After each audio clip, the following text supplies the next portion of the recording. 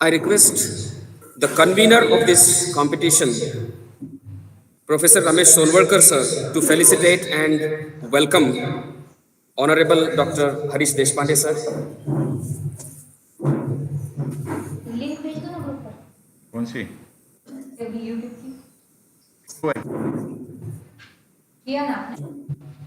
मुझे तो नहीं लग रहा है शुरू का।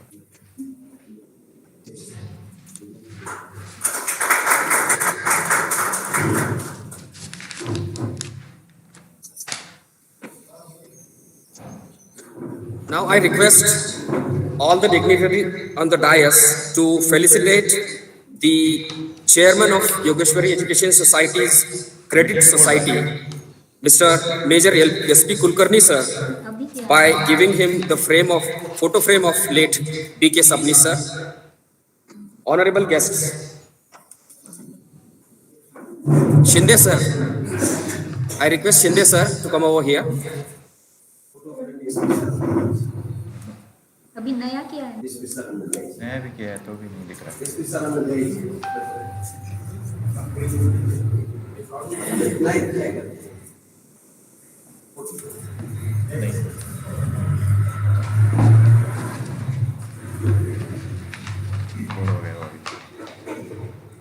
ये तो मीट है ना?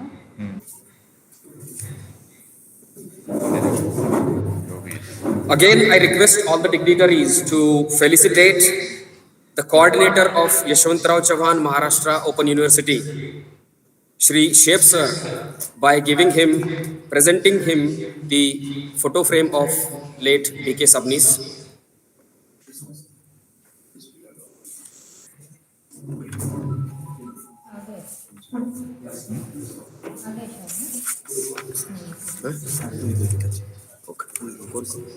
I request here. ये क्या बोल रहा है?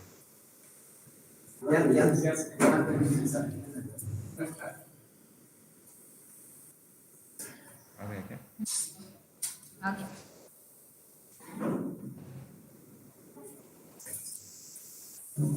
Thank you, sir. Now we'll have a felicitation of respected members of the jury. First of all, I'll call upon Professor Shyam Baradkar, sir, Dr. Mukund Rajpanke, sir, and I request Vice Principal Vittal Singh Rajput, sir, to felicitate him.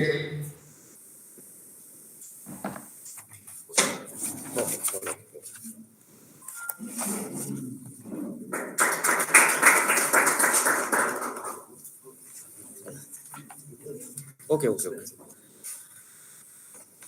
I invite Dr. Sampada Kulkarni ma'am to felicitate. Okay. Dr. Shailaja Barure ma'am to felicitate Dr. Ahilya Barure ma'am as a jury for this competition.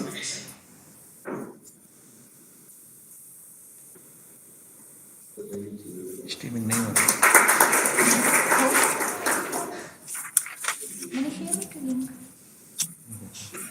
I request Shri Subhash Shinde sir to felicitate Honorable Amrut Mahajan sir.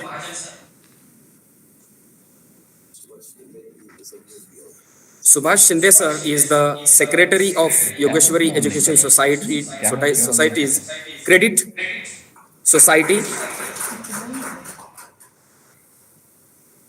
I request Shri Jawalgaonkar sir to felicitate Honorable Abhijit Jondre sir.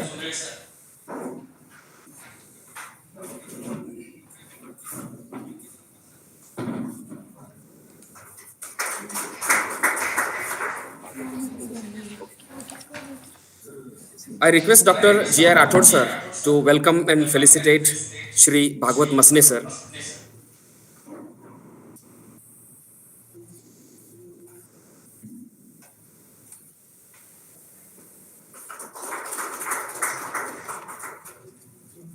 Thank you, sir. Thank you, all of you. And our other juries, Professor Dr. Shivaji Vaidya, sir, Rama Pandey, ma'am, are available. They are joined here online. I welcome them all again. Now, I request Principal, Honorable Principal Dr. P.R. Tharkar sir to introduce the program.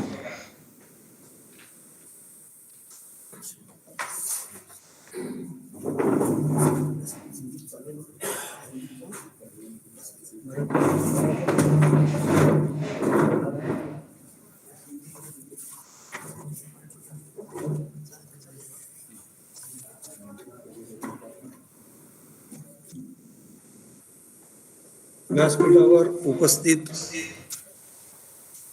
आदरणीय सोमनाथ रोडे sir, Harish Deshpande sir, योगीश्री शिक्षण संस्थेचे सचिव आदरणीय व्यास गुरुजी, या समारंभाला उपस्थित असलेले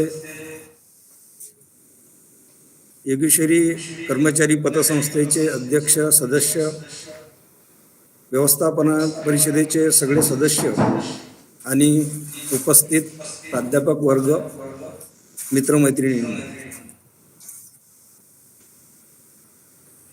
गेल्या 17 वर्षापासून हे 17वं वर्ष आहे आपण स्वर्गीय B.K. सबनीस सर यांच्या विचारांचं आदान प्रदान होण्यासाठी ही स्पर्धा आपण आयोजित करतो.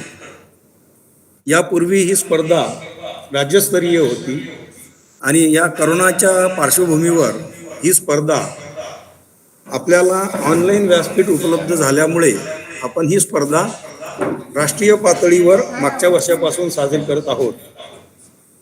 यावर्षी सुद्धा जेव्हा या स्पर्धेचं आयोजन करण्याचं ठरलं तेव्हा ही स्पर्धा कशा पद्धतीने घ्यावी याच्यावर विचारमंथन झालं आणि सर्वानुमते असं ठरलं की जर आपल्याला राष्ट्रीय पातळीवर पोहोचण्याचं व्यासपीठ असेल आणि स्वर्गीय प्राचार्य B.K. सबनीस यांचे विचार राष्ट्रीय पातळीपर्यंत पोहोचवायचे असतील तर हे उत्तम व्यासपीठ आहे. ती संधी आपण घेतली पाहिजे आणि तशी संधी घेण्याचं त्या बैठकीमध्ये ठरलं आणि त्या पद्धतीनं हा कार्यक्रम आयोजित करण्यात आला. स्वर्गीय B.K. सबनीस सर यांच्या नावानंच हे कॉलेज ओळखलं जात होतं. मी जेव्हा विद्यापीठामध्ये शिकत होतो तेव्हा SRD कॉलेजच्या ऐवजी सबनीस सरांचं कॉलेज असंच तिथं आम्हाला ऐकायला मिळत होतं. आणि सबनीस सरांचं शिक्षणाच्या क्षेत्रामधलं योगदान तर आहेच आहे, त्याचबरोबर सामाजिक चळवळीमधलं सुद्धा त्यांचं खूप मोठं योगदान आहे. सरांनी शिक्षणाबरोबरच समाज जागृतीचं काम केलेलं आहे आणि मी प्रत्यक्ष सरांना पाहिलं नाही पण ऐकून आहे की त्यांचा कारभार हा अत्यंत पारदर्शी होता आणि त्यांची प्रतिमा सुद्धा स्वच्छ होती. सरांनी नाही का सरांनी या महाविद्यालयामध्ये कार्य करत असतानाच तत्कालीन कर्मचाऱ्यांची गरज ओळखून कर्मचारी पतसंस्थेची स्थापना केली. सरांनी एक गाव एक पाणवठा ही अशी अद्भुत योजना राबवली की ज्यामध्ये समाजामध्ये एक मोठ्या प्रकारची जागृती झाली. सरांचं सांगण्यासारखं अजून एक मोठं योगदान आहे ते म्हणजे मराठवाडा नामांतर आंदोलनामध्ये सरांनी हिरिरीनं भाग घेऊन त्या आंदोलनाला एक दिशा देण्याचं सुद्धा काम केलेलं आहे.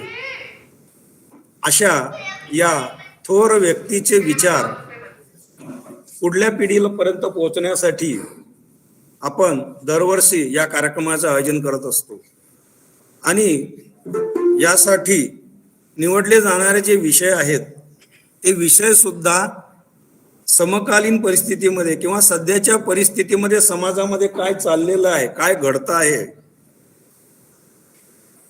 ते वाचणारा एक विशिष्ट वर्ग असतो. पण तेच विचार मोठ्या प्रमाणामध्ये जर राष्ट्रीय पातळीवर न्यायचे असतील तर अशा व्यासपीठाच्या मार्फत ते विचार नेले जाऊ शकतात आणि त्यांच्या कृतीला विचाराला साजेसेस असे विचार किंवा स्पर्धेचे विषय आपण दरवर्षी इथं घेत असतो. मला सांगायला अजून आनंद वाटेल की विषयाची निवड होत असताना सुद्धा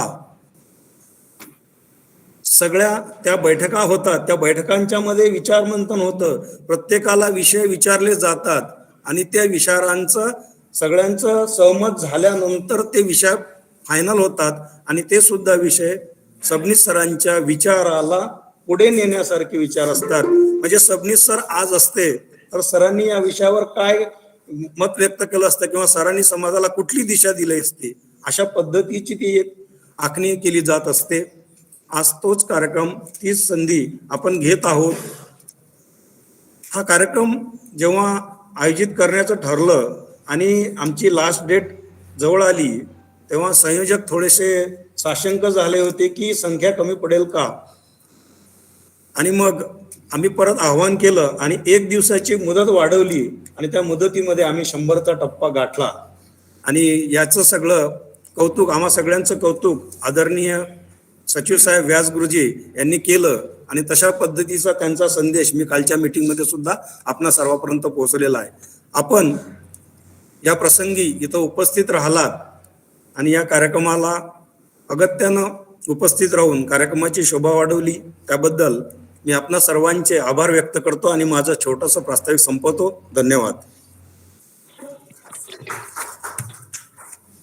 Thank you, sir. Thank you very much. Now I invite the convener of this competition, Professor Sonwalkar Ramesh sir, to introduce this competition.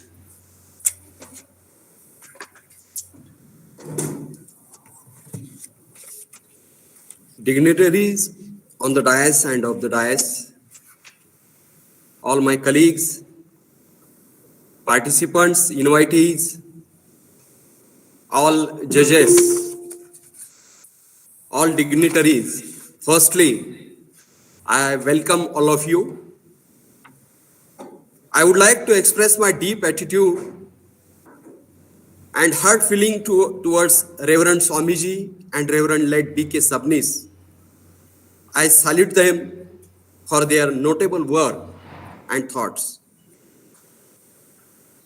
Today's chairperson, respected Shri Ganpat Vyas, Secretary of our Yogeshwari Education Society. Today's inaugurator, chief guest, Dr. Somnath Rode, famous Gandhian thinker, Gandhian researcher, research scholar from History Department, former principal of the Basveshwar College, Latur.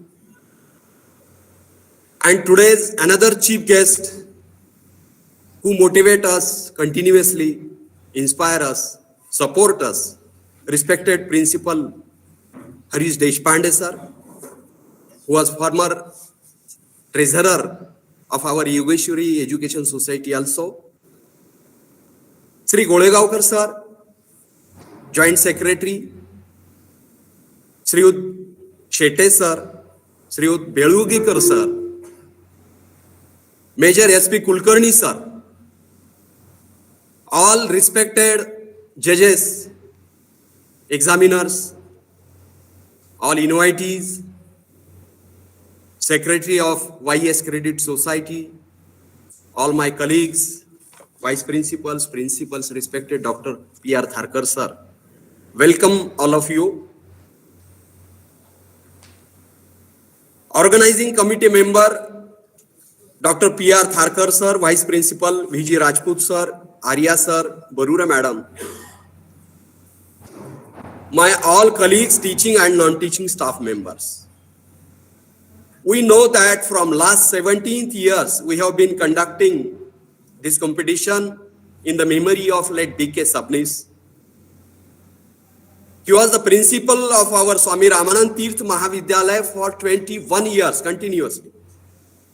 He was known as a progressive thinker and scholar in Maharashtra. He took initiative, leading role in various transforming and social activities, progressive movements that time.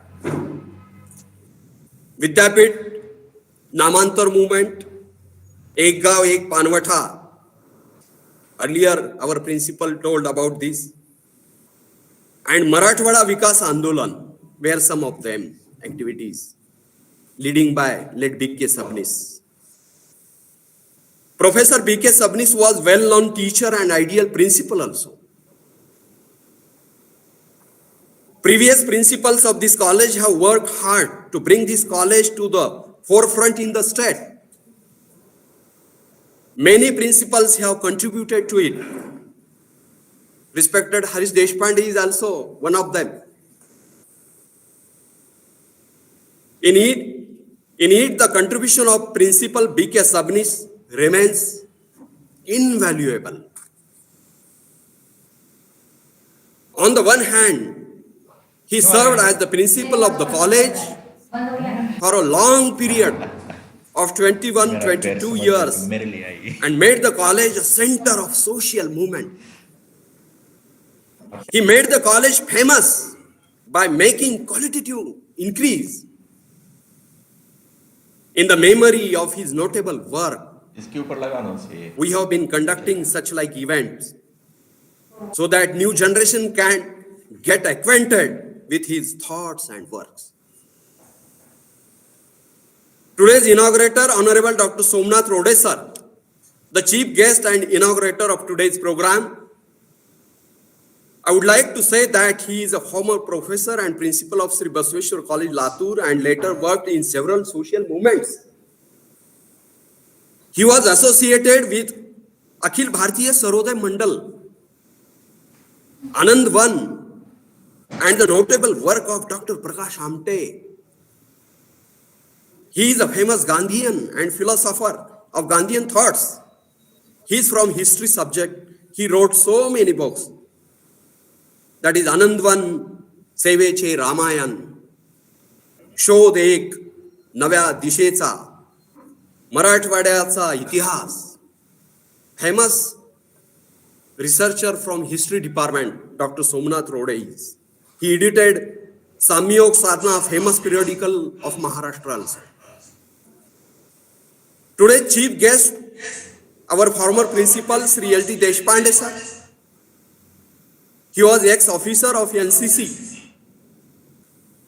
I think he was major. I don't know. And he was worked as a member of various university committees. He associated with the work of Reverend Baba Saheb Paranjape and late B.K. Sabnis sir.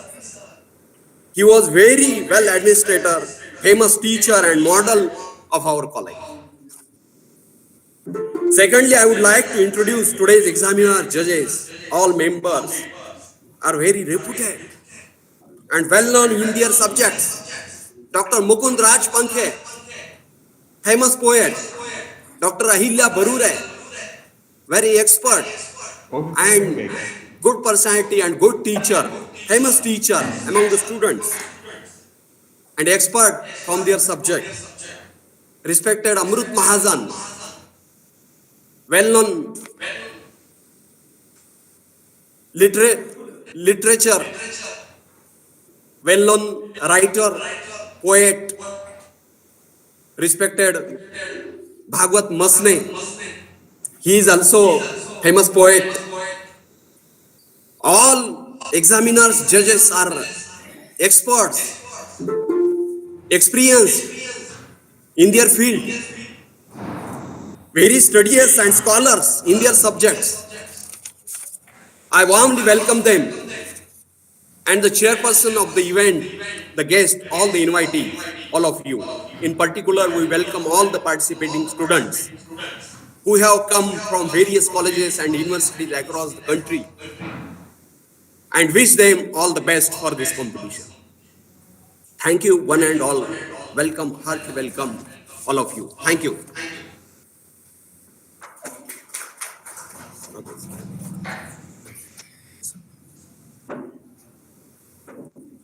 Thank you, sir. Thank you very much for the introduction of this competition. Now, I invite on the dais the inaugurator of today's competition, Honorable Dr. Somnath Rode sir, for inaugural speech.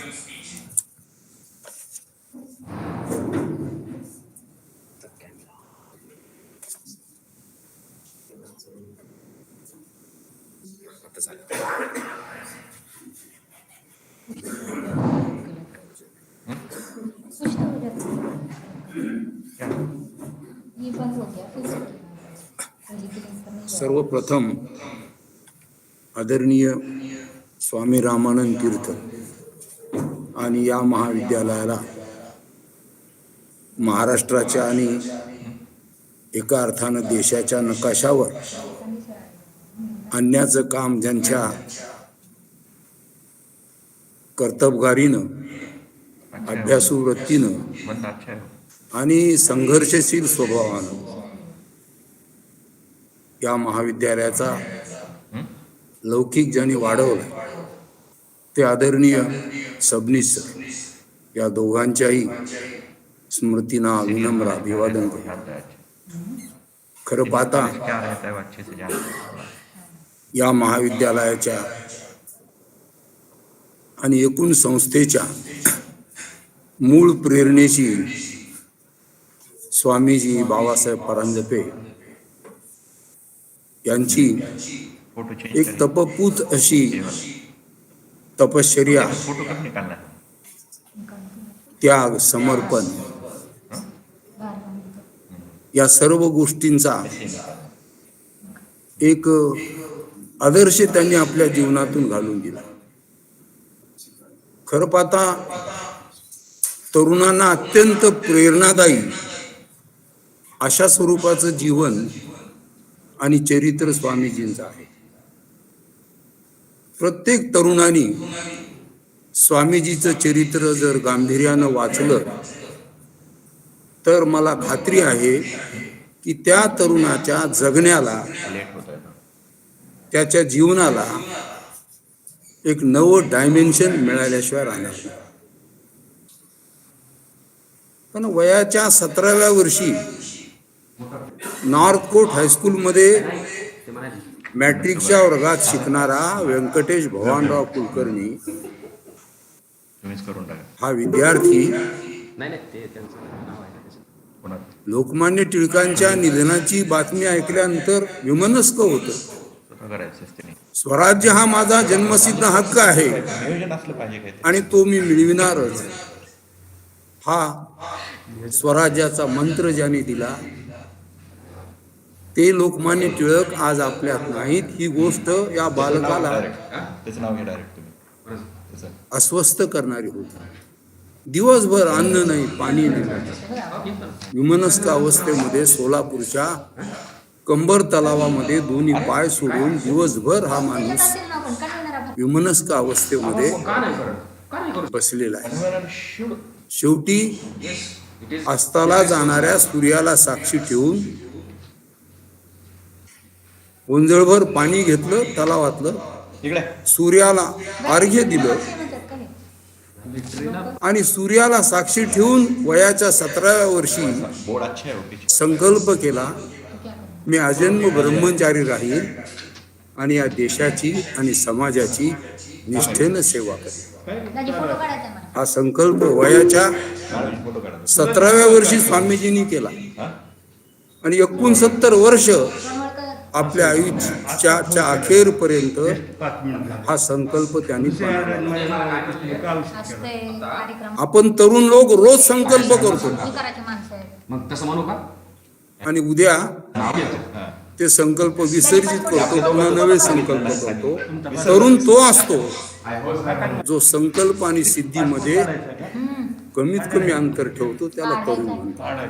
काढा बरं. One who keeps minimum distance between the promises and performances, he is considered to be the real youth. तो खरा तरुण असतो. जो तरुण बोलतो वेगळं, वागतो वेगळं, जगतो वेगळं, तो वयानं तरुण असला तरी तो तारुण्याचा आभास आहे. तारुण्य सुलभ प्रवृत्ती त्याच्यात नसेल तर त्याला तरुण म्हणता येणार. तो कहा निकल सकता है. स्वामीजींनी फोटोच नाही. आपल्या ऐन तारुण्यामध्ये रस्त्यावर कशाला काढते मग? हा घेतलेला संकल्प पूर्णत्वाला नेला. मॅट्रिकला असतानाच काढा ते. ते काढता येईल ना त्याला.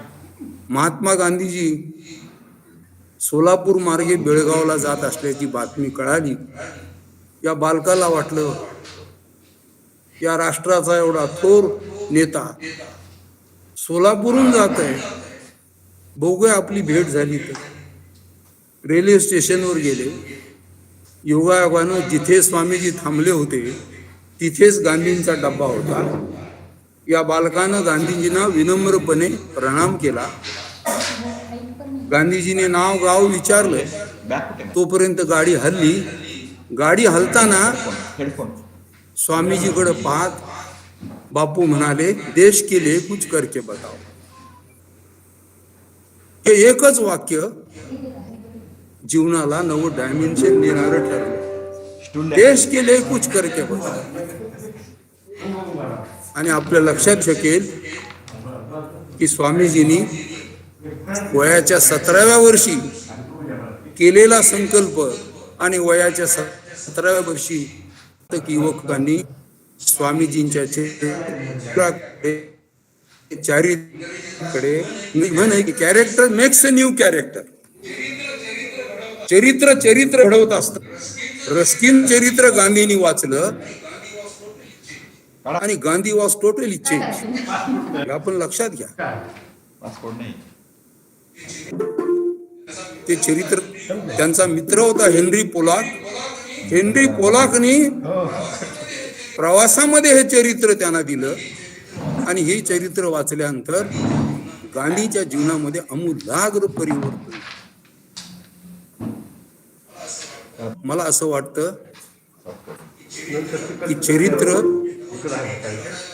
हे नवं चरित्र घडायला मदत असतं। स्वामीजींचं हे हजारो विद्यार्थ्यांच्या जीवनाला नवं डायमेन्शन देऊ शकतं। हे येण्यापूर्वी जेव्हा वर्गाच्या शाळेत स्वामीजी 450 ठरला। शाळेचे मुख्याध्यापक 23 होते। अजनी सारखे नामांकित शिक्षक स्वामीजीच्या खाली काम करत होते। लोतेचे संपादक 23 शिक्षकांची शाळा, 250-300 पेक्षा अधिक विद्यार्थी संख्या, पगार 50 रुपये ठरला। पण 6-7 वर्षामध्ये स्वामीजींनी एकदा पगारातले 7 रुपये उचलले। औषधाची मदत करण्यासाठी। पुन्हा कधी पगार उचल 5 घर भिक्षा मागायची ते हिप्पर्याला, दररोज 5 घर। आणि पार काही भिक्षा मिळाली नाही त्या दिवशी पाणी पिऊन काढायचे। 5 घरामधून ती भिक्षा मिळाली, 6वं घर कधी मागायचे नाही। ती भिक्षा नरसोबाच्या पारावर बसून खायचे। किती कॉपी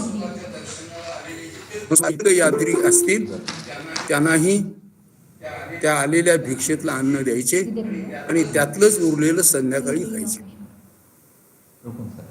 असा हा जगण्यातून जीवनाचा संदेश देणारा माणूस। माझं जगणं आणि माझं वागणं यात कधी त्यांनी तफावत ठेवली नाही। गांधीजींना प्रेरणास्थानी त्यांनी मानलेलं होतं। गांधीजी त्यांच्या जीवनाचा प्राण होता आणि त्या विचारापासून आयुष्यामध्ये कधीही त्यांनी फारकत घेतली नाही। जे तरुण आजच्या वक्तृत्व स्पर्धेत सहभागी होत आहेत त्यांना मी नम्रपणे आव्हान करेल की स्वामीजींचं चरित्र आपण जरूर वाचलं पाहिजे। कारण विद्यार्थ्यांच्या जीवनाला एक डायमेन्शन देण्याची ताकद असणारं ते चरित्र आहे।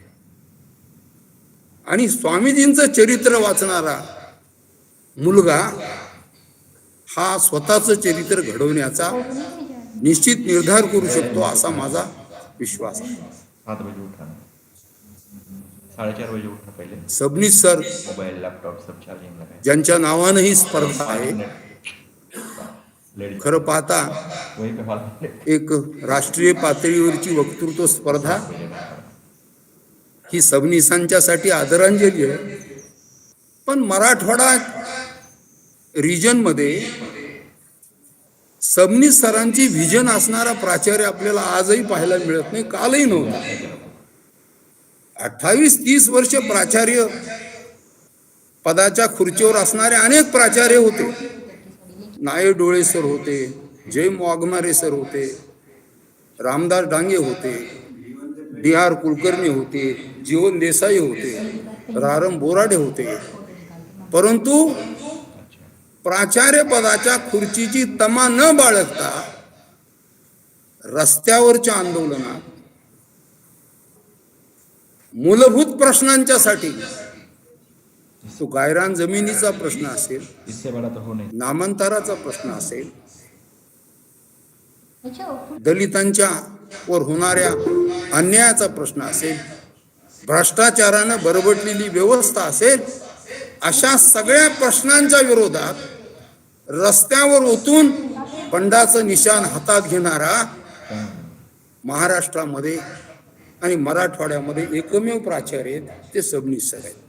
ज्या ज्या प्राचार्यांची मी नावं घेतली ते 4 भिंतीमध्ये विचारवंत असतील, तत्वज्ञ असतील, पण road is the biggest parliament. सगळ्यात मोठी संसद जगातली कोणती असते? रस्ता ही जगातली सगळ्यात मोठी संसद आहे. आणि रस्त्यानंच जगात क्रांत्या घडवून आणल्या. ती फ्रेंच रेव्होल्युशन असो, अमेरिकन रेव्होल्युशन असो किंवा रशियन रेव्होल्युशन असो, ह्या सगळ्या क्रांत्या रस्त्यानं घडवून आणलेल्या आहेत. आणि रस्ता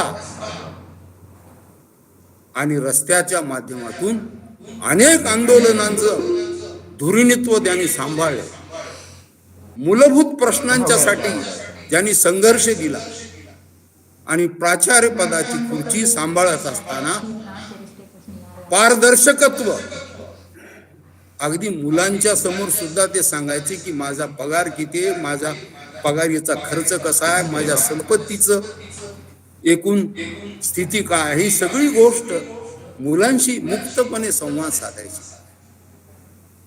मराठवाड्यातला विद्यार्थी हा समग्र त्याच्या व्यक्तिमत्वाचा विकास व्हावा. मी तर असा प्राचार्य पाहिला नाही. जेव्हा जेव्हा इथे आलो तेव्हा माझ्याबरोबर सर त्यांच्या लुणावर गीत्याला आले, चेन्नईला आले, अनेक गावांना आले. असा प्राचार्य मी पाहिला नाही की ज्याने फक्त खुर्चीमध्ये आपलं स्थान मानलं नाही. माझं स्थान समाजात आहे, NSSच्या कॅम्पमध्ये आहे, NCCच्या कॅम्पमध्ये आहे. लुणावर तिथे यायचे सर, केवळ उद्घाटनाला आणि समारोपाचे ते पाहुणे नसायचे, तर छोट्या छोट्या कार्यक्रमाला व्याख्यात्यांना घेऊन सर स्वतः जायचे. मला असं वाटतं की या प्राचार्यांच्या दृष्टीनं फार मोठा उपक्रम, ही तर स्पर्धा ठीक आहे, कारण सदोदित येणाऱ्या तरुण पिढ्यांच्या समोर असा एक प्राचार्य की जो प्राचार्य समाजातल्या गोरगरीब विद्यार्थ्यांच्यासाठी कमवा शिका योजना सशक्त झाली पाहिजे. महात्मा फुले वसतिगृहासारखी योजना ही फलद्रूप झाली पाहिजे. नामांतराचा प्रश्न हा केवळ एका विद्यापीठाचं नाव बदलण्याचा प्रश्न नाही, की सामाजिक मानसिकता बदलण्याचा प्रश्न आहे. या व्यापकतेतून पाहण्याचा जो दृष्टिकोन त्यांचा होता, एक गाव एक पाणवठ्याचा प्रश्न, बाबा आढावांच्या नेतृत्वाखाली एक गाव एक पाणवठ्याची लढाई ज्या पद्धतीनं त्यांनी दिलेली आहे, मला असं वाटतं की सर खऱ्या अर्थानं कुलगुरू झाले नाहीत, पण ते एका अर्थानं बहिस्थ विद्यापीठाचे पदसिद्ध कुलगुरू होते, हे आपल्याला म्हणायला हरकत. महाराष्ट्रामध्ये तरी प्राचार्य ND पाटलांच्या नंतर नाव घेण्यासारखा रस्त्यावर अनेक प्रश्नांना तडीला लावण्याचा प्रयत्न करणारा प्राचार्य ND पाटलांच्या नंतर सबनीस सरांच्या शिवाय दुसरं नाव समोर येत नाही. मला असं वाटतं की यापेक्षा फार व्यापक स्वरूपामध्ये सबनीस सरांच्या कार्याचा परिचय येणाऱ्या युवकांना, येणाऱ्या पिढ्यांना करून देण्याची गरज. विद्यार्थी त्यांचं सर्वस्व होतं. हा गरीब आणि होतकरू विद्यार्थी सक्षम झाला पाहिजे आणि त्याचे विचाराचे सगळे कंगोरे घासून पुसून तयार केले पाहिजेत, ही तळमळ होती. महाविद्यालय हे उपक्रमशील असलं पाहिजे, विविध पद्धतीच्या ऍक्टिव्हिटी सातत्यानं चालल्या पाहिजेत, ही एक आंतरिक तळमळ त्यांच्या मनामध्ये होती. केवळ पुस्तकी अभ्यासक्रमात विद्यार्थी मेरिटमध्ये जाता कामा नये, तर पुस्तकांच्या बाहेरचं जग त्याला कळलं पाहिजे. साम्यवाद काय, समाजवाद काय, सेक्युलरिझम काय, हे सगळे इझम त्याला कळले पाहिजे. हे सगळे विचार त्याला कळले पाहिजे. ही भूमिका त्यांची होती. आणि मला असं वाटतं की 22 वर्ष ज्यांनी आपलं प्राचार्यपद तळागाळातल्या विद्यार्थ्यांचं उत्थान करण्यासाठी, हजारो विद्यार्थ्यांना आत्मविश्वास देण्याचं काम त्यांनी केलं. उत्तुंग झेप घेण्याची प्रेरणा त्यांनी त्यांच्यामध्ये निर्माण केली. आणि ही प्रेरणा निर्माण करण्याची भूमिका त्यांच्या जगण्यातून, त्यांच्या वागण्यातून आणि त्यांचं विद्यार्थ्यांशी ज्या पद्धतीचे ऋणानुबंध होते त्यातून आपोआपच ती मिळत होती. सबनीस सर म्हणजे SRT कॉलेज आणि SRT म्हणजे सबनीस सर, असं एक समीकरण आपल्याला पाहायला मिळतं. मी महाराष्ट्रातल्या आणि मराठवाड्यातल्या ज्या ज्या प्राचार्यांची नावं घेतली, ते प्राचार्य आपल्या चेंबरच्या बाहेर फारसं आंदोलन करू शकले नाही. वैचारिक आंदोलनात कदाचित ते अग्रभागी असतील, डोळे सर वगैरे. डोळे सर काही वेळेस व्याख्यानाच्या माध्यमातून लोकांचं प्रबोधन करण्यामध्ये अग्रेसर होते, पण अनेक प्राचार्य आपल्या चेंबरच्या बाहेर फारसा विचार करू शकले नाही. प्राचार्य खुर्चीचा आभ राखून जेवढी कार्य करता येते तेवढी त्यांची सीमा होती. पण प्राचार्याची खुर्ची गेली काय आणि राहिली काय, माझं स्थान जनतेमध्ये आहे, ही भूमिका ज्यांनी मांडली. अंबाजोगाई शहराचा सार्वजनिक चेहरा बदलण्याचं काम ज्या अंबाजोगाईमधल्या मोजक्या लोकांनी केलेलं आहे, त्यामध्ये सबनीस सरांचा सिंहाचा वाटा आहे. ही गोष्ट आपल्याला नोंद करावी लागेल. 34-35 वर्षाचा काळ त्यांचा अंबाजोगाईमध्ये गेले. 3.5 तप जवळपास अंबाजोगाई शहरामध्ये राहिलेले. मला आठवतं की बुर्लिंगाप्पा बुरांडे अपक्ष म्हणून निवडून आले होते, पण अपक्ष असलेला माणूस नगराध्यक्ष करण्याची किमया सरांनी करून दाखवली. त्यांच्या पाठीमागे सर एका ताकदीनं उभे राहिले. त्यांना असं वाटत होतं की सामाजिक अभिसरण झालं पाहिजे, समाजाच्या भागातल्या सर्व लोकांना न्याय मिळाला पाहिजे आणि समाजवादी विचार पुढे नेणारा असा माणूस सत्तेत असला पाहिजे, ही भूमिका त्यांची होती. सरांनी, मला असं वाटतं की स्वतःचं जीवन, मला आठवतं बऱ्याच वेळेस अनेक कार्यक्रम आलो इथं उठून लगे घरी जेवायला न्यायचे. अच्छा, आधी का दुसरा फंक्शन है? गेस्ट आला तर सर उठून सेवकाला बेल वाजून चहा मागवायचे नाही, सर सरळ चलो कॅन्टीन में जाएंगे चाय लेंगे, खिशातून पैसे द्यायचे. त्याचं बिल कॉलेजमध्ये लावण्याच्या भानगडीत कधी पडायचे नाही. मला असं वाटतं की असा एक अतिशय आदर्श प्राचार्य, विद्वत्ता प्रश्नच नाही. कारण विद्यापीठाच्या सिनेटमध्ये मी 6 वर्षे सिनेटचा सदस्य होतो, अकॅडमिक काउन्सिलचा सदस्य होतो, पदसिद्ध सदस्य होतो, डायरेक्टर ऑफ स्टुडंट्स वेलफेअर या नात्यानं. तेव्हा सिनेट आणि अकॅडमिक काउन्सिलमध्ये कोणाची पर्वा न करता जी गोष्ट विद्यार्थ्यांच्या हिताच्या विरुद्ध चाललेली आहे तिच्यावर कडाडून प्रहार करण्याचं काम सरांनी कित्येक वेळेस विद्यापीठाच्या सभेमध्ये केलेलं आहे. मला असं वाटतं की असा चौफेर प्रतिभा असलेला माणूस मराठवाड्यामध्ये ज्या पद्धतीनं त्यांना न्याय मिळायला पाहिजे होता सार्वजनिक जीवनामध्ये, तेवढा न्याय आपण देऊ शकलो नाही. पण येणाऱ्या पिढ्यांना सबनीस सरांच्या व्यक्तिमत्वाचं हे जे मल्टी डायमेन्शनल जे फॅसेट्स आहेत ते आपण तरुणांना वारंवार समजावून सांगितले पाहिजेत आणि त्यातून तरुणांच्या विचारांना निश्चित प्रेरणा मिळेल असं मला वाटतं. आणि म्हणून त्यांच्या नावानं चालणारी ही वक्तृत्व स्पर्धा 17 वर्ष आपण नेटानं चालवत आहात.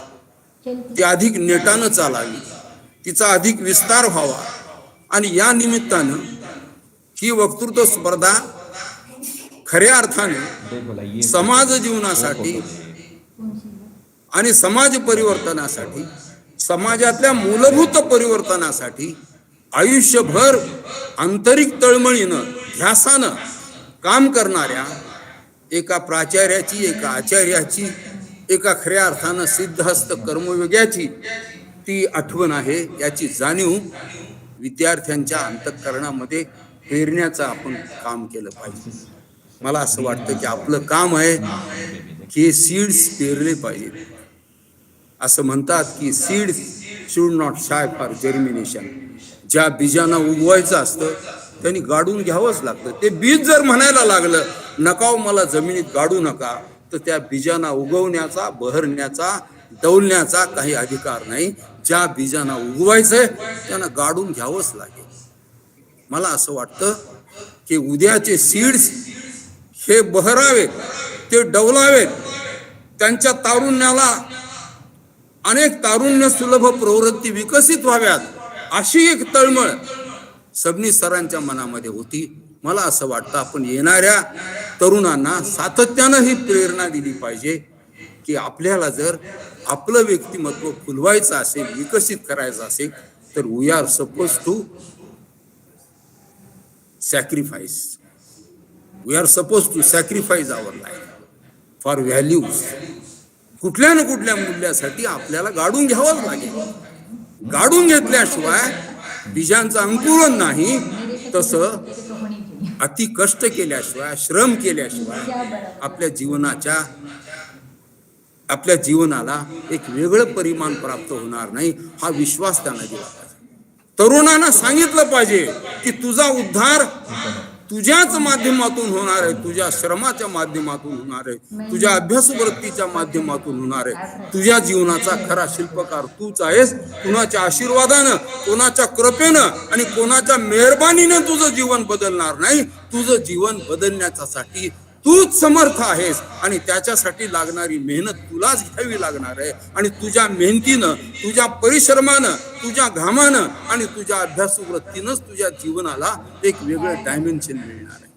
मला असं वाटतं हा आत्मविश्वास सबनीस सरांचं जीवन समोर ठेवून तरुणांना देण्याचा प्रयत्न व्हावा. जे विद्यार्थी राष्ट्रीय पातळीवर या वक्तृत्व स्पर्धेत सहभागी होते त्यांना मी म्हणेल की केवळ वक्तृत्वासाठी वक्तृत्व या पद्धतीची भूमिका न ठेवता माझं वक्तृत्व आणि माझं जगणं यात कधी तफावत राहणार नाही, ही भूमिका आपल्याला घ्यावी लागेल. आज वक्तृत्वाचे फुलोरे उडवणारे खूप नामांकित वक्ते आहेत, पण 75 वर्ष झाले देशाला, पण देशाच्या विषमतेचा स्तर वरचेवर वाढतच आहे. मागच्या 2 वर्षामध्ये अब्जाधीशांची संख्या 102 वरून 142 वर गेली. देशाचा विकास झालाय ना, जरूर झालाय. अब्जाधीशांचा विकास, कोट्यावधींचा ऱ्हास, विलास, विनाश म्हणतो, पण अब्जाधीशांचा विकास. अब्जाधीशांची एका वर्षाची मालमत्ता, एका वर्षाचं उत्पन्न 23 लाख कोटीवरून 53 लाख कोटीवर गेलेलं आहे एका वर्षात. आणि आकडेवारी अशी सांगते की देशातल्या 10% लोकांच्या, पहिल्या 10% लोकांच्या हातात देशाची 57% एवढी राष्ट्रीय उत्पन्न त्यांच्या हातात आहे. 57%. आणि तळागाळातले 50% लोक आहेत. ते तळागाळातले 50% लोक यांच्या हातामध्ये राष्ट्रीय उत्पन्नाचा केवळ 13% भाग आहे. 13%. एक तर आकडेवारी इतकी भयानक आहे ती ऐकली तर आपल्याला खरी वाटणार नाही, पण ज्येष्ठ अर्थतज्ञानं सांगितली आहे की समाजातल्या पहिल्या 1% श्रीमंत लोकांची 99.99 एवढी संपत्ती जरी काढून घेतली तरी उरलेल्या केवळ 0.1% ते दररोज $7 दशलक्ष खर्च करून 84 वर्ष जगू शकतात. दररोज $7 लाख खर्च करून 84 वर्ष जगू शकतात. मला असं वाटतं की भारतीय लोकशाही ही प्रगतीच्या दिशेनं चालली आहे का अधोगतीच्या दिशेनं चालली आहे, याचा आपल्याला बारकाईनं अभ्यास करावा लागेल. बाबासाहेब आंबेडकर असं म्हणतात की जर आमची विषमता अशीच वाढत जाणार असेल तर ही विषमता देशाच्या लोकशाहीला घातक ठरण्याचा धोका आहे. आणि या विषमतेच्या सतत वाढण्यामुळं देशामध्ये हिंसात्मक क्रांती होईल का काय अशी भीती मला वाटते. मला असं वाटतं की खऱ्या अर्थाने इंदिरा गांधी असेपर्यंत असं होतं की हायेस्ट एक्झिक्युटिव्ह जो आहे, चीफ एक्झिक्युटिव्ह आणि समाजातला सगळ्यात खालच्या स्तरातला माणूस याच्या पगारातला अंतर 1500 पट एवढं होतं. परंतु नरसिंहरावांच्या काळात ही फ्री इकॉनॉमी आली, जागतिकीकरणाचा सांडा आम्ही स्वीकारला.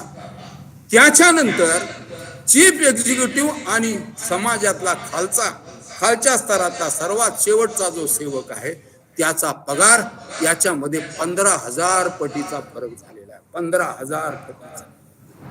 मी सहज हिंगोली मधल्या एका कॉलेज मधल्या विद्यार्थ्याला विचारलं की एखाद्या चीफ एक्झिक्युटिव्हचा पगार किती असेल, तर विद्यार्थी एक जण 5 लाखापर्यंत म्हणाला. मी म्हणालो चीफ एक्झिक्युटिव्हचा पगार हा 1 ते 1.25 कोटी प्रतिमास असतो. हे त्यांना ऐकून आश्चर्यच वाटलं. ही डिस्पॅरिटी, ही विषमता जोपर्यंत समाजामध्ये वाढत जाईल तोपर्यंत भारतीय लोकशाहीचा आत्मा आपण मारतो आहोत की काय याचा विचार करावा लागेल. मला असं वाटतं ज्या 2 महापुरुषांना आम्ही फुलं वाहिली, हे दोन्ही महापुरुष मटेरियलिस्टिक जीवनाचे कधीच ते प्रणेते नव्हते. साधेपणा हा त्यांच्या जीवनाचा बांधा होता. सहज कार घेऊन इथे आल्यापासून सबनीस फिरू शकले असते, पण समाजातल्या खालच्या माणसाचं भान होतं. ती छोटीशी लुना चालवत फिरायचे. साधेपणा त्यांच्या जीवनाचा स्थायी भाव होता. स्वामीजी तर भगव्या रंगाची खादीची ही कफनी होती, ती घालायची. हा खरं पाहता कर्मयोगी संन्यासी माणूस होता. या दोन्ही माणसांना समाजातल्या दुःखाचं, समाजातल्या दारिद्र्याचं, समाजातल्या विषमतेचं भान होतं. मला असं वाटतं की आपल्याला सुद्धा कुठेतरी विचार करावा लागेल. सरकारला आता आम्हाला सगळ्या वेतनधारकाला सांगावं लागेल की आता आमचे वेतन आयोग बंद करा.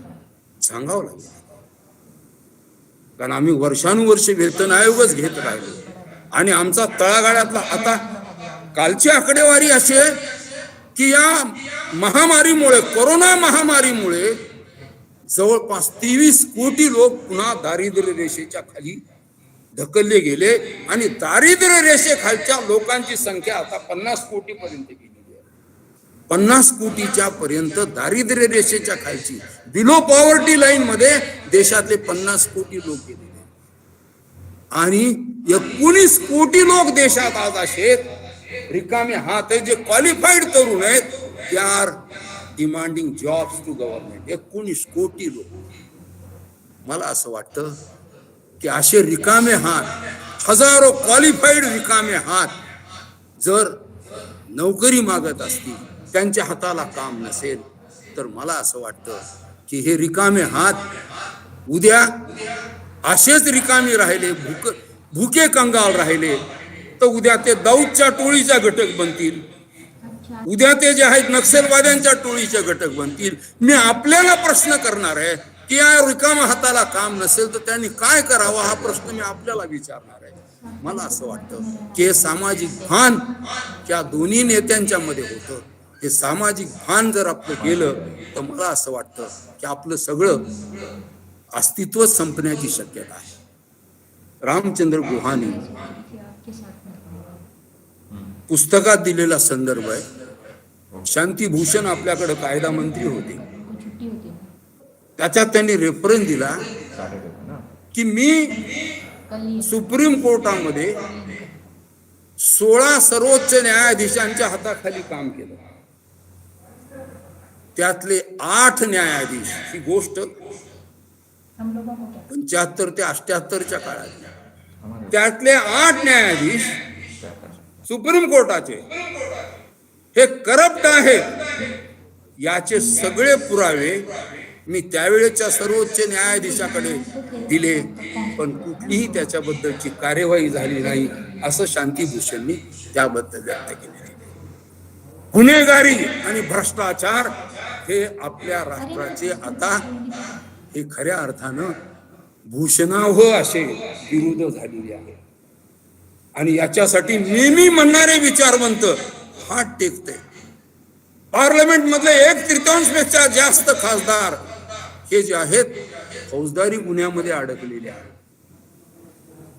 चंबळ घाटीमध्ये असणारी फुलनदेवी पार्लमेंट मध्ये तेव्हा गेली तेव्हा फुलनदेवी असं म्हणाली की मैं चंबल से आई हूं, मैं डकैती हूं, लेकिन संसद में आने के बाद मुझे पता चला कि सबसे ज्यादा डाकू लोग तो संसद में है, चंबल घाटी में बहुत कम डाकू. 6 years हो गए ना उसे. मला असं वाटतं की आता या सगळ्या प्रश्नांचा विचार निचरा करण्याची जबाबदारी या वक्तृत्व स्पर्धेत भाग घेणाऱ्या तरुणांची आहे. केवळ वक्तृत्वाने नाही, कर्तृत्वाने हा देश मला बदलायचा आहे. त्या देशाचं चित्र मला बदलायचं आहे. इथली विषमता मला दूर करायची आहे. इथल्या प्रश्नांना मला छेद द्यायचा आहे. हा कुठेतरी आपल्याला विचार कलम करावा लागेल. या विचारांचा संकल्प करावा लागेल. कालच्या स्वामीजींनी संकल्प केला होता की मी अजन्म देशासाठी सेवा करेन. आजच्या तरुणांना स्वामीजी सारखा संकल्प करावा लागेल. तरच मला असं वाटतं की प्रश्नांची कुठेतरी आपण गुंतागुंत सोडू शकू. एवढं मी बोलतो. शेवटी एवढंच म्हणेन, कवी नीरजच्या कवितेची आठवण येते मला. कवी नीरज असं म्हणतात की गंगा की कसम यमुना की कसम, गंगा की कसम यमुना की कसम, ये ताना बाना बदलेगा. गंगा की कसम यमुना की कसम, ये ताना बाना बदलेगा. तू कुछ तो बदल, तू कुछ तो बदल, खुद को बदल, तभी तो जमाना बदलेगा, तभी तो जमाना बदलेगा. धन्यवाद महाराष्ट्र. कभी तो बहुत rare. मैं तो full on time Kapil. Thank you, sir. Thank you for this excellent and inspiring speech. It is always an honor and privilege to listen to you. And definitely, all the participants are going to inspire from your speech. Now, friends, we have a short felicitation here. Honorable Nana Saheb Gathal sir has just arrived here. He had been the colleague and friend of late B.K. Sabnis sir. So I request the dais, honorable guests and the president of this program to felicitate Honorable Nana Saheb Gathal sir. All the participants are going. He is an editor of join हो जाए. Vivek Sindhu newspaper. होने वाले हैं. Future में गया. हाँ होने वाले हैं. यहाँ क्या बोलूँ? I request Vyas sir, Honorable Vyas sir, to felicitate All the Gathal sir. क्या बोलूँ? How what inspires? दो बोलेंगे Arya inspire.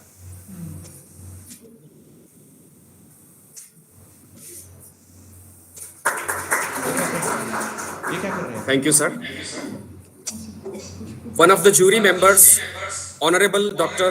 Rama Pandey ma'am, also arrived here. I request Dr. Sampada Kulkarni ma'am to felicitate Honorable Pandey ma'am. ये देख. She is an associate professor in Manolok College of Social Work कर रहे हैं. for the last 20 years. She is an excellent orator and writer. शाम में फिर से है ये सब. अच्छा. ये ना है इसको ये. Thank you, ma'am. Now, I invite on the dais Honorable Professor Deshpande sir, Harish Deshpande sir, for the chief guest address. उसके वो बाद डाइस फ्री है ना. ये कौन? मला वाटलंच होतं रोडे सर बोलणार आणि माझी फजिती होणार. हा तिसरा प्रसंग आहे. बाबा बोलतो, चांगला बोलतो, उत्कृष्ट बोलतो, माणसाच्या भावना भडकवतो, पण बाकीच्यांचं काय आहे? मग इथून पुढे कृपा करून माझ्यानंतर नाही बोलत जा.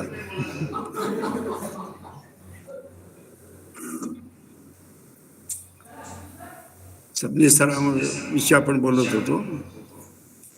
काय सांगायचं आणि किती सांगायचं, कुणाला सांगायचं. ज्यांना सान्निध्य मिळालं त्यांच्या मनात एवढं भरलेलं असतं. त्यापैकी मी एक आहे. खऱ्या अर्थानं म्हणायचं झालं तर ह्या संस्थेमध्ये येणंच अतिशय मोलाचं असतं. होतं म्हणत नाही, होतं म्हणत नाही, असतं. ते निर्माण करणं, पुढे नेणं, त्यांना ह्याला दुसऱ्यांची जबाबदारी असते, पुढच्या पिढीची जबाबदारी असते. आम्ही जगलोत. अंबाजोगाई काय होते आम्हाला माहीत नव्हतं. अंबाजोगाई गाव फक्त ऐकून होतं. आणि आणखी एका गोष्टीकरता ऐकून होतो की आपल्या मराठवाड्यातल्या बहुतेक लोकांना शिक्षणाकरता मुलं इथं पाठवत होते. एक संस्था होती योगेश्वरी. 7वी 8वी झाली की मुलं इथं पाठवायची, 5वी 6वी झाली की मुलं पाठवायची. आणि त्यात एक गवसला बाबासाहेबांना माणूस, तो सबनीस होता. हैदराबादला शिकायला होते, LLB झाले आणि पुन्हा इथं बोलावलं म्हणून आले. इथपासून तर इतिहास त्यांच्या अस्तित्वापर्यंत आम्हाला माहीत होता. म्हणून त्याची उजळणी पुन्हा पुन्हा करावीशी वाटते, पण ऐकायला श्रोतेच नसतात. आपलं दुर्दैव असं असतं की आपल्याला श्रोते नसतात. आम्ही घडलो, किंचित घडलो, पण ते कुणामुळं? त्या संस्थेमुळं. आणि संस्थेमध्येच ज्याचं योगदान होतं त्या सबनीस सरांमुळे. भरपूर सांगितलं रोडे सरांनी, त्याचं रिपिटेशन मी करत नाहीये, पण दुसऱ्या एका भागात नेतो. तो माणूस ज्यावेळेस खुर्चीवर बसलेला असतो, सबनीस सर, तो त्याच गतीमध्ये बसतो. आणि ज्यावेळेस मोकळेपणा असतो, घरी येतात, गप्पा मारतात, त्यावेळेस तो आपल्यातलाच एक खडा असतो. इतकी सहजता त्यांच्यामध्ये होती.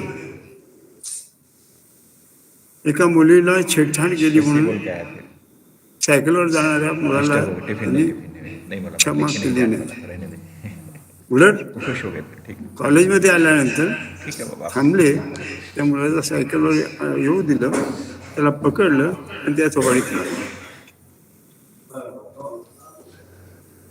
त्या थोबाडीत मारलं. ते धैर्य त्यांच्यामध्ये होतं, कारण तेवढी नियमितता त्यांच्यामध्ये होती. अहो, इथल्या मॅनेजमेंटला तर कित्येकदा ते भांडले, मुद्द्या करतात, पॉइंट्स करतात. त्यांची जर त्यांच्या मनात जे होतं त्या करतात. नुसतं मॅनेजमेंटशी नाही, कुलगुरूशी भांडले.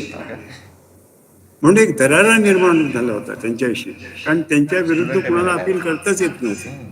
का हा माणूस तळागाळात जातो आणि हा गाळात हा माणूस उच्च पदाला येऊ शकतो.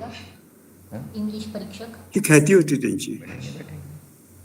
आम्हाला एक सवय झाली होती, ते कीर्तन देवळात कीर्तन चालत असतं बघा, काहीतरी चालत असतं. मग तिथं सगळ्या स्त्रिया येतात, पुरुष येतात, ऐकतात 2-2 तास. तसं आम्ही ऐकत होतो आमच्या घरात. सबनीस यायची वेळ झाली की आमच्या कॉलनीतले सगळे लोक यायचे, सगळे प्राध्यापक सगळेच होते सुदैवानं. हुंदेपासनं ते लोणीकरापर्यंत, लोणीकरापासून ते राठोडपर्यंत, राठोड ते रेड्डीपर्यंत सगळे एकत्र बसायचे सबनीस सरांची वाट पाहत. कारण आता पोथी वाचून सुरुवात होते. तो गोडवा होता, त्यातून जे मिळालं ते भरपूर मिळालेलं आहे. आम्ही तृप्त आहोत, आम्ही तृप्त आहोत, म्हणून आम्ही निर्भय आहोत, म्हणून आम्ही कोणाच्या पायाशी जाणार नाही. आम्ही त्याच थाटात राहू, त्या थाटात आम्हाला राहायचं असतं. एवढं जरी आपण शिकलो. आणि एक त्यांची कथा सांगितलेली मी त्या ह्याच्यामध्ये, एखाद्या मुलाला शिकायचं आहे पण शिकायची उर्मी त्याच्याकडे नाही आहे, त्याच्या मदत नाही आहे, पैसा नाही आहे, आणि फक्त 14 रुपयाची मूठ घेऊन तो आलेला आहे. ह्या एका भावनेतून संध्याकाळपर्यंत त्यांनी विचार केला आणि संध्याकाळी आमच्या बैठकीत आल्यानंतर म्हटले की नाही आपल्याला हॉस्टेल बांधायचं. हॉस्टेल बांधायचं. इतका संवेदनशील व्यक्तिमत्व कोणाच्या विचारांचं, आणि ते खरं करून दाखवलं. त्यांनी खरं करून दाखवलं. कारण एक लक्षात घ्या, मी परवा आता सध्या आपले अध्यक्ष आहेत खुरसाळे सर, कशी गंमत असते बघा, योजना सुद्धा कशा आखतो परमेश्वर आहे की नाही मला माहीत नाही, पण परमेश्वर म्हणतो मी. कसं योगा कसा असतो, हे वसतिगृह म्हणजे तिघांचं योगदान आहे. 3 मस्केटियर्स असं म्हणता येईल त्याला. एक जे आहे ते बाबासाहेब, ज्यांच्याकडनं प्रेरणा मिळाली, कुणाला, सबनीस सरांना, आणि त्यातून उदाहरणं मिळाली त्यांना अशी 14 रुपयाची. आणि आले ते सांगितलं की आपल्याला हॉस्टेल बांधायचं, पैसा नाही आहे कुणाकडेच नाही आहे, पण हॉस्टेल बांधायचं. त्या माणसाची मोटिवेटिंग पॉवर इतकी विलक्षण होती की आम्ही सगळेच होतो. पहिला आलं ते त्या मानसिकतेतूनच आली होती घरी की आपल्याला हॉस्टेल बांधायचं कसं, हातात काय, खिशात काय, आणि पाठीमागे पुढे तरी काय आहे. पण नाही, पेटवलं. ते प्रेरणा बाबासाहेबांची. ते मारून सबनीस पुणे हॉस्टेल बांधा, आणि हॉस्टेल बांधून झालं.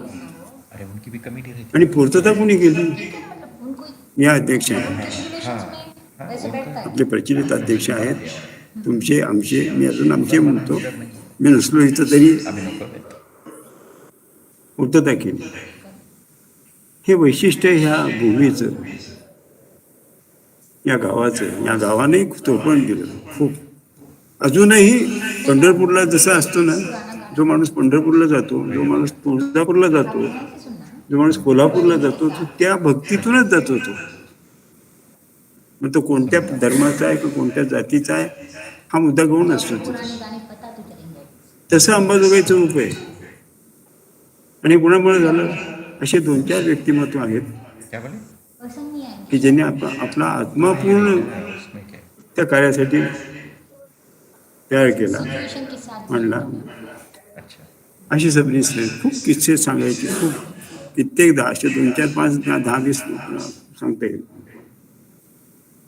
रोडे सरांनी सगळं बहुतेक सांगितलेलं आहे, माझ्यापेक्षा चांगल्या शब्दात सांगितलं, मला तेवढे शब्द येत नाहीत.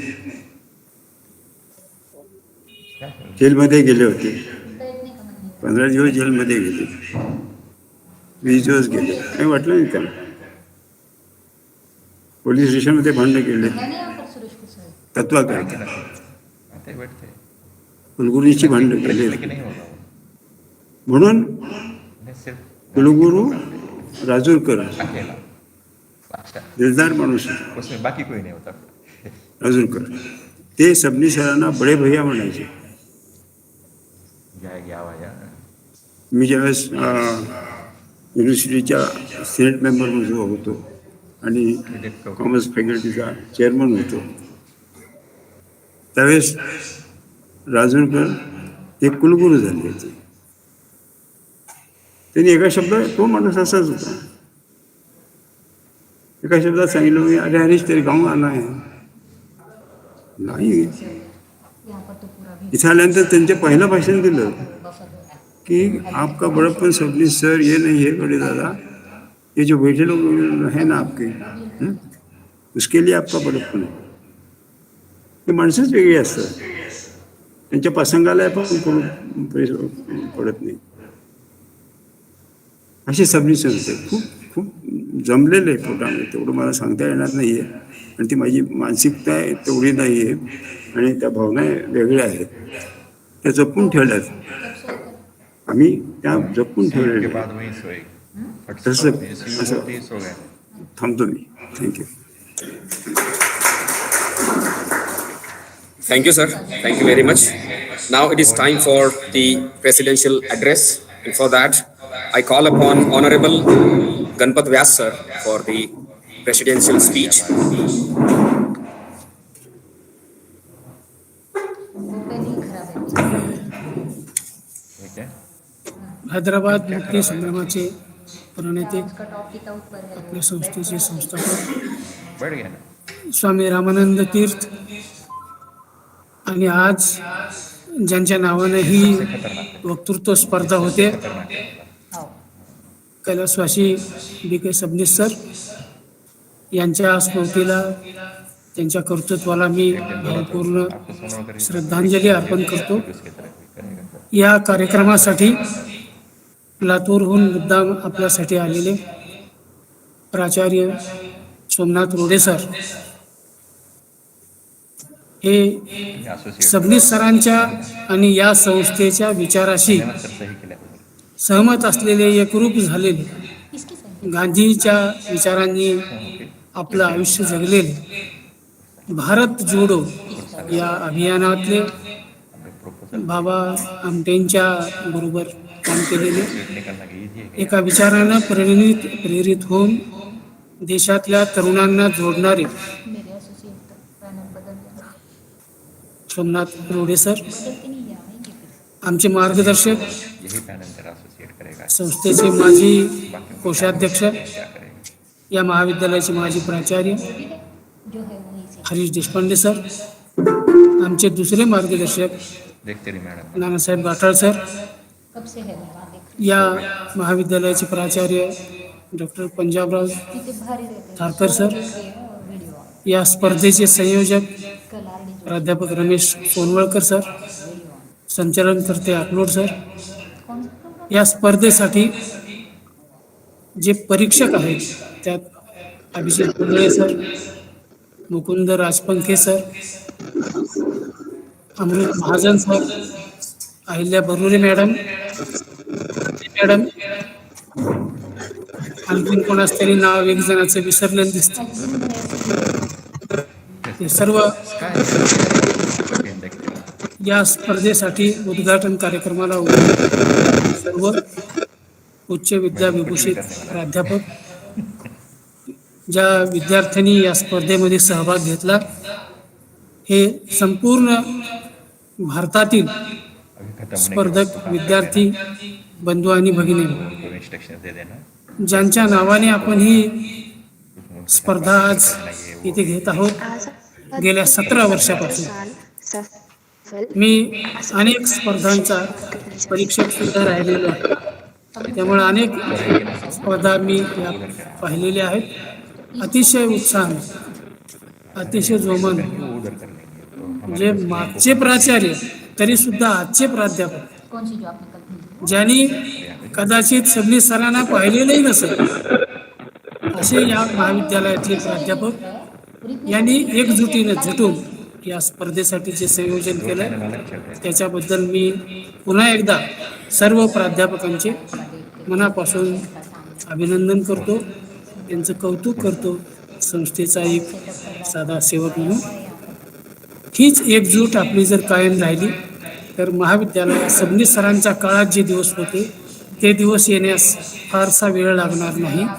या महाविद्यालयाला सुद्धा जसं सबनीस सरांचं महाविद्यालय म्हणत होते तसं आजच्या प्राचार्यांचं आजच्या प्राध्यापकांचं महाविद्यालय म्हणावं अशी मी अपेक्षा व्यक्त करतो. सबनीस सरांचं खरंच कार्य खूप मोठं होतं. एकदा सबनीस सरांचे आणि माझं थोडंसं भांडण झालं.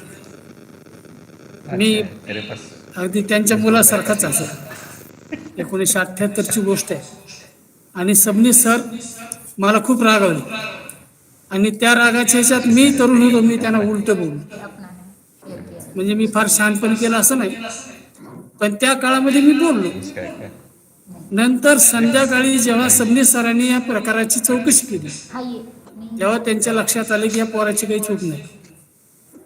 सबनीस सरांसारखा माणूस दुसऱ्या दिवशी माझ्यासारख्या प्राथमिक शिक्षकाला भेटायला माझ्या शाळेत आला तो कर रहा है आणि सबनीस सर तुम्हाला भेटायला आलेत हेच मला कळाल्यावर मी त्यांचे पाय धरले. OBSP वो सीख रहा था रात में. ही खरी म्हणजे माणसं ज्याला माणूस म्हणून ज्याला म्हणावं आपण असं वंदनीय व्यक्तिमत्व सबनीस सरांचं. 1978चा काळ असेल.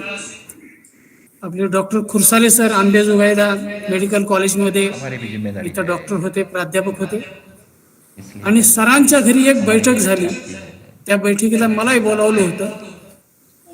सबनीस सर त्या बैठकीला होते आणि त्या बैठकीमध्ये अंबाजोगाई बाल क्रीडा मंडळ काढायचं ठरलं. आणि या क्रीडा मंडळाच्या बैठकीमध्ये सबनीस सरांनी डॉक्टर खुरसाले सरांचं नाव अध्यक्ष म्हणून सांगितलं आणि माझं नाव सेक्रेटरी म्हणून सांगितलं. म्हणजे कुठं या माणसांच्या जवळ दृष्टी असेल. आणि डॉक्टर साहेबांच्या सोबत सबनीस सरांच्या सोबत मी 5-7 वर्ष सेक्रेटरी म्हणून काम केलं. त्यानंतर अनेक संस्थांमध्ये सबनीस सरांच्या बरोबर आम्हाला काम करण्याची संधी मिळाली. लोकांचा पैसा कसा सांभाळावा, पैराग्रीन लिस्ट में सिर्फ वर्ड ये है लोकांचे पैसे कसे खर्चावे और डॉक्टर याचं आदर्श उदाहरण जर असेल तर आम्हाला ज्यांनी वस्तुपाठ दिला ते सबनीस सर आहेत. मी एका संस्थेचं नाव घेत नाही आणि एका व्यक्तीचं म्हणजे त्यांचं नाव घेत नाही, पण एका सामाजिक संस्थेमध्ये मी सेक्रेटरीच होतो. इसलिए सब बम्बन आणि एक जणाने आम्हाला 10,000 रुपयाची मागणी केली. ती व्यक्ती अशी होती की आमच्या कंट्रोलच्या बाहेरची होती पेज है आणि आम्ही छोटे होतो. पे है ना, कुछ नहीं. म्हणजे फार वेळ आली असती तर आमचा कान धरण्याची सुद्धा ज्यांची ताकद आहे अशा माणसाने आम्हाला 10,000 रुपये मागितले. आणि मग ते ज्या दिवशी आता बैठक आहे की उद्याच्या बैठकीत हा ठराव होणार आहे, तर आम्ही भोकरे गुरुजी माझे सहकारी होते, सहसचिव होते माझ्याबरोबर. आम्ही दोघं संध्याकाळी सबनीस सरांच्या घरी गेलो आणि सरांना सांगितलं की सर असं असं आहे, तुम्ही उद्या बैठकीला या. तुम्ही म्हणजे नेहमी बिझी असतात, तो औरंगाबादला जाता, कुठे आणखीन कॉलेजमध्ये काही कार्यक्रम असेल, पण या बैठकीला तुम्ही आलं पाहिजे, असा असा प्रसंग आहे. त्याने आम्हा दोघांच्या पाठीवर थाप टाकली, म्हणजे भेटल्यावर घेऊ नका, मी येतो. बोलते हैं ना वो आणि सर त्या बैठकीला आले. खडाजंगी बैठक झाली आणि संस्थेचे 10,000 वाचले. म्हणजे हा माणूस असा होता की समोर कोण आहे त्यांचं जर चुकीचं असेल तर त्याला ते कधीच माफ करत नव्हते. मग आता सोमनाथ रोडे सरांनी जर सांगितलं की आपली स्वतःची खुर्ची राहील का नाही राहील याचा विचार न करता मी समाजासाठी जन्मलो आहे, ही भावना आज स्पर्धकांनी आपल्या जीवनामध्ये अंगीकारली पाहिजे. आणि या सबनीस सरांना खऱ्या अर्थानं आपण ही आपली आदरांजली, आपली भावांजली अर्पण केली पाहिजे. त्यांच्या विचारानं आपण जगलं पाहिजे. नुसतं बोलून काम नाही, नुसतं बोलून चालत नाही, तर आपल्या कृतीमध्ये ते आणलं पाहिजे. आम्ही अंशतः तसं वागण्याचा प्रयत्न करत आहोत. मला या ठिकाणी माझी पात्रता नसतानाही रोडे सर पाहुणे, हरीश देशपांडे सर पाहुणे, जे माझ्या म्हणजे पितृस्थानी असल्यासारखे आहेत, त्यांच्या कार्यक्रमाचा मी अध्यक्ष. ही गोष्ट खऱ्या अर्थानं मला म्हणजे संकुचित करणारी जरी असली तरी मला हा संधी त्यांनी दिली, माझा सन्मान केला. मी जे 4 शब्द बोललो ते ऐकून घेतले.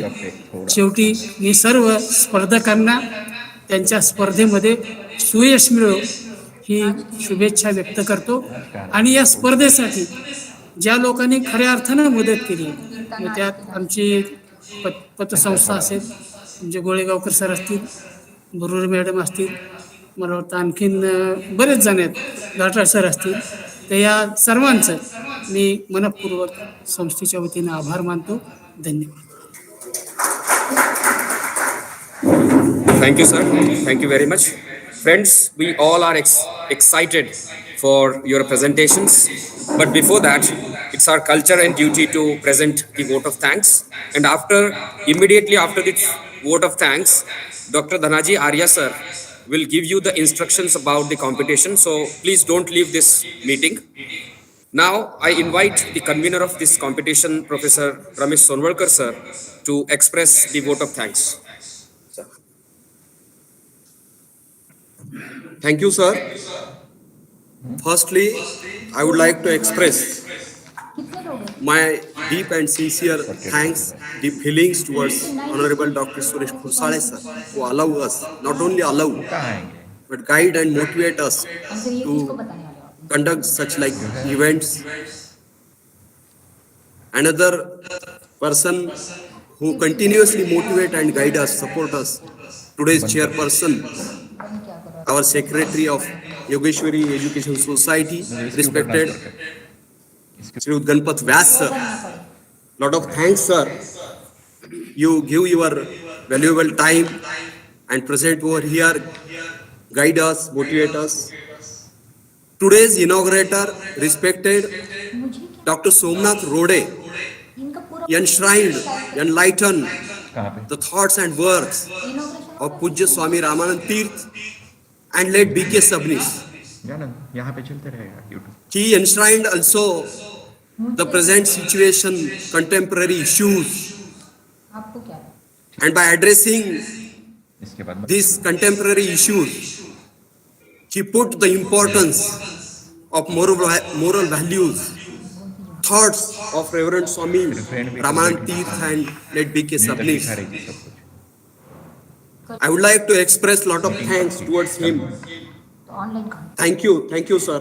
अबे सामने बोलना Today's another chief guest, Honorable HOD Deshpande sir, also addressed us, inspired us. Continuously, he support us and inspired. I also express my sincere thanks towards him. कौन है ये लड़का? All dignitaries, respected Nana Sahib Gatha, Joint Secretary, Professor Jawalgaonkar sir, Joint Secretary Shete sir, Joint Secretary Professor S.K. Zogdand sir, Joint Secretary Shri Belurgikar sir. I express my sincere thanks towards all of them, करना है वो हो रहा ही नहीं क्या हो रहा है क्या हो रहा है and I would like to express my lot of thanks towards Yogeshwari Education Credit Society. Continuously from 17 years, ये हाँ ये दो थे the society support एक तो for है this वो, function, ये भी देख। contributing all things. पेज ही है ना Chairperson नहीं हो रहे होता S.P. Kulkarni sir, Secretary Shinde sir, page उसका एडमिन नहीं हूँ another ये अभी करंट Today's- वाले पेज का हूँ मैं एडमिन कल करके लाता our respected डिलीट कर Joint Secretary Gathar sir also present here. I express my sincere thanks towards them, towards him. All judges, jury panel members, कोई है अभी नहीं all respected members, ये पुराना है Dr. Mukund Rajpankhi sir, Dr. Rama Pandey madam, Professor Dr. Ahilya Barure madam, अच्छा Facebook से ऐसे नामो निशान नहीं मिटता है Shri Amrut Mahajan sir, नहीं होता ना Shri Bhagwat Masle sir, Shri Shyam Baradkar and Dr. Shivaji Vaidya is online now. Shri Abhijit Zondale sir, सालिहा Sheikh देखो all jury members, I express my sincere thanks, lot of thanks towards you. Your job is very important for us today, and your valuable time you are going to give for this function.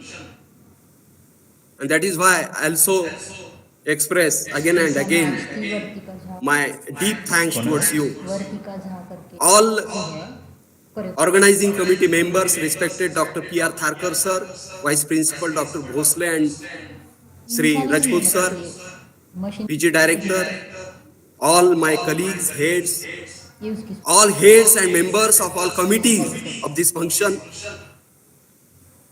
all invitees, participants, मैंने भी dance किया हाँ all dignitaries. College की gathering I express my sincere thanks towards all of you. नहीं आते हुए भी किए अच्छा It is request of all participants, don't leave this meeting because Dr. Arya sir is going to address the instructions and rules and regulation of the competition. After the addressing rules and regulation, we will bifurcate in two batch. Until you all have to present over here. Please, all participants requested that don't leave the meeting. Okay. Thanks one and all. Thank you. Thank you. Guys,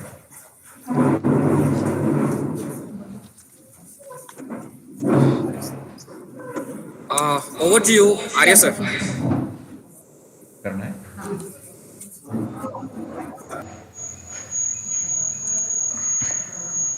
Thank you, sir.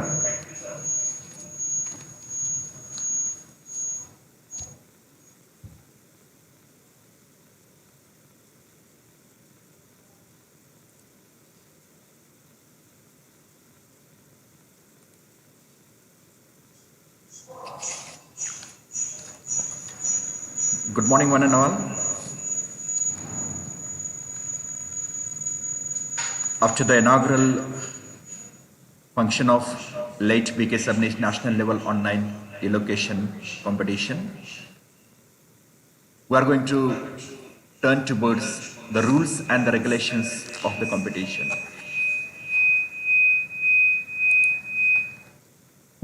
बंद करेंगे उसे? नहीं, उसका नहीं हो रहा है, शायद ये हो रहा है. क्या?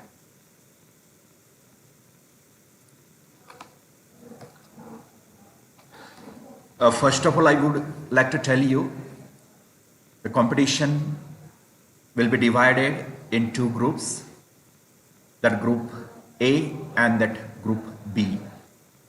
So two groups are going to be there, and accordingly just we have to join in those two groups, and just you have to give your presentations according to the serial numbers.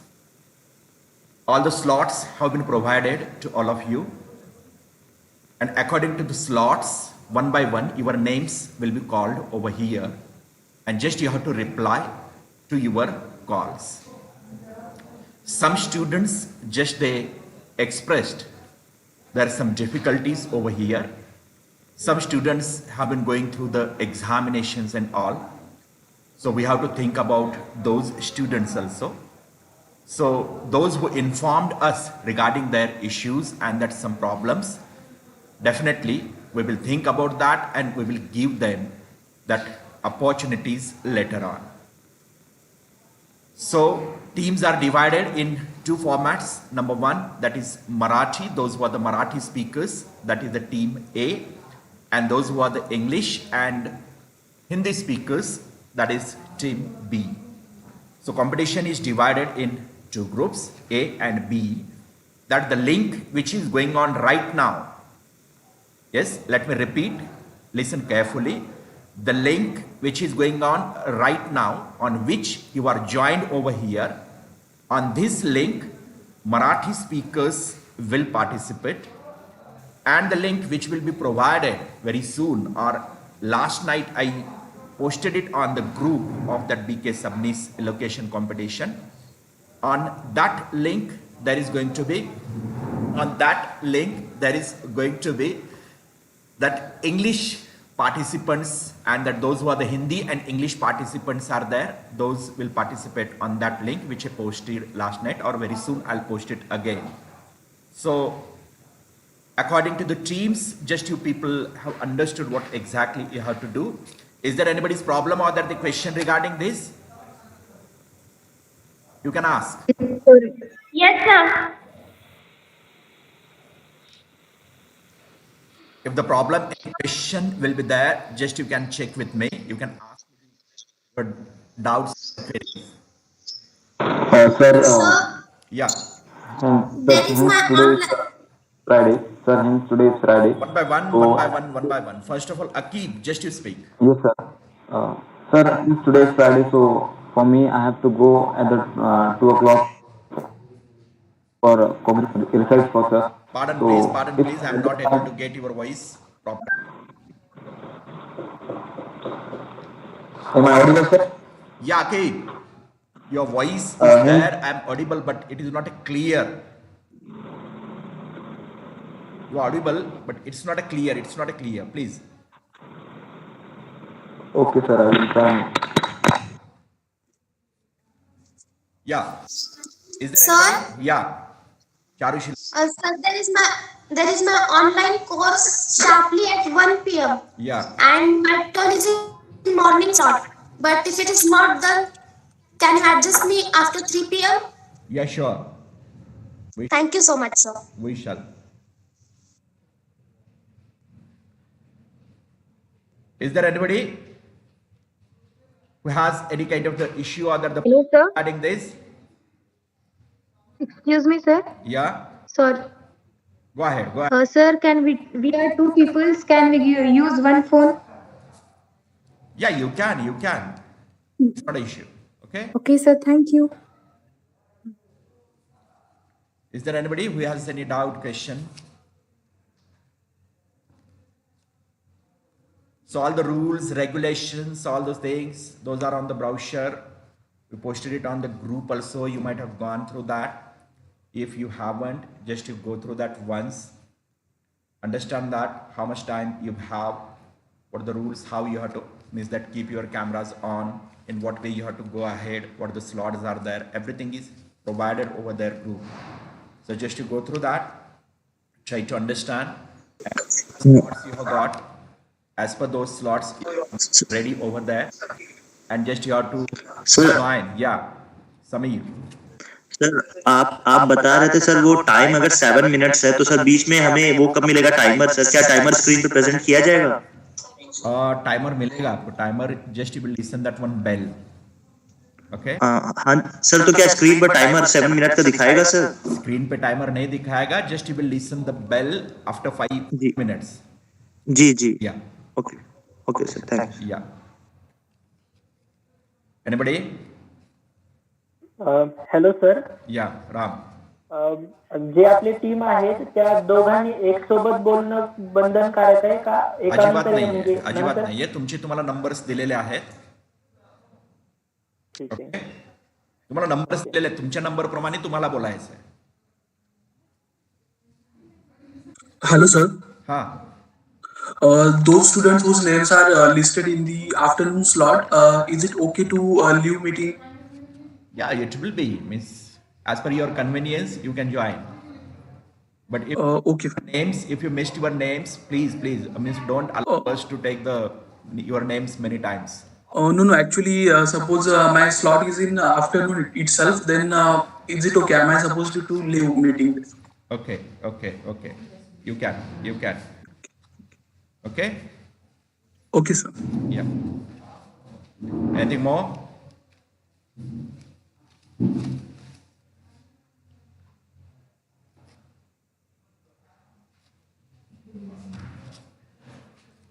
Is there anybody who has doubt, any question?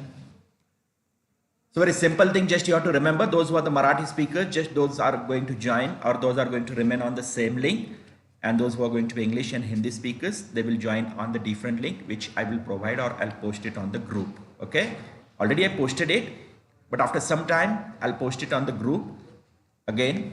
You join on that. This much is the thing you have to do. Other things you have done well.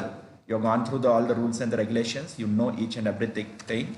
You are the professional speakers, I think, each and everybody. So definitely you know everything well. So I'm sure that there won't be any kind of the need to give the details of the rules and the regulations. If you wish, we can proceed.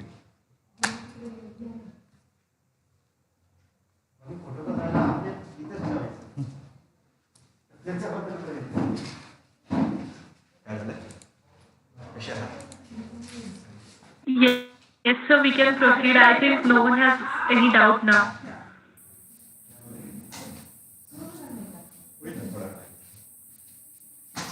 Yeah, pardon? What was your problem? Yes. Somebody raised question. Hushi, I think you spoke something.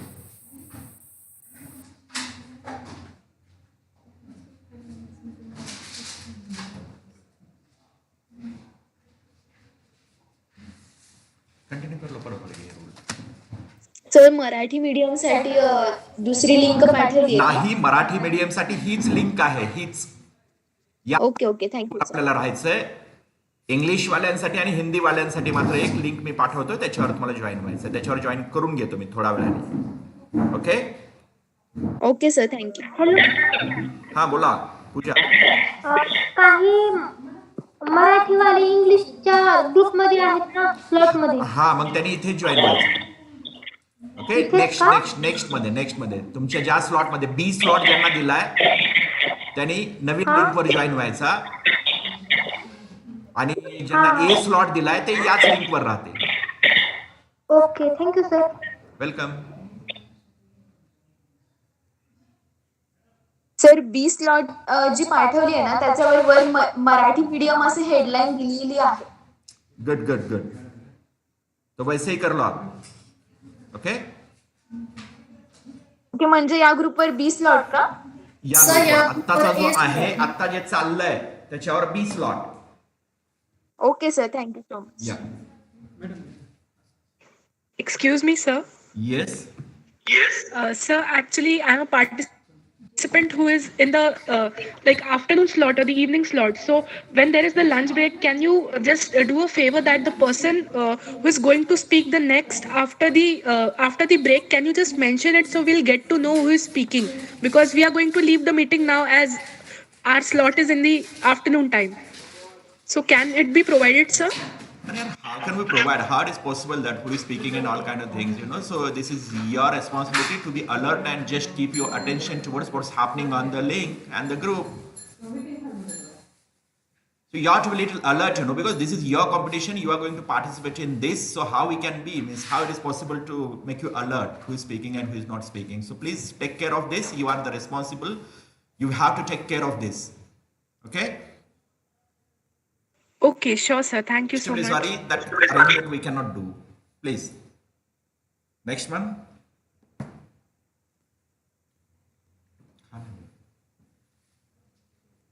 बस ना. अशी बस इथे काय फरक पडत? बस. Sir. बस.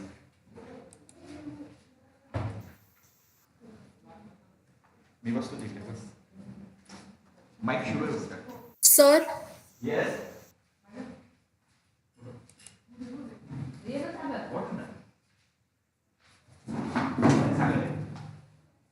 Hello sir. हां बोलो. स्लॉट ए स्टुडंट्सला ह्या लिंकवर थांबायचं आहे ना? होय.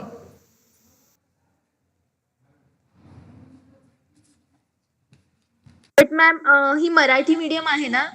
येस. मग जे आम्हाला स्लॉट्स पाठवले त्याच्यावर बी स्लॉट साठी मराठी मीडियम दिलंय. ज्यांना बी स्लॉट आलेला आहे त्यांनी बी स्लॉट मध्येच जॉईन करा. काही मराठी स्पर्धक तिथे सुद्धा दिलेले आहेत.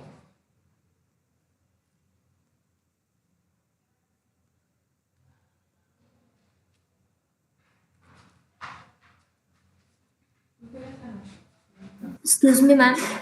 Yes.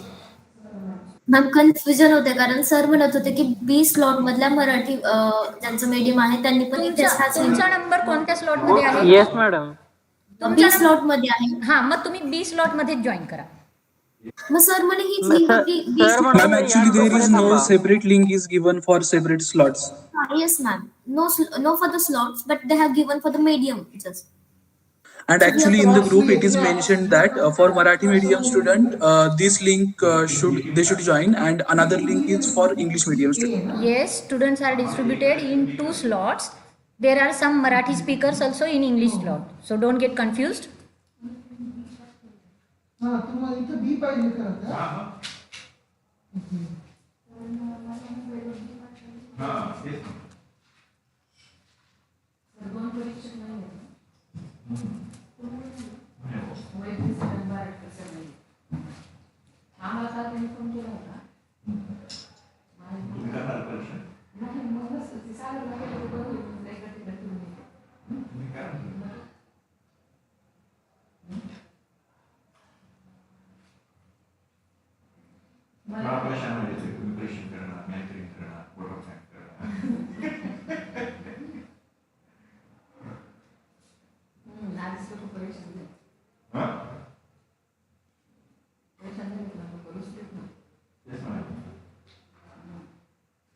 Ma'am, these groups are divided between on the basis of which, ma'am? On the basis of language or on the basis of the slots, ma'am? Sorry, repeat again. Ma'am, these groups are divided on which basis? Like on basis of language or on basis of slots?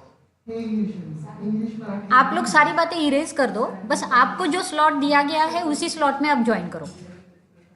Don't bother about language. Good morning ma'am. जी ma'am मेरी आवाज दिया गया है उन्हें बस B slot पर जाकर ज्वाइन करना है, जिसकी लिंक आपको मिल गई होगी या फिर अभी आ भी जाएगी कुछ देर में. Good morning ma'am. मैम मेरी आवाज जा रही है? ए स्लॉट इंग्लिश म्हणजे जो चालू हेलो तो हाँ इथंच कॉन्स्टंट आहे. Hello hello. B slot Just a minute. Marathi आहे. बी मराठी. जी मैम. बी स्लॉट मराठी आहे. मग आता जे चालू आहे तिथे इंग्लिश, हिंदी, मराठी. काय सांगू नका त्यांना ए स्लॉट दिलाय. हा ए स्लॉट यांच्याकडे त्यांनी इथेच थांबायचंय. नाही, त्यांना लिंक दिली आहे. त्यांना दुसरी लिंक मिळेल. ए स्लॉट वाल्यांनी याच्यावर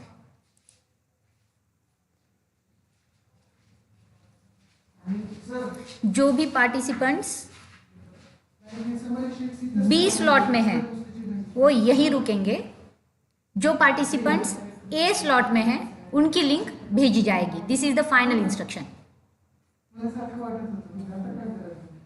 मैम ये स्लॉट कहाँ से देख सकते हैं कि हम ए स्लॉट में या बी स्लॉट में? ग्रुप पर दिए गए हैं आपको आपके slots. Okay okay thank you ma'am. हाँ, मैम कितनी देर से लिंक मिलेगी ए स्लॉट वालों के लिए? लिंक ऑलरेडी शेयर की गई थी, फिर से शेयर हो जाएगी. मैम उसमें रिक्वेस्ट की ज्वाइन करना है लेकिन उसमें ऐड नहीं हो पा रहा है. कुछ देर में शुरू होगी मीटिंग, थोड़ी देर के लिए वेट कर लो. Ma'am, should we leave this meeting for A slot now? या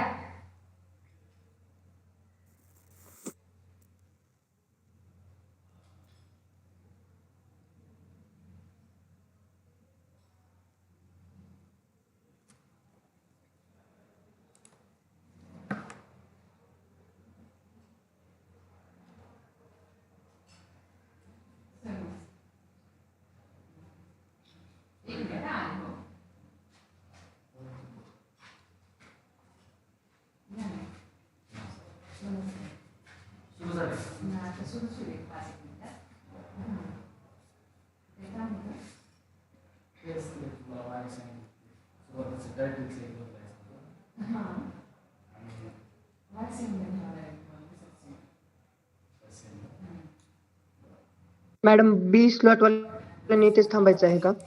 येस.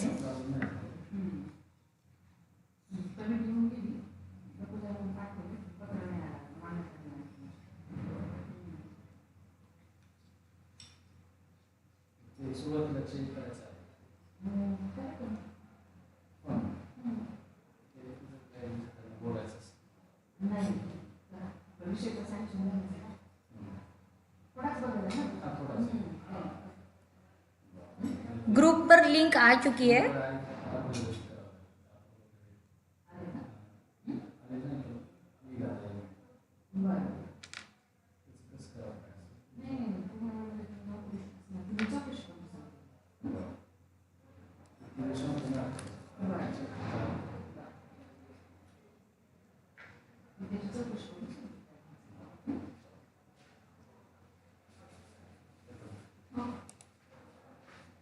अरे पण ती लिंक कोणाकडे आहे?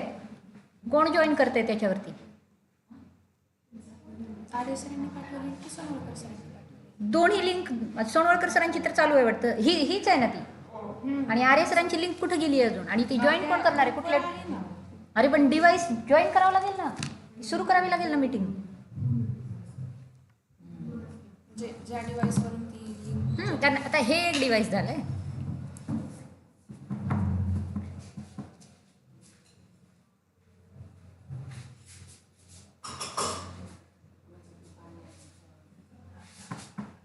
ह्यांना का अडकवलंय बरं?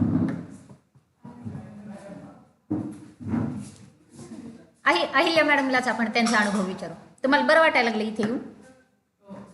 हो हो म्हणायला तेव्हा.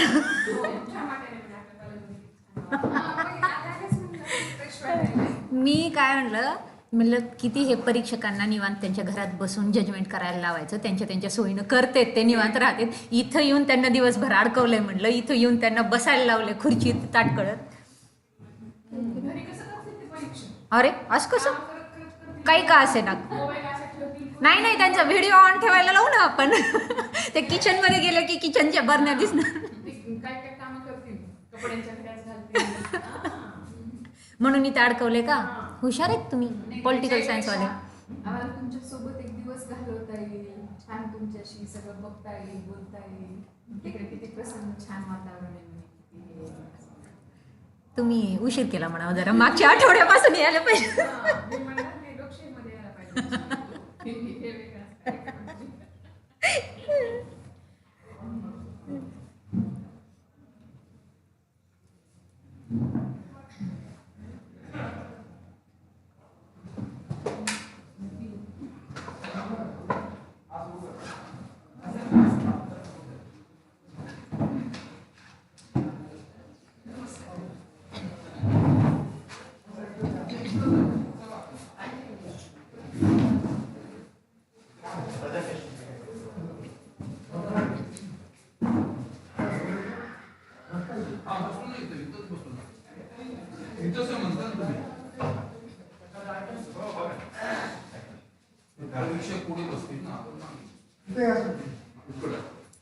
दुसरी लिंक तुम्ही सुरू करणार आहात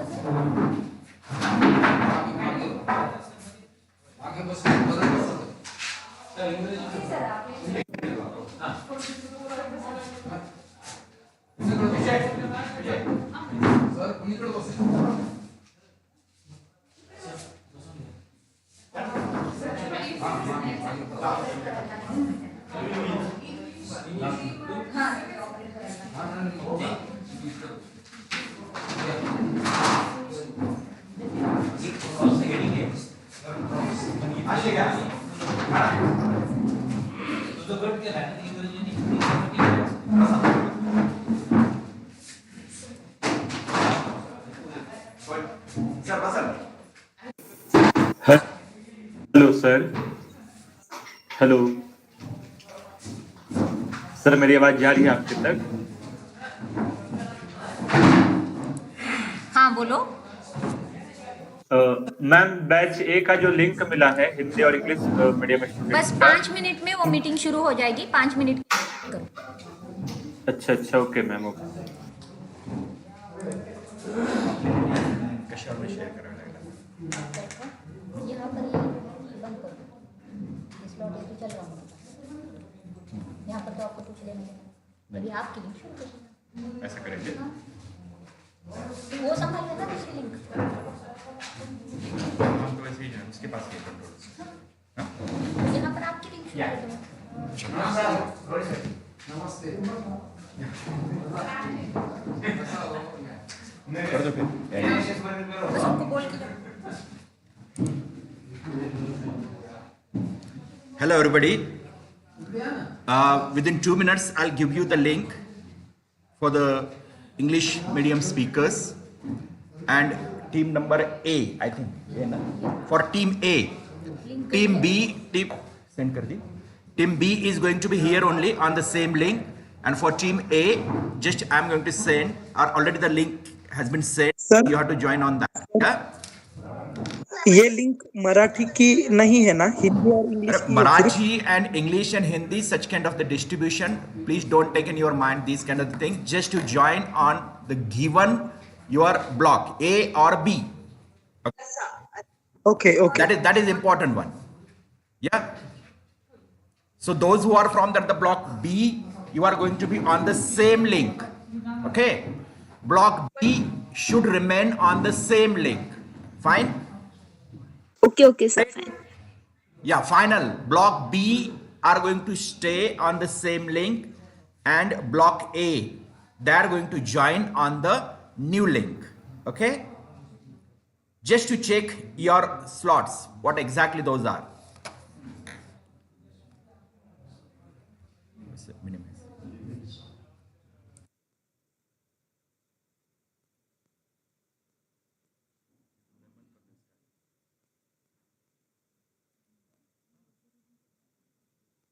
दूसरी लिंक कर. क्या करने का क्या चलाना है उसका. तो ये स्क्रीन रिकॉर्डर नहीं होता. नहीं, स्क्रीन रिकॉर्डर नहीं होता फिर. नहीं तो फिर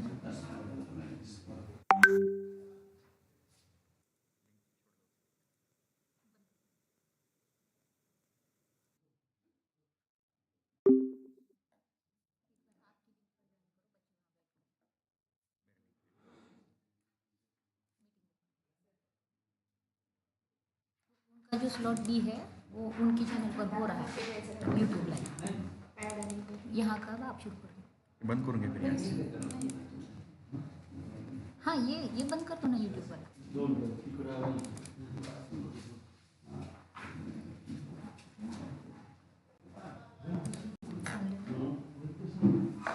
बच्चों का होगा किसी का। हेलो, हाँ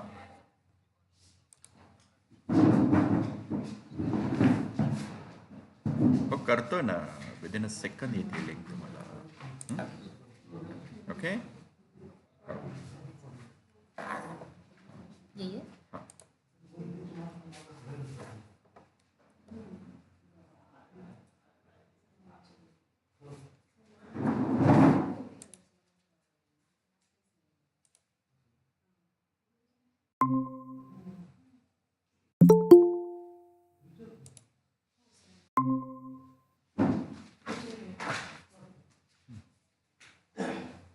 स्ट्रीम करना पड़ेगा।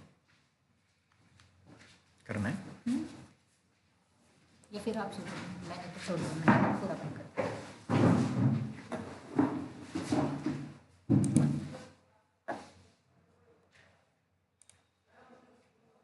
आर्य सर, माझा आवाज येतोय?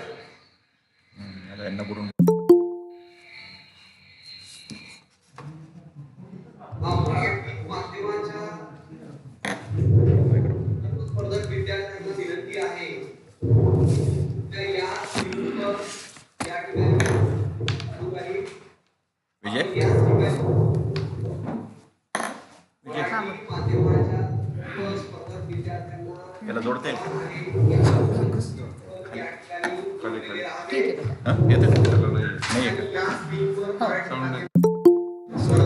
नाही म्हणे साऊंड नाही. इकडं माझी वेगळी लिंक चालू आहे, त्यांचं मला ऐकायला आलं पाहिजे. तिकडं काय चाललं?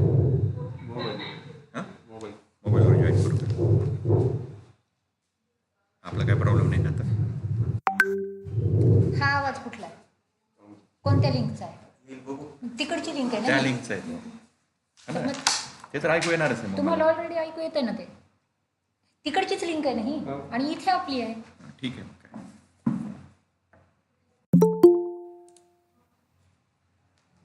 पण आता आपल्याला इथे डिस्प्ले जो करायचा आहे, इथे जो डिस्प्ले करायचा आपल्याला, तो इथला डिस्प्ले करायचा आहे. लिंक व्हॉट्सअप करा त्यांना. कुठं टाकली?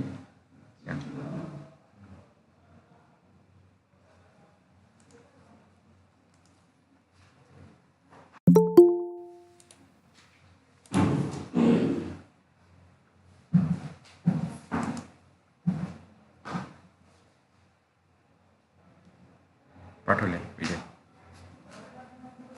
आता इथे मला ते डिस्प्ले करायची. हां ही इथे डिस्प्ले करायची समोर ही लिंक. हां लिहायची गरज आहे.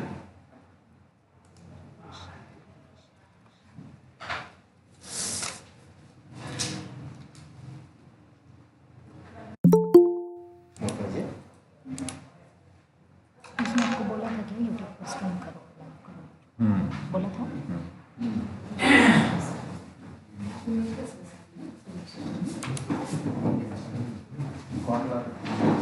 तुम्ही तिकडे जाणार आहे? तिकडे कमी आहे अजून. हां हां बोला. नाही कॉलेजमधून बोलिंग अर्जंट आहे की बोल. काय म्हणलात सर? हां ओके करतो, 2च मिनिटात सुरू होईल. नाही काहीच नाही, त्यांची अडचण चालू आहे, आपलं चालू होणार आहे.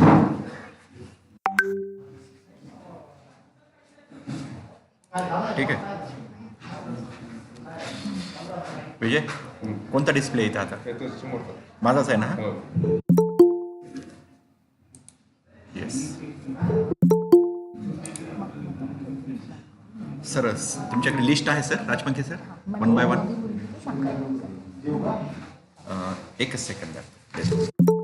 लिस्टची कॉपी मिळेल आपल्याला विजय?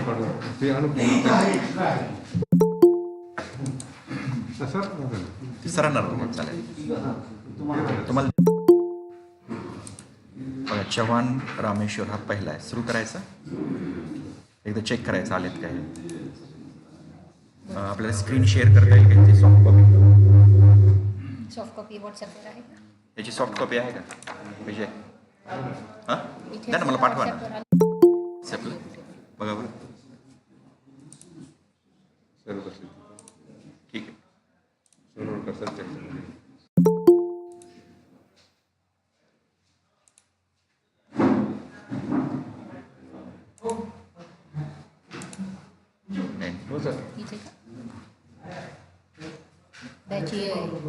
आपल्याकडे बाहेर दिसत नाही ना पण हे व्यवस्थित. एखादी हे असेल तर शेअर आहे, स्क्रीनशॉट दिसते कुठला तरी.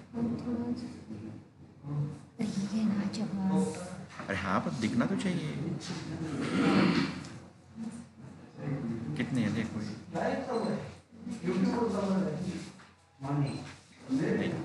और दूसरा देखो, आ जाओ पीछे. यहाँ से क्लोज करो. देखो ऊपर ऐसे होगा ना इसमें वो. नहीं ये आया यही नहीं तो और है ऐसे इसमें है एक्सेल शीट. हाँ मुझे नहीं पता, अभी जब मैंने ग्रुप खोला तो मुझे ये दिखा.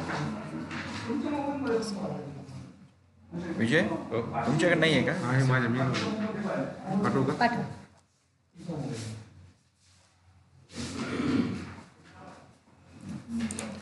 मेरे पास फाइनल लिस्ट है वो स्लॉट्स नहीं है.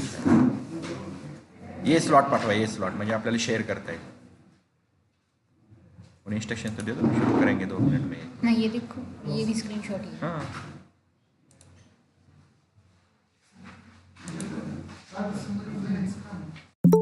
अगर मला एक एक्स्ट्रा लिस्ट दे बरं.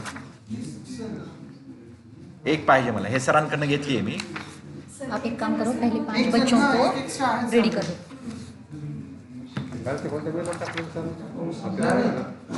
बोलूँ कि उनसे एक बार शुरू करूँ क्या? हाँ, पूछो पहले 5 बच्चे, फिर बाद में लिस्ट आ जाएगी. कन्वेनर को पूछो क्या एक बार शुरू कर दूँ?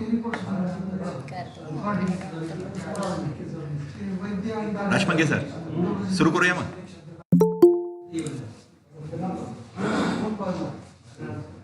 कॅमेरा वगैरे ऑन कर.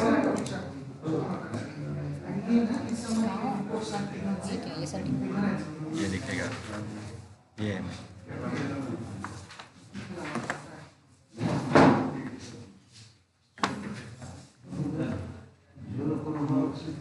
Good morning once again.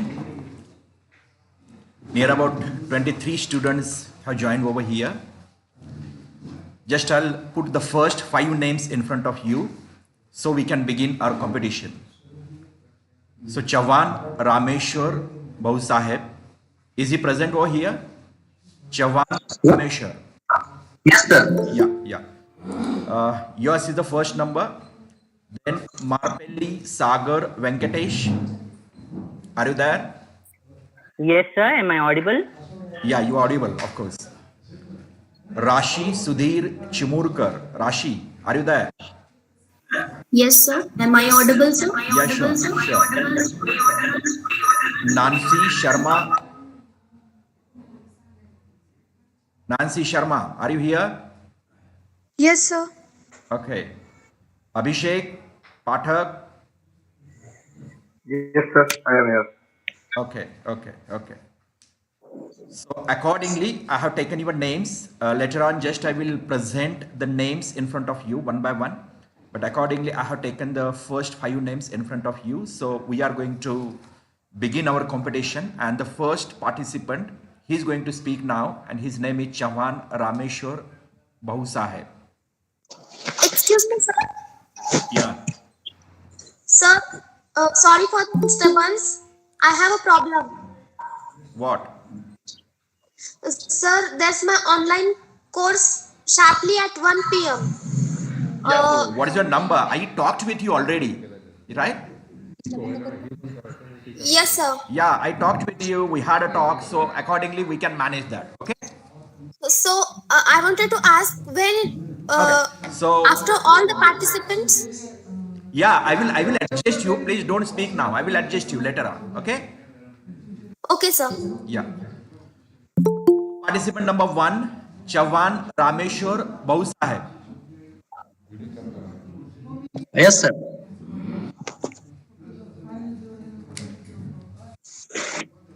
Can I speak, sir? Yes, sure.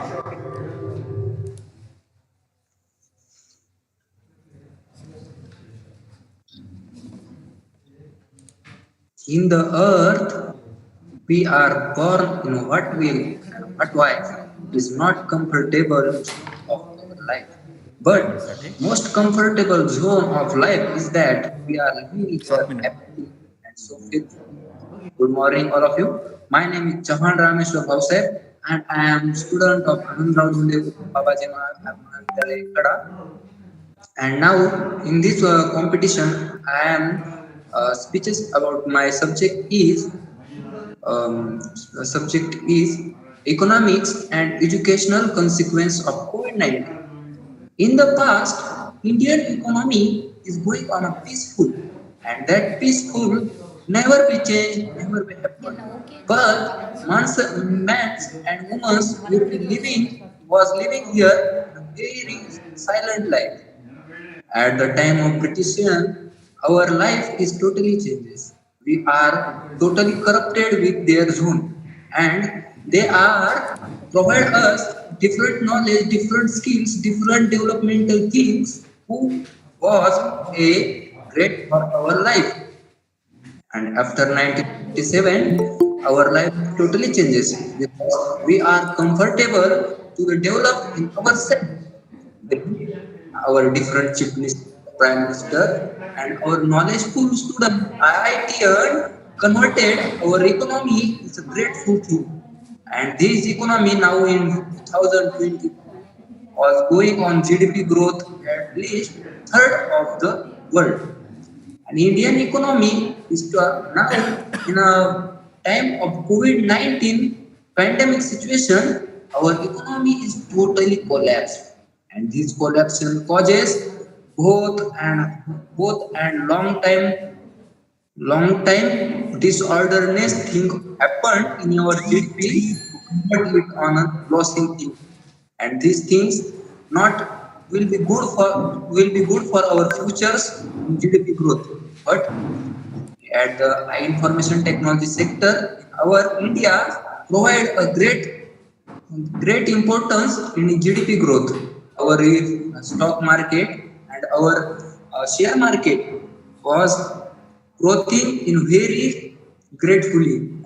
And next is grow happen that things is that our industrial area R&D sector is very loosely private sector very loosely work on the development area. But now budget was decided that the private sector give the 25% of budget to develop in R&D sector for various defensive equipment. And these equipment provide us our self development. Atmanirbhar Bharat was the mission of developing India's country as a biggest hub of defense and all other futurist weapons for Indian culture and Indian developmental areas.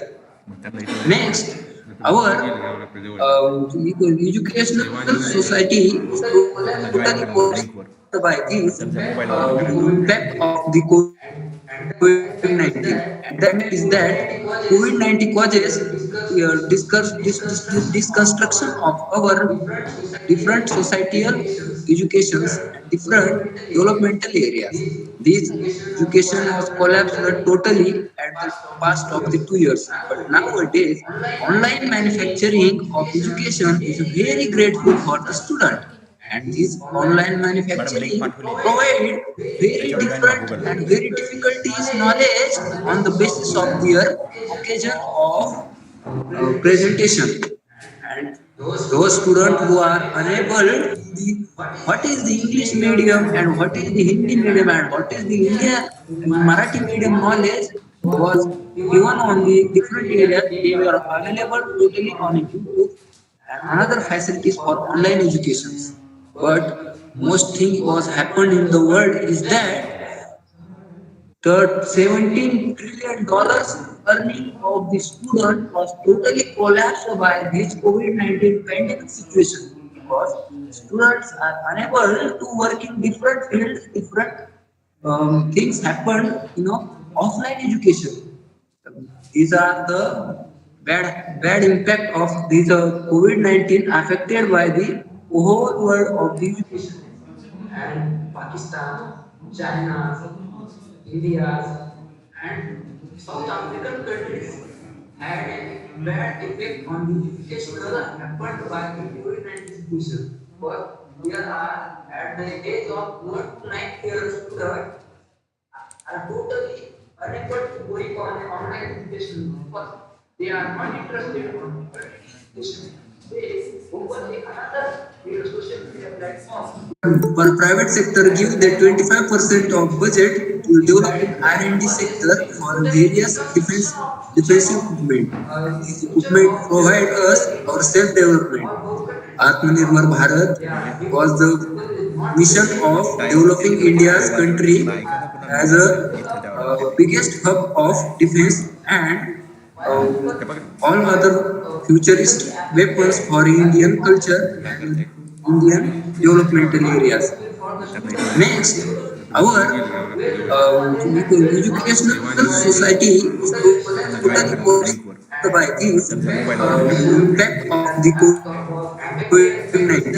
And that is that COVID-19 causes disconstruction of our different societal educations and different developmental areas. This education was collapsed totally at the past of the 2 years. But nowadays, online manufacturing of education is very grateful for the student.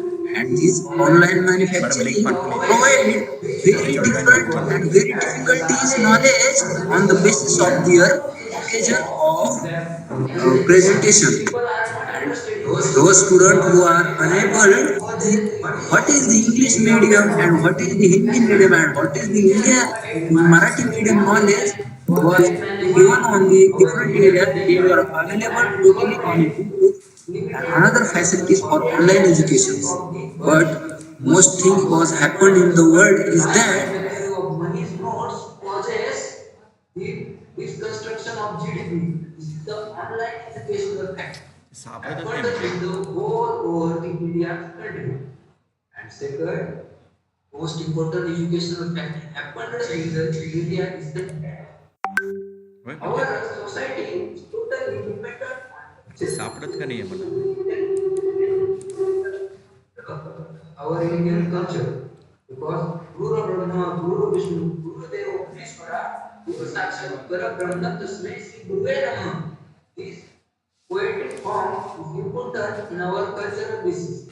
But when those students who are not going on school, but they are interested to study, they are using the full form of the online education and study very hard, achieving that point of knowledge who was the unable at the past. So everyone deserves that online education have bad impact and good impact. But most important thing is that how situation we are handling now to our development and our development is going on education. Thank you so much.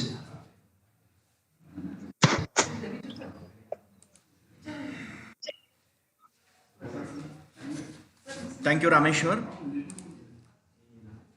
Now, may I call Marpelli Sagar Venkatesh. A2, Marpelli Sagar Venkatesh. Am I visible and audible?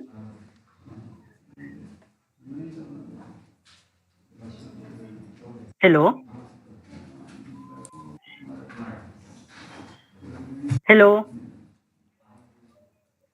Yes, Sagar, proceed. Am I audible, sir? Shall I start?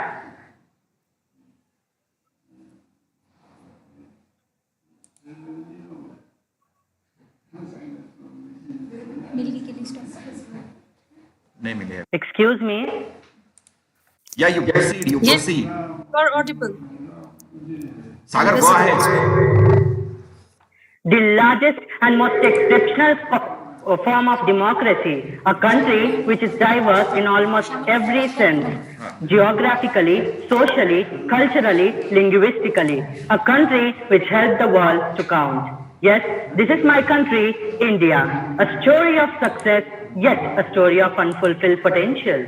Hello everyone, a very phonetic morning to all. This is Sagar Marpelli from DSCS Mandal's College of Pharmacy, Solapur, Maharashtra. And today I'll be speaking on the topic 75th year of independence, a review of success and failure.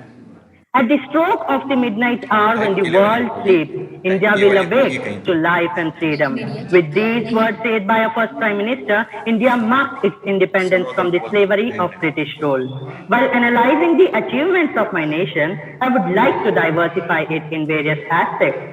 Geographically, India had been and is a gift to the all Indians with a variety of landscapes, from mountains and plateaus to islands and coasts, from perennial rivers in the north to consistent rains in the northeast. Culturally, though India is a modern nation, it embodies its ancient, rich and oldest civilization in its culturally pluralistic socio-cultural fabric. In these 75 years, India accounts for 40 UNESCO World Heritage Sites. With its peculiar unity in diversity, India also believes in Vasudhaiva Kutumbakam. In terms of democracy, India had always been a rich nation. India is the only country in Asia that has been democratic ever since it attained independence from the British rule. The success of the parliamentary form of the government and its very much success in the rule of law and the people's faith in democracy are the biggest achievements of the independent India. India had never claimed its false territories and will never claim it in the future though.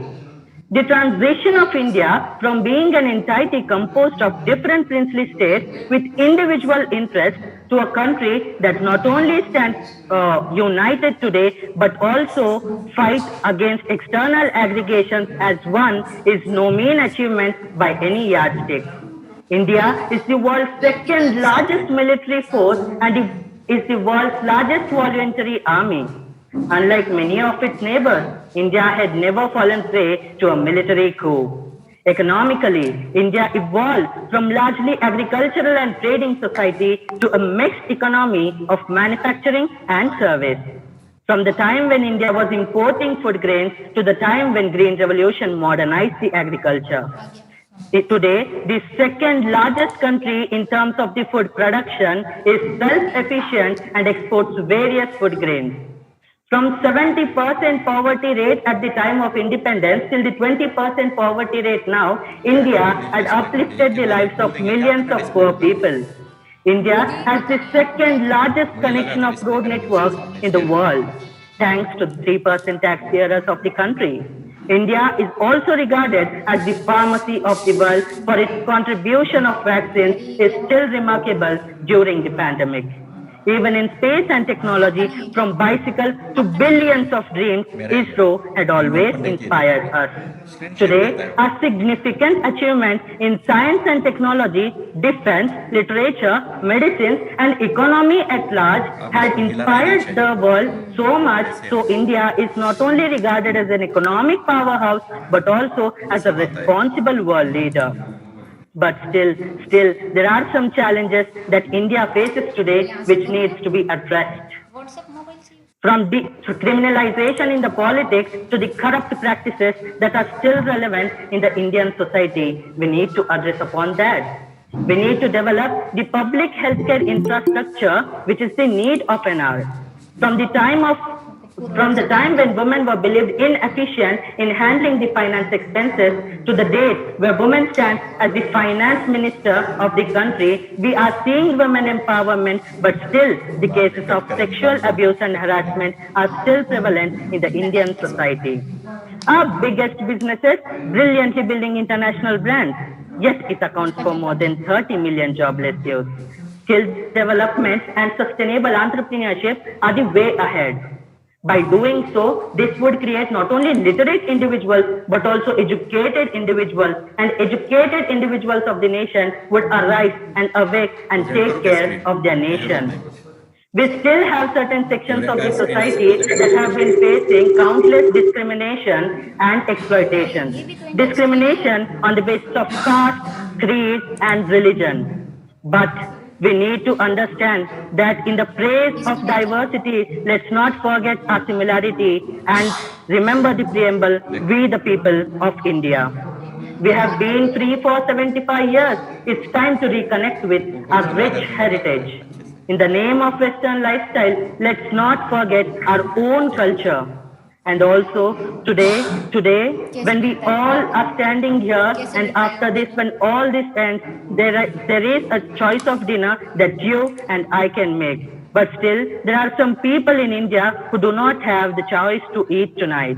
It's high time that we connect and get united together until we become geographically loved, economically interdependent, and culturally trusted. As late Atal Bihari Vajpayee said, our dreams may be as high as the endless skies. Our aims may be as high as the endless skies. We need to have a resolve in our mind, for the victory will always be ours, for the victory will always be ours. Thank you. Jai Hind.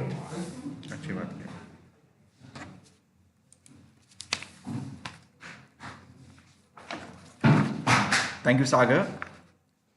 Now may I request candidate number A3, Rashi Sudhir Chimurkar. Rashi. Yes, sir. Am I audible, sir?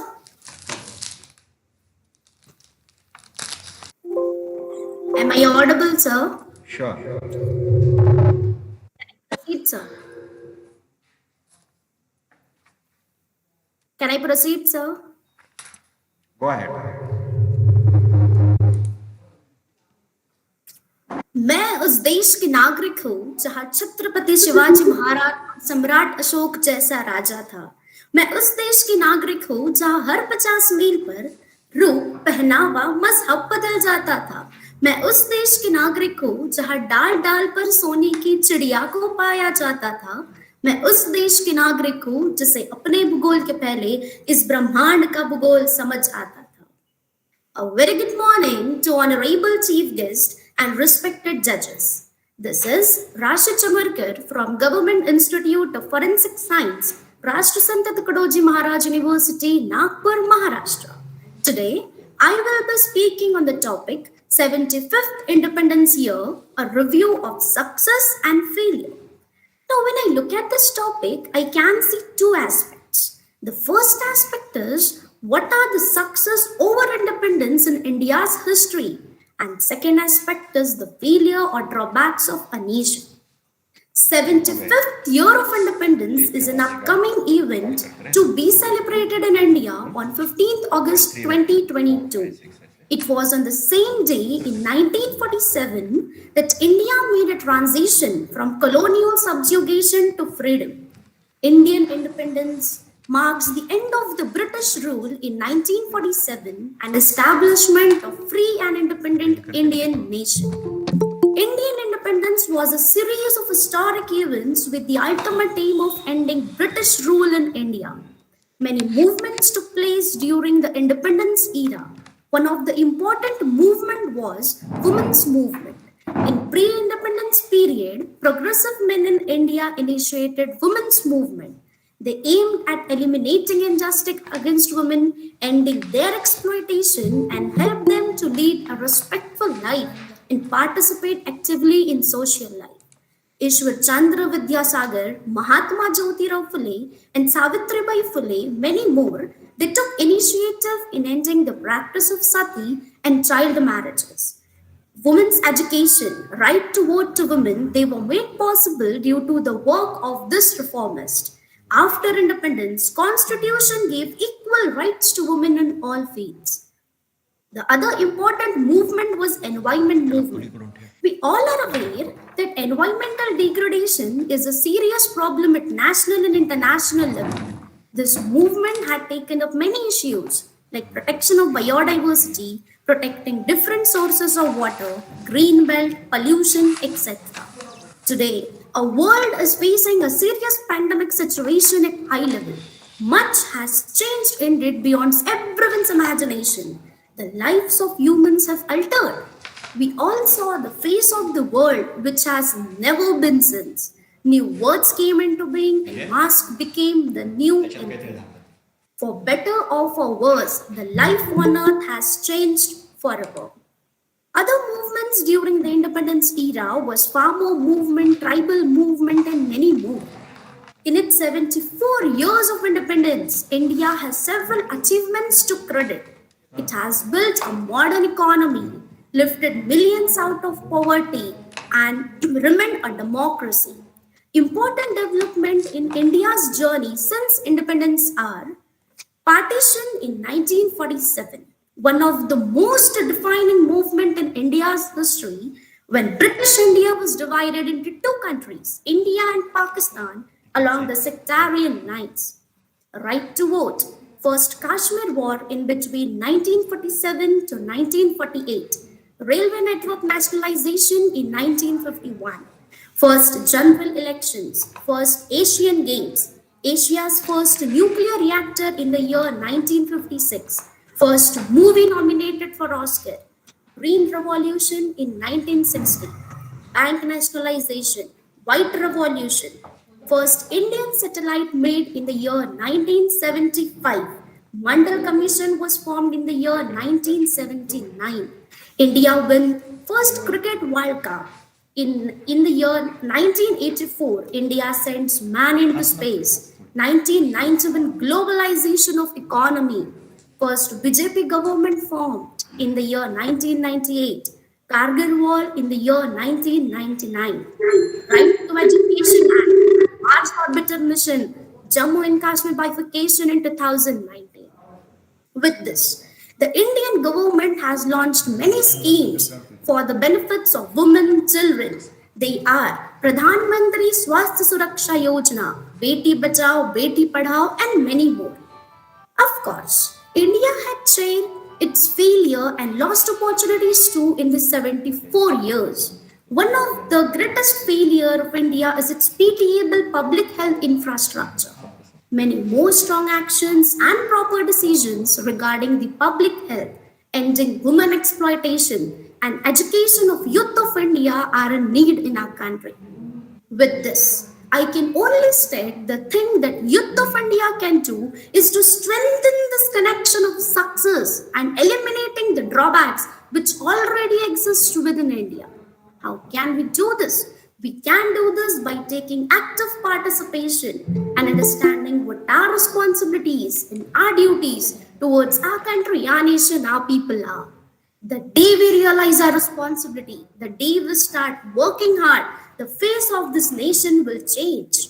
Let's do this. Let's hold our hand, hold even harder, and let's do what India was born to do, to build love, to build respect, and to generate peace. I would like to end my say with a quote.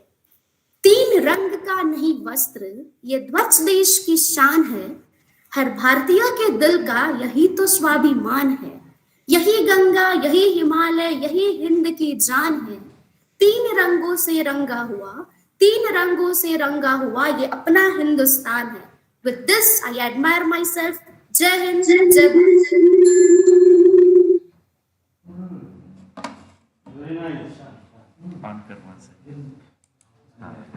Thank you, Rashi.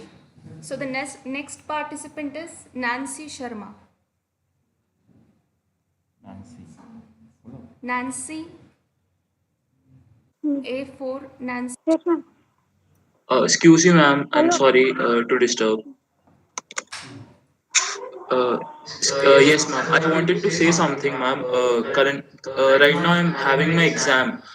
Can I please? Can you please shift my slot after the lunch? Nearly around 3. Because I am writing my exam right now. Anyone from the organizing committee? Nancy, are you there?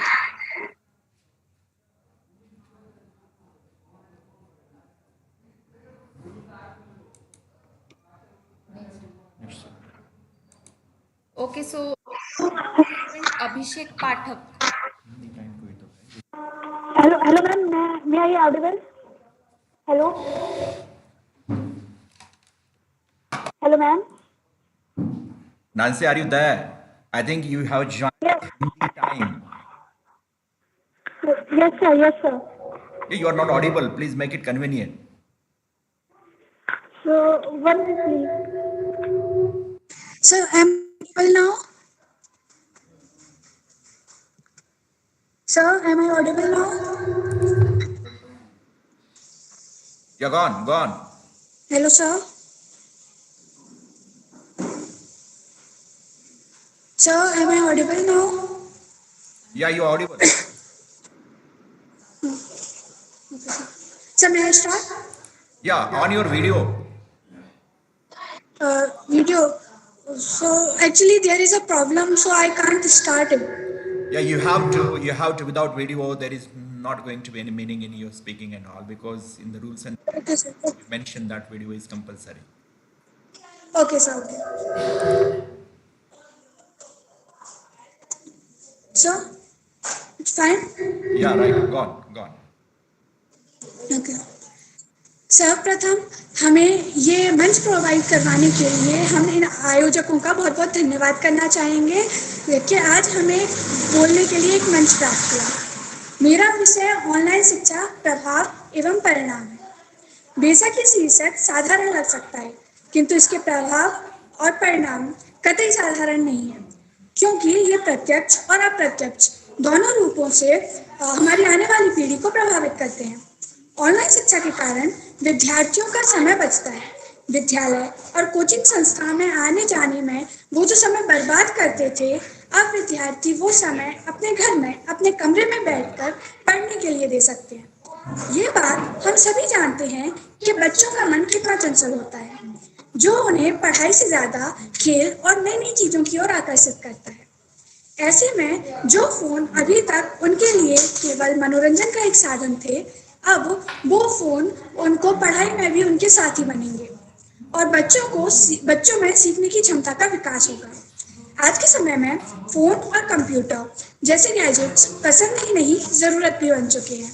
ये हमारे लिए बहुत ही जरूरी हो चुके हैं और आज के समय में ऑनलाइन शिक्षा के कारण बच्चे इन चीजों से रूबरू हो रहे हैं, जो कि टेक्नोलॉजी के क्षेत्र में एक सकारात्मक कदम है। ऑनलाइन शिक्षा के कारण जो रैगिंग के मामले हैं वो भी बहुत कम हो गए हैं। ऑनलाइन शिक्षा के कारण ये कम हो गए हैं और वहीं जिन लोगों ने किसी रीजन की वजह से, कोई भी आर्थिक कारण हो या कोई भी ऐसा रीजन, उसकी वजह से अपनी पढ़ाई बंद कर दी थी, वो लोग फिर से पढ़ाई शुरू कर रहे हैं। पढ़ाई के मध्य अगर कुछ समझ नहीं आता है तो हमें अगले दिन विद्यालय खुलने तक का इंतजार करने की आवश्यकता नहीं है। हम ऑनलाइन कुछ भी सर्च कर सकते हैं और हमारी सारी परेशानियों का आंसर ढूंढ सकते हैं। जहाँ मैं अभी तक इससे होने वाले फायदों के बारे में बात कर रही थी, वहीं अब मैं ऑनलाइन शिक्षा से होने वाले दुष्परिणाम और इससे हमें क्या क्या हानियां हो रही हैं उनके बारे में बात करना चाहूँगी। आजकल ऑनलाइन शिक्षा के कारण बच्चों के हाथ में एक ऐसी आयु वर्ग में मोबाइल आ गया है जिसमें नहीं होना चाहिए था। बच्चे कितने भी समझदार हों, किंतु उनकी समझ का दायरा होता छोटा ही है। जब से बच्चों के हाथ में फोन्स आए हैं, वे अपने कमरे तक सीमित होकर रह गए हैं, जहां वो मोबाइल में 5 से 6 घंटे तक अपनी स्कूल की क्लास अटेंड करते थे और 2 से 3 घंटे तक कोचिंग अटेंड करते, वहीं 2 से 4 घंटे वो ऑनलाइन गेम्स खेलने में और अपने दोस्तों से चैटिंग करने में बिता रहे हैं। इससे वे लगभग 9 से 11 घंटे मोबाइल की स्क्रीन को ही देखते रहते हैं। यह उनके मानसिक और शारीरिक दोनों प्रकार से उनके लिए अच्छा नहीं है। ये दोनों तरीके से उन्हें प्रभावित करता है, जिसके कारण बच्चों में चिड़चिड़ापन, मोटापा और नेत्र रोग आदि समस्याएं बढ़ती जा रही हैं। बच्चों को घर बैठे वो माहौल कभी नहीं मिल सकता है जो कि स्कूल में मिलता है। स्कूल में हम दूसरे लोगों से मिलते हैं, नए नए दोस्त बनाते हैं, उससे उनका सारा सामाजिक जो जीवन है वो प्रभावित हो रहा है। गुरु शिष्य परंपरा यानी शिक्षा और विद्यार्थी के मध्य में जो रिश्ता आदिकाल से चला आ रहा है, वो इसके कारण बहुत बुरी तरीके से प्रभावित हुआ है। बच्चों का इंटरेक्शन टीचर्स से उतना हो ही नहीं पा रहा है जितना होना चाहिए था, और बच्चों की अज्ञानता और भोलेपन का फायदा कई हैकर्स और असामाजिक तत्वों द्वारा उठाया जा रहा है, जो बिल्कुल भी सही नहीं है। जब से ऑनलाइन शिक्षा प्रभाव में आई है, हैकर्स और साइबर अपराधों ने अपने पैर पसारने शुरू कर दिए हैं। ऑनलाइन इतनी सारी बातें पता चलती हैं कि बच्चे कई बार अपने लक्ष्य से भटक जाते हैं और इसका उन्हें खुद पता नहीं चलता है। यहाँ समय सीमा निर्धारित है, इसीलिए मैं सिर्फ जो मुख्य बिंदु हैं उन पर प्रकाश डालने की कोशिश कर रही थी। अंत में मैं बस यही कहना चाहूंगी कि हर चीज के फायदे और नुकसान दोनों होते हैं, वैसे ही इसके भी हैं। ऑनलाइन शिक्षा एक बहुत ही अच्छी चीज है, पर हमें ध्यान देना होगा कि कैसे इससे होने वाली परेशानियों से बचा जा सकता है, क्योंकि ये परेशानियां आने वाली पीढ़ी के लिए बहुत ही नुकसानदायक सिद्ध हो सकती हैं। माता पिता को चाहिए कि वो बच्चों पर ध्यान बनाए रखें ताकि वे किसी गलत संगत में ना आए और स्वयं को किसी भी परेशानी में डाले बिना ऑनलाइन शिक्षा से ज्यादा लाभ प्राप्त कर सकें। इसी के साथ मैं अपनी वाणी को विराम दूंगी। धन्यवाद।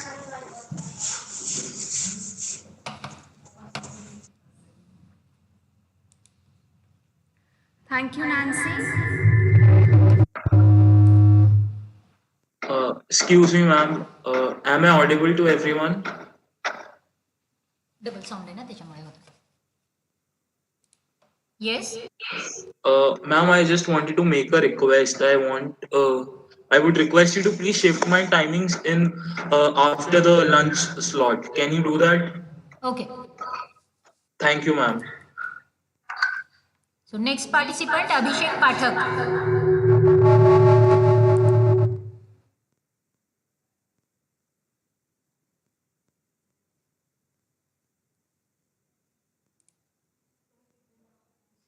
Abhishek Pathak.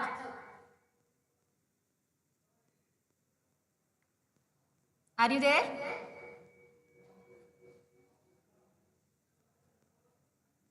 परीक्षा कोणाची होती त्यानेच म्हणाले होते का?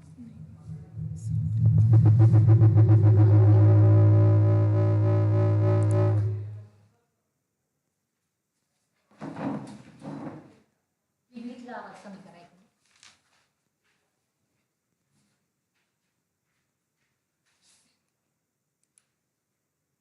Abhishek Pathak, are you there? Okay, next participant Preeti Arjun Malve.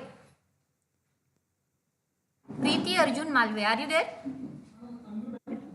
Ma'am, am I audible?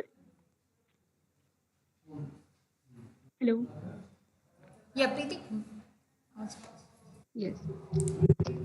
Good afternoon to respected judges and my dear friends. I am Preeti Malve from Chitty Patil College, Nandurbar, and today I am going to talk on the topic of 75th year of independence, a review of success and failure. Friends, India will celebrate its 75th independence year on the upcoming 15th of August. With the pride in my heart and the freedom in my mind, I would like to salute our nation, India. Friends, 74 years ago, on the very same day, India, with the words of Pandit Jawaharlal Nehru, marked our trust with destiny. It was a morning of great hope and a promise for a better future. And this year gives us a significant milestone to reflect back on what we have achieved and what more we need to do. Coming to our successes, India has proved itself a successful democracy and proved that very ideology wrong on the basis of what it got divided. And this has been possible due to our strong constitutional and institutional framework. Our right to vote, that is, universal adult franchise, has acted as the hallmark of our democracy. The great Iron Man, Sardar Patel, has consolidated more than 560 princely states and made our India a united country. In the year 1971, our former Prime Minister, Srimati Indira Gandhi, has referred the former East Pakistan as Bangladesh, and it led to the triumph of secular Bengali nationalism. Our soldiers' bravery in the war of 1965 and the Great Kargil War is indeed very inspiring. Coming to the field of judiciary, the great Keshavananda Bharati judgment of 1973 not only saved our democracy but indeed shaped our nation.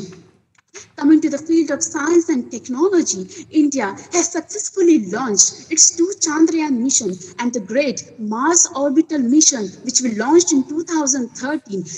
And you will surprised to know that our budget was even lesser than the 4 Bollywood movies. It is possible due to our hardworking and dedicated scientists at ISRO. Coming to the field of economy, our GDP has marked 148 lakh crore. In terms of purchasing power parity, we are the third largest economy. The reforms like bank nationalization and the economic reforms of 1991, which introduced liberalization, privatization, and globalization, indeed open the wide opportunities and lead us to development. And how can I not talk about the great Green Revolution, which not only fulfilled our food need, but also we provided food grains to millions of people in the world. The recent COVID vaccine diplomacy also shows our humanitarian attitude towards the world. Friends, as our father of nation Gandhiji said, that India lives in its villages and we have successfully implemented the Panchayati Raj institution organization and led to the development to the grassroots levels. The various acts like right to education, right to information, and the Employment Guarantee Act such as Manarega and the massive Sarva Shiksha Abhiyan has led to the inclusive growth and development of our country. But friends, when it comes to failures of our country, the scenario is not that glorious. I mean, just look at the enormous poverty, unemployment, illiteracy, the corruption, and the huge malnutrition, which has acted as barrier in our progress. Coming to the communal violence that we witnessed in the Godhra Kand in Gujarat, the riots that we witnessed in the Muzaffarnagar of UP, the religion-based politics, and the heinous crime in the Nirbhaya case has brought shame to our country. We need to take progressive action and strict acts to tackle all such menace. Coming to our economy, our import has risen significantly, and to tackle this, we need to work on the initiative of Atmanirbhar Bharat to ensure inclusive and economic and environment friendly development to ensure our sustainable development goals. Friends, we need to bridge the gap between rural and urban divide and digital divide. And I know government is not enough to do everything. And that's when comes the role of public-private partnership.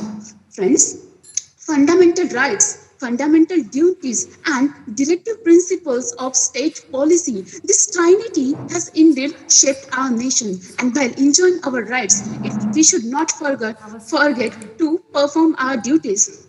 Friends, India is a young nation. And I urge all my young friends here to perform their duties with utmost sincerity and honesty. And I know if we 140 crore souls if rise and work dedicatedly, then that day is not far that India will rise as a successful democracy. The Swachh Bharat Abhiyan was successful due to our participation only. We should not forget that, and we should strive for unity. Friends, India is a world leader and it's striving on its path of development with great confidence, competence, and commitment. Friends, I know the journey towards our success is long. As Swami Vivekananda says, that if you want to be successful, then take one idea, make that idea your dream, leave that idea. Let everybody, every cell of your body get involved in that idea, and that is the way to success. And that's the only way to make our nation a developed nation. Friends, I know our success journey is long. We will get demotivated, we will get demoralized, but we should remember that there are miles to go before we sleep. There are miles to go before we sleep. Thank you. 30 seconds. 30 seconds. 30 seconds coming. Thank you, Preeti. Now I would like to call Vaishnavi Gupta. Yes, ma'am.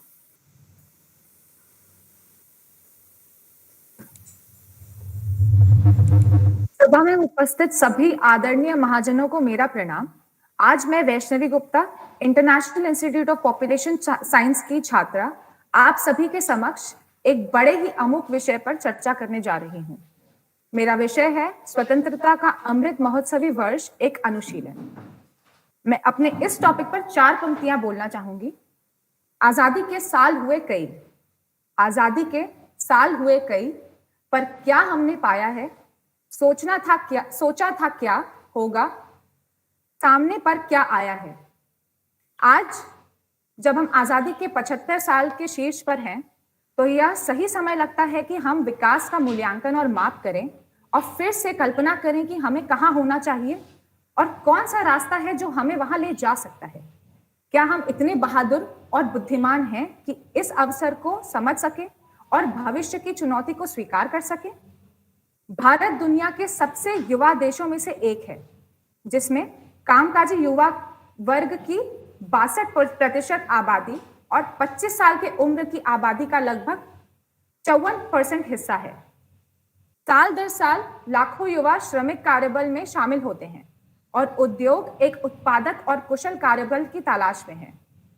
Bharat के 58% युवा किसी न किसी कौशल से वंचित हैं और उन्हें रोजगार मिलता है, उन्हें सही वेतन नहीं मिलता है। परंपरागत रूप से हमारी शिक्षा प्रणाली डिग्री प्रदान करने वाली रही है और इस तरह अच्छे वेतन वाले रोजगार का वादा किया गया है। हालांकि जैसे जैसे उद्योगों ने एक कुशल कार्यबल के लिए उनकी आवश्यकता को बढ़ाना शुरू किया है, देश में अगले 2 दशकों में हर साल लगभग 12 मिलियन लोगों को अपने कार्यबल में जोड़ने की उम्मीद है। कामकाजी उम्र की आबादी 2030 तक 1 बिलियन का आंकड़ा पार कर जाएगी। अन्य बढ़ती अर्थव्यवस्थाएं जैसे बढ़ती आबादी का सामना कर रही हैं, भारत की युवा आबादी कर सकती है दुनिया भर में कुशल श्रमिकों की मांग को पूरा। यह एक रिपोर्ट में कहा गया है। स्वतंत्रता के बाद भारत की एक और बड़ी उपलब्धि उच्च शिक्षा के कुछ विश्व स्तरीय संस्थानों जैसे IIT, एम्स, IIM, ISI का निर्माण और विकास था, जहां नाम मात्र की लागत पर गुणवत्तापूर्ण शैक्षणिक शिक्षा का प्रसार किया गया है। इसने वर्षों से एक विश्व स्तरीय संस्थानों को भारतीय आबादी के एक बड़े हिस्से के लिए आर्थिक रूप से सुलभ बना दिया है। इसने कई वंचित लेकिन प्रतिभाशाली लोगों को गुणवत्तापूर्ण शिक्षा प्राप्त करने और आर्थिक और सामाजिक पदानुक्रम के बेहतर पक्ष में जाने और विदेशों में नाम और प्रसिद्धि प्राप्त करने में मदद की है। यह दुर्भाग्यपूर्ण है कि हाल के दिनों में भारत में उच्च शिक्षा, यहाँ तक कि सार्वजनिक कॉलेजों और विश्वविद्यालयों में भी लागत तेजी से बढ़ती जा रही है। 80 के दशक के मध्य में बड़े पैमाने पर कंप्यूटरीकरण का आगमन स्वतंत्रता के बाद के भारत के लिए महत्वपूर्ण सकारात्मक विकासों में से एक है, जिसने अंततः भारत को एक विशाल IT शक्ति के रूप में माना। हाल के वर्षों में भारत में डिजिटलीकरण ने और प्रगति पकड़ी है, जिसके कारण भारत में ऑनलाइन शिक्षा में तेजी आई है, जो बदले में इन कोविड प्रवृत्ति समय में एक वरदान के रूप में आया है। स्वतंत्रता के बाद भारत की एक और उल्लेखनीय उपलब्धि उसकी महिलाओं की आर्थिक सामाजिक स्थिति में व्यापक सुधार है। हालांकि भारत में महिलाओं को अभी भी भेदभाव और दुर्व्यवहार का सामना करना पड़ता है। इस तथ्य से इनकार नहीं किया जा सकता है कि आजादी के बाद की महिलाओं ने मुक्केबाजी से लेकर सशस्त्र बलों तक, वैज्ञानिक अनुसंधान से लेकर उद्यमिता तक लगभग हर पेशे में अपनी पहचान बनाई है। आज भारतीय महिलाओं को लड़ाकू पायलटों के रूप में देखा जाता है और साथ ही $बहु-मिलियन के व्यापक साम्राज्य का नेतृत्व करने के रूप में भी देखा जाता है। आज भारतीय महिलाओं को लड़ाकू पायलटों के रूप में देखा जाता है। यह भारत की प्रगति है। 1947 से पहले भारतीय महिलाओं की पहचान ज्यादातर घर की 4 दीवारों तक ही सीमित थी। वे पितृसत्ता से बहुत अधीन थे। वे अभी भी हैं, लेकिन शुक्र है कि इसके चंगुल से बाहर निकल रहे हैं और अपने लिए एक बहादुर नई दुनिया बना रहे हैं। जहां तक अंतरिक्ष प्रौद्योगिकी का सवाल है, तो भारत अपने चंद्रमा और मंगल मिशन के अलावा मानव अंतरिक्ष उड़ान मिशन की तैयारी कर रहा है। इसका अंतरिक्ष कार्यक्रम दुनिया में सबसे उन्नत और लागत प्रभावी है। भारत ने टेली एजुकेशन, मौसम पूर्वानुमान और रिमोट रिसोर्स मैपिंग में योगदान करते हुए सैकड़ों संचार और रिमोट सेंसिंग उपग्रह लॉन्च किए हैं। पर क्या हम अभी भी आजाद हैं? अंतरिक्ष तक पहुंचने की कोशिश में हम जमीन को ही भुलाकर बैठे हैं। बिजली का बिल भरकर भी रात में आई बिजली काले पानी की सजा बनकर बैठी है। सौर ऊर्जा के अन्य नवीकरणीय रूप हमारे ऊर्जा मिश्रण का एक महत्वपूर्ण घटक है। भारत उद्योग 4.0 की ओर बढ़ते हुए artificial intelligence, robotics, cloud computing और 3D प्रिंटिंग जैसी तकनीकों में लगा हुआ है। क्या हम अभी भी आजाद हैं? धर्म जाति के दंगल की आग में जलती है आम आदमी की रोटी, जिस रोटी का कोई रंग नहीं होता। बस पेट की आग बुझाना यही उसका धर्म होता है। वास्तविक स्वतंत्रता आवश्यक है। भूख, गरीबी, असमानता, गुलामी की मानसिकता और भेदभाव से मुक्ति समय की मांग है। B.R. अम्बेडकर के अनुसार मन की आजादी वास्तविक आजादी है। एक व्यक्ति को व्यक्तिगत रूप से स्वतंत्र किया गया है, वह व्यक्ति को स्वतंत्र रूप से भेजा गया है। दिमाग से प्रकाशित हुआ है, वह मृत से बेहतर नहीं है। यह मन की आजादी का प्रमाण है। Thank you. सर नमस्ते। Thank you, Abhishek Vaishnavi. Sir, मैं technical Our next participant is Abhishek Pathak. जी ma'am, thank you so much. Abhishek, are you there? यार हेलो मैम, मेरी आवाज आ रही है clear? Yes, you are audible. ठीक है मैम, थैंक सो मच। उठो धरा के अमर सपूतो, पुनः करो जन जन जीवन के फिर से स्फूर्ति न प्राण भरो। नमस्ते, मैं अभिषेक पाठक, अशोकनगर मध्य प्रदेश से। मेरा विषय है आजादी की अमृत महोत्सव में एक अनुशीलन। जब मैं बात करता हूँ, भारत अपनी आजादी की 75वीं वर्षगांठ मना रहा है। यह देशवासियों के लिए एक विशेष अवसर है। 15 अगस्त 1947 को देश के सैकड़ों वर्षों की गुलामी के बाद आज हम आजाद हुए। तब से लेकर आज तक हमने सांस्कृतिक, सामाजिक, राजनीतिक, आर्थिक, खेल, तकनीकी विकास में एक नई अपनी पहचान बनाई है। 75 वर्ष की इस विकास यात्रा में हमने नए कीर्तिमान स्थापित किए। आदरणीय अध्यक्ष महोदय, जब हम भारत की बात करते हैं तो भारत आज सशक्त राष्ट्र के रूप में पूरे विश्व के सामने उभर रहा है। यह अनायास नहीं, दुनिया आज भारत की तरफ देख रही है। इस बीच 75 वर्षों में हम अंदरूनी समस्याओं, चुनौतियों के बीच से जो कुछ हासिल किया है, वह आज दुनिया हमें कहीं ना कहीं एक आस भरी नजर से देख रही है। देश के पास गर्व करने के लिए बहुत सी चीजें हैं आदरणीय अध्यक्ष महोदय, कहीं अफसोस जताने की भी कमी नहीं है। हमें आजादी तो मिल गई, लेकिन आजादी वह किस रूप में मिली? तो आजादी हमें विभाजन के रूप में मिली। आदरणीय अध्यक्ष महोदय, हमारे पूर्व स्वतंत्र सेनानी राजनेताओं ने जो एक संपूर्ण भारत का और एक समृद्ध भारत का सपना देखा था, क्या सही मायने में हम उसकी ओर आगे बढ़ रहे हैं? संविधान ने एक आदर्श देश की परिकल्पना हमारे सामने साकार तो किया है, लेकिन नागरिक से समाज बनता है और समाज से देश बनता है। एक बेहतर नागरिक एक स्वच्छ समाज का निर्माण करता है।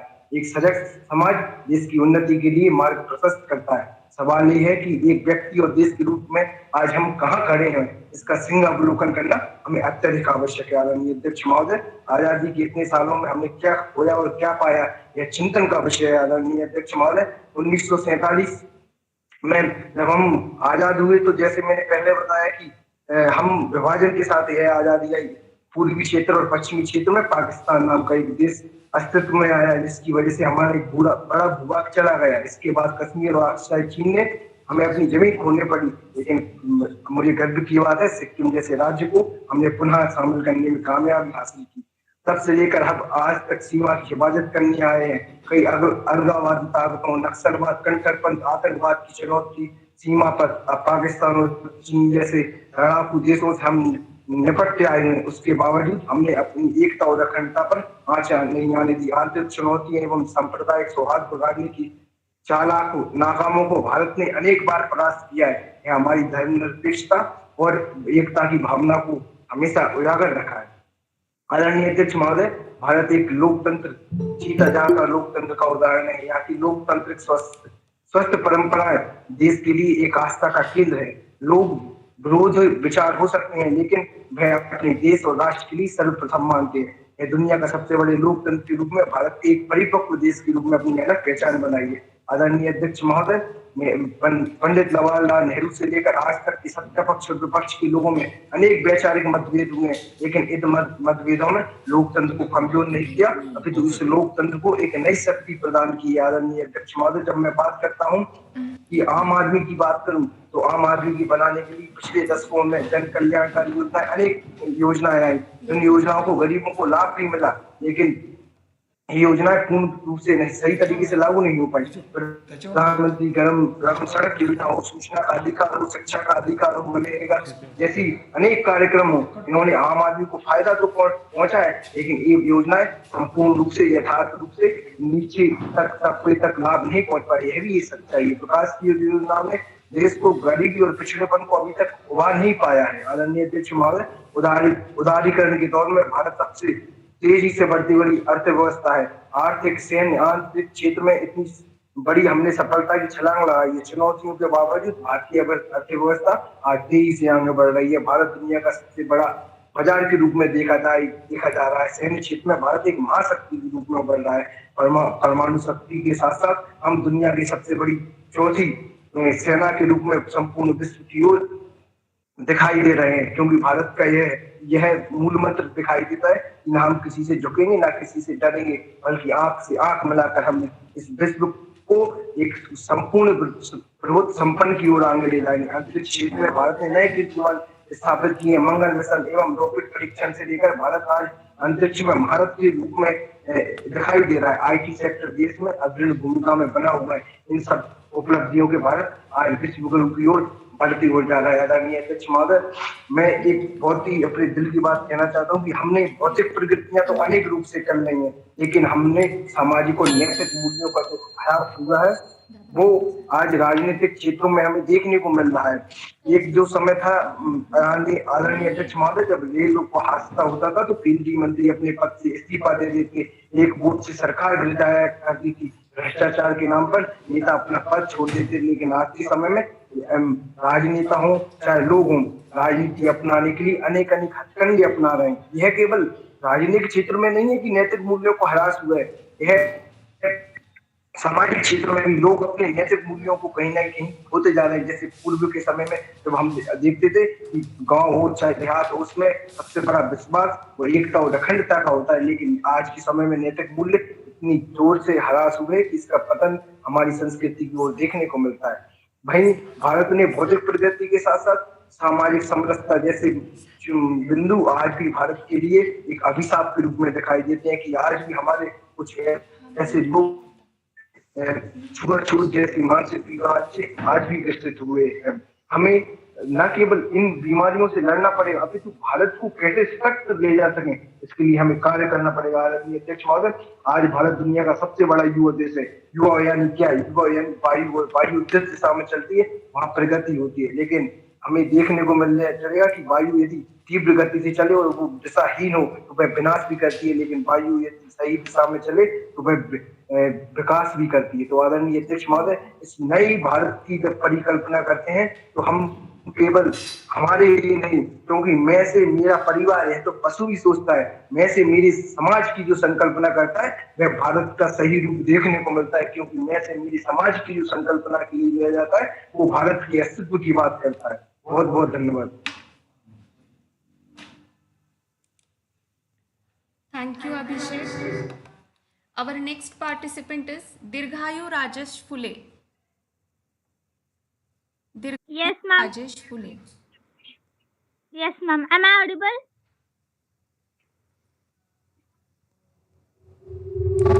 Am I audible, ma'am?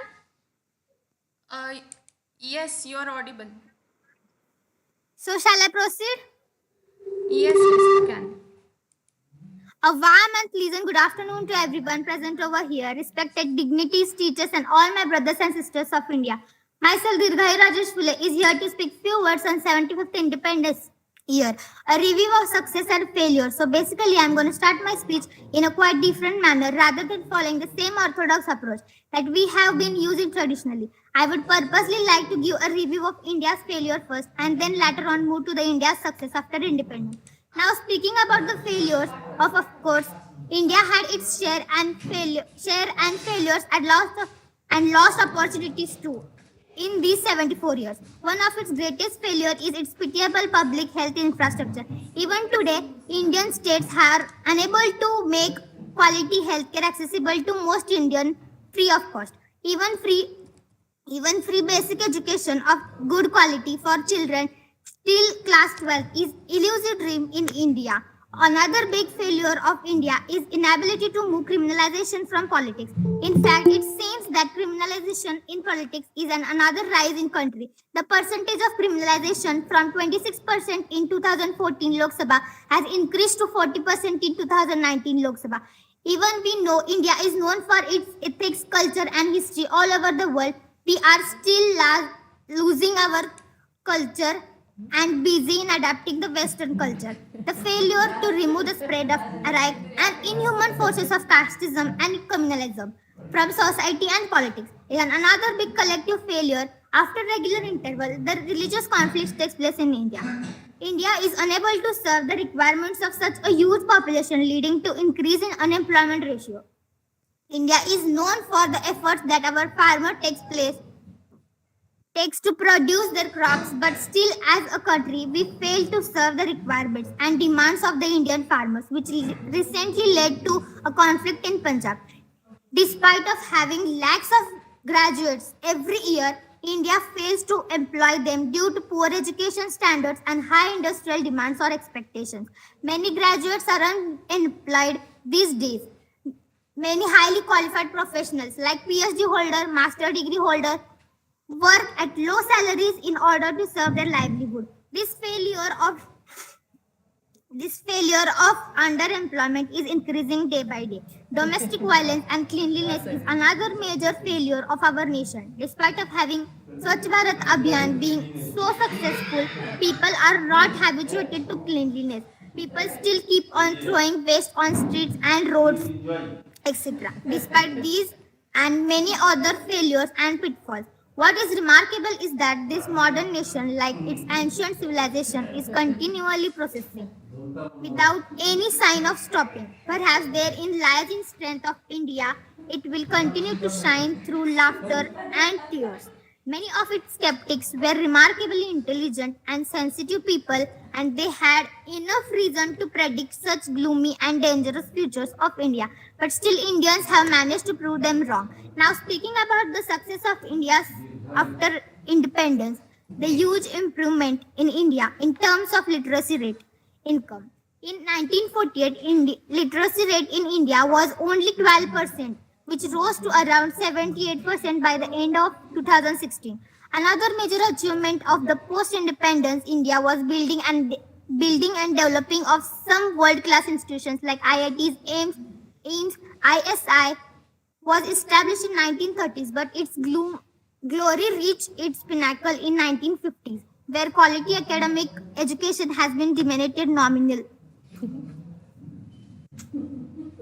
Another noteworthy achievement of post-independence India is the vast improvement in the economic and social status of its women. Though women in India still face discrimination and abuse, there is no denying the fact that women of post-independence India have made their mark in almost every profession, ranging from boxing to armed forces, from scientific research to entrepreneurship.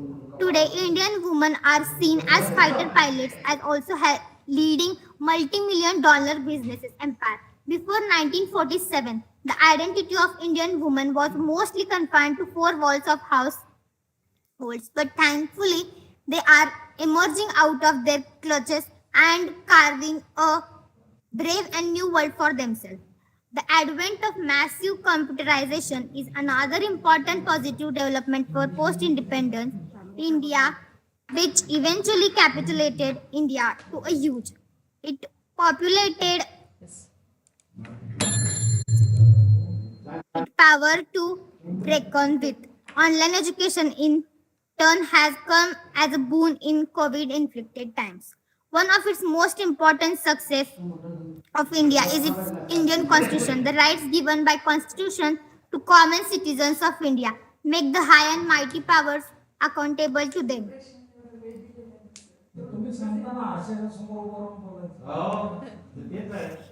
Nowadays, startups are at a boom in India. Previously, where the startup required 15 years to grow as a 1,000 crore company. Nowadays, recent startups like Lenskart, Swiggy, Zomato, these achieved success in 4 years.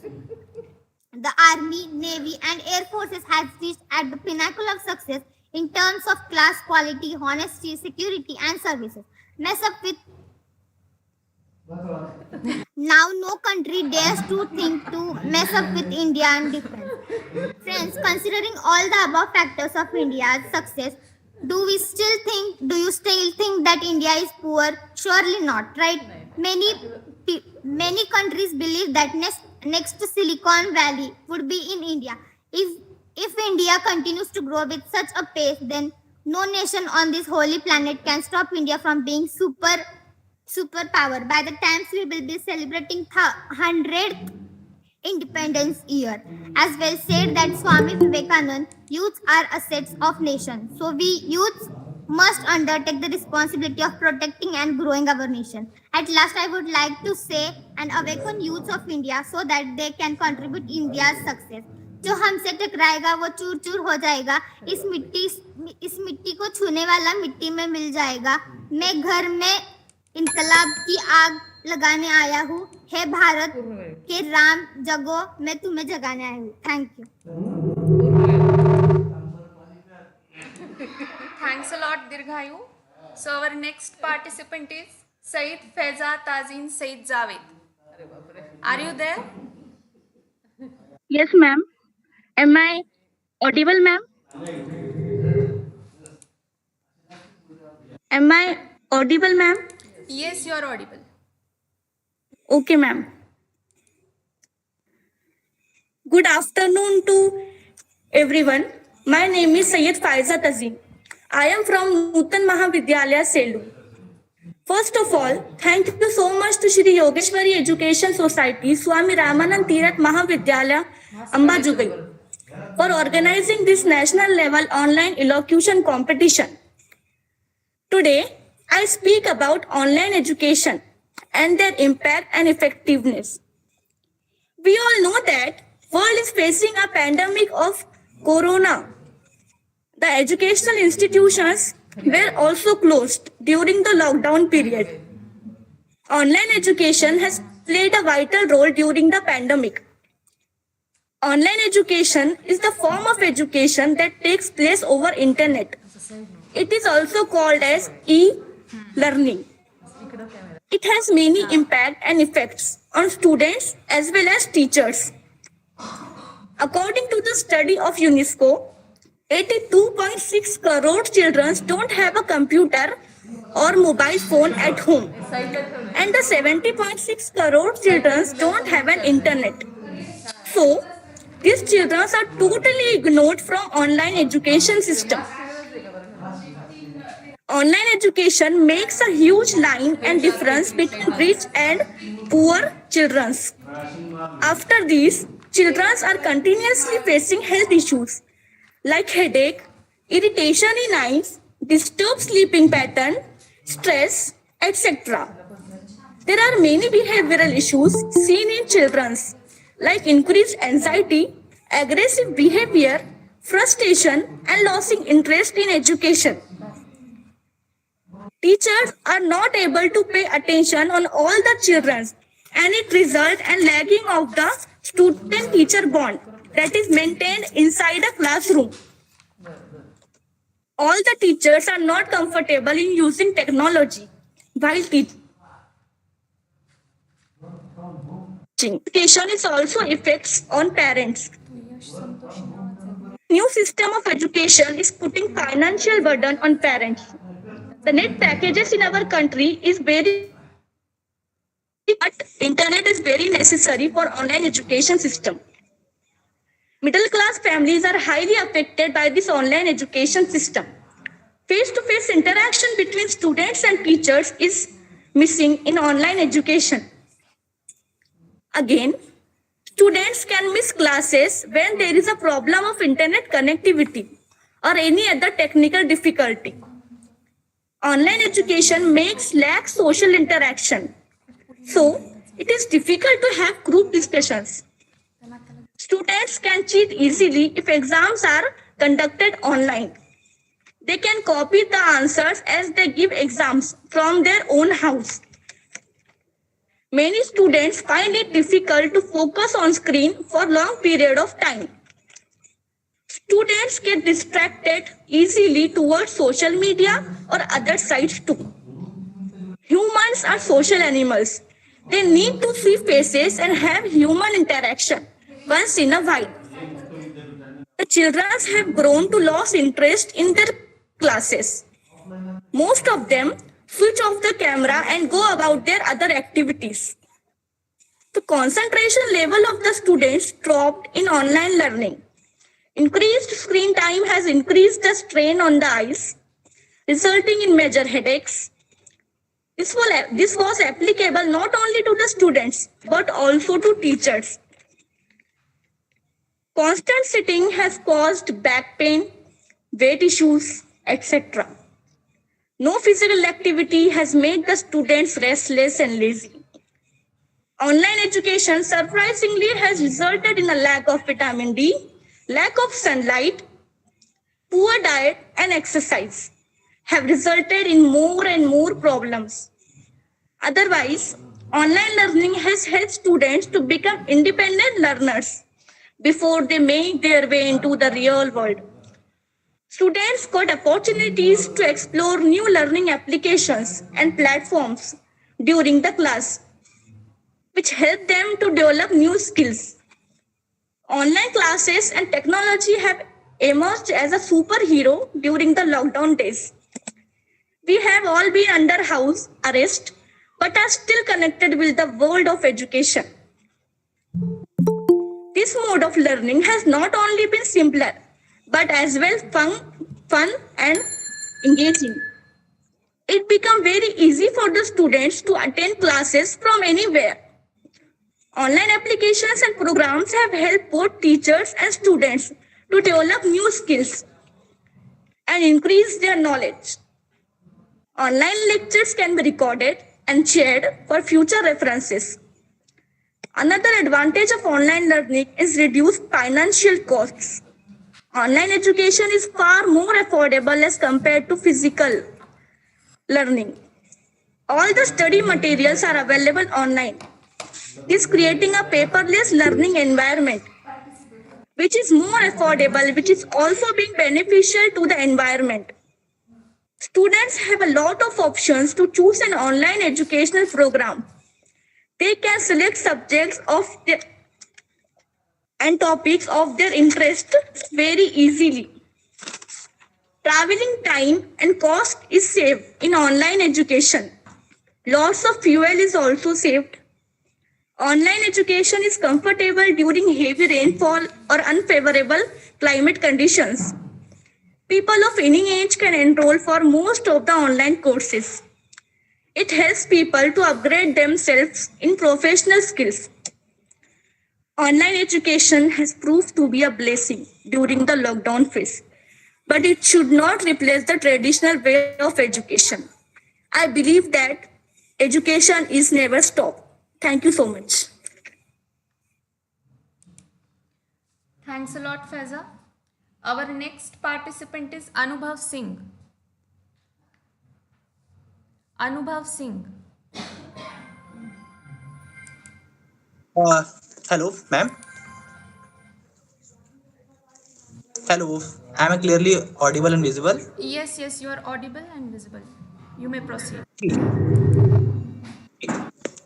मैं 1 2 3 बोलूंगा और इसके बाद आप timer शुरू कर दीजिएगा। और एक चीज और मैम, मेरा टॉपिक है संयुक्त किसान मोर्चा का किसान आंदोलन और लोकशाही की सफलता। अब मैं शुरू कर सकता हूँ? Yes, you can start.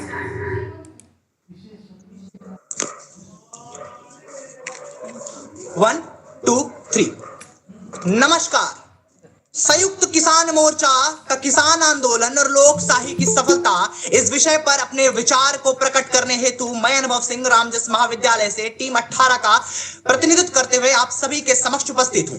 महोदय, संयुक्त किसान मोर्चा के विषय पे जब मैं बोलने के लिए अपने विचारों को प्रकट करता हूं तो मुझे जाना पड़ेगा 2 वर्ष पूर्व उस ऐतिहासिक बिल को जब सदन की महिमा के समक्ष दिया गया था और एक अचानक वक्त के अनुसार सभी की जो भावनाएं थी, किस तरीके से जनसैलाब उमड़ गया था सड़कों पर किसानों के रूप में। महोदय, जब हम लोकशाही की बात करते हैं, विगत 70 वर्षों में लोकतंत्र का प्रतिनिधित्व करते हुए भारत देश वैश्विक पटल पर सभी की अपेक्षाओं को समेटे हुए अचानक से जब लोकतंत्र की आवाज उसके किसानों के मुख से निकल रही थी तो प्रश्न चिन्ह उठ गया था कि आखिर लोकतंत्र पर ऐसा क्या हुआ है।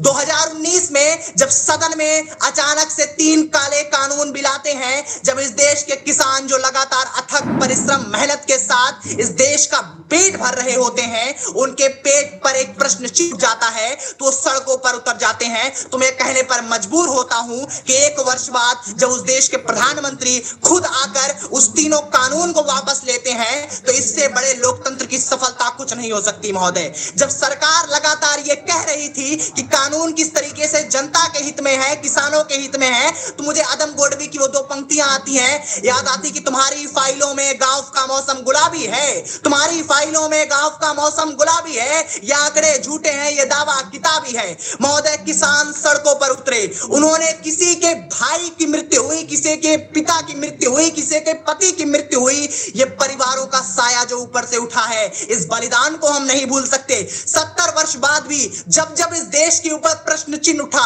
जब जब इस देश के ऊपर चुनौतियां आई, भारत के लोकतंत्र ने खुद को प्रमाणित किया है कि लोकतंत्र का जब प्रश्न है उसकी जनता ही उसका जवाब देगी। जब हम लोकतंत्र की बात करते हैं, लोगों का शासन, किसान की बात करते हैं, जिस भारत भूमि पर, भारत की संस्कृति पर जिसे अन्नदाता की उपाधि दी गई महोदय, तो कहीं ना कहीं हमारी और आपकी नैतिक जिम्मेदारी होती है कि आज सर्वांगीण पटल पर हम खुद को चरितार्थ करें कि भारत क्यों एक लोकतांत्रिक देश है, भारत में किसान को हम क्यों अन्नदाता मानते हैं। इस तीनों कानून बिल ने कहीं ना कहीं भारत के अतीत पर जिसने भी प्रश्न उठे थे, वैश्विक पटल पर कितनी कोशिशें हुई महोदय इस काले कानून के खिलाफ, कहीं ना कहीं एक मत परिवर्तन हुआ। कुछ लोग इसको जातिवाद से जोड़ रहे थे, धर्मवाद से जोड़ रहे थे, खालिस्तानी से जोड़ रहे थे। वैश्विक पटल पर लोगों ने इसके खिलाफ एकजुट मत दिखाने की कोशिश की, परंतु किसानों का आत्मविश्वास नहीं टूटा, किसानों की जो संकल्पना थी वो नहीं टूटी, किसानों का जो विश्वास था वो नहीं टूटा। अथक प्रयास हुए, लोग साथ छोड़कर जा रहे थे, परंतु किसानों का आत्मविश्वास साथ छोड़कर नहीं जा रहा था। और यही कारण था कि 2 वर्ष बाद जब लगातार सरकार झुकी, और मुझे दुष्यंत रामधारी सिंह दिनकर जी की पंक्ति याद आती है कि सिंहासन खाली करो कि जनता आती है। जनता को जब जब लगेगा कि लोकतंत्र पर सवाल उठा है, किसानों को जब जब लगेगा कि उनकी आवाज सुनी नहीं जा रही है, तब वो कहेंगे कि हम सरकार बन सकते हैं, हम सरकार गिरा सकते हैं, हम सरकार से सवाल पूछ सकते हैं, हम सरकार से जवाब मांग सकते हैं, हम सरकार गिरा सकते हैं। इन प्रश्न चिन्हों का उदाहरण भारत के किसानों ने दिया और चरितार्थ किया कि समय पड़ने पर, मैं याद दिलाना चाहता हूं इस सदन की गरिमा को, 1965 में जब भारत पाकिस्तान से युद्ध लड़ रहा था, उस परिस्थिति में जब देश के प्रधानमंत्री लाल बहादुर शास्त्री जी ने एकमात्र आह्वान किया था कि हमें अनाज की प्रोडक्टिविटी बढ़ानी पड़ेगी, उसका आयात और निर्यात बढ़ाना पड़ेगा। इस देश के किसानों ने अथक परिश्रम, लगन, साहस और दृढ़ संकल्पित भाव से मात्र 1 वर्ष में भारत को वैश्विक पटल पर ऐसी स्थिति पर खड़ा कर दिया कि भारत जो निर्यात कर रहा था, जो भारत आयात कर रहा था, वो निर्यात करने की स्थिति में आ गया। तो किसानों ने हर स्थिति में दिखाया है कि किस तरीके से चुनौतियों को लक्ष्य बनाकर अपने लक्ष्य की प्राप्ति कर सकते हैं। महोदय, इस विचारधारा को देखिए, किसान आंदोलन को सिर्फ आंदोलन की दृष्टि से जो हम देखने की कोशिश कर रहे थे, बहुत गलत था। गंगा जमुना तहजीब का एक प्रत्यक्ष उदाहरण था, कई विचारधाराओं का समागम था, क्योंकि आन बान शान पर प्रश्न उठा था, इस देश के किसानों की मौलिकता, नैतिकता पर प्रश्न उठा था। कोई भी सरकार आके तुगलकी फरमान देकर ये कह दे कि हम मान लेंगे, इस पर प्रश्न उठा था और किसानों ने इसको दिखाया था कि हम आपके कानून को वापस ले सकते हैं, क्योंकि हम इसका पुरजोर विरोध करते हैं। महोदय, वैश्विक पटल पर जब हम कहते हैं पूरे भारत का लोकशाही शाही की सफलता हम इस कानून को क्यों कहते हैं, क्यों किसान बिल को हम कहीं ना कहीं इससे जोड़ते हैं? महोदय, लोकशाही की सफलता, लोकतंत्र दिखना चाहिए कि वो लोकतंत्र जीवंत है, लोकतंत्र से प्रश्न पूछना चाहिए, लोकतंत्र से जवाब मांगना चाहिए। और आज 194 वैश्विक पटल पर जब देश है उसमें हम भारत को एक जीता जागता राष्ट्र पुरुष की उपाधि देते हैं, तो ऐसे कानून के खिलाफ आवाज उठाने पर ही देते हैं। अमेरिका जैसा देश लगातार उसकी निगाहें भारत पर थी कि एक ऐसे कानून के खिलाफ जहां ये देश दो धड़ों में विभाजित हो गया है, जहां पर इस कानून की शर्मिंदगी के खिलाफ लगातार गलत कोशिशें की गई, उन्हें आतंकवादी तक कहा गया महोदय। लेकिन इस देश के किसानों ने अपने कदम को पीछे नहीं मोड़ा। वो दिल्ली की सड़कों पर कड़कती ठंड पे, तपती गर्मी पर सड़कों पर उतरे, वहां पर सोए, खुद के खाने का इंतजाम किया, फिर भी इस देश के भूखे पेट नहीं मरने दिया, अपनी जिम्मेदारी से मुंह नहीं मोड़ा। यह दिखाता है कि एक सच्चे लोकतांत्रिक देश के सच्चे लोग कैसे होते हैं। ये संयुक्त किसान मोर्चा जो 40 छोटे छोटे दलों का एक सामूहिक ग्रुप था, एक ऊर्जा से था, किस तरीके से उसने अथक प्रयास लगातार किए। और उसने कभी भी गांधीवादी सत्याग्रही से कहा गया, किस तरीके से अहिंसा, सरकार ने उनके ऊपर ठंड में महोदय सोचिए उनके ऊपर पानी फेंका गया, किस तरीके से लाठी चार्ज की गई, उनको आतंकवादी तक कहा गया, उनको खालिस्तानी तक नहीं कहा गया। उनके देश संकल्पित भाव से उनके राष्ट्र परिश्रम पर प्रश्न उठाया गया कि ये राष्ट्र के खिलाफ बोल रहे हैं, परंतु किसानों ने अपनी मौलिकता से प्रश्न नहीं उठाया। उन्होंने कहा कि ये प्रश्न लोकतंत्र से उठा है और लोकतंत्र के खिलाफ उठा है, हमारी जरूरतों के खिलाफ उठा है। और अगर हम देश के लिए कुछ कर सकते हैं तो ये कहीं ना कहीं नैतिक जिम्मेदारी है, इस संपूर्ण भारत की नैतिक जिम्मेदारी है। हम सभी को आकर किसानों के साथ एकजुट होकर सवाल पूछना पड़ेगा। और इसी का नतीजा है कि ये काले किसान जो बिल थे वो वापस लिए गए और किसानों की जीत हुई। और अंत में इसको खत्म करते हुए मैं यही बताऊंगा कि आने वाले शताब्दी वर्ष में जब जब इतिहास में भारत का इतिहास लिखा जाएगा, एक किसान बिल को दिखाया जाएगा। अथक परिश्रम, नैतिकता, साहस, आत्मविश्वास, ऊर्जा से लबरेज थे ये किसान। जब इनके साथ कोई नहीं था, ये खुद अपने साथ थे और इन्होंने देश के लोकतंत्र से पूछा कि क्या मैं जवाब मांगता हूं तो जवाब मिलेगा, और जवाब मिला। और इस देश का किसान आज फिर से एकजुट होकर धन्यवाद। थैंक यू अनुभव। Next participant is summer Raza.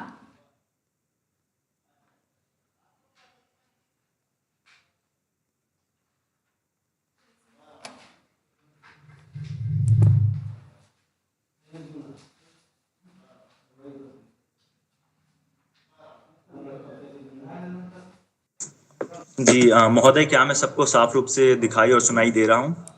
Yes, you are visible and audible. जी महोदया, तो कृपया जब मैं 3, 2, 1 बोलूंगा तो उसके बाद कृपया आप टाइमर स्टार्ट करिएगा।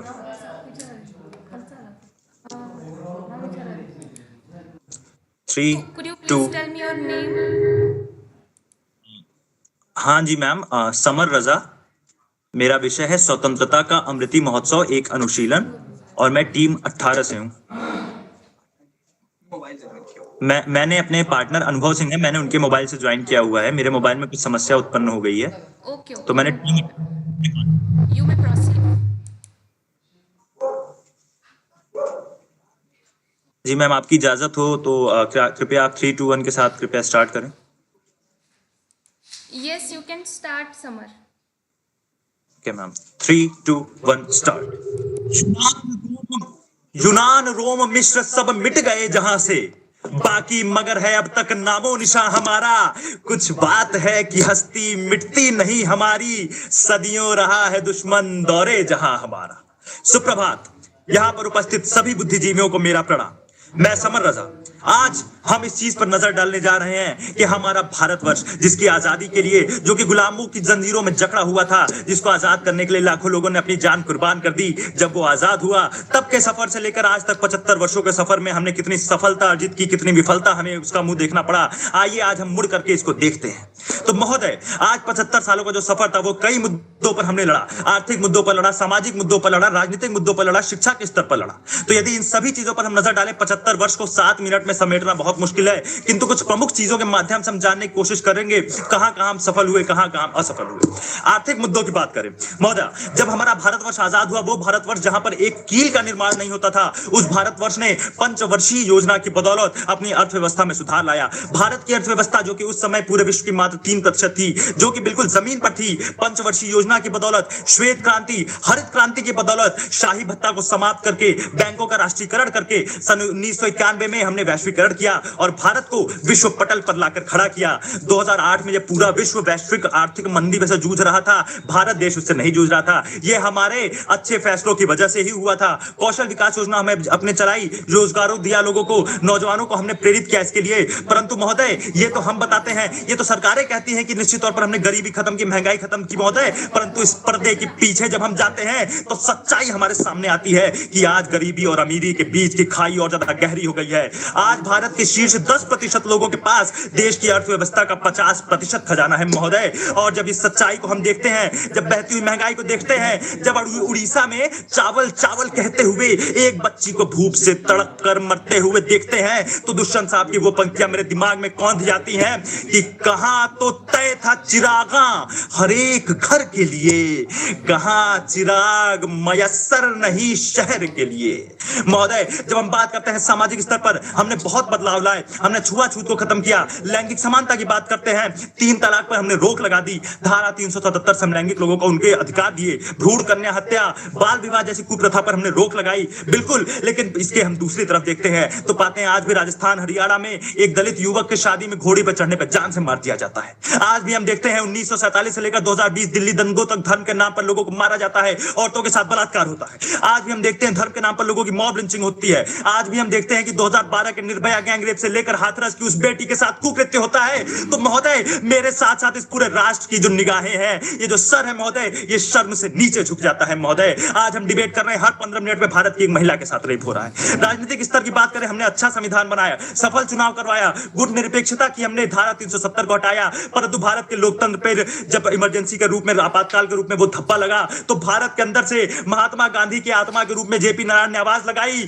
कि सिंहासन खाली करो कि जनता आती है। भारत की जनता ने दिखाया कि हम लोकतंत्र के लिए कुछ भी कर सकते हैं।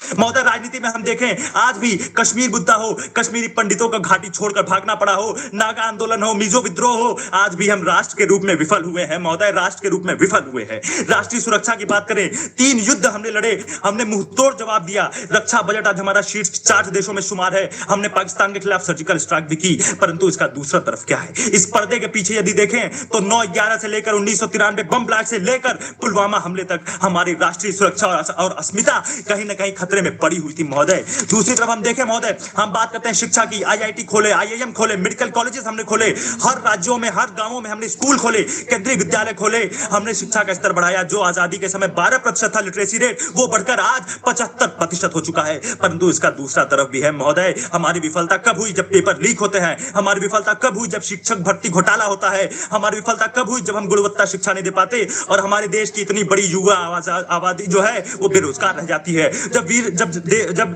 पूरी दुनिया के 100 शीर्षतम देशों में हमारे भारत के विश्वविद्यालय नहीं आते हैं, तब वहां पर कमी होती है। हम न्यायपालिका की बात करें, न्यायपालिका जिसपे भारत के लोग धर्म ग्रंथों से ज्यादा विश्वास करते हैं, निश्चित तौर पर वो बहुत एक्टिव है। निश्चित तौर पर न्यायपालिका ने हमें पूरा न्याय दिया है। परंतु महोदय, जब हमें पता चलता है कि भारत देश में जहां महिला को पूजा जाता है, नारी को पूजा जाता है, आज तक हम भारतवर्ष को एक CJI, एक चीफ जस्टिस ऑफ इंडिया जो है एक नारी नहीं दे पाए, तो एक महिला नहीं दे पाए, तो निश्चित तौर पर हम ये सोचने की बात समझते हैं महोदय। जब हम देखते हैं कि बलात्कार जैसे आरोपों पर फास्ट ट्रैक कोर्ट्स की कमी है, जब हम देखते हैं कि लाखों करोड़ों पेंडिंग केसेस पड़े हुए जिन पर कोई सुनवाई नहीं हो रही है, तो हमें लगता है कि कहीं ना कहीं न्यायपालिका के मुद्दे पर भी हम थोड़े से विफल हुए हैं। जब हम बात करते हैं साइंस और टेक्नोलॉजी की, हमने मेक इन इंडिया किया। हम वो भारत देश जहां पर कील नहीं बनती थी, अगले 40 सालों में हमने परमाणु परीक्षण किया, खुद को परमाणु संपन्न देशों की सूची में लाकर खड़ा कर दिया, दिखा दिया कि हम अहिंसक हैं परंतु कमजोर नहीं है।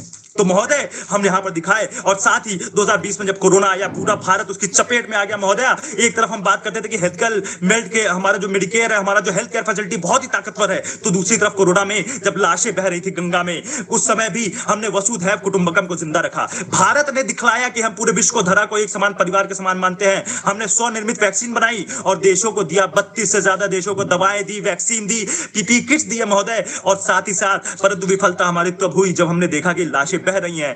एक माँ मर रही है तो बेटी उसको अपने मुंह से उसको ऑक्सीजन देने का प्रयास कर रही, परंतु माँ उसकी गोदी में मर गई। महोदय, जब हम देख रहे थे कि लाशें गंगा में बहती जा रही, हम अपने स्वजन को खो रहे थे महोदय, तब हमें समझ में आया था कि निश्चित तौर पर हम हेल्थ केयर में भी विफल हुए महोदय। एक बहुत बड़ा झटका था हमारे लिए महोदय। उसके बाद किसान आंदोलन आया। किसान आंदोलन ने फिर से स्वतंत्रता आंदोलन वाली चीज जीवित कर दी और बताया कि लोकतंत्र के लिए हम जुटे रहेंगे। किस प्रकार से सत्ता ने निरंकुशता दिखाई। किसान एक साल खड़े रहे वहां पर बॉर्डर पर, 700 से ज्यादा किसान मर गए, किसी का भाई मरा, किसी का बेटा मरा, किसी के भाई किसी बहन की जो है कलाई सुनी हो गई, लेकिन फिर भी सत्ता को हमने झुकाकर दम लिया। हमने कहा कि लोकतंत्र से बढ़कर कुछ नहीं है, लोकतंत्र के लिए हम किसी भी हद तक चले जाते हैं। हमने वो क्रांति, वो आग जो भगत सिंह चंद्रशेखर आजाद ने भारत को आजाद बनाने के लिए, भारत को लोकतांत्रिक बनाने के लिए, भारत की अखंडता, भारत की गंगा जमुनी तहजीब को बनाए रखने के लिए जो उन्होंने सर्वस्व अपना न्योछावर किया था, जो आग उन्होंने जलाई थी, वो आग किसान आंदोलन के माध्यम से हमने देख लिया कि हम भारतवासियों के दिल में वो आग जिंदा है, जिंदा थी और जिंदा रहेगी। इसलिए इन 75 वर्षों की यात्रा को बेहद ही कम समय में समेटते हुए चंद पंक्तियों के साथ वाणी को विराम देना चाहूंगा कि हो गई है पीर पर्वत सी पिघलनी चाहिए, इस धरा से अब कोई गंगा निकलनी चाहिए, और तेरे सीने में नहीं तो मेरे सीने में सही हो कहीं भी आग, लेकिन नाग जलनी चाहिए। बहुत बहुत धन्यवाद। जय हिंद, जय भारत, जय Bharat. Thank you, Samar. The next participant is Shinde Akshata Karbhari. Hello, ma'am. I'm clearly visible and audible.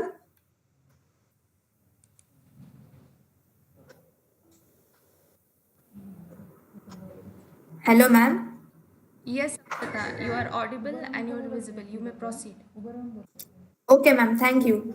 Hello, respected teachers and my dear friends. My name is Shinde Akshata Karbhari and I am from Shri Guru Govind Singh Ji Institute of Engineering and Technology, Nanded. Today, I will keep my views on 75th year of independence, a review of success or failure. I request you to listen it carefully. India, that is Bharat, is going to celebrate its 75th year of independence on August 15. 15 August 1947 is the most precious day in the history of India. A long freedom struggle and most of the sacrifices finally end and it led to the self-rule. What a remarkable journey it was. In the years, the country has made significant progress in many areas, but there is still much to be done. The country has taken advantages of many opportunities, but there are some opportunities where India lost. The Independence Day, which changes the life of millions and billions of Indians. After the independence, India established its constitution, and today we are blessed to have the right to speak, right to be heard, right to equality, right against exploitation, and many cultural and educational rights and whatnot. Many brave souls fought for that right, and today let's take a moment to remember their sacrifice. India faces a lot of successes and failures. The first success of India is Indian democracy. India was a poor country at the time of independence. Many people were thinking that India cannot afford the regular elections and overall election process, but India did it and it proved to the whole world. Another huge improvement in India is literacy rate. In 1947, the literacy rate of India is just 12%, but it rose to 74.04% in 2011. It shows that India came a long way ahead in terms of literacy rate. But we should keep in mind that still India has the largest number of illiterate people in the whole world. Another great achievement of India is establishment of higher education institutions like IITs and IIMs. This can help to underprivileged intelligent people in the society to get quality education. But unfortunately, in recent years, the cost of education has climbed exponentially, and I am afraid it would lead India to the wasting of potential in our country. Another achievement of India is women empowerment. The government provides many subsidies, schemes for the improvement in social and economic status of women. And recently, Parliament is bringing a law for the increment in the age of girls' marriage. It will lead to 21 years and then boys and girls will get equal opportunities in all the aspects. But we should keep in mind that implementation of this law will not be easy, especially in rural areas where girls can rarely go to the college. So we should create an awareness among the people regarding that. The another achievements of India are green revolution, bank nationalization. Green revolution made India self-sufficient in terms of food grains through the use of pesticides, fertilizers, tractors, etc. The digitalization in India has gained a momentum, and it is reflecting through the online education during these COVID times. The other successes like surgical strike in 2016, the removal of Article 370 regarding Jammu and Kashmir shows India a progressive country. As these are successes, there are failures also. The first failure of Indian democracy is infrastructure, public health infrastructure. Even today, India cannot afford the free public health infrastructure, and same regarding the education also. Free basic education for all the children till class 12 is still dream in India. So we should provide more fund to the health and education system in our country. The another failure of India is criminalization and corruption in politics. As in fact, the criminalization is rising in our country. There are 40% members in the parliament in 2019 Lok Sabha where the members are tainted with criminal records. There is increase in nearly 26% of increase in the criminal records as compared to the 2014 Lok Sabha. So we should implement some rules and regulations and pass some law to remove the corruption and criminalization from the politics. There are 75 years. We got the independence, but still we are in the chain of communalism and casteism. There are issues in intercaste marriages. Many cases are seen in of the harassments of underprivileged sections of the society. So we should resolve it, and we should take the first step towards resolving it by adding the chapters in education system so that students can get the values, and because ultimately students are the future of this country. So in this way we can handle the failures also. Despite having failures, India is continuously progressive country. We are competing with the nation like America. America required nearly 250 years after independence to attain this height, and we are much more ahead comparing that. If the question is asked to me, is really India the 75th year of independence success or failure, then I will say it is the success to this glorious nation. We will learn from our past mistake and go ahead. Surely India will become the superpower and shine in the whole world. Thank you. Thank you, Akshata. The next participant is Onela Banerjee. Am I visible and audible?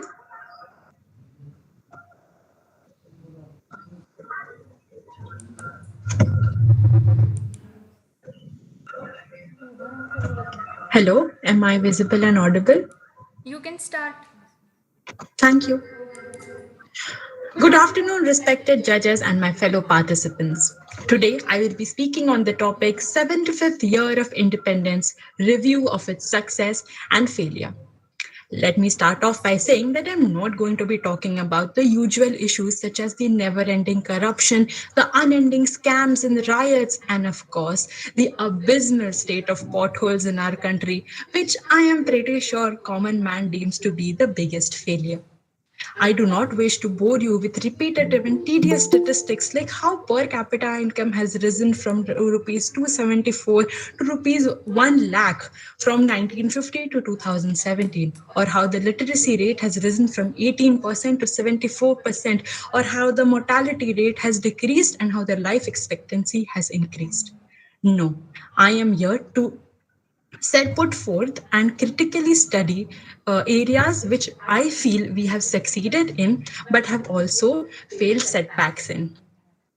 The first point which I would like to address is the women empowerment and safety issue. Even in the 21st century, our government continues to dictate how women see their body.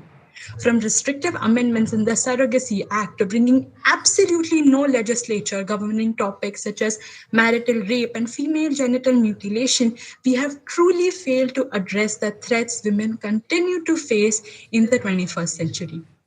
Although there have been small triumphs like setting up the Nirbhaya Squad to amending the Medical Termination of Pregnancy Act to give survivors of abuse increased access to healthcare, we still have a long way to go. It will be unfair of me to not appreciate the landmark judgments such as abolishing triple talaq and Section 370 and the landmark judgment on Section 377. Although these judgments have had a remarkable impact, the irregular and scanty access to basic services and safety to the oppressed and ostracized still continues to haunt India. India, whose constitution boasts to have Article 21, which ensures right to privacy, and Article 15, which prohibits discrimination, the LGBTQIA community still continues to feel ostracized. Okay, moving on to the next topic. I would like to draw your focus to the biodiversity conservation in our country. If you see the graph, there has been a significant dip due to rapid industrialization, which has resulted in rampant deforestation and poaching. But modern conservation attempts have resulted in converting this dip into a graph of smile. New government initiatives such as the Ganga project or building roads by using plastics and recycled items have proven to have been extremely beneficial for our environment.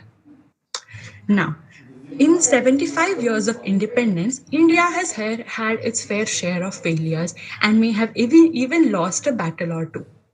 The lack of representation in sports to unsatisfactory progress in healthcare sector, India has faced some serious setbacks. Technology has been increasing at exponential growth, has been achieving exponential growth, but India has not been able to cope up with it at times. As the great APJ Abdul Kalam had once said, do not rest after your first victory, because if you fail in your second, more lips are waiting to say that your first victory was just a luck. India's efforts to bridge the gap between its pace and the global rate of technology has been extremely commendable. With startups aiming for a sustainable progress, we are now scaling new heights each and every day. From going to space and scaling new heights in space and nuclear sciences to, as I had previously mentioned, some biodiversity projects, we are moving towards sustainable development. Now, my friends, I would like to ask each and one of you how you feel that India should... I would like to ask each and one of you how you feel India has come to a new height. One important point would be, which we have observed in ourselves, is financial literacy. If you see, you and I and many of our friends nowadays have control over how they spend their money. And this is because the rise in understanding how money actually works in the market. But however, I still feel that one of India's biggest failure has been not being able to get rid of the log kya kahenge attitude. But well, that is just my personal opinion. It has been 75 years since India's transition from colonial subjugation to freedom. If one looks dispassionately, one can say that the continual success of democracy for over 7 decades is one of India's major triumphs. Having proved many skeptics wrong, India boldly steps forward into the new era. Here, I would like to make a bold statement saying that maintaining democracy has been India's biggest success, but barely being able to maintain democracy in some instances has been its biggest failure. Here, I would like to end with just one thought. My only hope and wish for our next generation is that they will not have to ponder over the same failures which you and I are discussing right now. Let's move forward, embark on new journeys, take on new projects. Making mistakes is not wrong, but making the same mistake again and again, well, that is where we have to correct ourselves. Thank you. Thank you, Anila. The next participant is Sanjana Sarunke.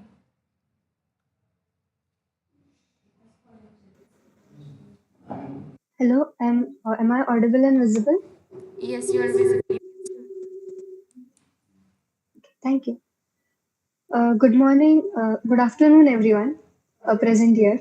I am Sanjana Sarunke from SP College, and I'll be speaking about the topic, the critical study of discretionary powers of the governor. Let's begin with an interesting and powerful quote of Abraham Lincoln, where he rightly says that nearly all men can stand adversity, but if you want to test a man's character, give him power. The post of governor is established by the Article 153 of Indian Constitution.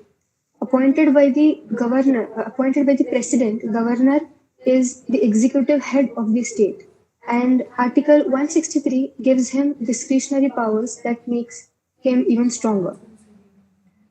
The framers of the Constitution were far from unanimous on the issue of appointment, removal, and granting discretionary powers to the governor. But for the smooth functioning of the state in a transitionary phase, or when there is no elected government in the state, or in the cases of emergency, the post of governor was vested with discretionary powers after a thorough debate. But today, the case of governor and his powers have been in total controversy in today's Indian politics. The governor and his powers are in controversy because of some issues, like the governor has the power to appoint the chief minister on the basis of majority party leader, or giving consent to the bills, or reserving the bills for president assent, or taking longer time to giving consent to these bills, or asking about day-to-day administrative questions, or determining the timing of approving legislative majority, and commenting adversely on the some policies of state governments. All these things have been in controversy related to governor.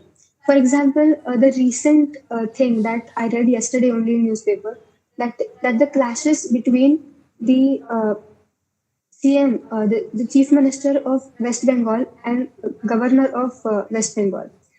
Earlier also, we have seen that the Chief Minister of Rajasthan was challenged because his behavior was not according to the moral code of conduct as it should be for a person sitting on a political constitutional post, as he was inclined towards, or he was in favor of the ruling party. That shouldn't be the case. Well, though the governor is appointed by the president, the politicization of this process has been extensively criticized. The most controversial power of governor has been where he can send a report to the president that the state cannot work, state can no longer be governed according to the constitution. This power is said to be misused to dissolve the popularly elected state governments. For example, the EMS Namboodiripad government in Kerala was dismissed in 1957. Secondly, the power of governor, where he can summon, prorogue, or dissolve the state legislative assemblies, is said to be misused. But the Supreme Court has many a times intervened and tried to put a limit on these powers uh, by carrying out various court procedures. For example, the issue of the state of Rajasthan versus Union of India, where the then Janata government tried to request the governors of Congress-ruled states to dissolve the state assemblies, or the most significant case of S.R. Bomai versus government Union of India, where the Bomai's government in Karnataka was arbitrarily dismissed.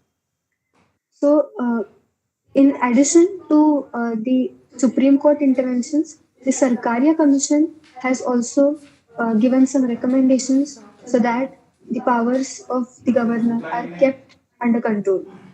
Some of the recommendations were that the governor should not belong from the state in which he is appointed, or he should not be from the ruling party, and he or she should not be actively involved in politics before his or her appointment.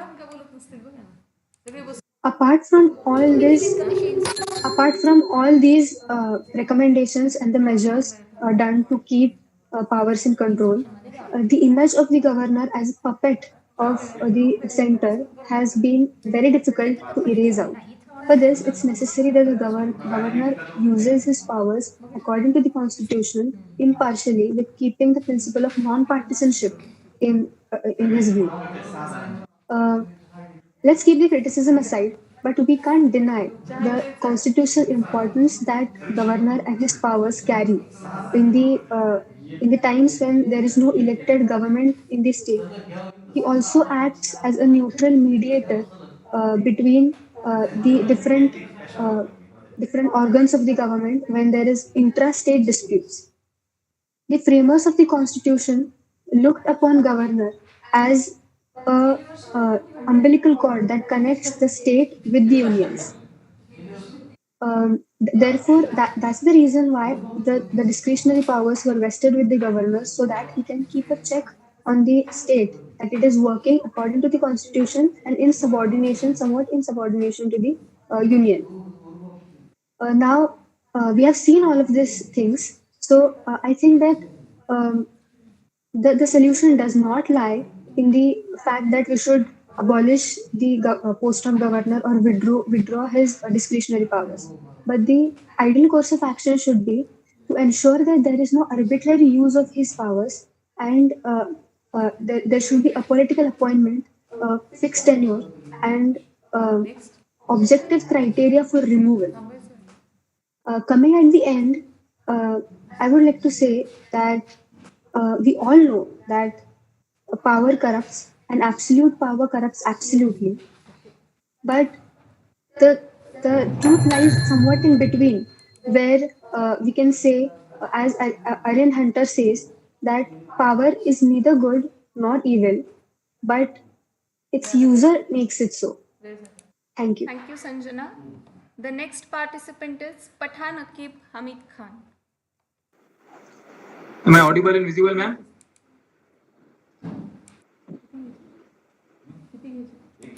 You can start, Akib. Good afternoon, नमस्कार, आदाब, अस्सलाम वालेकुम. माननीय अध्यक्ष महोदय, मैं पठान आकिब हमीद खान आज 75 years of independence and its review of success and failure इस विषय पर बोलने के लिए इस मंच पर उपस्थित हूँ. आदरणीय अध्यक्ष महोदय, जब मैं इस विषय को देखने की कोशिश करता हूँ और इस विषय को जांचने की परखने की कोशिश करता हूँ, तो मेरे सामने एक सिक्के के दो पहलुओं की तरह मेरे इस विषय के भी मुझे दो पहलू नजर आते हैं. इसमें एक पहलू में भारत की चकाचौंध रोशनी आसमान छूती हुई तरक्की दिखाई देती है, तो वहीं दूसरी तरफ कुछ ऐसे घटिया कार्य नजर आते हैं जिसमें मेरे देश को शर्मसार होना पड़ा. मुझे ये याद करते हुए ऐसी चीजें याद आती है अध्यक्ष महोदय, जहाँ मुझे उस दौर का भारत याद आता है जिस दौर में भारत को खुद के दो वक्त की रोटी के लिए दूसरे मुल्कों पर मुनस्सर होना पड़ता था, अपने खुद के दो वक्त की रोटी के लिए दूसरे मुल्कों पर डिपेंड होना पड़ता था. लेकिन आज वही भारत दुनिया के कोने कोने में अपने जवार चावल गेहूं जैसी फसलों को पहुंचाने के लिए जाना जाता है। अध्यक्ष महोदय, मुझे अमृत महोत्सव पर उस भारत देश की याद आती है जिस भारत देश को 1971 के वॉर में रशिया से मदद मांगनी पड़ी थी, लेकिन आज वही भारत देश अपने आर्मी, अपने सेना और अपने डिफेंस के बलबूते पर जाना जाता है। अध्यक्ष महोदय, मुझे उस भारत देश की याद आती है जिस भारत देश को अंग्रेजों ने कभी पिछड़ा कहा था, कभी प्रिमिटिव कहा था, लेकिन आज वही भारत देश अमेरिका की सिलिकॉन वैली में अपने 70 से 75% आबादी के लिए पाया जाता है। अध्यक्ष महोदय, मुझे उस भारत को याद करना पड़ता है इस अमृत महोत्सव पर जिस भारत की महिलाओं को लेकर चूल और मूल कहा जाता था, यानी कि भारत देश की महिलाएं सिर्फ चूल्हे से बच्चे तक सीमित है, लेकिन आज उसी देश की महिलाएं मांस को छूने का मादा रखती है और पुरुष प्रधान समाज को जड़ से उखाड़ने का हौसला रखती है। अध्यक्ष महोदय, मुझे आज उस भारत को याद करना पड़ता है जिस भारत को अंग्रेजों ने और मुगलों ने लूटा, लेकिन आज वही भारत देश दुनिया के उन तमाम देशों में अपनी मदद पहुंचा रहा है। अध्यक्ष महोदय, मुझे उस भारत की याद आती है जिस भारत देश की कभी यूनिटी पर, कभी एकाग्रता पर शंका किया जाता था, डाउट किया जाता था, लेकिन आज वही भारत देश दुनिया की सबसे लार्जेस्ट, दुनिया की सबसे वास्ट और सबसे बड़ी डेमोक्रेसी के नाम पर जाना जाता है। अध्यक्ष महोदय, लेकिन क्या सिर्फ इन तमाम चीजों के होने से इस अमृत महोत्सव को सेलिब्रेट करने का जश्न चार चुगना हो जाएगा? क्या इस आजादी के 75वें वर्ष पर इन तमाम चीजों का होना ही काफी है? नहीं, और बिल्कुल नहीं। और इसीलिए मैं मानता हूं कि आज भी जब भारत अपनी 75वीं आजादी का जश्न मना रहा है, अपना अमृत महोत्सव मना रहा है, तब भी हमारा भारत देश लोकशाही के मूल्यों को पूरी तरीके से रुजू नहीं कर पाया है। और ये कहने के लिए मुझे मजबूर होना पड़ता है तब जब मेरे देश में एक ही परिवार लगातार 60 और 70 साल तक हुकूमत करता है। आज भी मेरे देश में लोकशाही के मूल्य पूरी तरीके से रुजू नहीं हुए हैं, ये बोलने के लिए मुझे मजबूर होना पड़ता है तब जब मेरे देश में कुछ लीडर्स अच्छे दिन आएंगे ये बोलकर चुनकर आते हैं, और चुनकर आकर 10-10 साल होने के बावजूद मेरे देश के गरीबों को भूख से मरना पड़ता है और देश के गोदामों में लाखों टन अनाज सड़ जाता है। मुझे बोलने के लिए मजबूर होना पड़ता है कि मेरे देश में लोकशाही सिर्फ नाम मात्र है तब जब मेरे देश के पीएम के जन्म दिवस पर युवाओं को बेरोजगार दिवस मनाना पड़ता है ताकि उनकी आवाज सुनी जा सके, उन्हें भी रोजगार मिल सके। कैसी को लोकशाही कहेंगे? आजादी के अमृत महोत्सव पर लोकशाही सिर्फ नाम मात्र है। मुझे बोलने के लिए मजबूर होना पड़ता है तब जब मेरे देश में साध्वी प्रज्ञा जैसे लोग मेरे देश के राष्ट्रपिता महात्मा गांधी जी के पुतले के ऊपर गोलियां चलाते हैं और हमारे देश के प्रधानमंत्री पूरे कैबिनेट में जगह देते हैं। आजादी के अमृत महोत्सव पर लोकशाही सिर्फ नाम मात्र है। मुझे बोलने के लिए मजबूर होना पड़ता है तब जब मेरे देश के उत्तर प्रदेश के मंत्री का बेटा आंदोलन कर रहे किसानों के ऊपर सरेआम गाड़ी चलाता है और पुलिस कोई एक्शन नहीं लेती और आखिरकार सर्वोच्च न्यायालय पर हस्तक्षेप करना पड़ता है। मुझे बोलने के लिए मजबूर होना पड़ता है कि अमृत महोत्सव पर मेरे देश में लोकशाही सिर्फ नाम मात्र है तब जब मेरे देश में मिडिल क्लास महंगाई से मरते हैं और हमारे देश के लीडर मंदिर और मस्जिद का गेम खेलते हैं। मुझे बोलने के लिए मजबूर होना पड़ता है कि लोकशाही मेरे देश में सिर्फ नाम मात्र है तब जब मेरे देश के प्रधानमंत्री रातों रात सारे देश के जमा पूंजी को रद्दी कर देते हैं और सारा देश अपने ही पैसों को बैंक में भिखारी की तरह लाइन में लगकर लेने के लिए मजबूर होता है। मुझे बोलने के लिए मजबूर होना पड़ता है कि मेरे देश में लोकशाही सिर्फ नाम मात्र है तब जब मेरे देश में सीडब्ल्यू और एनआरसी जैसे काले कानून लाने की कोशिश होती है जिसमें देश के ही लोगों से उनसे भारतीय नागरिकता होने का उनसे प्रूफ मांगा जाता है और प्रूफ ना मिलने पर उन्हें विदेशी नागरिक बनाकर उन्हें नागरिकता देने की सोची जाती है और देश के माइनॉरिटी मुसलमानों को तो इस हद से भी वंचित किया जाता है। मुझे बोलने के लिए मजबूर होना पड़ता है कि मेरे देश में लोकशाही सिर्फ नाम मात्र है तब जब मेरे देश के प्रधानमंत्री विपक्ष में होते हैं तो विदेश जाते हैं और विदेश जाकर आई कम फ्रॉम टू इंडिया कहते हैं तो वही सच्चाई कहलाती है और जब वो सत्ता में आते हैं तो उनके देश का comedian I come from to India कहता है तो उसके देश में लड़ने से पहले उसके ऊपर यूएपी लगा दिया जाता है। मेरे देश में लोकशाही सिर्फ नाम मात्र है। मुझे बोलने के लिए मजबूर होना पड़ता है तब जब मेरे देश में डॉक्टर कफील खान जैसे डॉक्टर ऑक्सीजन की कमी होने से अस्पताल में ऑक्सीजन की कमी होने पर तकरार करते हैं तो उसके ऊपर यूएपी लगा दिया जाता है, उसे जेल में कट कर दिया जाता है और माननीय अध्यक्ष महोदय कुछ ही महीनों बाद हमारे देश में लाखों लोगों की ऑक्सीजन की कमी से मौत होती है। मुझे बोलने के लिए मजबूर होना पड़ता है तब जब मेरे देश में लाखों करोड़ों लोगों की ऑक्सीजन की कमी से मौत होती है और मेरे देश की सरकार संसद में सुप्रीम कोर्ट से कहती है जरा भी नहीं की जाती कि ऑक्सीजन की कमी से एक भी मौत नहीं हुई। माननीय अध्यक्ष महोदय, मेरे देश में लोकशाही सिर्फ नाम मात्र है। ये अमृत महोत्सव पर मुझे कहने के लिए मजबूर होना पड़ता है तब जब मेरे देश की संसद में बिना किसी डिबेट डिलिब्रेशन डिस्कशन के लगातार कई सारे कानून को पास किया जाता है और विरोध कर रहे सांसदों के ऊपर निलंबन की कार्रवाई की जाती है। मुझे बोलने के लिए मजबूर होना पड़ता है तब जब हमारे देश में ओबीसी जैसे लीडर चुनकर आते हैं जो 15 मिनट पुलिस हटाने की बात करते हैं। मुझे बोलने के लिए मजबूर होना पड़ता है तब जब मेरे देश में धर्म संसद जैसे संसद का आयोजन होता है जिसमें बोले आम मुसलमानों के खिलाफ असैसिनेशन की बात की जाती है और हमारे देश के प्रधानमंत्री इस पर चुप्पी साधे बैठते हैं। अगर इसी को डेमोक्रेसी कहेंगे तो मैं करता हूँ इसी लोकशाही को जिसमें सिर्फ सत्ता बदलती है, सच नहीं, दावे बदलते हैं, हकीकत नहीं, इंसान बदलते हैं, हैवानियत नहीं, भ्रष्टाचारी बदलते हैं, सरकारी ऑफिसर नहीं। आज मेरे देश की रैंकिंग 53rd है डेमोक्रेसी इंडेक्स में, जिसका मतलब होता है क्रैक एंड फॉल्टी डेमोक्रेसी, पूरी तरीके से टूटी डेमोक्रेसी हुई है। आज मेरे अगर मैं प्रेस फ्रीडम इंडेक्स की बात करूं तो भारत का नंबर 143 नंबर पर आता है। इसका मतलब साफ है कि हमारे देश के लीडर नहीं चाहते कि देश तक देश तक मालूमात पहुंचे और वो मीडिया को खरीदना चाहते हैं। किसी शायर ने क्या खूब कहा था माननीय अध्यक्ष महोदय कि बर्बाद गुलिस्तान करने को बस एक ही उल्लू काफी था, बर्बाद गुलिस्तान करने को बस एक ही उल्लू काफी था, हर शाख उल्लू बैठा है, अनजान में गुलिस्तान क्या होगा। माननीय अध्यक्ष महोदय, आज हम आजादी का अमृत महोत्सव मना रहे हैं, लेकिन क्या आज भी हमारे देश में रेप की समस्या कम हुई है? अध्यक्ष महोदय, मैं बताना चाहूंगा, आज भी मेरे देश में हर रोज 77 महिलाओं का रेप होता है, जो कि सिर्फ रिकॉर्डेड है। पता नहीं कितने सारे रेप होते होंगे जिसका रिकॉर्डेड आंकड़ा नहीं है। आज भी मेरे देश में रोटी, कपड़ा, मकान यही मूलभूत जरूरतें हैं और पता नहीं कब तक यही मूलभूत जरूरतें रहेंगी। आज हम आजादी का अमृत महोत्सव मना रहे हैं, लेकिन आज भी मेरे देश में महिलाओं की संख्या सिर्फ 6 से 7% संसद में है। क्या ये शर्मसार आंकड़ा नहीं है? आज हम आजादी का अमृत महोत्सव मना रहे हैं, लेकिन आज भी मेरे देश में सिर्फ 60 से 65% लोग वोट करते हैं। आज हम आजादी का अमृत महोत्सव मना रहे हैं, लेकिन आज भी मेरे देश में 500 रुपए में और एक वक्त की रोटी के लिए मेरे देश के लोगों को उनका वोट बेचना पड़ता है।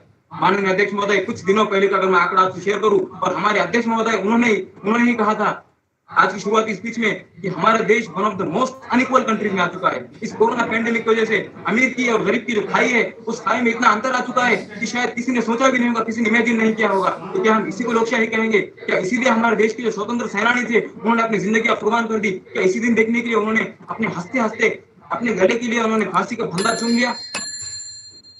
बहुत बहुत धन्यवाद। जय Hind. Thank you Ankit. Next participant is Charushila Ravindra कलाम।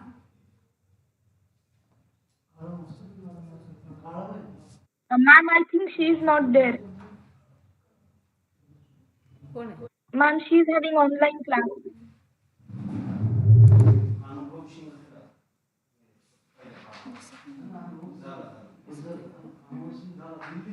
आपल्या लाईन मध्ये कोण आहे? पुढचा घेऊ का ना? नाही आहे ना. Charushila. And she is having workshop, so she will attend afternoon session. Okay, so the next participant is Pankaja Pramod Kirwale. Yes, ma'am. Am I audible and visible? Yes, you can start. Good afternoon to one and all. Myself Pankaja Pramod Kirwale. I'm from Yogeshwari Mahavidyalay, Ambajogai. So my topic is social and economic consequences of COVID-19. So am I here? So I'll speak about it. So on March 11, 2020, the WHO organized a virtual press conference and confirmed our fears. So as we all know, COVID-19 is declared pandemic with the wide range and explosive magnitude. The world braced itself for the impact lockdown. We are imposed economies brought to a grinding halt and travel was shut down. All of us were stuck. So within a few weeks, COVID propagated like a chain. There are 96.2 million people were infected by that disease, and as we can see, 2.06 million people were dead. As we can see, many of us suffered a grueling. Many of us suffered a lot. Many of us suffered a grueling days, weakness, breathlessness, and many more. Economy was held, and many more people lost their jobs, and many things. As we can say, COVID has changed for better or worse. It has changed some things in our life. As we can say, as COVID is increasing, we have changed permanently something. That's we can say as our wardrobe. We can see there is a must fashionable cloth items in it. As we can say in 2020, so we use it to wrap around our mouth. As we can say, it is a mask. So when we are going outside, we are using some things like a wallet, a phone, of course. So lots of important, that is a phone, money, and etc. After 2020, we are taking the things like after 2020, we are taking the things like mask, sanitizer, wallet, and phone. These are the crucial things we need to confirm. But after 2020, something is changed. Like us, we are not going to get it. So after that, there are many social consequences, such as like many people who are related to temple, they are not going to temples, and many people who are related to meet social gatherings. As we can see, many people are depressed. Like the people who are old age, they needs to meet many people, but they are not meeting each other.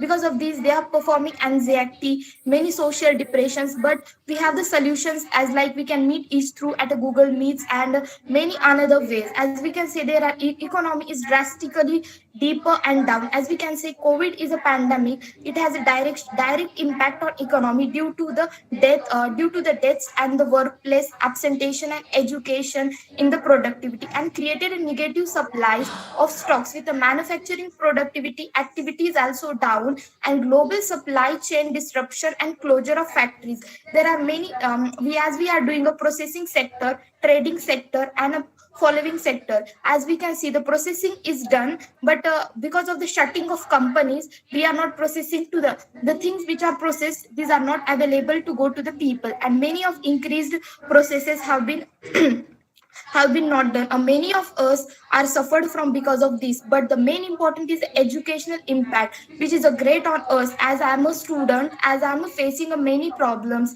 as we can say, as a COVID-19 will forever known as a virus that shut down the world. It has changed our lives in many ways that will never through possible. One of the most significant impact of this pandemic, it has been a field of education, where it has led to the largest disruption of the global education system in history.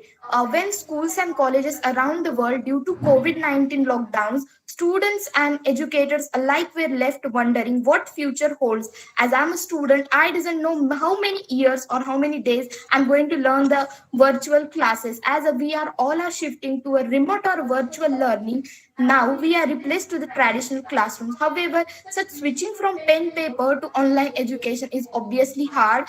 So many of us technologies like computers, high speed internet needed to attend a remote learning session, it is not readily available to students from the low income. As we speak for the low income students, those who are dependent upon the money is the virtual issue for the students, those who are from low income, because they cannot highly purchase the higher internet for their regular classes, and so they are having a 3 or 4 children. It is not possible for them to attend from a one phone virtual classes. But even through many government around the world provided laptops, many governments around the world provided laptops and the internet service to the students, to the needy, those who are really need that internet service and all. And the children who dependent upon the school for their daily meals are also at risk and hunger due to the school closures. And schools and colleges are also placed students in a socializing with their parents and extracurricular activities. As we can see, the gatherings which are done by the students and sports acts. However, due to closure of the educational institutions, such as gathering and fun activities, we are that all activities have been disappeared. Not having a physical interactions have been affected mentally well-being of students. As we can see, many of whom reported feeling isolated and lonely since they cannot meet their classmates and friends. Switching to a remote learning happened abruptly when we left students as well as teachers. Schools officially resembled to adapt virtual learning system faster.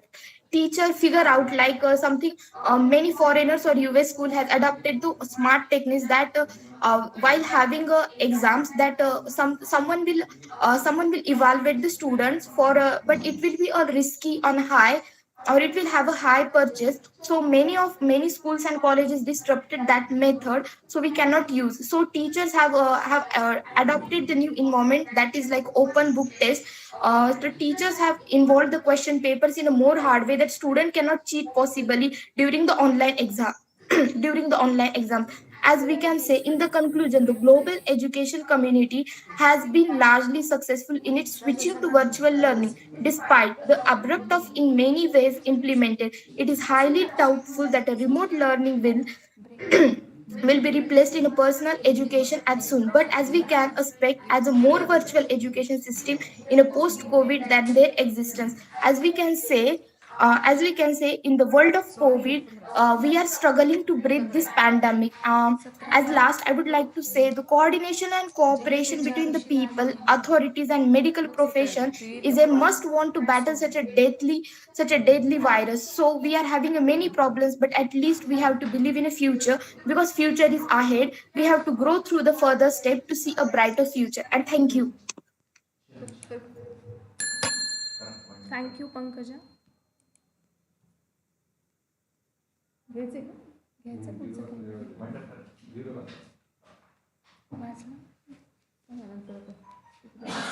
Instruction द्यावे लागतील, पुन्हा कधी gather व्हायचंय, पुन्हा join करायचं. 2:30 हां 2:30 एक तास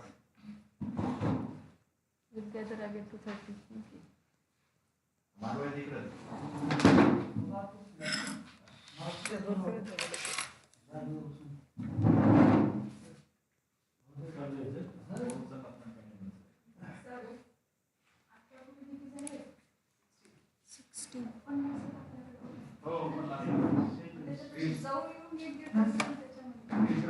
नाही पण जेवावं तर लागेल ना. म्हणजे पुढचं परीक्षण चांगलं होत आहे अजून. सहा कशी वाजणार सर. लिंक बंद करून पुन्हा जॉईन करूया का मग हीच.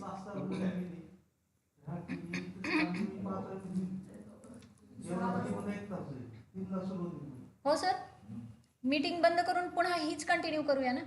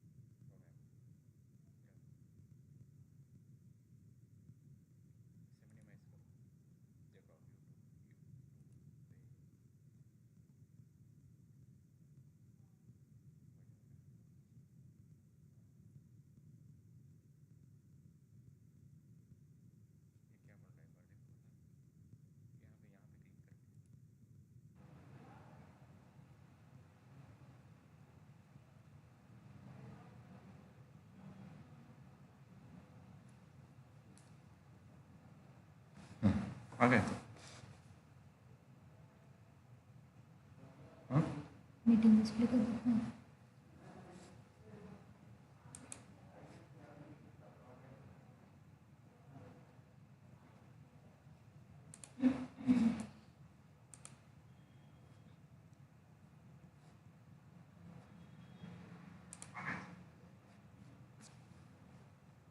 आवाज क्या प्ले करता है.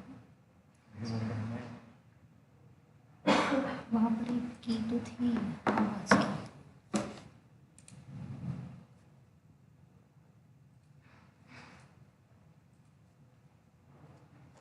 यहाँ पे नहीं होगा, OBS में होगा. OBS में यहाँ पे देखो अभी भी ले रहा है.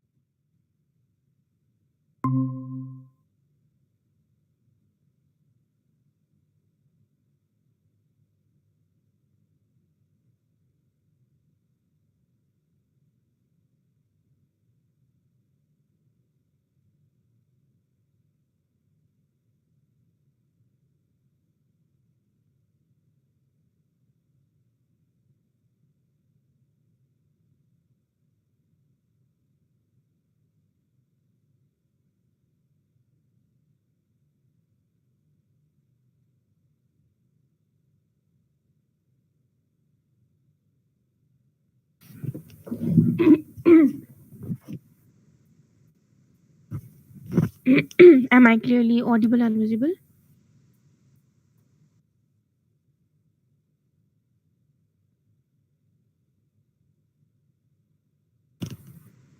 So should I start?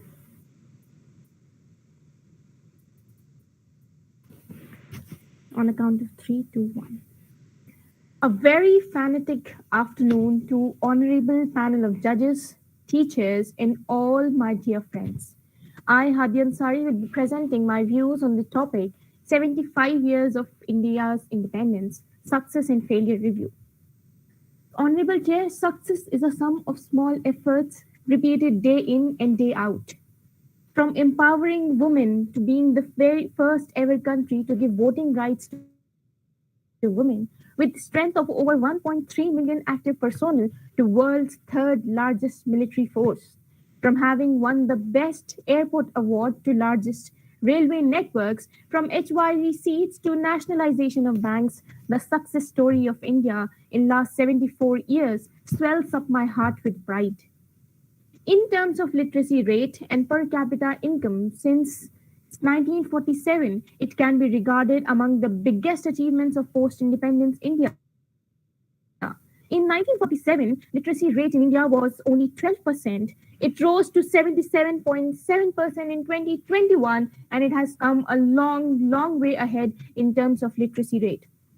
Secondly, panel, the vast improvement in the economic and the social status of its women in almost every profession, ranging from boxing to the armed forces, from scientific research to entrepreneurship. Today, Indian women are seen as fighter pilots and as heading as a multi-million-dollar business empires. Before 1947, the identity of Indian women was mostly confined to the four walls of the household. Panel, the achievement of post-independence India was building and developing of some world-class institutions of higher educations, such as IITs, AIMS, IIMs, ISI, over the years has made world-class institutions economically accessible to a huge section of Indian population. Panel, RTI is probably one of the strongest information laws in the world, and it has been successful in enhancing transparency and probity in public offices in India, thereby checking post-modern India's perpetual malaise of corruption in public offices to a large extent. Panel, while the life expectancy around 37 years back in 1951, it has almost doubled to 65 years by 2011. Not to forget, April 28, 2018 will remain etched in India's history for a landmark achievement. Almost 72 years after achieving independence from colonial rule, the country achieved another historic moment, that of energy independence.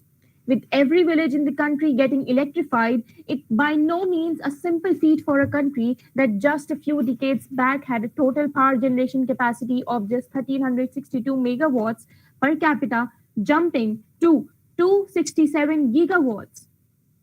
Panel, if I speak for 24 hours continuously, I will not be able to count the milestones that India has achieved. Undoubtedly, India has achieved a lot. But sadly, even after 75 years of independence, India has not been able to eradicate corruption, provide equal job opportunities, and fulfill the requirements of food, shelter, and clothing. India is still unable to remove criminalization from politics. In fact, it seems that criminalization in politics is on the rise in the country.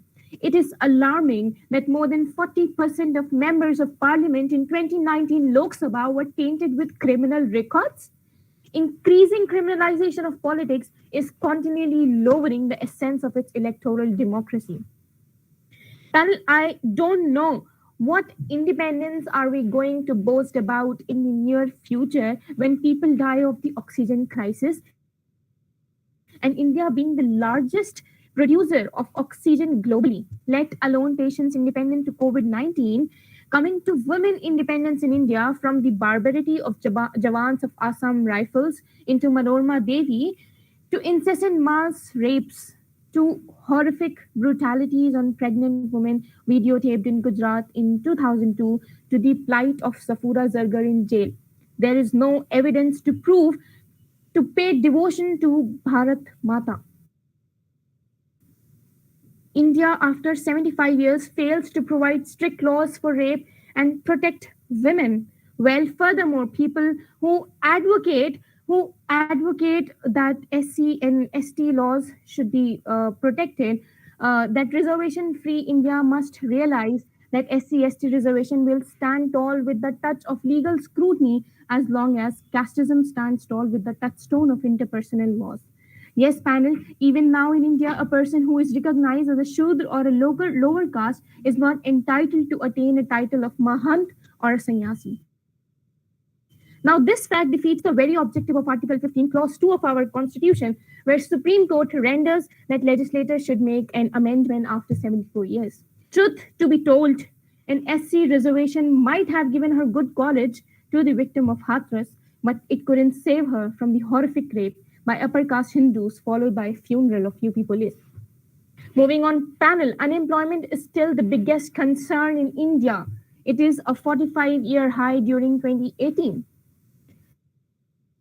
Coming to a conclusion, I would say that the success of any development strategy depends upon the fulfillment of minimum social conditions. Among them are near universal literacy and access of all citizens to basic health services, which India still lacks. Over the next 10 to 20 years, the Indian economy and society are likely to continue on their unpredictable path, surprising the world with their spectacular performances in some sectors and during some years, and disappointing it with the failure to achieve even the minimum standards under the certain indicators. Ending, I would say, we need youths like me and like you to be honest, hardworking, and loyal to India to bring a change, to change the history and achieve the spectacular and developed India, because we are the future of India. इतिहास का मैं आईना हूँ, तहजीब का रंग सुनहरा हूँ, गंगा जमुना मेरी आंखें, मैं नए भारत का चेहरा हूँ, मैं नए भारत का चेहरा हूँ. Thank you so much.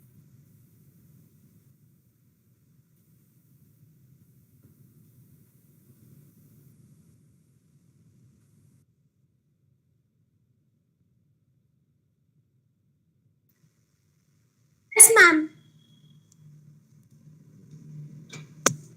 Hello?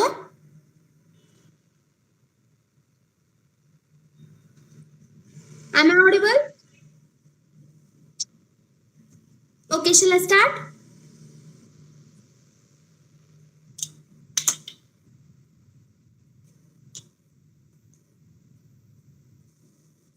Okay. प्रणाम, नमस्कार, आदाब.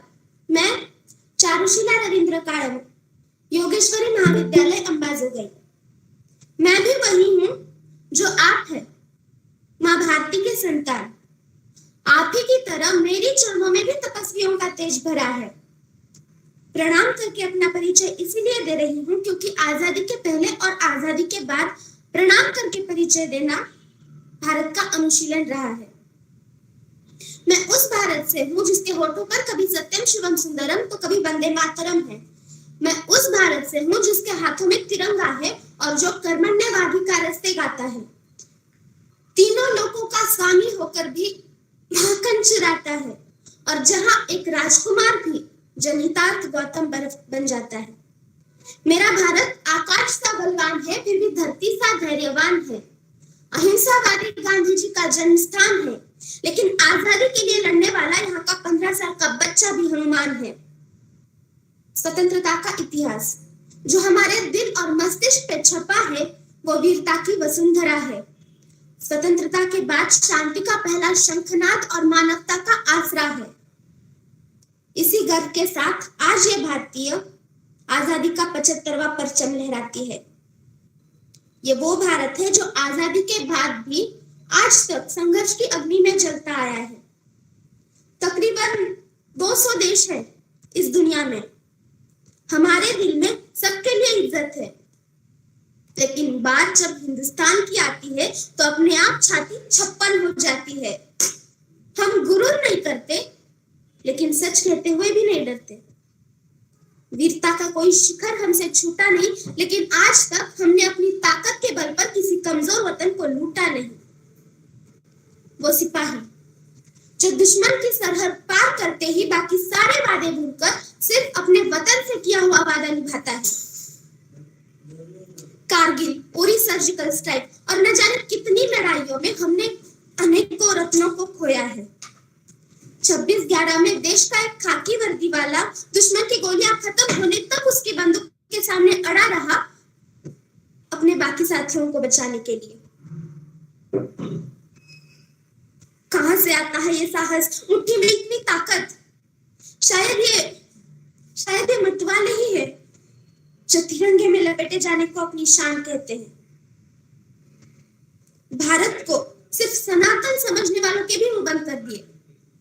साइंस, एस्ट्रोनॉमी, एक ही बार में 104 रॉकेट्स लॉन्च करना, चांद पर पानी खोज निकालना, पहली कोशिश में मंगल मुट्ठी में ले लेना कोई भारत के वैज्ञानिकों से सीखे।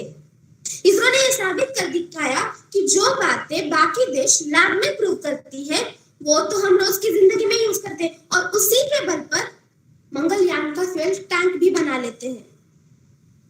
एक सपना देखा भारत के वैज्ञानिकों ने, और जिसको उन्होंने साकार भी कर दिखाया। इतना ही नहीं, आगे की मेरी ये बात गौर से सुनिएगा। हम गूगल पे काम करते हैं तो वही एक भारतीय गूगल में सीईओ का काम करते हैं। हम काम के लिए गूगल करते हैं, वो गूगल के लिए काम करते हैं। जी हाँ, मैं बात कर रही हूँ सुंदर पिचाई जी की। चेन्नई में एक साधारण परिवार में जन्म लिया, खड़गपुर से अपना आईआईटी पूरा किया, आगे की सारी पढ़ाई स्कॉलरशिप के जरिए पूरी की। मौके चलकर नहीं आते हैं जनाब, मौके बनाने पड़ते हैं, ये उन्होंने साबित कर दिए खाया। और आज एक हिंदुस्तानी दुनिया भर में इस्तेमाल किए जाने वाले गूगल का सीईओ बन गया। एक और घटना है, इन्हीं 75 सालों में घटी हुई, जो भारतीय खेल के इतिहास में स्वर्णिम अक्षरों से लिखी गई है। 1974 और 1979 पहले दोनों वर्ल्ड कप वेस्ट इंडीज ने जीते थे, और 83 में उनकी हैट्रिक रोकने की हिम्मत दिखाई हमारे भारत ने। 183 रन बनाए थे भारत ने। जीतने के लिए इतने रन बनाना तो वेस्ट इंडीज के एक प्लेयर के लिए भी मुश्किल नहीं था। तब भारत के कप्तान श्री कपिल देव जी ने कहा, हमने 183 रन बनाए हैं और उनको बनाने हैं। काउंसलिंग में सुनील गावस्कर जी ने कहा, सामने अगर मालकम मार्शल सबसे अच्छा गेंदबाज खड़ा है तो मैं तो सबसे अच्छा बल्लेबाज बन के रहूंगा। और यकीन मानिए, भारत ने सिर्फ 139 रन पे वेस्ट इंडीज को नॉट ऑल आउट कर दिया। क्या हुआ? कल तक भारत की मुट्ठी में बस रेत थी, आज समुंदर की लहरों में भी भारत की जीत है। इंडियन क्रिकेट टीम का एक जज्बा देखकर जिनको हराया वो भी बोलने के लिए मजबूर हो गए। आज से इंडियन क्रिकेट चमकेगा। आज हम चमके जरूर, लेकिन सिर्फ क्रिकेट में नहीं, हॉकी, बैडमिंटन, रेसलिंग सभी में चमके, लड़के लड़कियां दोनों चमके। कला क्षेत्र में भी कोई शिखर हमसे छूटा नहीं है। 1957 में मदर इंडिया भारत से ऑस्कर के लिए नॉमिनेट हुई पहली फिल्म। एक ही साल में 2 अवार्ड्स, ऑस्कर अवार्ड्स जीतने वाले संगीतकार गायक AR रहमान साहब हमारे देश से हैं। सत्यजीत रे फिल्म मेकिंग के लिए, गुलजार साहब जय हो गीत के लिए, और कितने नाम गिनाए। आजादी के बाद जिस कगार पर भारत था, तब से लेकर आज तक हर क्षेत्र में सिर्फ ऊंचाई नजर आती है। 16% से लेकर साक्षरता को 75% तक लेकर जाना बिल्कुल आसान नहीं था। अनाथ बच्चों को शिक्षित कर उन्हें देश के विकास में जोड़ने वाली सिंधुताई हमारे देश से है। हेमल कासा में जानवरों का आनंद, जानवरों का अनाथालय खड़ा करने वाले डॉक्टर प्रकाश बाबा आमटे और डॉक्टर मंदाकिनी आमटे हमारे देश से है। 1947 से 1991 तक की पढ़ाई के बाद भारत की इकोनॉमिक्स ने भी उभरता लेखा चित्र दिखाया। आजादी के तुरंत बाद पोलियो और इन दिनों में कोरोना, ऐसी आपत्तियों में भी भारतीय और भारत का विकास अपनी जगह से हिला नहीं है। ये सारी बातें एक ही चीज साबित करती है कि हम भारतीय सब में शामिल है, लेकिन फिर भी सबसे अलग है। महाभारती के हम संतान दिखते तो साधारण हैं, लेकिन सोचते असाधारण हैं। कौशल्य के बल पे, संगतता और विश्वास के बल पे अपना स्वप्न साकार कर सकते हैं। लीजिए, ये तो सिर्फ 75 साल है। आने वाले वर्षों में हम युवा भारत के भविष्य को नई उमंग देते हैं, अपने देश के नाम को नई पहचान और उस पहचान को और भी ऊंचा मकाम देने के लिए जी जान लगा देते हैं। धन्यवाद।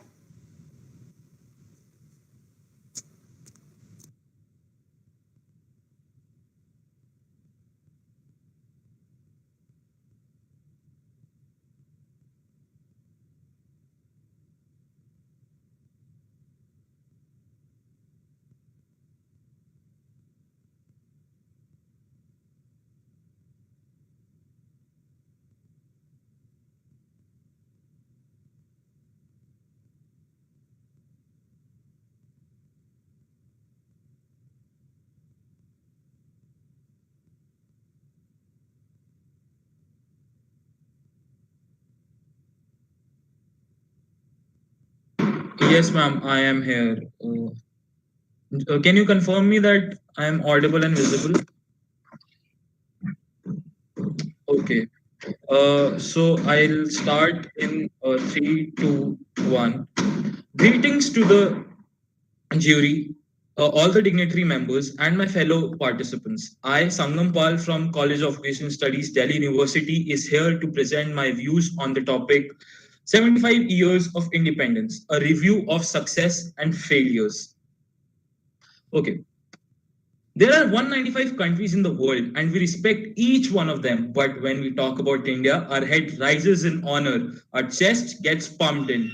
Well, I can assure you that we are not at all arrogant, but we are never afraid of telling the truth. We have never tried to force our supremacy on anyone. Our unity is our respect. We stand with the world, but also stand out amongst all. That is why we are called Incredible India. To further tell you why we are incredible, let me tell you some major events. When we got independence in the year 1947, we decided that we will be a democratic nation. The world said that India would collapse in the next 5 years. At that time, there were many countries that opted for democracy, namely Russia, the Philippines, Thailand, and a few African countries. But they failed miserably. But our founding fathers had the confidence and implemented the policy of universal adult franchise, where any Indian above a particular age has the right to vote or to choose its representative. And as the result, in the year 2019, we became the largest democracy, where we had around 91 crore voters who were eligible to vote under the universal adult franchise. As I told you earlier that there were questions about the survival of India at that time, one major reason being was the food dependency on the foreign countries, right? Due to the dependency, they used to force us to their benefit. And in the decade of 1960s, we realized that we need to be self-sufficient country in terms of food production. And from there, the Green Revolution started. It turned out to be, it made us self-sufficient in terms of food production, but also a food surplus nation. And hence, rather than importing, we started to export the surplus food. The same happened some year later in the case of dairy production. The establishment of Amul and the leadership of Dr. Varghese Kurian made us the largest milk producing nation in the world. Let me just thank the internet, because this internet has enabled us to interact and exchange our views in a convenient way and easy way by sitting at our own places. But this is just one benefit of the internet, right? Internet technology. the technology other than being economic growth that internet has created several years, the internet produces significant cost saving in many sectors of economy, resulting in better productivity, right? Productivity and resulting in better growth. It also produces lower prices for consumers, resulting in faster growth in living.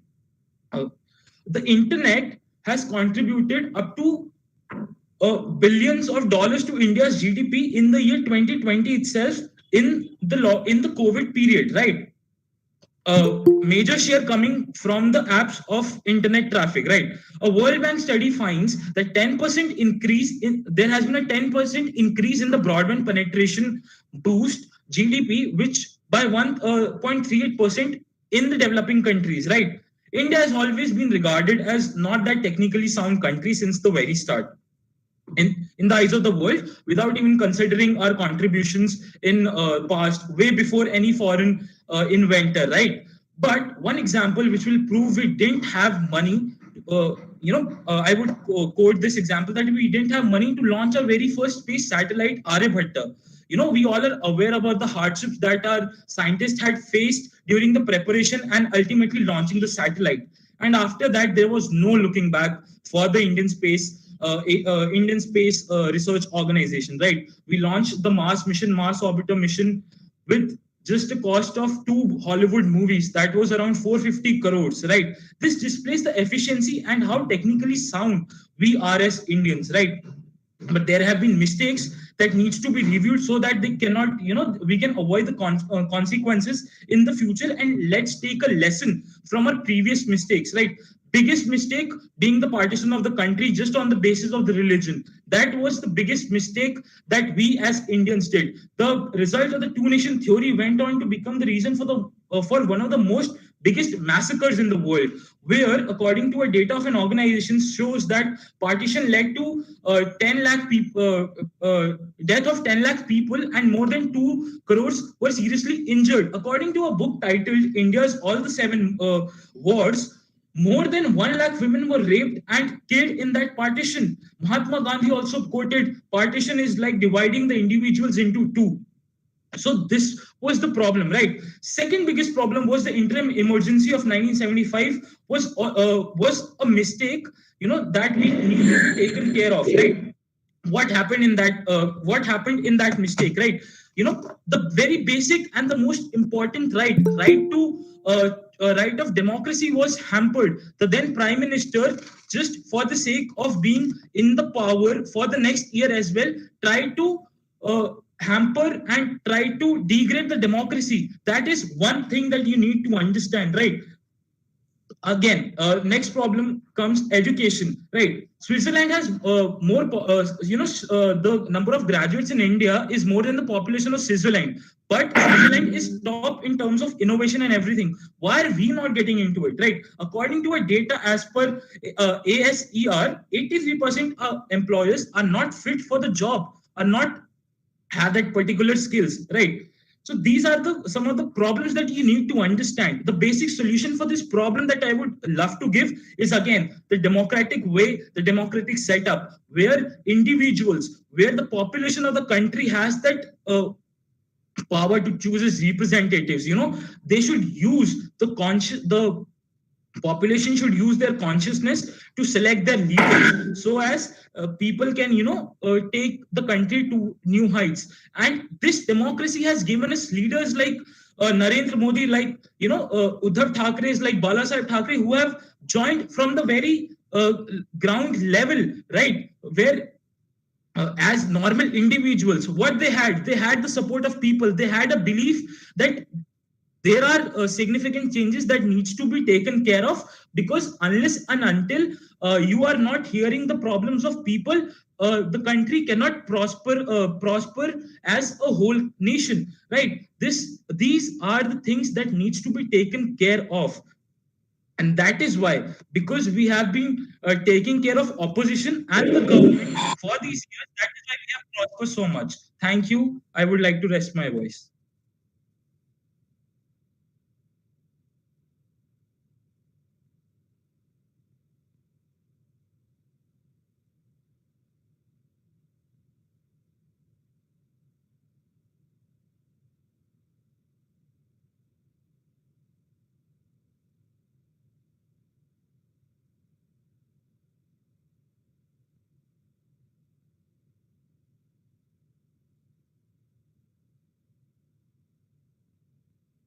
ma'am.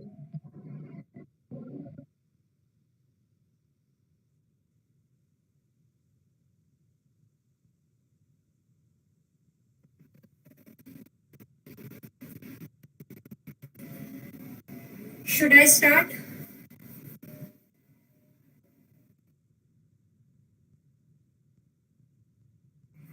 हम अपनी जान के दुश्मन को अपनी जान कहते हैं, मोहब्बत की इसी मिट्टी को हिंदुस्तान कहते हैं। जो दुनिया को सुनाई दे उसे कहते हैं खामोशी, जो आंखों में दिखाई दे उसे तूफान कहते हैं। ये जो दीवार की सुराख है साहब, जो ये दीवार की सुराख है, चाइना, अमेरिका, पाकिस्तान की साजिशों का हिस्सा है। इसे हम अपने घर का रोशनदान कहते हैं, इसे अपने घर का रोशनदान कहते हैं। नमस्कार, मैं रिया चौधरी, गौर ब्राह्मण डिग्री कॉलेज रोहतक की छात्रा, आज आप सभी के समक्ष स्वतंत्रता का अमृत महोत्सवी वार्षिक अनुशीलन पर अपने विचार प्रस्तुत कर रही हूँ। आजादी क्या है? आजादी क्या हमें आजादी का मतलब भी पता है? नहीं, आजादी का सही मतलब वही इंसान समझ सकता है जिसने कभी गुलामी सही होगी। अरे हम सौभाग्यशाली हैं जो हमने स्वतंत्र भारत में जन्म लिया है। प्राचीन, मध्यकालीन और वर्तमान भारत के उदाहरणों से ये स्पष्ट करना चाहूंगी कि जब हम फिरंगियों के चंगुल में फंसे हुए थे तो रंग दे बसंती चोला की एक आवाज पर टोलों की टोली उमड़ पड़ती थी और उनके एक बार वंदे मातरम कहते ही अंग्रेजी शासन की जड़ों में तूफान आ जाता था। लोग मर जाते थे, मिट जाते थे, फांसी पर चढ़ जाते थे, वो भी उस समय अपनी देशभक्ति साबित कर रहे होते थे। उसके बाद 62, 65 और 71 के युद्धों में सुहाग को गवा देने वाली औरतें, जिनके घर के हालात कुछ इस तरह हुआ करते थे कि प्यार भी भरपूर गया, मांग का सिंदूर गया, नौ निहालों की लंगोटियां चली गई, छोटी छोटी बेटियों की चोटियां चली गई, बाप की कमाई गई, भाई की पढ़ाई गई, एक ऐसा विस्फोट हुआ पता ही नहीं लगा, शरीर की बोटी बोटियां ही चली गई, शरीर की बोटी बोटियां ही चली गई। अरे आपके लिए तो एक आदमी मरा है साहब, मेरे तो घर की रोटियां ही चली गई, मेरे तो घर की रोटियां ही चली गई। इतने नाजुक हालात पैदा हो जाने के बाद भी माँ अपने बेटों को युद्धों में दुश्मनों के छक्के छुड़ाने के लिए भेज दिया करती थी और उनसे एक पत्र लिखवा कर भेजा करती थी कि अम्मा ने बड़े चाव से पत्र लिखा है कि पुत्र मेरे ना घबरा जाना, एक कदम ना पीछे हट जाना, चाहे इंच इंच कट जाना, चाहे इंच इंच कट जाना। इस तरह पूरा परिवार देशभक्ति साबित कर रहा होता था। उस समय देश बलिदान मांगता था, उस समय देश मर मिट जाने को तैयार रहता था, उस समय देश फांसी पे चढ़ जाने को तैयार रहता था। किंतु आज देश बलिदान नहीं मांगता, आज देश फांसी पे चढ़ जाने को नहीं कहता, आज देश बलिदान भी नहीं मांगता। मैं बिल्कुल नहीं मानती, मैं बिल्कुल नहीं मानती 3 रंग का चित्र बनाकर उसे लगाने से कोई देशभक्त कहला सकता है। या आप ये कहना चाहते हो कि साल में 2 बार हाथ में तिरंगा लेने से कोई देशभक्त कहला सकता है? तो मैं पूछना चाहूंगी आपसे, वो गरीब बच्चा जो धूप में, छाव में, नंगे पैर उस तिरंगे को बेच रहा होता है, क्या हम उसे उसकी देशभक्ति नहीं कहेंगे? नहीं कहेंगे। वो उसके देश की भक्ति नहीं, वो उसके पेट की भूख की शक्ति है जो उसे तिरंगा हाथ में लेने पर मजबूर कर रही है। क्योंकि ना मस्जिद को जानते हैं, ना शिवालों को जानते हैं। भूखे गरीब लोग तो सिर्फ रोटी के निवालों को जानते हैं। अरे अपने परिवार के लिए, अपने समाज के लिए, अपने देश के लिए समर्पण का भाव ही है सच्ची देशभक्ति। और हर देशद्रोही के जीवन में आने वाला तूफान है हमारी देशभक्ति, ताकि हर देशद्रोही ये समझ सके कि अगर तू परिंदा है तो ये आसमान तेरा है, अगर तू दरिंदा है तो ये शमशान तेरा है। भाईचारे से रहना है तो रह इस जमीन पर, वरना ये कब्र भी तेरी है और ये कब्रिस्तान भी तेरा है। और ये बात भी हम भली भांति जानते हैं कि आज भी हमारा देश महिलाओं की सुरक्षा में कितनी पीछे खड़ा है। मानती हूँ ये सरकार मेरी नहीं है, बड़ा सा नाम भी मेरा नहीं है, किंतु गुरूर है और गर्व से कहती हूँ कि ये हिंदुस्तान मेरा है। मैं इस हिंदुस्तान की बेटी हूँ। अरे हमारे देश का राष्ट्र निर्माण तब संभव होगा जब यहाँ महिलाओं की पूजा नहीं, उनकी इज्जत करी जाएगी। हमारे देश का राष्ट्र निर्माण तब संभव होगा जब गरीब बच्चा मतदान भोजन के लिए नहीं, अपितु ज्ञान की प्राप्ति के लिए विद्यालय की चौखट पर अपना कदम रखेगा। लेकिन एक वैचारिक सी बीमारी मुझे अपने ही समाज में दिखाई दे रही है। यहाँ हिंदू पैदा होता है, मुसलमान पैदा होता है, सिख पैदा होता है, लेकिन बदकिस्मती से अब यहाँ इंसान पैदा नहीं होते। लेकिन सलाम है उन जवानों को जो हमारी देश की सीमा पर खड़े होकर हमारी रक्षा कर रहे हैं। सलाम है हर एक उस इंसान को जो अपना काम पूरी लगन, पूरी ईमानदारी से करता है। इस देश की बेटी होने के नाते सिर्फ यही कहना चाहूंगी अंत में कि मेरा देश महान था, महान है और महान रहेगा। जय Hind, Vande Mataram.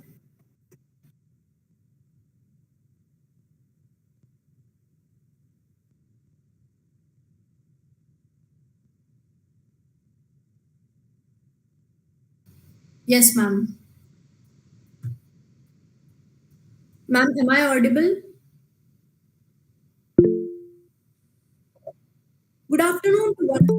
Myself, Sakshi from Government Institute of Forensic Science, Aurangabad, and I am going to speak on the topic of 75th Independence Year, a review of success and failure. India's birth as an independent nation through a non-violent freedom movement led by Mahatma Gandhi and other great leaders was indeed unique. The establishment of a vibrant democratic values over the last 7.5 decades has been one of India's greatest achievements. Given India's great diversity in terms of geography, religion, culture, language, and ethnicity, the country's journey towards development, prosperity, and stability is a story of inspiration. Strong democratic institutions, a widely respected electoral body, a vibrant law, the rule of law, a vigorous media, and a vibrant civil society has made India proud. Before independence, the condition of Indians was very pathetic as they were under the rule of Britishers. For decades, Indians suffered a lot under British rule. Indians were treated as slaves, but there were people who stood up and raised their voice against Britishers and set India free. After 75 years, we can say with pride that we have come a long way, making significant achievement in every field. Our journey as a nation has been exemplary. From a food deficit country to not only self-sufficient to feed 1.3 billion population, but emerging as a major food exporter of agriculture products is a big achievement. At this outset, I thank our hardworking farming community to make it possible. Our success of consistently lifting millions of people out of poverty is also noteworthy. We run the biggest food security mission in the world, while we are the only country with 1 billion bank accounts, 1 billion mobile connections, and 1 billion Aadhaar cards. Despite incredible diversity, we remain united and run the country democratically. Ours is the largest democracy where every adult has right to vote to elect its government. India is one of the fastest growing countries in the world. It is the land of diversity where people of different caste, creed, religion, language, and belief live together. India is a country where there is unity and diversity. Health and education are the two pillars of nation building. At the time of independence, country's education and health system was poor. There were over 7,000 hospitals and 21 universities in the country. But today, we have more than 69,000 government and private hospitals and over 1,000 universities. Our healthcare and education system are globally acclaimed. Sports have been a mainstream part of curriculum rather than just an extracurricular activity. Friends, it is perhaps no coincidence that India has got its best tally of medals in the 2021 Tokyo Olympics. The athletes have not just won medals, but are an inspiration to a generation. Coming to empowerment of Indian women, another noteworthy achievement of the post-independence India is the vast development in the economic and social status of its women. Though women in India still face discrimination and abuse, there is no denying the fact that women of the post-independence India has made their mark in boxing to armed forces, scientific research to entrepreneurship. Today, Indian women are seen as fighter pilots and also as heading multi-million business empires. Talking about pitfalls and failures, of course, India has its shares of failures and lost opportunities too in this 74 years. According to National Crime Record Bureau, 2,382 rape cases were reported across India in 2021. In just 1 year, 2,382 rape cases. This is so shameful. Dowry has still been taken. Caste system has not been terminated. Nowadays, so many babas are getting arrested. The reason behind this is that India's people are so fool that they still believe that some mantra would change their life after being literate. Discrimination on the basis of one's caste. Baby girls are still murdered before their birth. Out of 130 crore population, 80 crore of population is still below poverty line. While we remember our past, let us also create a vision for our future with the mantra of Sabka Saath, Sabka Vikas, Sabka Vishwas, while leading this and making India an exemplary nation whose philosophy is based on acceptance of modernity while adhering to the traditions. We will continue to aspire for a modern nation, a nation of economic independence of society, peace, harmony, and above all, a proud nation. In your heart, keep the love for nation. It's protected by those who never take a vacation. It provides a national feeling of proud, can be seen in places with a large crowd. The citizens share the same sentiment, protect the nation and became elegant. It's the feeling that rises in one's heart to say something and do too is an art. There are people who stand at the edge of knife. Because of them, we have our life. Be patriotic and give respect to all when soldiers leave everything on just a call. Proud to be an Indian. Thank you.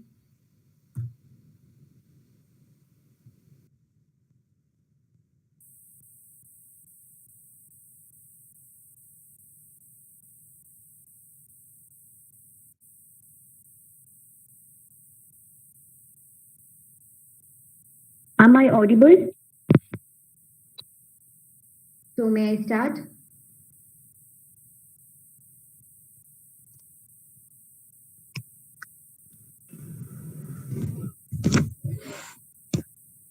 A warm welcome to all of you. Standing on the threshold of India celebrating its 100th independence anniversary in 2047, which we are just 25 years away from.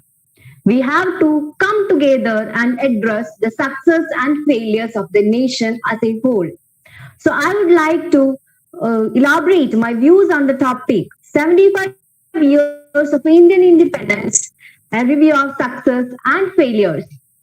So, quoting Mahatma Gandhi, recall the face of the poorest and the weakest man we have ever seen and ask yourself whether this act you are going to contemplate is in any use of him. This thought is quite familiar and thought-provoking each time we look into it. In an era where intolerance takes the lead, in an era where the survival of secular India is still a burning topic, it's high time that we should come together as a nation and review this. By success and failures, I don't mean that we should take some indicators of achievements like world's number one, world's first. It's not about getting into the world's first or anything. It's about revolutionary transforming the millions of people of India from the colonial world to a free world. The first step India took was to join the non-aligned movement and not joining the so-called power blocks of world history. So India has an open heart to welcome every culture of this world, and that's why Swami Vivekananda was widely appreciated in the conference he made. So basically, the thing we have to address is the diversity. This diversity lies in two axioms: ethnicity. The second one is the democratic aspect, which leads to center-state relations and federalism. So this federalism has been holding our country together without getting into parts, and this ethnicity is still a conflict in Indian society. As Romila Thapar says, we are all expelled from the map of secularism when we are confined to the narrow boundaries of religion. Religion must not creep into our social life and divide us. Neither it should be a mean of peace only, as Ambedkar says. Ambedkar says that India is a land of myths, and in this land it's easy to divide. So we must not forget these words. The second aspect is education. As we all know, Jawaharlal Nehru has been trying so hard to revolutionary change India's education field by starting IITs, etc. in India. But we are still facing problem there.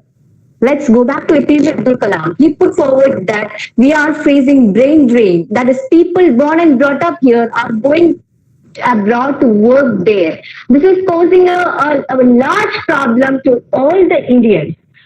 So this brain drain must be addressed properly, and we should make India an education hub. The third aspect is women empowerment. So economically and socially, women have been empowered.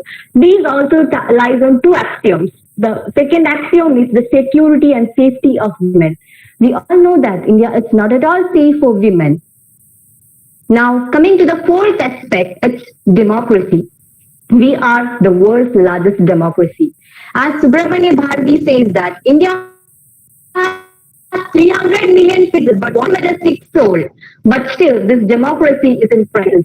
Why is the world's biggest human rights organization, that is Amnesty International, had to stop working in India? Isn't it a big issue to address?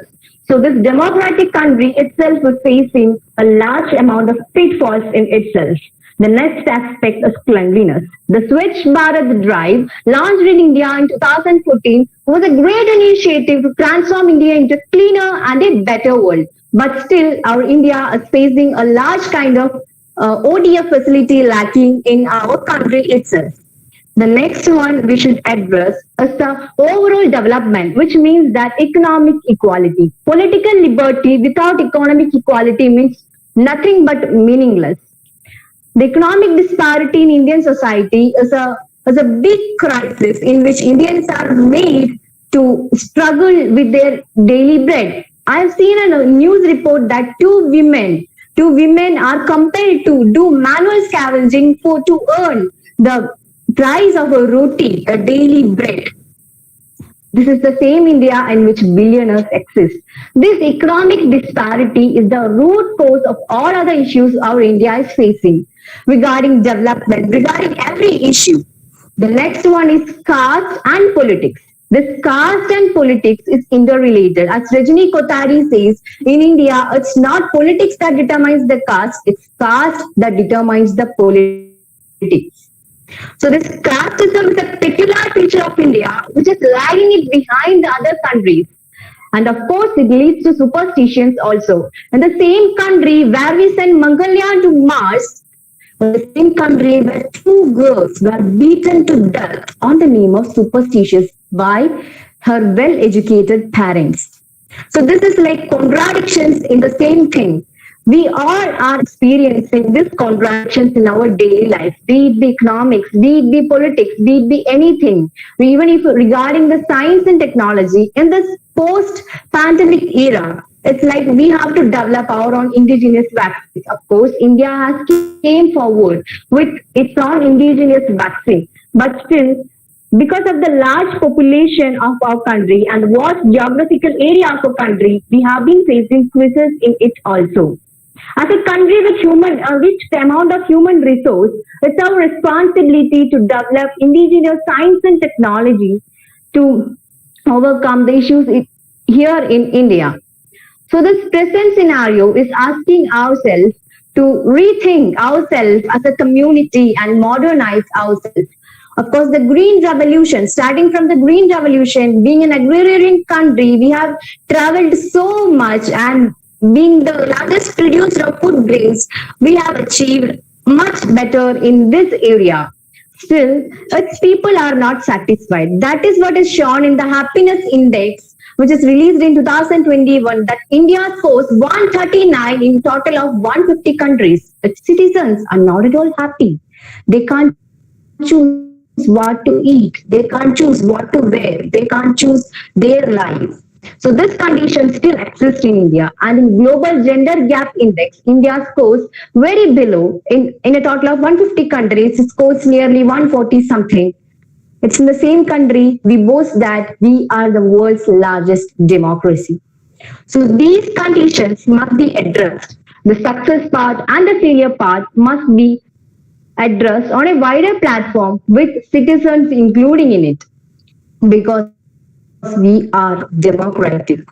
As Nehru says, India has experienced everything. It has experienced the innocence of childhood. It has experienced the passion of youth. It has experienced the ripe wisdom of maturity. It has gone through pain and pleasure and reached here. So this is a time with 25 years ahead of 100th anniversary of independence. The launch of Atmanirbhar Bharat, the launch of the new union budget, and empowering MSME, which is enterprises here itself in India, to empower our India and make in India initiatives are gaining lead. We must be ready to address the failures and pitfalls also. So being a secular country, being a democratic country, we must make sure that its citizens are happy and its citizens are leading a good life. So the trajectory of India should be drawn in rainbow colors, in which we put forward the ideologies of inclusiveness and multiculturalism, and thus thereby guaranteeing its citizen a country which is completely of freedom, democracy, and all the values. Thank you.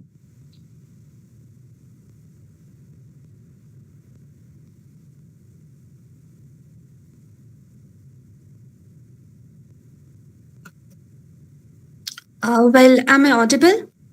Good afternoon. Good afternoon, ma'am. Good afternoon, ma'am.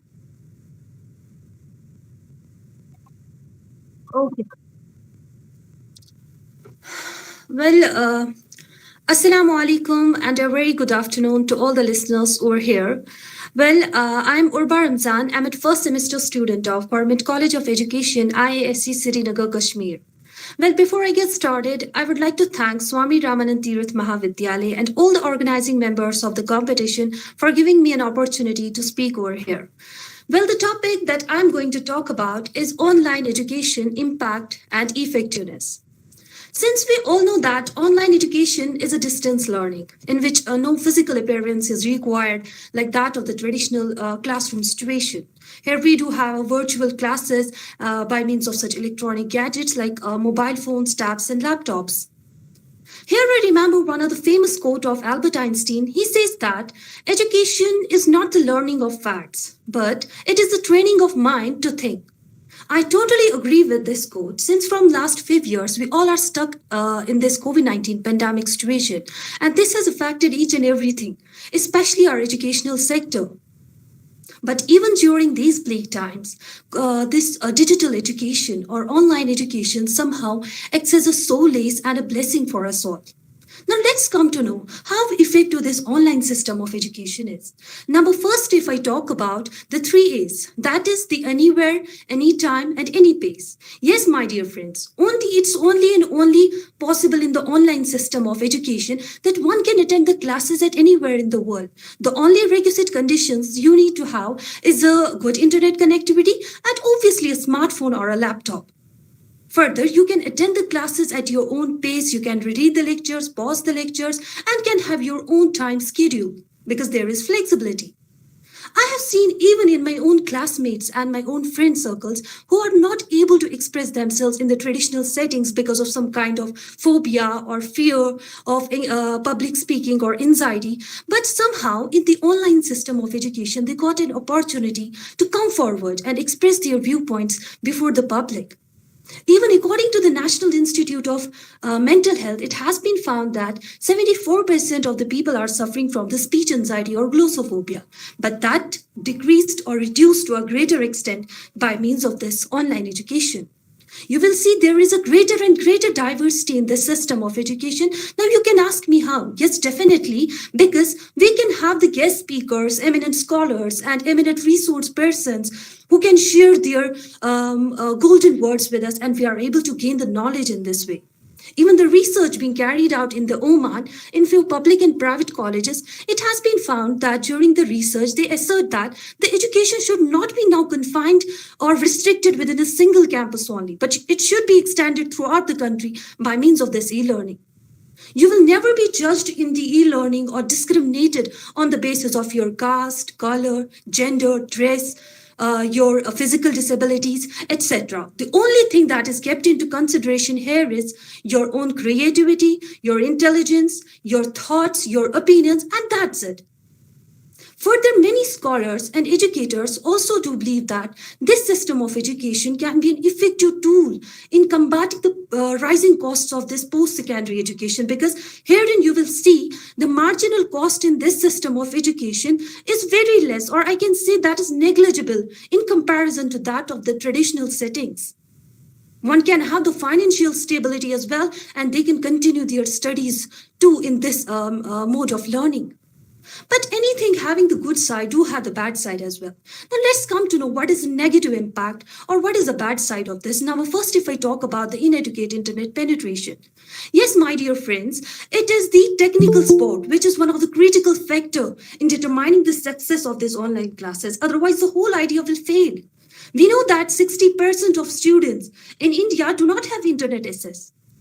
Obviously, the whole idea fails for such students. Even in my own place, that is the Kashmir, we have continuous on and off internet connectivity, and this hampers our learning process a lot many times. Likewise, we have seen that it has been found that face-to-face interactions, the healthy conversations are completely absent in this mode of education. That obviously leads to increased anxiety levels, stress levels, even the mental disorders, mood disorders, and you will not believe that it has also increased the depression in some students as well. The research being carried out by the Deepika Nambiar, that's mentioned in the International Journal of the Indian Psychology in 2020, and she found that this online system, this face-to-face interaction is somehow having the more positive outcomes than that of the online system of education in terms of the social interaction, satisfaction, and overall quality. Further, just before this second half of this competition, I was watching the news and it was showing that doctors and parents were talking about the health implications that have been found due to this online system of education, because the screen time already got increased in this system of education. The small children's and even the facilitators, the teachers are also continuously using their mobile phones for the longer period of time. That has increased the refractive errors in the students as well as facilitators. Constant headaches, migraines have been found, heart palpitations, nausea, irregular sleep patterns, and even the cardiovascular diseases. At last, I want to conclude over here with that the online system of higher education is still in the early stage of development in India. But only thing that we have to keep into consideration over here is that we should continuously strive to have the productive lives. If we are nowadays in this COVID-19 pandemic situation and we have access to the online sources, we should have to think more positively and to use our resources in a more better way rather than going towards the negative side. We should have to take the constant breaks during using our electronic gadgets like mobile phones and tabs and these laptops. This reduces the stress in our eyes. Eye strain will not be there. So this is something that we should keep into consideration. Again, here I remember one of the very famous quote of Albert Einstein. That's one of my favorite as well. He says that once you stop learning, you start dying. I totally agree with this quote that once you put a full stop on your learning, it is a time that you are dead. So it's important that we should continue to strive and we should continue to learn new things. We should continue to be enthusiastic throughout our lives. That's all. Thank you so much for your patient listening.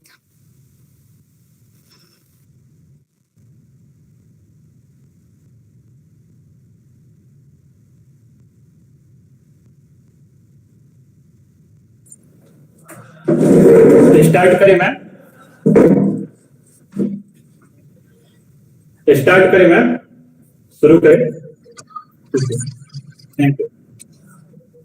असीम सौंदर्य व पवित्रता के प्रतीक मां भारती के चरणों में कोटि सह वंदन करता हूं। वशिष्ठ समतुल्य विद्वत आप निर्णायक मंडल को नमन करते हुए मैं शुभम पाठक गुरु घासीदास केंद्रीय विश्वविद्यालय बिलासपुर का छात्र आज का विषय आजादी का अमृत महोत्सव सफलता एवं असफलताओं की समीक्षा पर अपने विचार रखना चाहूंगा।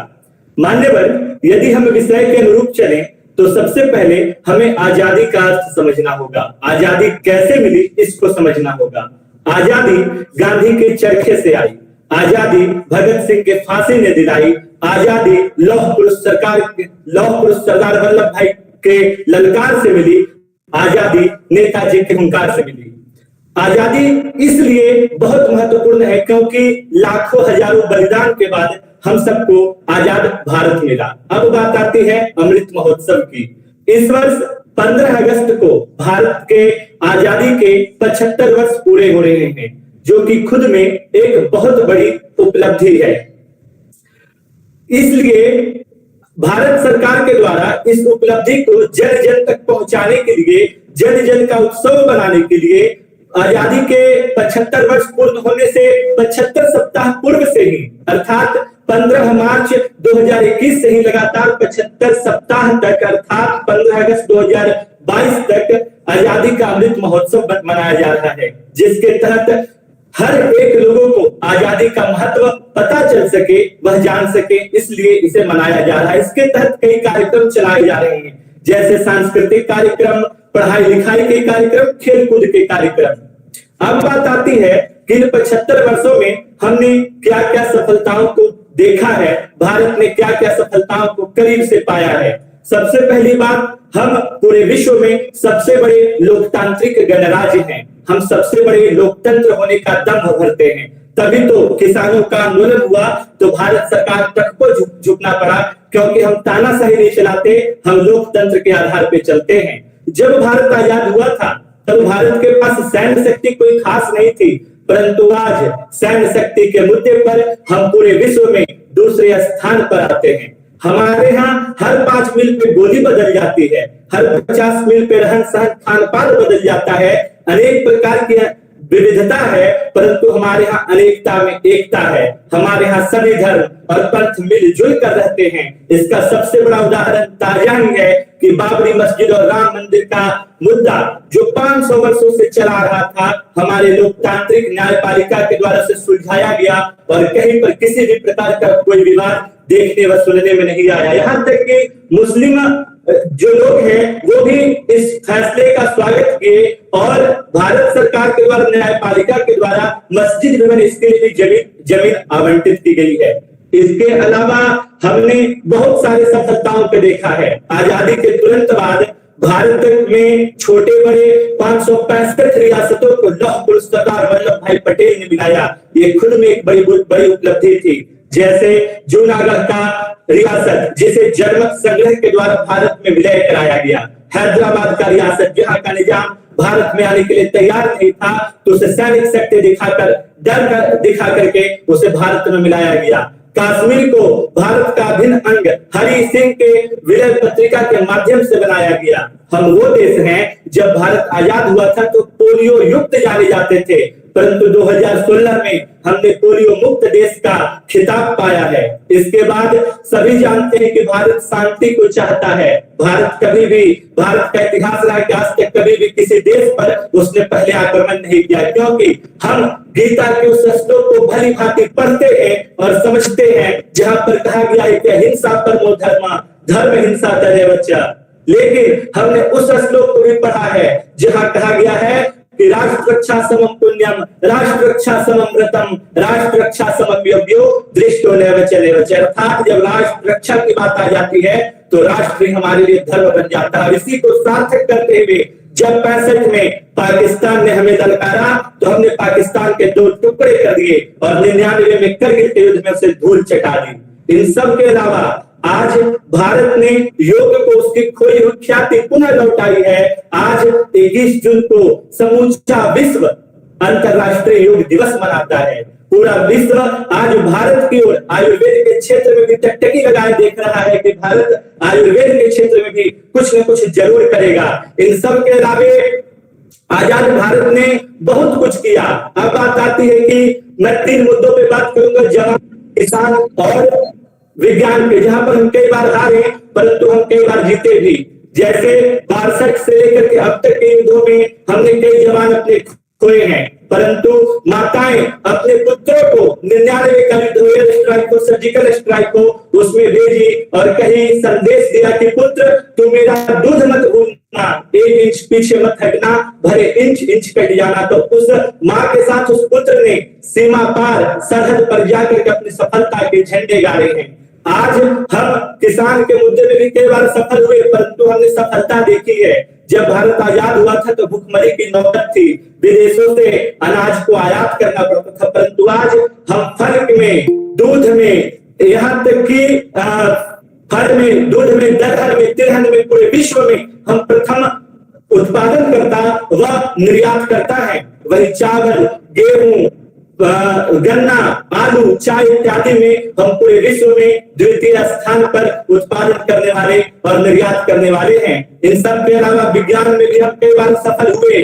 चंद्रयान 2 हमारा सफल हुआ, परंतु जब भारत के शीर्ष नेतृत्व में जाकर के वहां के अध्यक्ष के सिवन को गले लगाया और उन्होंने उनके आंखों से जब आंसू निकली, हम उस समय सफल हुए कि पूरा विश्व, पूरा भारत एक साथ इसरो के वैज्ञानिक के साथ था। वो समय किसी ने भूला नहीं है जब साइकिल पर रॉकेट को लाद कर ले जाया करता था और आज हमारे पास क्रायोजेनिक फैसिलिटी है। इन सब के अलावे हमने राम मंदिर जैसा मुद्दा सुलझाया, धारा 370-35 को हटा करके कश्मीर को मजबूत किया, भारत को मजबूत किया। आज कोविड से हम लड़ रहे हैं। स्वाभाविक सी बात है कि हमने कई जगह असफल हुए हैं, परंतु सोचने वाली बात है कि 140 करोड़ से अधिक देश में हमने कितनों का जान बचाया है। अंत में मैं यही कहूंगा कि मेरा मन सर्वदा संभावना के गीत गाता है। वक्त निराशा से कितना भरा हो बीत जाता है, यदि संकल्प साहस और हो विश्वास तन मन में, अंधेरा हो कितना घना उजाला जीत जाता है। बहुत बहुत धन्यवाद।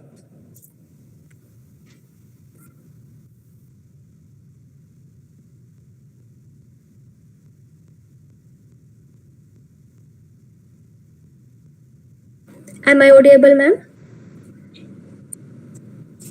Am I audible? Hello? Hello? Am I audible, ma'am? Okay, okay.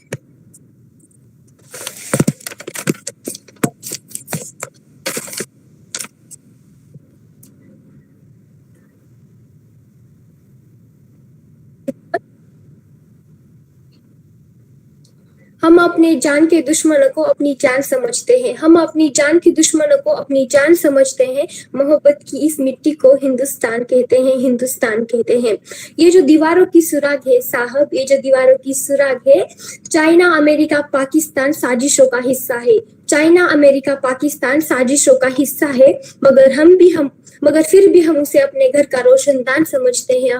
हम उसे अपने घर का रोशनदान समझते हैं। परम सम्माननीय आदरणीय निर्णायक मंडल के सदस्य, सभा में उपस्थित सभी गणमान्य अतिथियों मैं ऋतुजा राजकुमार मुए फ्रॉम पॉलिटेक्निक कॉलेज अंबाजोगाई से स्वतंत्रता का एक अमृत महोत्सवी वर्ष इस विषय पर अपने कुछ विचार साझा करना चाहती हूँ। स्वतंत्रता मतलब आजादी। आजादी का असली मतलब वही समझ सकता है जिसने कभी गुलामी की हो। हम बहुत सौभाग्यशाली है कि हमने स्वतंत्र भारत में जन्म लिया। यूं तो 1857 में ही स्वतंत्रता भारत की लय जल चुकी थी, जो मशाल बनकर हमें 1947 में आजाद कर गई। प्राचीन, मध्ययुगीन और वर्तमान भारत के उदाहरणों से स्पष्ट करना चाहूंगी कि जब हम अंग्रेजों के घेरों में फंसे हुए थे, तब रंग दे बसंत की शोला की एक आवाज से टोलों के टोले उमड़ आते थे, और उनके वंदे मातरम के आवाज से जो खून में 5-5 डिग्री का तूफान आता था, वो अंग्रेजी शासकों के जड़ों में तूफान ला देता था। लोग मर जाते थे, मिट जाते थे, तब भी वो अपनी देशभक्ति साबित कर रहे होते थे, क्योंकि वो उस दौर की देशभक्ति साबित करने का एक तरीका ही नहीं, उस वक्त की जरूरत थी। उसके बाद 62, 65 और 71 के युद्ध में जब औरतें अपनी सुहाग गवा देती थी, तब परिस्थिति ये हो जाती थी, प्यार भी भरपूर चला गया, मांग का सिंदूर गया। प्यार भी भरपूर गया, मांग का सिंदूर गया। छोटी छोटी नन्हानों की लंगूटे चली गई, छोटी छोटी बच्चियों की चोटियां चली गई। भाई बाप की कमाई गई, भाई की पढ़ाई गई। बाप की कमाई गई, भाई की पढ़ाई गई। जिस्म की कई बोटियां चली गई। और आपके लिए तो एक आदमी मरा है साहब, और आपके लिए तो एक आदमी मरा है साहब, मगर मेरे लिए तो मेरे घर की रोटियां चली गई। मेरे लिए तो मेरे घर की रोटियां चली गई। वाला हालात पैदा हो जाने के बाद भी एक माँ अपने बेटे को सरहद पर आप दुश्मनों की धज्जियां उड़ाने के लिए भेज देती थी। इसी तरह पूरा परिवार अपनी देशभक्ति साबित कर रहा होता था। और आज की माँ जब कोई लड़का या लड़की बाहर खेलने तो ओह बेटा चोट लग जाएगी, गिर जाओगे, किसी से झगड़ा करोगे, ऐसे बात करके किसी बच्चों को हम बाहर भेजते हैं। मगर जिजाऊ जैसी माँ आज तक पैदा नहीं हुई जो कहती थी बेटा बाहर तो जाओ मगर किसी लड़की को छेड़ना मत। आज की माँ कभी ऐसा कहती ही नहीं है, बल्कि जब झगड़ा हो जाता है तो मेरा मुन्ना ऐसा कर ही नहीं सकता, ऐसे कहती है। ऐसा तब देश बलिदान मांगता था, तब देश मर जाने को, मिट जाने को, फांसी चढ़ जाने को कहता था। मगर आज देश बलिदान नहीं मांगता, आज देश मर जाने को, मिट जाने को, फांसी चढ़ जाने को नहीं कहता, बल्कि मेरी नजरों में एक सच्चा देशभक्त वही है जो अपना काम पूरी मेहनत से, लगन से और ईमानदारी से करता है। मैं नहीं मानती कि व्हाट्सएप या फेसबुक के डीपी को 3 रंग में रंग देना ही देशभक्ति है। नहीं। क्या हमारी देशभक्ति इतनी सकीन है कि जो क्रिकेट से मैदान से लेकर सिनेमा हॉल तक सीमित है? नहीं। मैं नहीं मानती कि राष्ट्रगान के 52 सेकंड में खड़े हो जाना देशभक्ति है।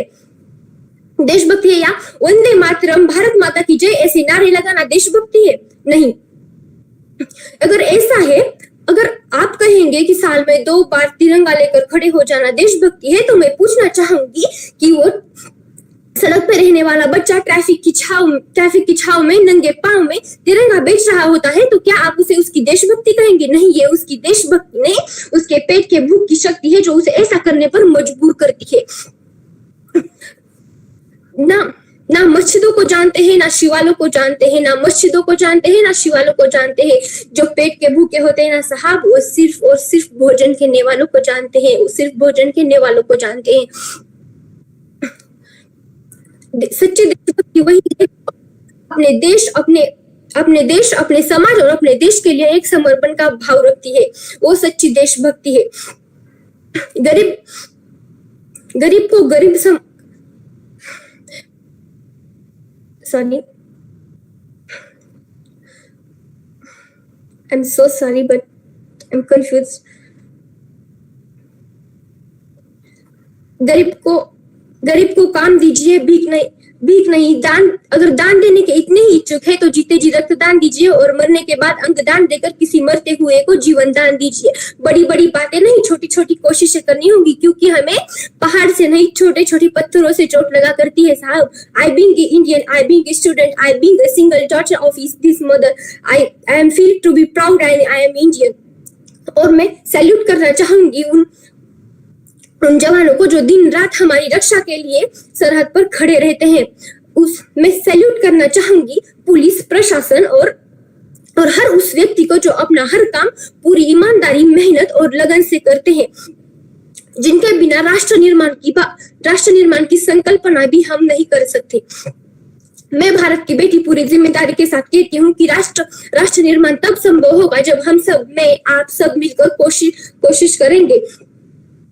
हमारी राष्ट्र की जिम्मेदारी नहीं है हमें आगे ले जाना, हमारी जिम्मेदारी है हमारे राष्ट्र को आगे ले जाना।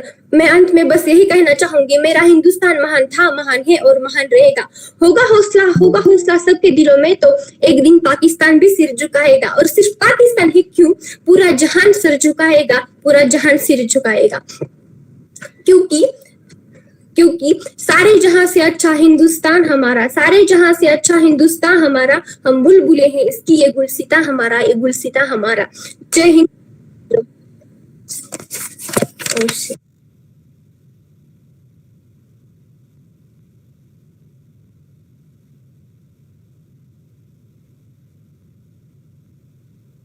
Am I audible? Hello? Am I audible?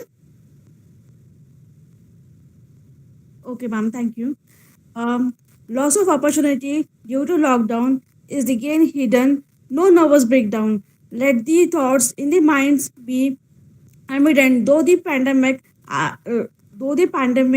turned the world stagnant. My name is Prajakta Kulkarni and I'm from late Sau Kamaratai Jamkar Mahavidyalay Parbhani. Today I'm going to talk on the topic social, economic and educational consequences or implications of COVID-19. COVID-19 pandemic has created an unpredictable loss and disruptions across all over the world. From developed to developing, no country could escape its burn. All the sectors of the economy have been disproportionately affected, and even within every sector there is a disproportionate loss. These societal impacts like job losses, mental illness and so on are disparate. Some positive effects such as improved quality in air, water quality and restoration of wildlife are seen, but sustainability of such impacts is conditional. Frankly, to admit, post-COVID environment is related to the habits of the people as usual. COVID-19 is a pandemic declared by the World Health Organization, which erupted in the Wuhan city of China in December 2019. The pandemic enforced the situation of lockdown all over the world. There was a kind of fear in the minds of the people as it is a contagious virus. This pandemic enforced the situation of lockdown all over the world. There was no such vaccine available to fight the situation. Every country was in the search of a vaccine. The treatment like plasma therapy and the medicine named remdesivir were used, somewhat helpful, but not everyone could avail this treatment. After the help of the scientists and doctors all over the world, the vaccination for prevention from this virus came into existence. They include Sputnik from Russia, Pfizer from USA, Covishield and Covaxin from India. This pandemic has created an unstable environment for individuals, loss of business activities and loss of jobs. This has settled a large number of economic activities because of infectious nature of the virus. Most of the countries, including the developed countries like USA, Italy, and UK, were not enough prepared to face this pandemic. Economic disturbances are probably more extreme and extended in the developing and emerging countries. Many countries had announced a lockdown to prevent this pandemic. After June 1st of 2020, this relaxations were given to the economic activities, but the borders of some states were sealed depending upon the severity of the health crisis in particular states. All the economic activities have been started, but the unprecedented loss has already occurred, and the economy got badly shaken. Another major effect of this pandemic is the significant psychological and social effect of the population. This impact has been highlighted in children, students, and working people who were likely to develop post traumatic stress disorder, depression, and other symptoms like distress.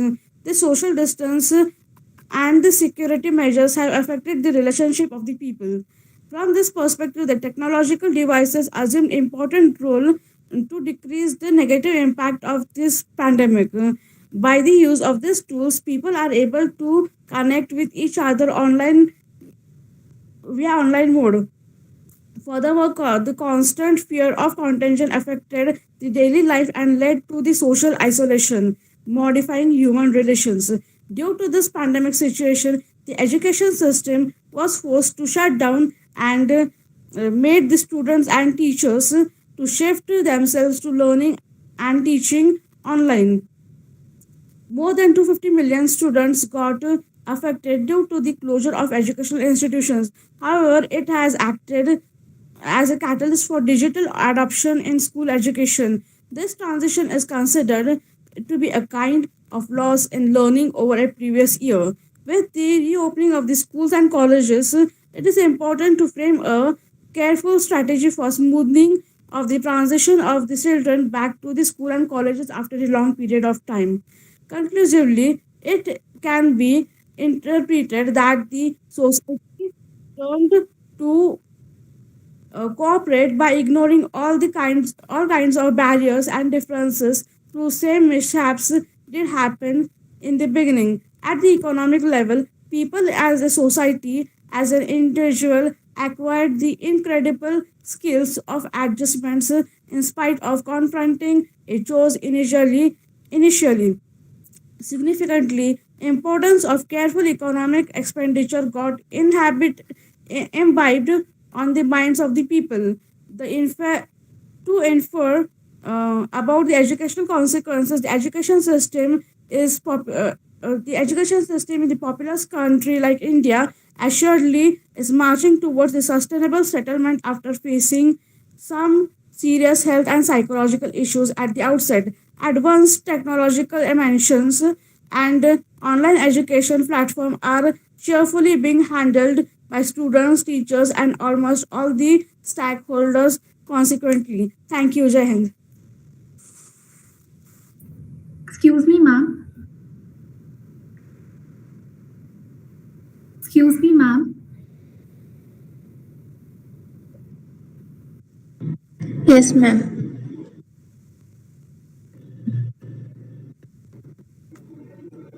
क्या मैं शुरू करूं? नमस्कार, मेरा नाम सेदुलक्ष्मी। मैं आज आज़ादी के 75 साल सफल या असफल विषय में बात करने जा रही हूँ। भारत इस वर्ष 75 स्वतंत्र दिवस मना रहे हैं।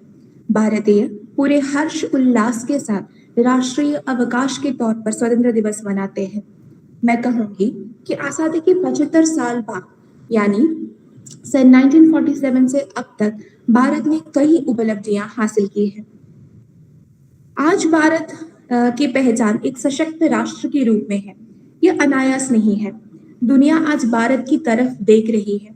बीते 75 सालों में अपनी अंदरूनी समस्याओं, चुनौतियों के बीच देश ने ऐसा कुछ जरूर हासिल किया है जिसकी तरफ दुनिया आकर्षित हो रही है। आजादी के एक साल बाद सन 1948 में लंदन ओलंपिक के दौरान पुरुष हॉकी टीम ने स्वर्ण पदक जीता है। 1950 को सुबह 10 बजे भारत एक गणतंत्र हुआ। 1954 अगस्त 4 को भारत ने एशिया का पहला न्यूक्लियर रिएक्टर बनाया। 1959 में सत्यजीत रे की आपुर संसार ने भारतीय सिनेमा को अंतर्राष्ट्रीय मंच पर एक नई पहचान दी। भारतीय अंतरिक्ष अनुसंधान संगठन ISRO की स्थापना 1969 में हुई। ISRO ने एक साथ रिकॉर्ड 104 सैटेलाइट का प्रक्षेपण कर इतिहास रचा था। वही 1974 में भारत ने शांतिपूर्ण तरीके से परमाणु परीक्षण किया, जिससे दुनिया को चकित कर दिया। 1945 में आर्यभट्ट के प्रक्षेपण ने भारत को उन चुनिंदा देशों के समूह में शामिल कर दिया जिनका अपना सैटेलाइट हो। 1983 में कपिल देव की अगुवाई में भारत टीम ने विश्व कप जीता। 1994 में सुष्मिता सेन और ऐश्वर्या राय ने भारत की ओर से मिस यूनिवर्स और मिस वर्ल्ड का ताज जीता। 1994 में लेखिका अरुंधति रॉय ने अपनी किताब the God of small things के लिए बुकर पुरस्कार जीता। अर्थशास्त्री अमर्त्य सेन ने 1998 में नोबेल पुरस्कार जीता। मई 1999 में भारत ने पाकिस्तानी सेना को कारगिल युद्ध में हराया। तकरीबन 2 माह तक चले हुए इस युद्ध में पाक को करारी हार का सामना करना पड़ा। 2009 में दिल्ली हाई कोर्ट ने समलैंगिकता को अपराधी की श्रेणी से बाहर कर दिया। वर्ष 2011 में 27 साल बाद MS धोनी की अगुवाई में टीम इंडिया ने क्रिकेट विश्व कप जीता। वर्ष 2004 में WHO ने भारत को पोलियो मुक्त घोषित किया। साल 2015 में इंदिरा गांधी एयरपोर्ट को बेस्ट एयरपोर्ट का अवार्ड मिला। 2016 से भारत ने महिला फाइटर पायलट की पहली बैच की ट्रेनिंग दी। 2017 को भारत ने GST को हरी झंडी दिखाई। जम्मू कश्मीर की उड़ी में सैन्य छावनी पर पाकिस्तानी आतंकी हमले में शहीद हुए 18 जवानों के बाद भारतीय सेना ने 28 सितंबर 2016 की रात को सर्जिकल स्ट्राइक की। भारत ने चंद्रमा पर दूसरे मिशन चंद्रयान 2 का प्रक्षेपण 22 जुलाई 2019 को किया गया था। संसद ने मुस्लिम महिलाओं का 3 तलाक देने का प्रथा पर रोक लगाने का प्रावधान वाले ऐतिहासिक विधेयक का 30 जुलाई 2019 को मंजूरी दी थी। आम आदमी को सशक्त बनाने के लिए बीते दशकों में सरकारों ने जन कल्याणकारी नीतियों और योजनाओं लेकर आई। योजनाओं का लाभ गरीबों और कमजोर वर्गों तक पहुंचाया गया। प्रधानमंत्री ग्राम सड़क योजना, सूचना का अधिकार, शिक्षा का अधिकार, मनरेगा जैसे कार्यक्रमों एवं योजनाओं ने आम आदमी को सशक्त बनाया। इन महत्वाकांक्षी योजनाओं से विकास की गति तेज हुई। उदारीकरण के दौर के बाद भारत तेजी से विकास के रास्ते पर आगे बढ़ रहा है। आर्थिक, सैन्य एवं अंतरिक्ष क्षेत्रों में इसने सफलता की बड़ी छलांग लगाई है। चुनौतियों के बावजूद भारतीय अर्थव्यवस्था तेजी से आगे बढ़ रही है। आज भारत दुनिया का सबसे बड़ा बाजार बना हुआ है। सैनिक क्षेत्र में भारत एक महाशक्ति बनकर उभरा है। परमाणु हथियारों से संपन्न भारत के पास दुनिया का 14 सबसे शक्तिशाली सेना है। मिसाइल तकनीकी में दुनिया भारत को लोहा मान रही है। अंतरिक्ष क्षेत्र में भारत ने नई कीर्तिमान गढ़े हैं। मंगल मिशन की सफलता एवं रॉकेट प्रक्षेपण की अपनी क्षमता की बदौलत भारत अंतरिक्ष क्षेत्र में महारत रखने वाली चुनिंदा देशों में शामिल है। IT सेक्टर में देश अग्रणी बना हुआ है। इन उपलब्धियों को देश सुपर पावर बनने की दरवाजे पर लाकर खड़ा कर दिया है। जाहिर सी बात है कि आज भारत के पास दुनिया को देने के लिए बहुत कुछ है, लेकिन इन सफलताओं और उपलब्धियों के बावजूद सामाजिक एवं नैतिक मूल्यों में ह्रास हुआ है।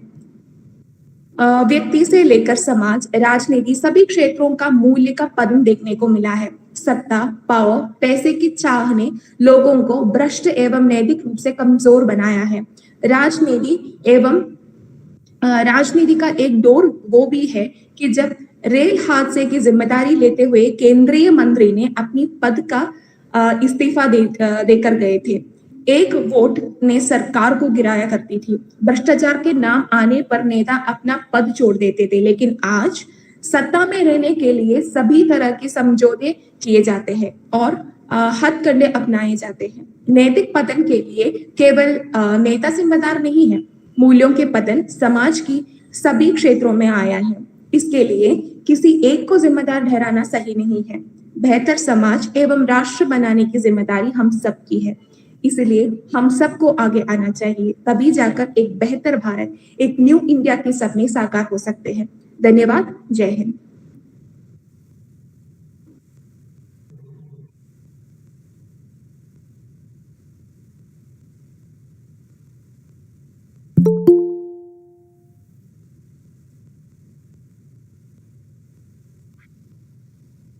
Am I audible and visible clearly?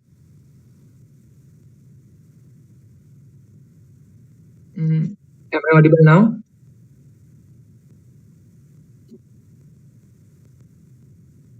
The year was 1947. At the stroke of midnight, when the whole world was sleeping, India awoke for life and freedom. Has India achieved its independence from the British Empire, the Union flag of Britain was replaced by the Indian tricolor as the first Prime Minister of India, Mr. Jawaharlal Nehru, hoisted the flag for the very first time at the independent soil of India. Good afternoon to our respected dignitaries, judges, and of course, our cheerful audience. My name is Akash Jangid, and I am a student of MIT Arts, Commerce, and Science College, Alandi. And today, I'll be taking you all in a remarkable journey of 75 years of India's independence. We will be reviewing the success and failure our nation encountered. In the 75 years, there were lots and lots of events which our nation encountered. Some were good, while some were bad. From the nationalization of railways to the globalization of economy, from the first general elections in 1951 to being the nation with the highest number of people vaccinated against COVID-19. India has come a long way. However, in this journey, there were also failures. From the national emergency in 1975 to the economic crisis in 1991.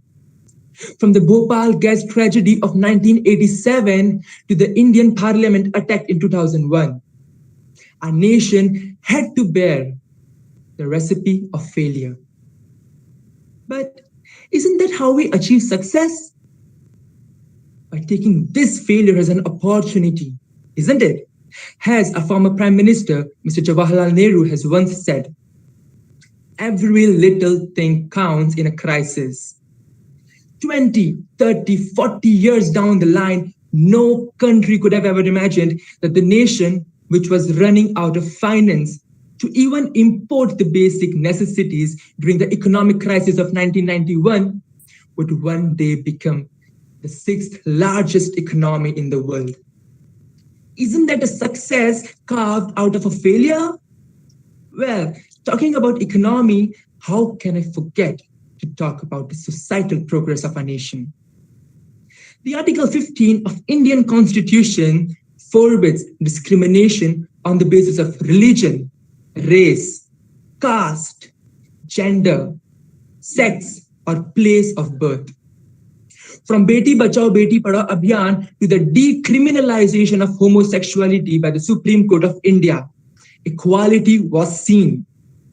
However, this political progress are not significant when we look at the report which was published by World Economic Forum titled Global Gender Gap 2021, which ranks India 140th among the 156 countries, becoming the 3rd worst performing nation in the South Asian region. From the Gujarat riots of 2002 to the recent news of impending genocide of Muslims in India. This gap seemed to be increasing rather than the other way around. Man is considered to be the most important factor for the development of a nation. However, when this man is discriminated on various grounds, it can definitely be a threat for a democratic nation like India. While reviewing the success or failure of any nation, the most common parameter is looking at the poverty level, unemployment level, and the healthcare facilities. Over the years, lots and lots of laws, rules, acts, policies have been implemented by the government of India, because of which the poverty level, which was 70% at the time of independence, decreased or declined to 10% in 2021, says the report of World Bank. However, in the midst of pandemic, the strong base which we had prepared for the future seemed to be shaken up. As the unemployment level, poverty level skyrocketed, our government took timely measures to aid the people. We have to realize which independence are we talking about. Yes, we did got independence from Britishers, but we didn't got independence from corruption. We have to realize that India is not just a country of 37 lakh 28,263 square kilometer, but a nation of 138 crore Indians. We make India. A success, a failure defines India. And I expect that today, as we did a time travel to 75 years of India's independence, we realize that how Indians turned the stone-like failures into a milestone of success. We have to realize how we as India, how we as Indians encounter failures. Should it be like a warrior or like a warrior? Thank you.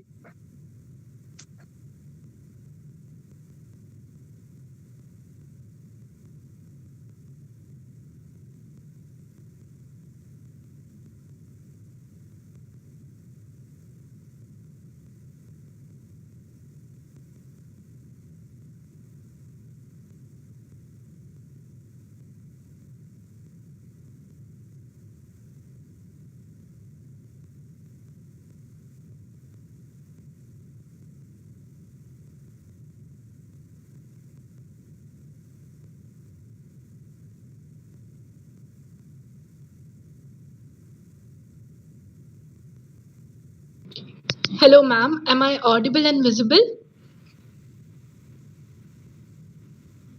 Ma'am, not even now?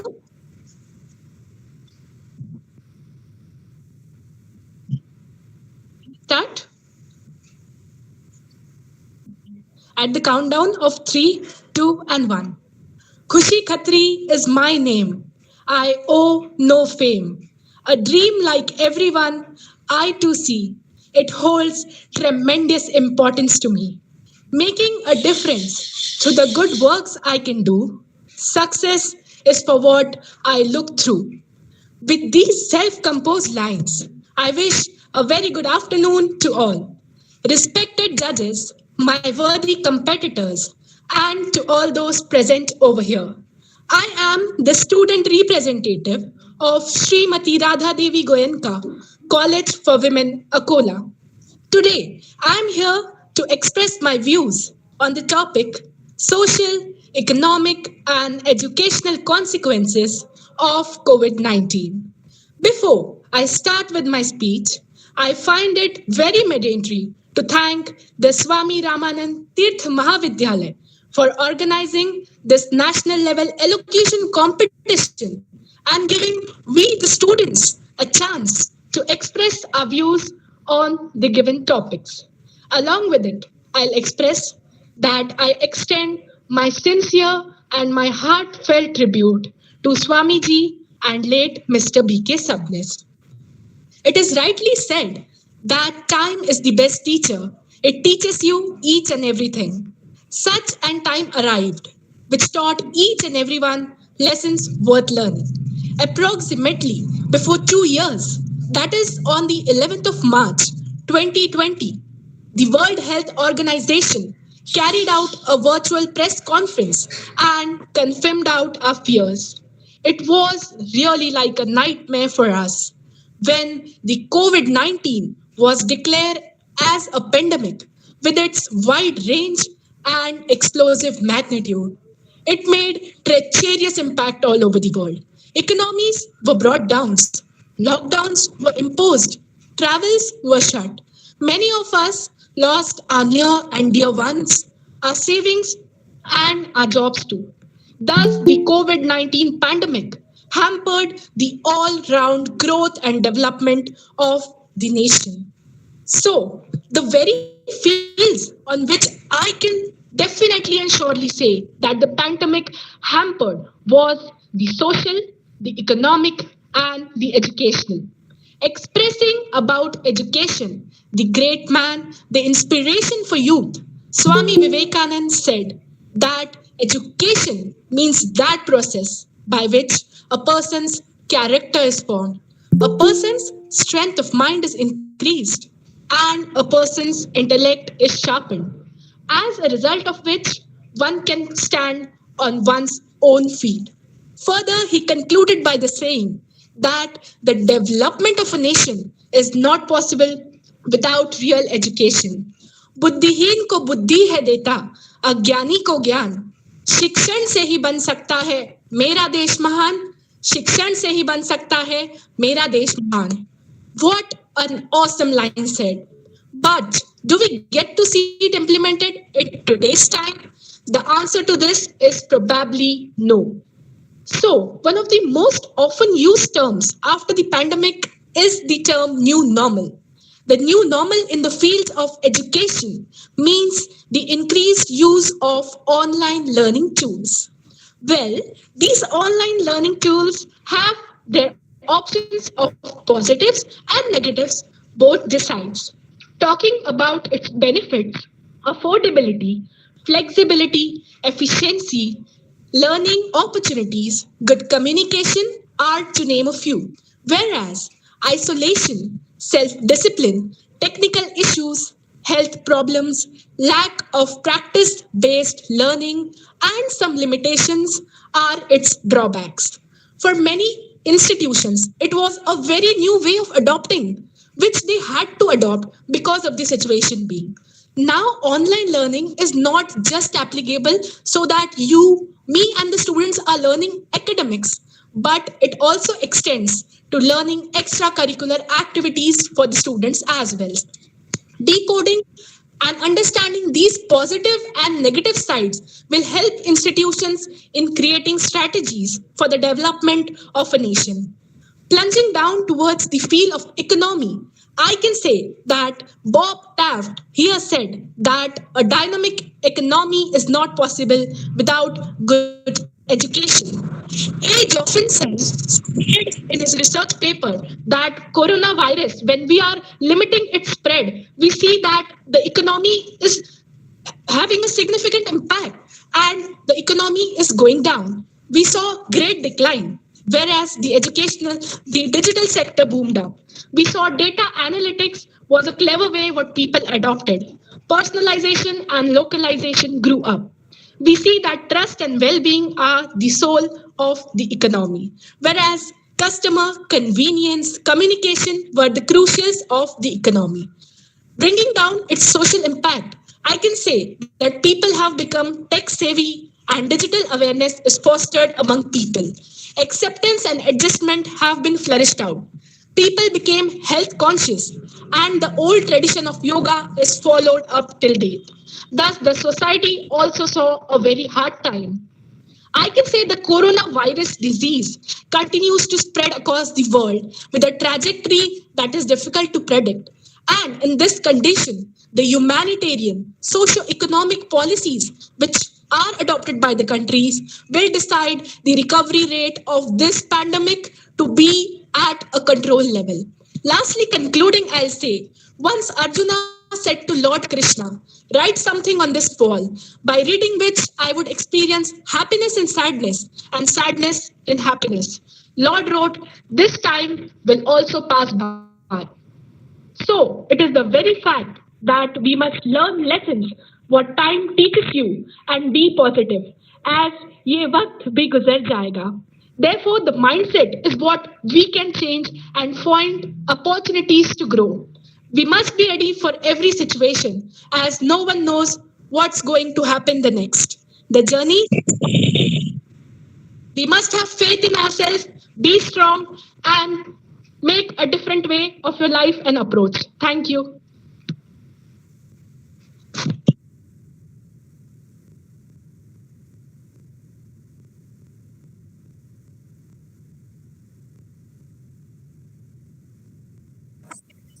Ma'am, am I audible? Ma'am, am I audible and visible? Okay, ma'am, thank you. One of the greatest businessmen and the co-founder of the Microsoft Corporation, Bill Gates, once said that technology is just a tool for making the kids working together and motivating them. Teacher is the most important. Hi everyone, I'm Sheikh Sabah Abdullah from the Latur College of Physiotherapy. Today I'm going to speak about the online education, its impact as well as its bad effect, that means its effectiveness. As we know that COVID-19 is rapidly spreading all over the world, which creates a pandemic movement and the pandemic periods. Due to that, people get uncomfort because of changing their schedules. The schedules are changing from the normal to the critical. That's the online classes are started. Why this? Because of the classroom education is transmitted to the something that's we call online education. What does the exact online education means? Online education is the type of education which takes place on the internet platform with the help of presentations as well as images, as well as to overcome this situation and in critical science. As like various difficulties are observing day-to-day life because of the online education. The teachers, parents, as well as the students are suffering from those problems.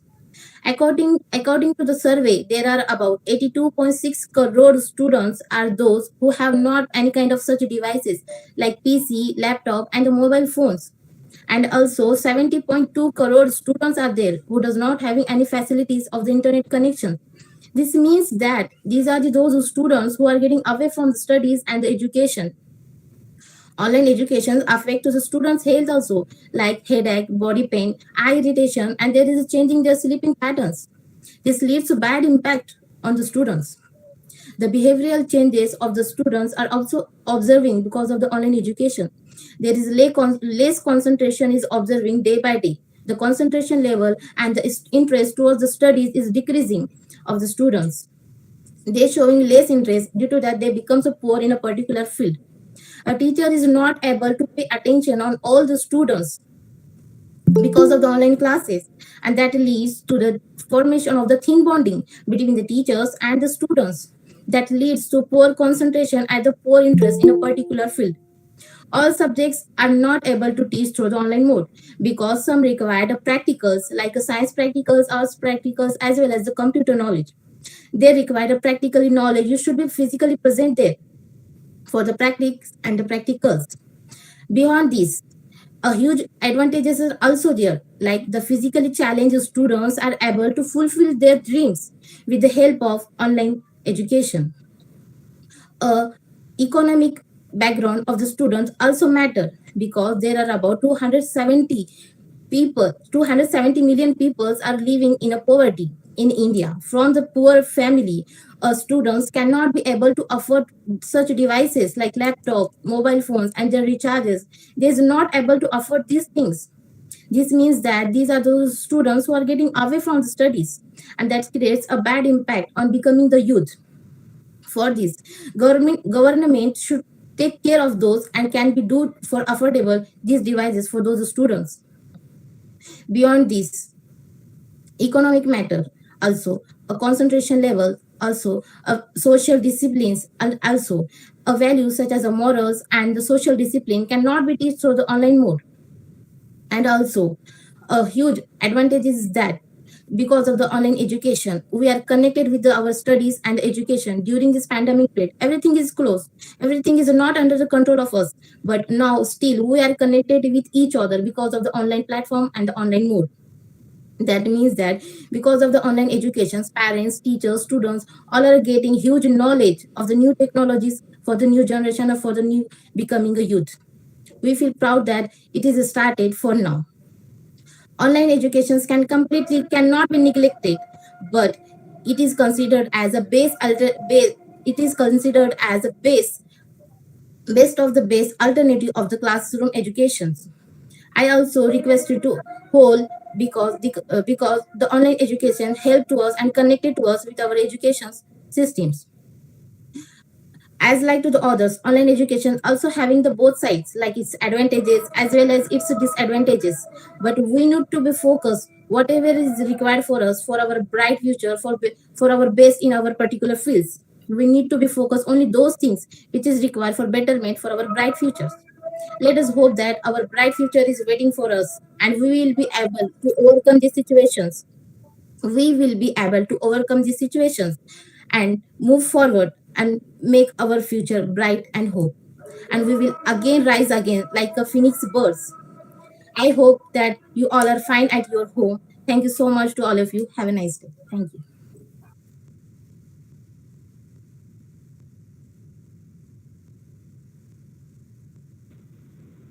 Yes, ma'am.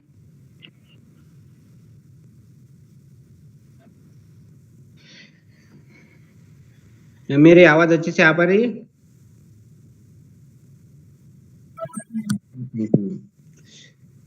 नमस्कार सभी को, मेरा नाम स्वप्निल और मैं आज बात करने जा रहा हूँ कोरोना का आर्थिक और सामाजिक और शैक्षणिक तौर पे जो परिणाम हुआ है उसका। यानी कि ये नरेंद्र मोदी जी ने कहा था जब 21 दिन का लॉकडाउन शुरू होगा तभी उन्होंने कहा था कि 21 दिन तक अगर हम संभले तो समझो, अगर नहीं संभले अगर तो हम 21 साल पीछे चले जाएंगे। क्या ऐसा हुआ? लॉकडाउन तो महीनों तक चलने के कारण दुनिया में नहीं, पूरी दुनिया की जो इकोनॉमिक सिस्टम है उन सभी इकोनॉमिक सिस्टम को समझो एकदम लॉस में गई, सभी लॉस में चली गई थी। क्योंकि अगर इकोनॉमिक सिस्टम क्योंकि उस टाइम पे सब एयरलाइंस बंद, ट्रेन बंद और सभी जो यानी कि आईपीएल भी पोस्टपोन हो गई थी, फुटबॉल की यानी मैच भी उस टाइम पे बंद थी, सभी चीजें एक टाइम के लिए बंद हो गई थी। यानी कि सभी कंपनीज बंद, कंपनी के एम्प्लॉयज को कंपनी से बाहर निकाल दिया गया। उस टाइम पे अगर कंपनी का देश का अगर प्रोडक्ट ही नहीं बेचेगा, देश की इकोनॉमिक सिस्टम बढ़ेगी कैसे? उस टाइम पे ये सारी बातें जो हुई सभी बिजनेसमैन और सभी लोगों के लिए बहुत ही चिंताजनक हुई। क्योंकि बिजनेसमैन अपनी कंपनी को कब तक शुरू रख सकता है, क्योंकि सारी कंपनियां तो लोन बेसिक पे रहती है और लोन बेसिक पे रहने के कारण सबसे ज्यादा नुकसान उस कंपनी वाले को होता है जो उस कंपनी का मालिक है।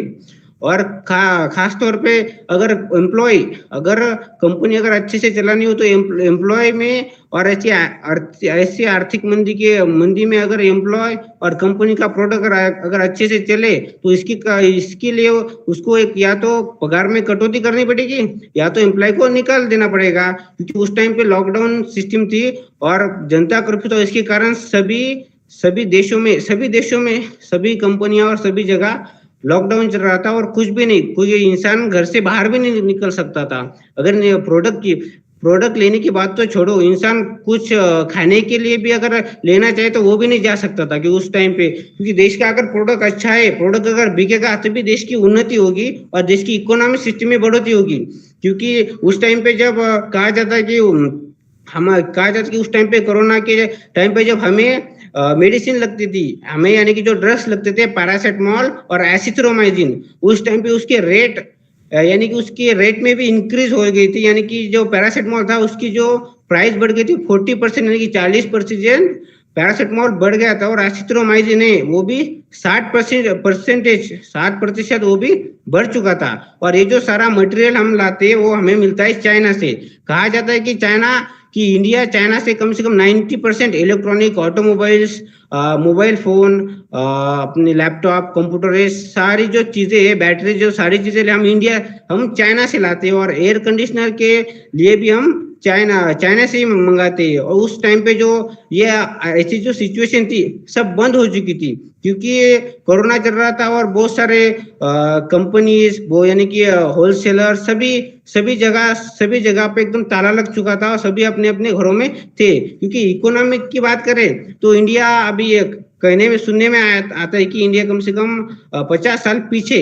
अब उसका जो परिणाम है वो अभी करंट पे हम भुगत रहे हैं, क्योंकि महंगाई तो बहुत सारी बढ़ चुकी है। क्योंकि उस टाइम पे जो मेडिसिन के लिए लगते थे, क्योंकि ये इंडिया ने चाइना से 2400 करोड़ की जो डील की थी, और बाकी जो इलेक्ट्रॉनिक के और उसमें जो 60,000 यानी कि 60,000 करोड़ ऐसा कुछ तो था, उसकी जो डील की थी उस टाइम पे, क्योंकि इंडिया की जो फार्मा कंपनीज थी वो सारे सब बंद हो चुकी थी। क्योंकि चाइना में भी लॉकडाउन था, क्योंकि चाइना एक बहुत विकसित और ताकतवर देश माना जाता है।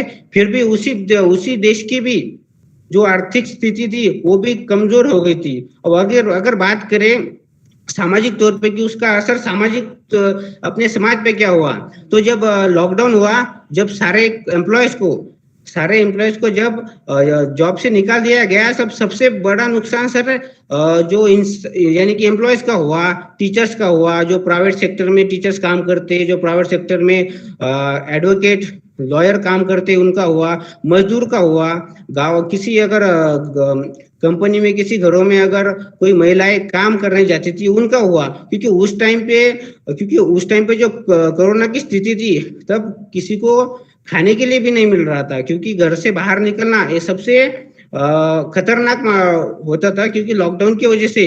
और खास तौर पे उन लोगों के लिए बहुत ऐसे दिन यानी कि ऐसे दिन बहुत कठिन गुजरे, जिन लोगों ने अपने घर बार छोड़ के जो देशों में गए, या फिर अपने घर बार छोड़ के शहरों में काम करने के लिए गए, वहां से लोग पैदल चल के आए। कैसा लगा होगा उनके मन को, कैसा लगा होगा उनके दिल को कि यार वहां से पैदल चल के 200-250 किलोमीटर, वहां से खाने के लिए कुछ नहीं, सब चीजें हमने अपने आंखों से देखा है। क्योंकि ये ज्यादा दूर की बात ना करें, अपने आसपास अपने पड़ोस की बात है, सब चीजें हमें बहुत हमारे आंखों के सामने हुई है, सब हम महसूस कर सकते हैं कि उस टाइम पे हमारा क्या हुआ।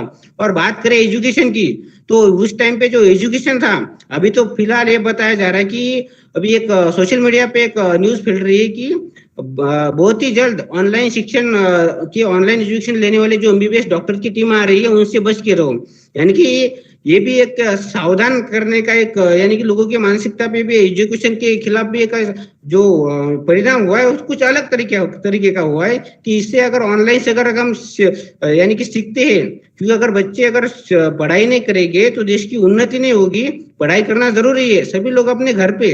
और ऑनलाइन से क्या पढ़ाई होगी, ज्यादातर समझ में नहीं आता या ज्यादा प्रैक्टिकल नहीं कर पाते। अगर डॉक्टर हो, इंजीनियर हो, कोई भी अगर किसी फील्ड में जाना हो, किसी फील्ड में सीखना हो, उसके लिए हमें पढ़ाई बहुत जरूरी है। क्योंकि अगर इंसान पढ़ेगा, कहते हैं पढ़ेगा इंडिया तो बढ़ेगा इंडिया। और जो मोदी जी का जो मेकिंग इंडिया, स्टार्टअप इंडिया, जो इनका सपना है कि अपना भारत देश भी अगर विकसशील हो, अभी विकास के ये जो बढ़े, तो उससे पहले कि देश का नागरिक सीखना चाहिए। देश का नागरिक अच्छी पढ़ाई, अच्छी एजुकेशन। क्योंकि इंडिया के बाहर लोग जो पढ़ाई करने के लिए जाते हैं, क्यों जाते हैं?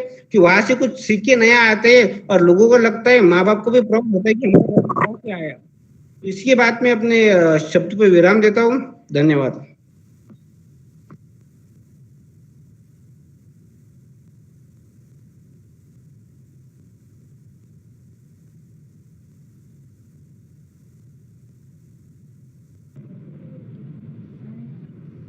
Yes, ma'am. I am audible. Yes, ma'am. I am audible.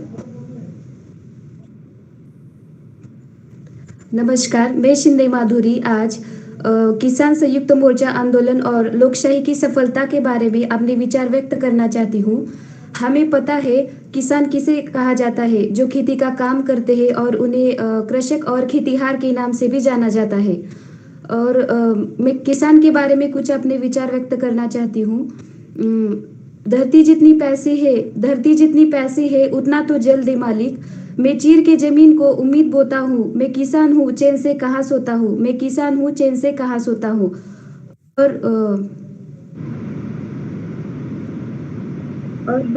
भारतीय संयुक्त किसान के बारे में और भारतीय किसान संयुक्त मोर्चा आंदोलन के बारे में बोला जाए तो और भारतीय किसान मैम आई एम ऑडिबल।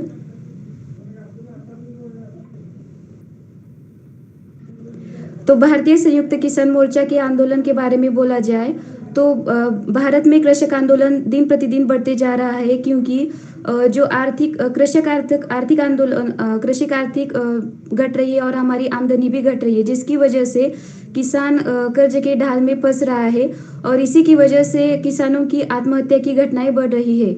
ऐसे ही मैं एक मध्य प्रदेश के आत्महत्या की घटना के बारे में बताना चाहती हूँ। एक किसान अपने दोस्त को कॉल करता है और बोलता है मैं सुबह के 7 बजे होते हैं, मैं खेत में ही और अभी मैं फांसी ले रहा हूँ। और उसका दोस्त ऐसी बात सुनकर तेज से खेत की ओर निकल पड़ता है।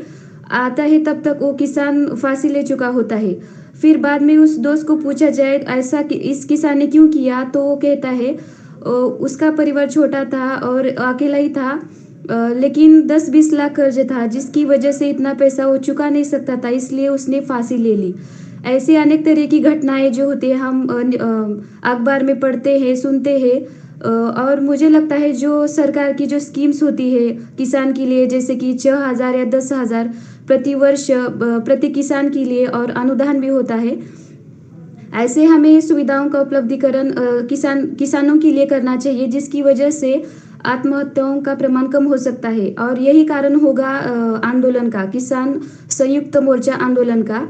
हम कई तरह के आंदोलन सुनते हैं, जैसे कि 26 जनवरी 2021 को दिल्ली में किसान का आंदोलन हुआ था। उसके पहले 8 दिसंबर 2021 को पंजाब में किसान का आंदोलन हुआ था। इस आंदोलन में पंजाब सरकार से किसानों ने यह मांग की थी कि किसानों ने कुछ मांगे की थी, यह की थी कि जो कृषि कानूनों को लेकर जो सरकार ने वापस ले ली थी, और इसके अलावा भी हरियाणा, उत्तर प्रदेश, मध्य प्रदेश के जो दर्ज केस है वापस ले ले। ऐसे तरह के आंदोलन होते रहते हैं। मैंने तो सिर्फ आपको एक आंदोलन की घटना बताई है। आंदोलन में होता यह है कि किसानों अपनी मांगे पूरी करने के लिए सरकार को ऐलान करती है, और आंदोलन में फायदा भी होता है और विपरीत परिणाम यानी नुकसान भी होता है। फायदा होता यह है कि किसानों में जागरूकता आ जाती है, किसान अपने स्वयं हक के लिए जागरूक होते हैं, और जो किसान की उत्पीड़न और शोषण की स्थिति होती है उसके खिलाफ आवाज उठाने की आवश्यकता महसूस करते हैं। और आंदोलन में विविध धर्म, जाति, प्रजाति के लोग एकत्र आकर एकजुट होकर एक आवाज उठाते हैं। इसी की वजह से हमारी हिंसा खत्म हो जाती है और राष्ट्र का विकास होने लगता है। और इसके अलावा नुकसान भी होता है, जैसे कि हमारा मूल्यवान समय बर्बाद होता है और कई उद्योग धंधे कुछ दिनों के लिए बंद होते हैं और हमारे करोड़ों में पैसे खर्च होते हैं।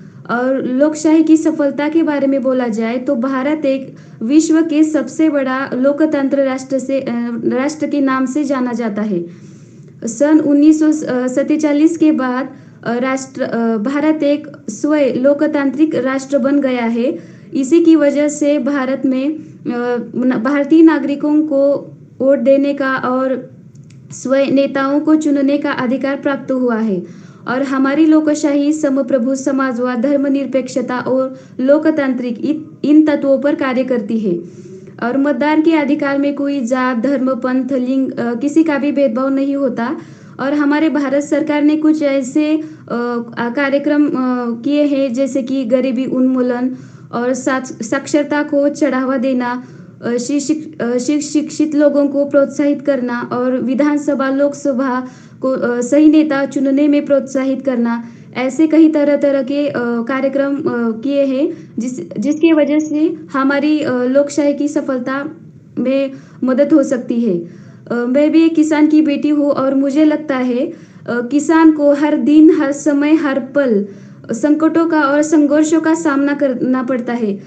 ऐसा बार होता है कि कहीं एक टाइम की रोटी भी तक उनको नहीं मिलती। तो मुझे लगता है सरकार को किसानों के कार्यों पर, किसानों पर ध्यान देना चाहिए और उन्हें प्रोत्साहित करना चाहिए, जिसकी वजह से हमें आंदोलन ना करना पड़े। धन्यवाद।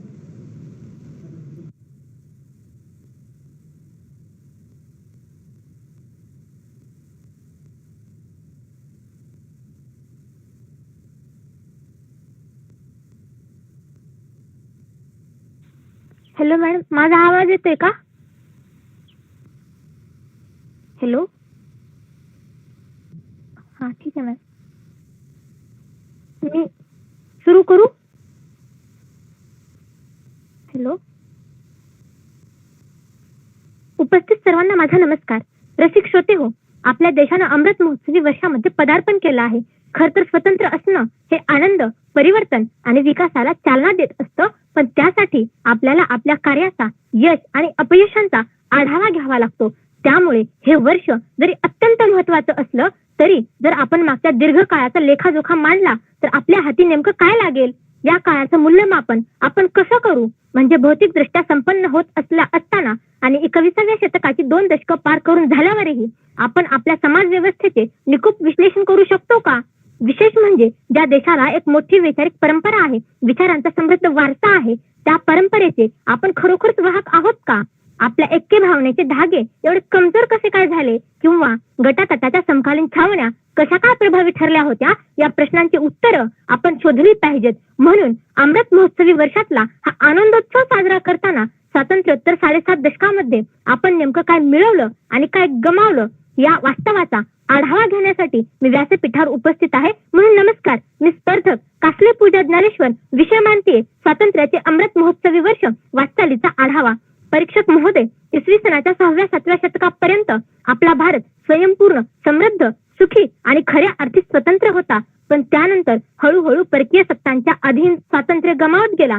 मग जेव्हा या गुलामीचा आणि अन्य अत्याचाराचा कहर झाला तेव्हा स्वातंत्र्याची चळवळ सुरू झाली आणि इंग्रजांच्या गुलामीतून 1947ला देश स्वतंत्र झाला. मग 1947 पासून या स्वातंत्र्याचा उपभोग आपल्या देशानं कसा घेतला आणि काय काय बदल घडले, तर 1947ला आपला देश स्वतंत्र झाला. 1950ला देश गणराज्य झाला. 1952ला पहिलं इलेक्शन झालं. 1956ला राज्यांची विभागणी झाली. 1962ला देशावर आक्रमण झालं आणि ते 4ही आक्रमण आपण परतावून लावली. 1965ला हरित क्रांती झाली. 1969ला बँकांचं राष्ट्रीयकरण झालं. 1970ला भारतानं बांगलादेशला पाकिस्तानपासून स्वतंत्र करण्यात मदत केली. 1973ला टायगर प्रोजेक्ट सुरू झाला. 1975ला आर्यभट्ट सॅटेलाइट यशस्वी झालं.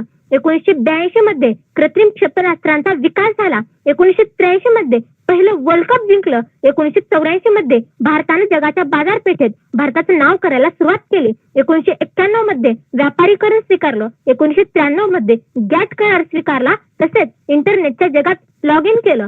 2000 मध्ये कम्प्युटरच्या बाबतीत इतिहास रचला. 2005 मध्ये माहितीचा अधिकार प्राप्त झाला. 2013 मध्ये मंगळयान मिशन यशस्वी झालं. 2019 मध्ये मोदी भारताचे दुसऱ्यांदा पंतप्रधान बनले आणि 2020 मध्ये भारत वैश्विक महामारीने ग्रस्त झाल्यावर आरोग्य सांभाळू लागले. अर्थात नेहरू ते मोदी या प्रवासात भारताने सर्वच क्षेत्रात लक्षणीय प्रगती केली. कला, क्रीडा, कृषी, आरोग्य, व्यापार, दळणवळण, विज्ञान, तंत्रज्ञान, साहित्य, शिक्षण, संशोधन, अर्थकारण, राजकारण आणि समाजकारण अशा सर्वच क्षेत्रात भारताने स्वतःची वेगळी ओळख निर्माण केली. जो देश सुईही बनवू शकत नाही असे मानले जात होते, तो देश आज चंद्रावर स्वारी करत आहे. भारताने घेतलेली ही गरुड झेप कोणालाही हेवा वाटेल अशीच आहे. आपला देश सर्वार्थाने संपन्न, सुसज्ज, सुसंस्कृत, आधुनिक आणि सामर्थ्यशाली आहे. खरं तर या दीर्घ काळात जगाला कवित घेण्याची क्षमता आपल्याकडे आली आणि आपण वैश्विक बनण्याचा निर्धार केला. परंतु एकीकडे वैश्विक घोडदौड होत असताना आपण सलोख्याचे व सौहार्दाचे प्रदेश निर्माण करू शकलो आहोत का? कारण राजकीय, आर्थिक, सामाजिक व शैक्षणिक क्षेत्रात असलेली मक्तेदारी मोडीत काढणे म्हणजेच प्रगती असं नसतं, तर त्या क्षेत्रात शिरकाव केल्यानंतर नैतिकतेने वागणे महत्वाचे असते. पण ही नैतिकता आपण जपली नाही. विकासाच्या वाटेवर चालत असताना आपण देशातल्या देशात अनेक विषमता निर्माण केल्या.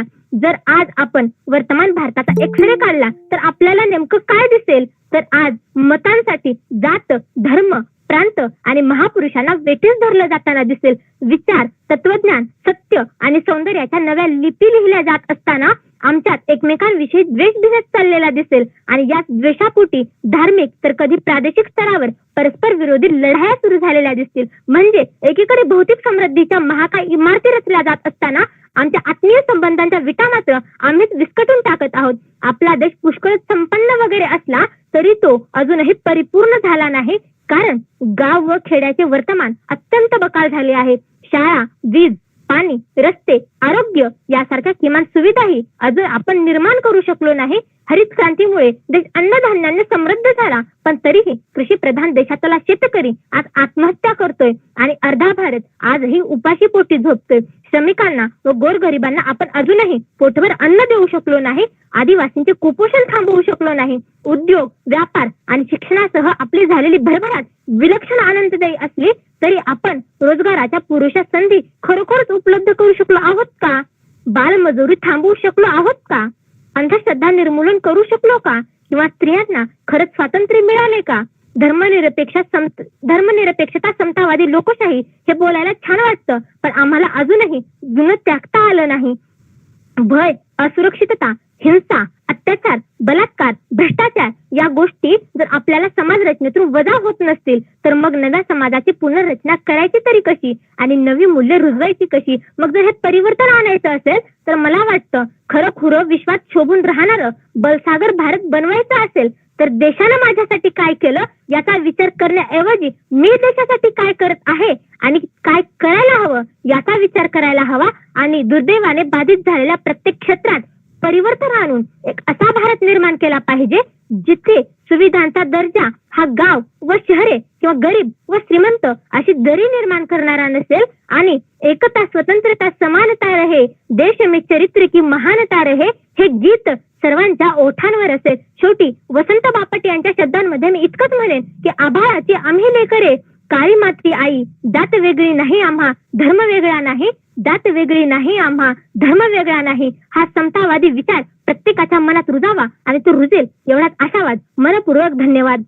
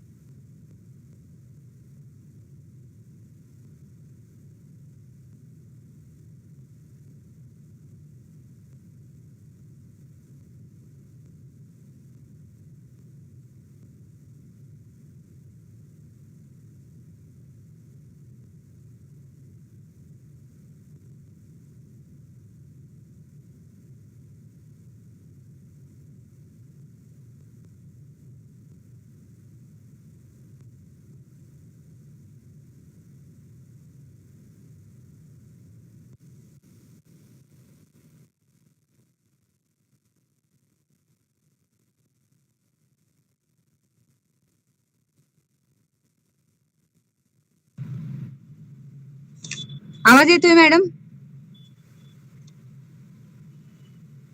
आवाज येतोय मॅडम? नमस्कार. हिंदवी स्वराज्याचे जनक राजा शिवछत्रपती महाराज ज्यांनी शिवरायांना घडवलं, वाढवलं अशा राजमाता व रंजल्या गाजल्यांसाठी स्वराज्य निर्माण करण्याची प्रेरणा दिली अशा राष्ट्रमाता महासाहेब जिजाऊ व ज्यांनी लिहिलेल्या संविधानावरती आज आपल्या देशाची राज्य व्यवस्था चलते असे डॉक्टर बाबासाहेब आंबेडकर या महामानवास वंदन करून मी माझे विचार मांडण्यास सुरुवात करते. ज्ञान, विज्ञान, सुसंस्कार यासाठी शिक्षण प्रसार रामकृष्ण परमहंस महाविद्यालय उस्मानाबाद येथील मी BA तृतीय या वर्षामध्ये शिकणारी घुगे प्रियंका तुमच्या समोर आज विषय सादर करणार आहे. कोरोनाचे शैक्षणिक, आर्थिक आणि सामाजिक परिणाम. आपण सगळेजण गेल्या 2-2.5 वर्षापासून कोरोनाच्या महामारीच्या काळामध्ये अडकलेलो आहोत. कोरोनाशी लढा देत आहोत. या कोरोनामुळे 2 वर्षांमध्ये आपल्या अर्थव्यवस्थेला तर परिणाम झालाच, आरोग्य व्यवस्थेवरही परिणाम झाला. केवळ 1 नाही 2 नाही तर तब्बल 200 देशातील 90 लाखांपेक्षा अधिक लोकांचे बळी घेणारा हा कोरोना 2-2.5 वर्ष आपल्या भारतामध्ये धुमाकूळ घालत आहे. यामध्ये आपली आरोग्य व्यवस्था ताठर असून सुद्धा त्याच्यावर परिणाम झालेला दिसून येतो. या कोरोनाचा अदृश्य असा व्हायरस, परंतु त्याने अनेकांचे कुटुंब उद्ध्वस्त केले, अनेकांचे प्राण घेतले आणि अनेकांचे कुटुंब उद्ध्वस्त करून या कोरोनामुळे आरोग्य व्यवस्थेवर परिणाम झाला.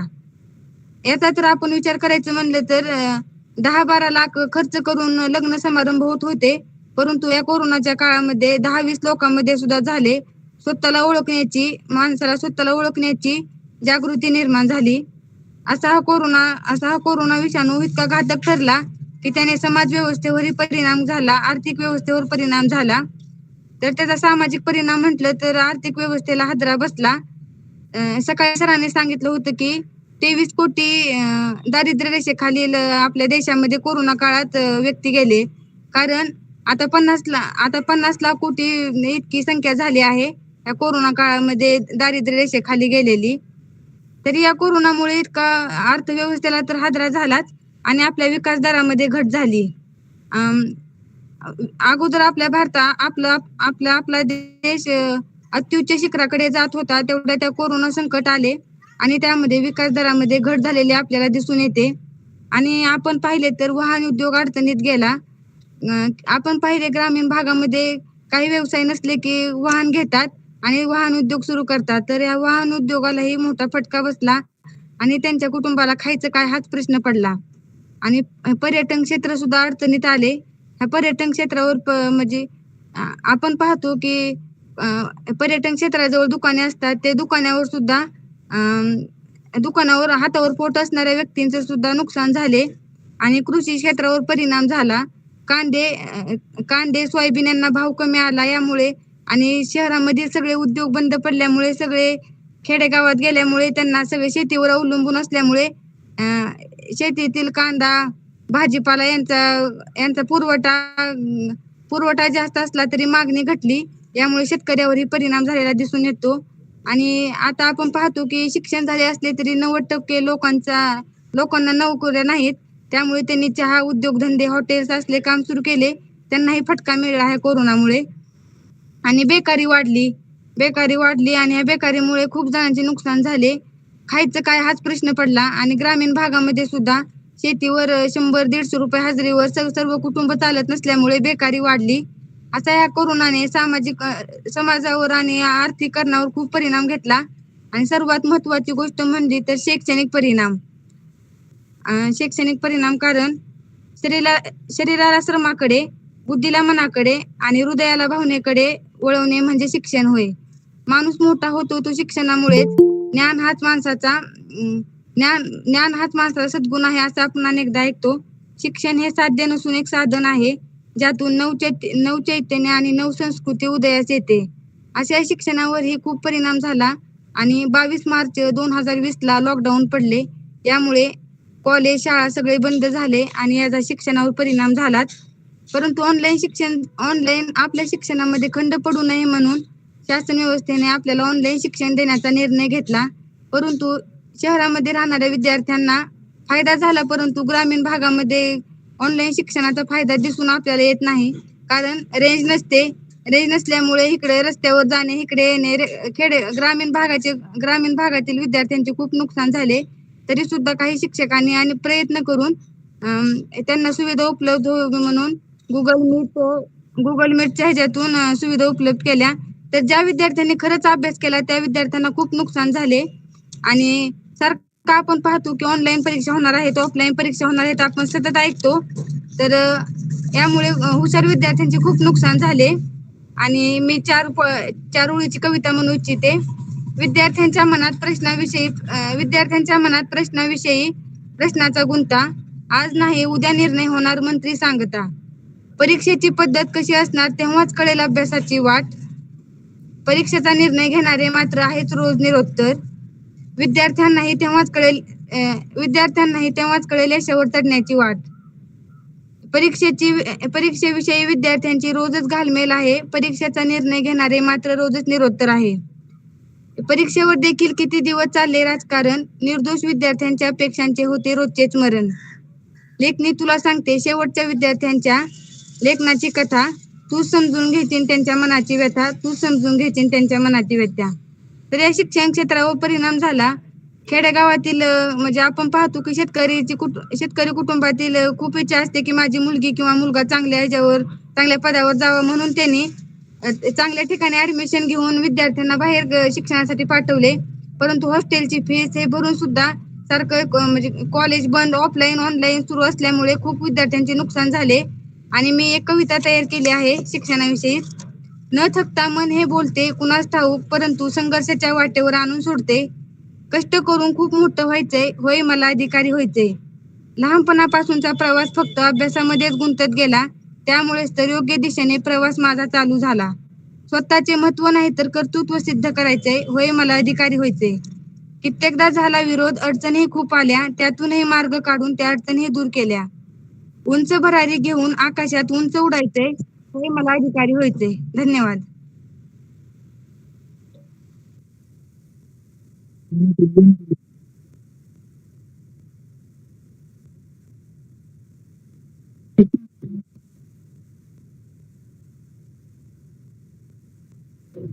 Hello ma'am. Hello hello ma'am, आवाज येते माझा?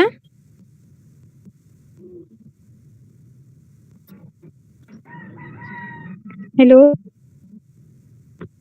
हा, मला विचारायचं होतं की माझं नाव या ग्रुपमध्ये आहे का ए मध्ये?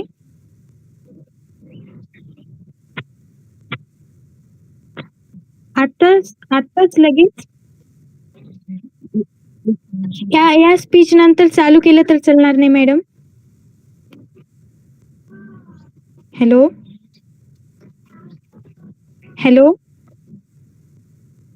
हा ठीक. आवाज येतोय का मॅडम?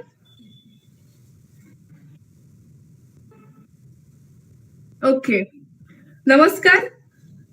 कोरोना रूपी महाभयंकर राक्षसानं लाखो जीवांना गिळंकृत केलेलं असताना, पावलोपावली मरणाशी मुलाखत झालेली असताना, आर्थिक, राजकीय, सामाजिक, सांस्कृतिक, शैक्षणिक अशा सर्वच क्षेत्रांची पडझड झालेली असताना, एकूणच सामाजिक घुसळण झालेली असताना, कोरोनाची परिणामकारकता उलगडण्यासाठी आपल्या समक्ष उभी आहे. नमस्कार, मी मोहिते अलिशा अनिल. विषय मांडतीये कोरोनाचे सामाजिक, शैक्षणिक आणि आर्थिक परिणाम.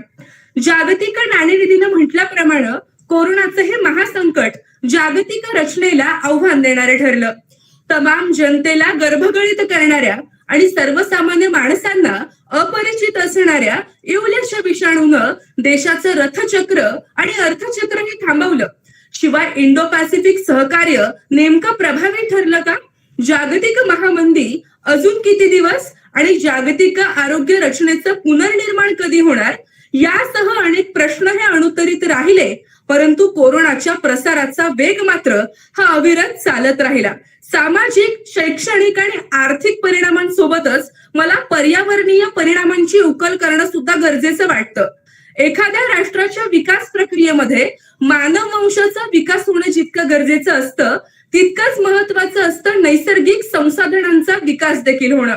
कोरोना या महामारीमुळं जगभरातील अनेक देशांनी लागू केलेली टाळेबंदी, या टाळेबंदीमुळं वातावरणातील एरोसिलचं प्रमाण घटलं, वातावरण हे प्रदूषण मुक्त राहिलं, हवेच्या गुणवत्तेचा निर्देशांक सुद्धा सुधारला.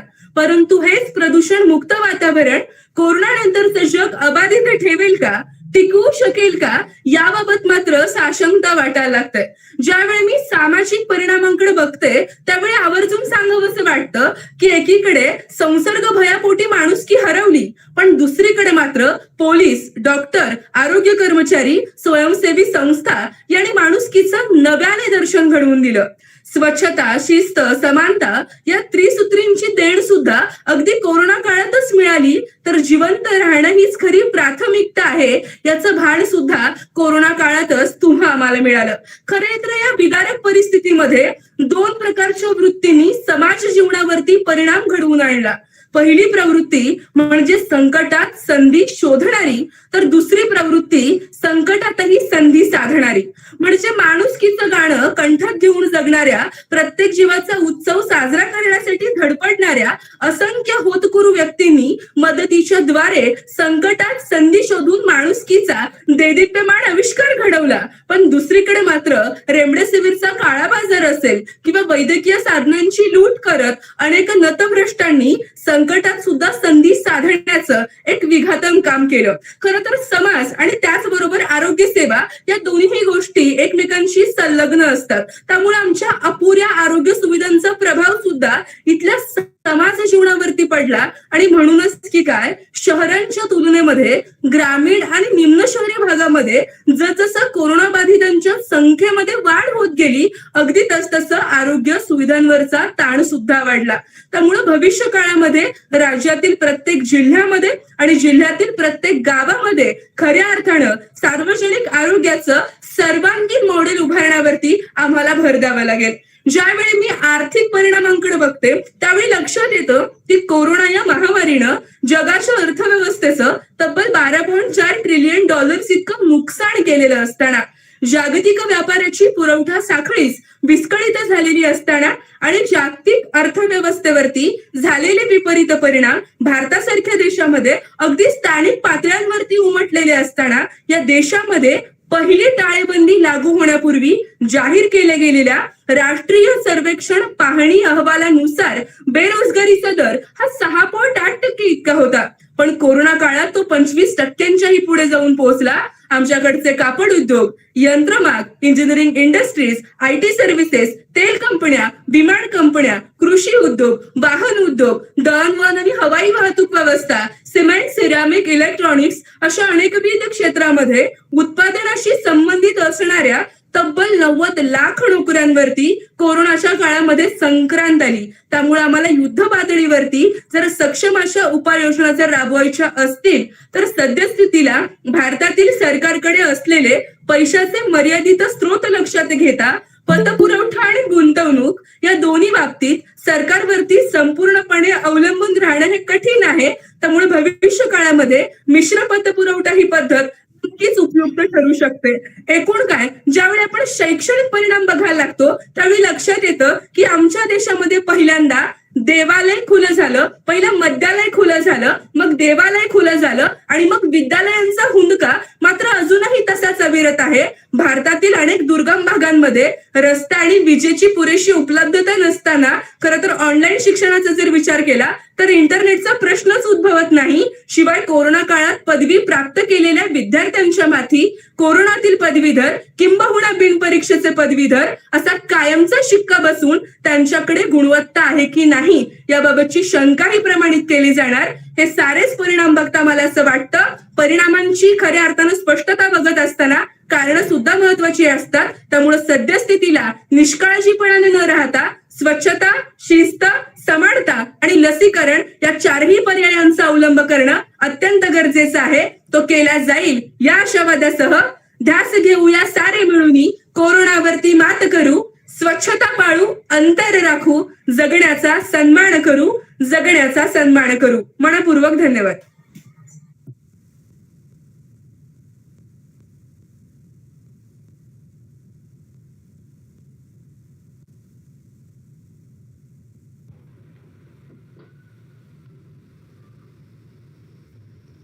नमस्कार मॅम, आवाज येतोय का?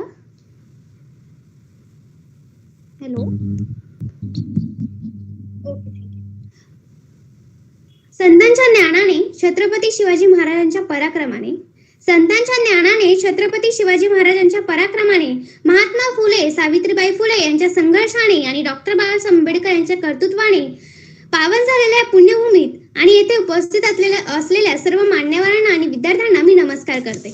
माझं नाव साक्षी सतीश काळे, सरदार दिलीप सिंग विवेकानंद महाविद्यालय औरंगाबाद येथील मी विद्यार्थिनी आहे. माझा विषय स्वातंत्र्याचा अमृत महोत्सव वाटचालीचा आढावा. जय भारत देशा तुझ्या चरणी, जय भारत देशा तुझ्या चरणी कोटी कोटी नमन माझे. जय भारत देशा तुझ्या चरणी कोटी कोटी नमन माझे. नाम तुझे विश्वात साऱ्या नित्य नित्य हे उच्चव असो. आज आपल्या भारत देशाने अमृत महोत्सवी पदार्पण केले आहे. त्यामुळे सर्वत्र आनंदाला उधाण आले आहे. लाल किल्ल्यापासून ते गाव खेड्यांपर्यंत देशभक्तीच्या महापूर ओसंडून वाहताना आपल्याला दिसत आहे. ते स्वाभाविक सुद्धा आहे. परंतु आपलं देशप्रेम, आपली देशभक्ती फक्त काही कालावधीसाठी सीमित न ठेवता ती प्रत्यक्ष कायमस्वरूपी टिकून राहावी यासाठी आपण प्रयत्न केले पाहिजेत. सध्याच्या स्थितीत सर्वत्र भारत माता की जय हे असे नारे आपल्याला ऐकायला मिळत आहेत. हे नारे आपण जेव्हा ऐकतो तेव्हा एक गोष्ट मात्र प्रत्यक्षाने आपल्याला प्रखरतेने जाणवते. ती म्हणजे याच वेळी फक्त सर्वजण आपण भारतीय म्हणून एक आहोत असे चित्र प्रकाशित होत असते. भारत माझा देश आहे, सारे भारतीय माझे बांधव आहेत. भारत माझा देश आहे, सारे भारतीय माझे बांधव आहेत. ही सर्वव्यापी प्रतिज्ञा आणि आपली संविधानावर असलेली कमालीची निष्ठा म्हणजेच सार्वभौम समाजवादी धर्मनिरपेक्ष लोकशाही गणराज्य असल्याचा आपल्याला सार्थ अभिमान वाटतो. आपल्या देशाची संस्कृती फार प्राचीन आहे. तसेच आपल्या देशाचा इतिहास हा फार मोठा आहे. सुमारे 150 वर्षांचं पारतंत्र्य आणि त्याच्या मुक्ततेसाठीचा व्यापक संघर्ष आपण सर्वजण जाणून आहोत. 7.5 दशकापासून आपण हे स्वातंत्र्य उपभोगत आहोत. ज्ञान, विज्ञान, तंत्रज्ञानाच्या सर्वच क्षेत्रात आपण आपल्या देशाने विलक्षणीय कामगिरी केली आहे. तसेच कृषी, उद्योग, व्यापार, दळणवळण, संशोधन, संरक्षण इत्यादी असंख्य क्षेत्रात भारताने लक्षणीय कामगिरी केली आहे. याशिवाय सामाजिक समता ही एक समाज निर्मितीची एक वेगळी बाजू आहे. सर्वार्थाने संपन्न, सुसज्ज आणि सुसंस्कृत अशी आपली देशाची एक वेगळी ओळख आहे. आपला देश सामर्थ्यशाली आणि आधुनिक आहे. आणि सर्वात महत्त्वाची गोष्ट म्हणजे आपल्या देशात लोकशाही आहे.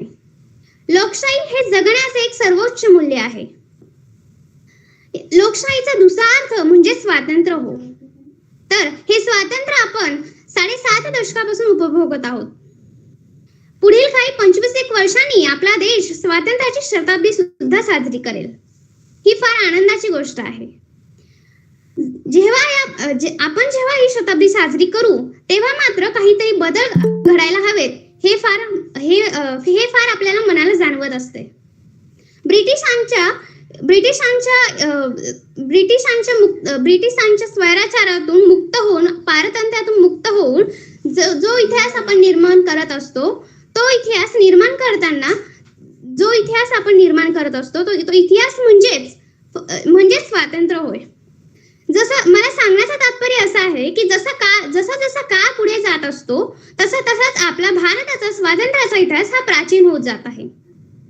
ब्रिटिशांच्या पारतंत्र्यातून मुक्ततेसाठी हा जसा इतिहास आहे तसाच भारताच्या नव्या उभारणीसाठीचा जो प्रयत्न आपण करत आहोत, जो रस्ता आपण शोधण्याचा प्रयत्न करत आहोत तोच हा इतिहास आहे.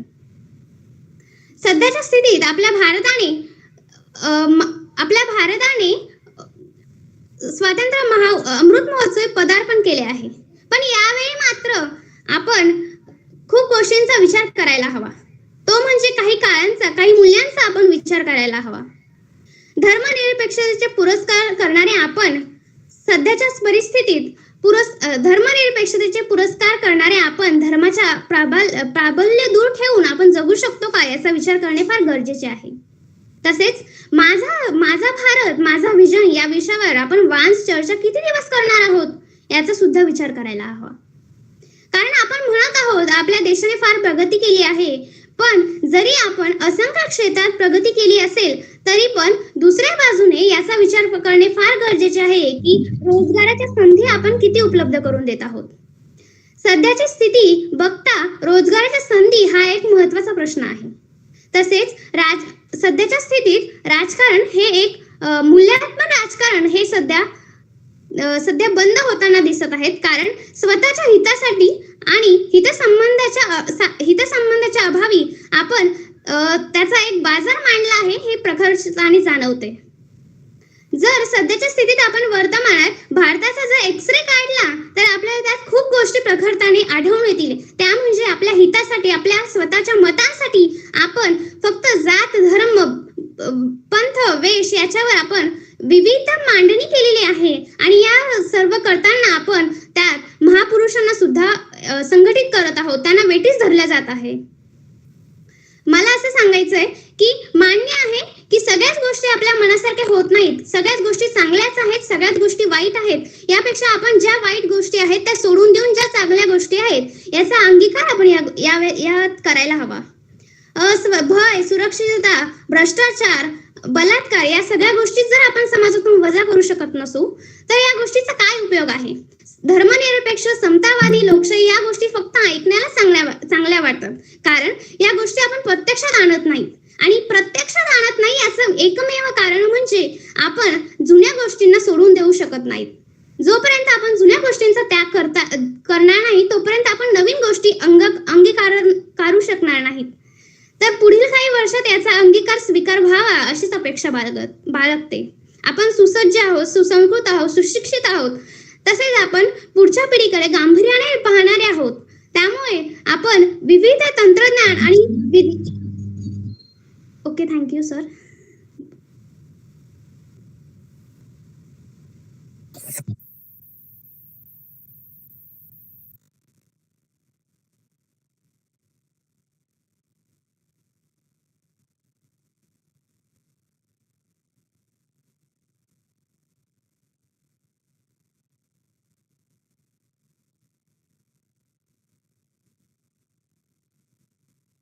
Hello, teacher.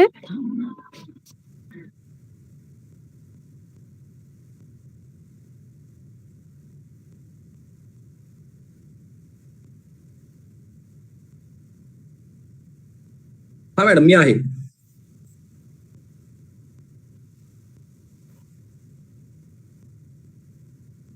मॅडम मी क्लिअर दिसतोय का? माझा आवाज येतोय का व्यवस्थित? एक मिनिट. मॅडम आणि 5 मिनिटाला पहिली बेल होतीये ना मॅडम? 5 मिनिटाला पहिली बेल होतीये ना मॅडम? आवाज व्यवस्थित येतोय?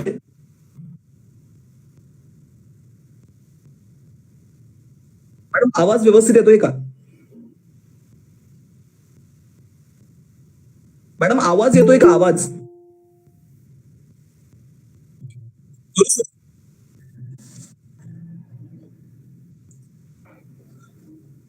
नमस्कार. आजपासून 75 वर्षांपूर्वी आपल्या स्वातंत्र्याची नाकेबंदी करणाऱ्या ब्रिटिशांच्या व्यवस्थेचे घोडे आणि त्यांच्या टापांखाली या देशाची मानवता ही रोज तुडवली जात होती. विचारांच्या कलमांचं बाजारीकरण करून माणूस नागवणारे उत्सव हे तुम्हा आम्हाला प्रत्येक ठिकाणी दिसत होते. मग अशातच इथल्या माणसाचं काय, माणुसकीचं काय आणि या सगळ्याच्या पलीकडे जाऊन तुमच्या माझ्या स्वातंत्र्याचं काय असा प्रश्न इथल्या प्रत्येक माणसाला पडला होता. पण या प्रश्नाचं शाश्वत उत्तर हे फक्त आणि फक्त स्वातंत्र्य होतं. आणि याच स्वातंत्र्याचा उपभोग घेण्यासाठी कित्येकांनी आपल्या प्राणाची आहुती दिली, कित्येकांनी संसाराचा त्याग केला, तर कित्येकांनी चळवळी उभ्या केल्या. परंतु या सगळ्यांनी पाहिलेलं अंतिम सत्य आणि अंतिम स्वप्न हे फक्त आणि फक्त ती स्वातंत्र्याची सुवर्ण पहाट होतं. आणि त्याच वेळेला उषःकाल होता होता काळ रात्र झाली, अरे पुन्हा पेटवा आपल्या आयुष्याच्या मशाली असं म्हणत दिवस उजळला 15 ऑगस्ट 1947 आणि सुरू झाला भारताचा कधीही न संपणारा स्वातंत्र्याचा प्रवास. आणि आज तोच प्रवास 75 वर्षांपर्यंत येऊन पोहोचलेला आहे आणि आपण अमृत महोत्सवी वर्ष साजरा करतोय. त्यामुळे याच 75 वर्षांचा आढावा घेण्यासाठी उभा आहे स्पर्धक पराग राजेंद्र बदिरके, यशवंतराव चव्हाण विधी महाविद्यालय पुण्याचा विद्यार्थी. विषय मांडतोय स्वातंत्र्याचे अमृत महोत्सवी वर्ष, वाटचालीचा आढावा. मुळातच हे जे स्वातंत्र्य आहे ते स्वातंत्र्य आपल्याला कधीच मिळालेलं नाही, तर ते आपण मिळवलं आहे हे आपण प्रत्येकाने लक्षात घेतलं पाहिजे. मग याच हे स्वातंत्र्य म्हणजे नक्की काय? तर तुमच्या माझ्या जगण्याच्या पद्धतीमध्ये घडलेला जो बदल आहे तो बदल म्हणजे स्वातंत्र्य आहे. मग या स्वातंत्र्याचा उपभोग आपण संविधान नावाच्या इंधनाचा वापर करून घेतला. या संविधानानं आपल्याला 4 तत्व दिली: न्याय, समता, स्वातंत्र्य आणि बंधुता. हा जो न्याय आहे तो आर्थिक आणि राजकीय दृष्ट्या समान असला पाहिजे. भाषेचं, श्रद्धेचं आणि अभिव्यक्तीचं आपल्याला स्वातंत्र्य मिळालं तर दर्जा आणि संधीच्या माध्यमातून समता आपण प्रत्येकानं अनुभवली व त्याचबरोबर एकात्मतेच्या माध्यमातून बंधुता उभं करण्याचं सामर्थ्य आपण प्रत्येकाला दाखवलं आणि या संविधानाच्या चारही मूल्यांना एकत्र केलं आणि एक आशावादी मार्ग निर्माण केला आणि याच मार्गावरती आपण मार्गक्रमण करत असताना स्वातंत्र्याच्या 75 वर्षांचा आस्वाद घेतला आणि आज त्याच वाटचालीचा जर का आढावा काढायचा झाला तर 1947 ला आपल्याला स्वातंत्र्य मिळालं आणि हे स्वातंत्र्य मिळाल्यानंतर झालेल्या पहिल्या जनरल इलेक्शन मध्ये ज्यावेळेस भारतामध्ये पुरुषांबरोबर स्त्रियांना सुद्धा मतदानाचा समान अधिकार दिला ना त्यावेळेस या भारत देशानं खऱ्या अर्थानं समता काय असते हे आपल्या प्रत्येकाला दाखवून दिली होती. त्याचबरोबर स्वातंत्र्य मिळाल्यानंतर नेहरू असं म्हणतात की हा भारत देशाला स्वातंत्र्य मिळाल्यानंतर सुद्धा हा भारत देश इतर कोणत्याही राष्ट्रावरती अणुबॉम्ब टाकणार नाही. त्यावेळेस भारतानं जे औदार्य दाखवलं ते औदार्य सुद्धा विसरून आपल्याला अजिबात चालणार नाही. अगदी त्याचबरोबर भारतानं घडवलेली हरित क्रांती असेल किंवा दुग्ध क्रांती असेल 1991 मध्ये भारतानं खाऊजा अर्थात खाजगीकरण, उदारीकरण आणि जागतिकीकरणाचं धोरण स्वीकारलं आणि याच्या माध्यमातून भारत हा आंतरराष्ट्रीय बाजारपेठेमध्ये उभा राहिला आणि त्याच्या माध्यमातून भारत देश हा खऱ्या अर्थानं आर्थिकदृष्ट्या सक्षम झाला. मग हे आर्थिक यश होतं याचाही आढावा घेणं मला अतिशय गरजेचं वाटतं. अगदी त्याचबरोबर भारतानं आजपर्यंत उभे केलेले 342 सॅटेलाइट्स असतील किंवा भारतानं पोखराणामध्ये केलेली अणुचाचणी असेल किंवा आजपर्यंत भारतानं केलेलं एअर स्ट्राईक, सर्जिकल स्ट्राईक असेल हे सुद्धा आपलं यश आहे. हे आपलं यश सुद्धा आपण लक्षात घेतलं पाहिजे आणि याचाही आढावा आपण प्रत्येकाने घेतला पाहिजे. अगदी त्याचबरोबर आपण क्रीडा क्षेत्राचा विचार केला तर 1983 आणि 2011 मध्ये जिंकलेला भारतानं वर्ल्ड कप असेल किंवा अभिनव बिंद्रा आणि नीरज चोप्रा यांचं ऑलिम्पिक मधलं गोल्ड मेडल असेल, सध्या झालेल्या 2020 मधल्या टोकियो पॅरालिम्पिक मध्ये भारतानं केलेली अविश्वसनीय अशी कामगिरी असेल. मला वाटतं हे क्रीडा क्षेत्रामधलं यश सुद्धा आपण प्रत्येकानं आवर्जून लक्षात घेतलं पाहिजे आणि याचाही आढावा लक्षात घेणं मला गरजेचं वाटतं. अगदी त्याचबरोबर भारतानं अधिकार मिळवले खऱ्या अर्थानं. अर्थात आपल्याला मिळालेला अधिकार म्हणजे RTI, राईट टू इन्फॉर्मेशन. म्हणजे माझ्यासमोर जर का एखादा अधिकारी काम करतोय तर तो काम कशा पद्धतीनं करतो याची थेट माहिती मी त्याला विचारू शकतो. याच्या माध्यमातून हा अधिकार आपल्याला जन आंदोलनाच्या माध्यमातून मिळाला होता आणि भारतानं खऱ्या अर्थानं दाखवून दिलं की आंदोलनाच्या माध्यमातून आपण घटनेमध्ये सुद्धा बदल घडवू शकतो. मला वाटतं हे सुद्धा यश आपण लक्षात घेतलं पाहिजे. कित्येक वर्षांपासून चालत आलेला 3 तलाक सारखा कायदा हा भारतानं 1 ऑगस्ट 2019 मध्ये रद्द केला आणि खऱ्या अर्थानं धर्मांधतेचे वारे जे प्रत्येक देशामध्ये वाहत होते असे धर्मांधतेचे वारे बाजूला सारून प्रत्येकाच्या घरामध्ये समतेचा प्रकाश करण्याचं काम केलं.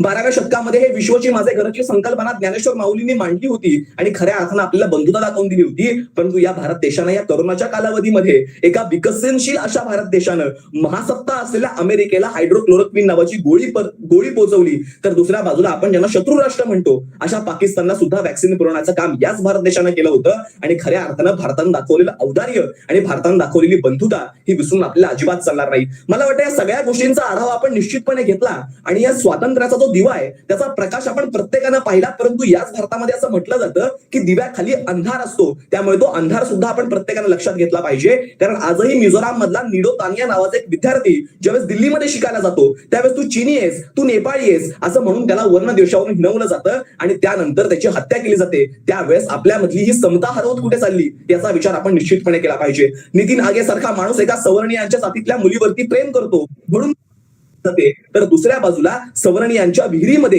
काही दलितांची पोरं पोहली म्हणून त्यांची ज्यावेळेस हत्या घडते ना त्यावेळेस आपल्यामधला हा बंधुभाव आणि त्याचबरोबर आपलं स्वातंत्र्य हे कुठे हरवत चाललंय याचा विचार आपण निश्चितपणे केला पाहिजे. अगदी त्याचबरोबर काही दिवसांपूर्वी धुळ्यामधल्या राईनपाडा येथे एक मुलं चोरणारी टोळी प्रसिद्ध झाली होती आणि त्यातूनच सोशल मीडियावरती तिथल्या मागासवर्गीयांमधल्या काही चौघांचे फोटो व्हायरल केले गेले आणि त्यानंतर तिथल्या लोकांनी कसल्याही प्रकारचा विचार न करता फक्त सोशल मीडियावरती जे पाहिलं, जे आपल्या स्वातंत्र्याच्या माध्यमातून व्यक्त झाले आणि त्यानंतर मॉब लिंचिंगद्वारे दगडानं ठेचून त्या चौघांची हत्या केली. या चौघांचा आणि मुलं चोरणाऱ्या टोळीचा कुठल्याही प्रकारचा संबंध नव्हता. या 75 वर्षांमध्ये मिळालेल्या स्वातंत्र्याचा उपभोग आपण अशा पद्धतीने घेत असू तर निश्चितपणे याचा विचार आपण प्रत्येकानं केला पाहिजे. आजही या भारत देशातल्या 75 वर्षाच्या स्वातंत्र्यानंतर आजही आपण परंपरेचे गुलाम झालेलो आहोत. कारण कर्नाटक मधल्या सितवा जोटी त्यांच्या इंटरव्ह्यू मध्ये सांगतात की मी ज्यावेळेस 14 वर्षाची होते त्यावेळेस माझं लग्न इथल्या देवाशी लावलं गेलं आणि त्यानंतर मंदिरातला प्रत्येक पुजारी रोज रात्री माझ्यावरती बलात्कार करायचा.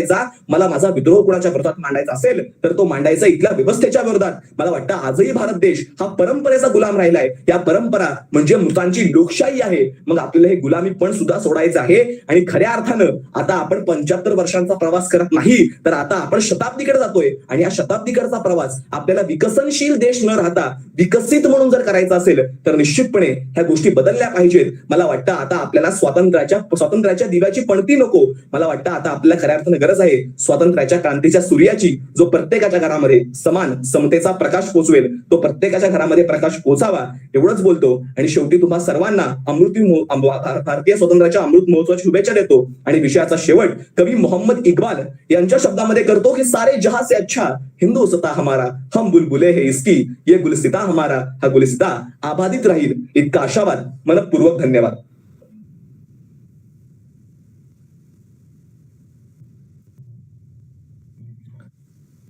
मॅडम आवाज व्यवस्थित आला का?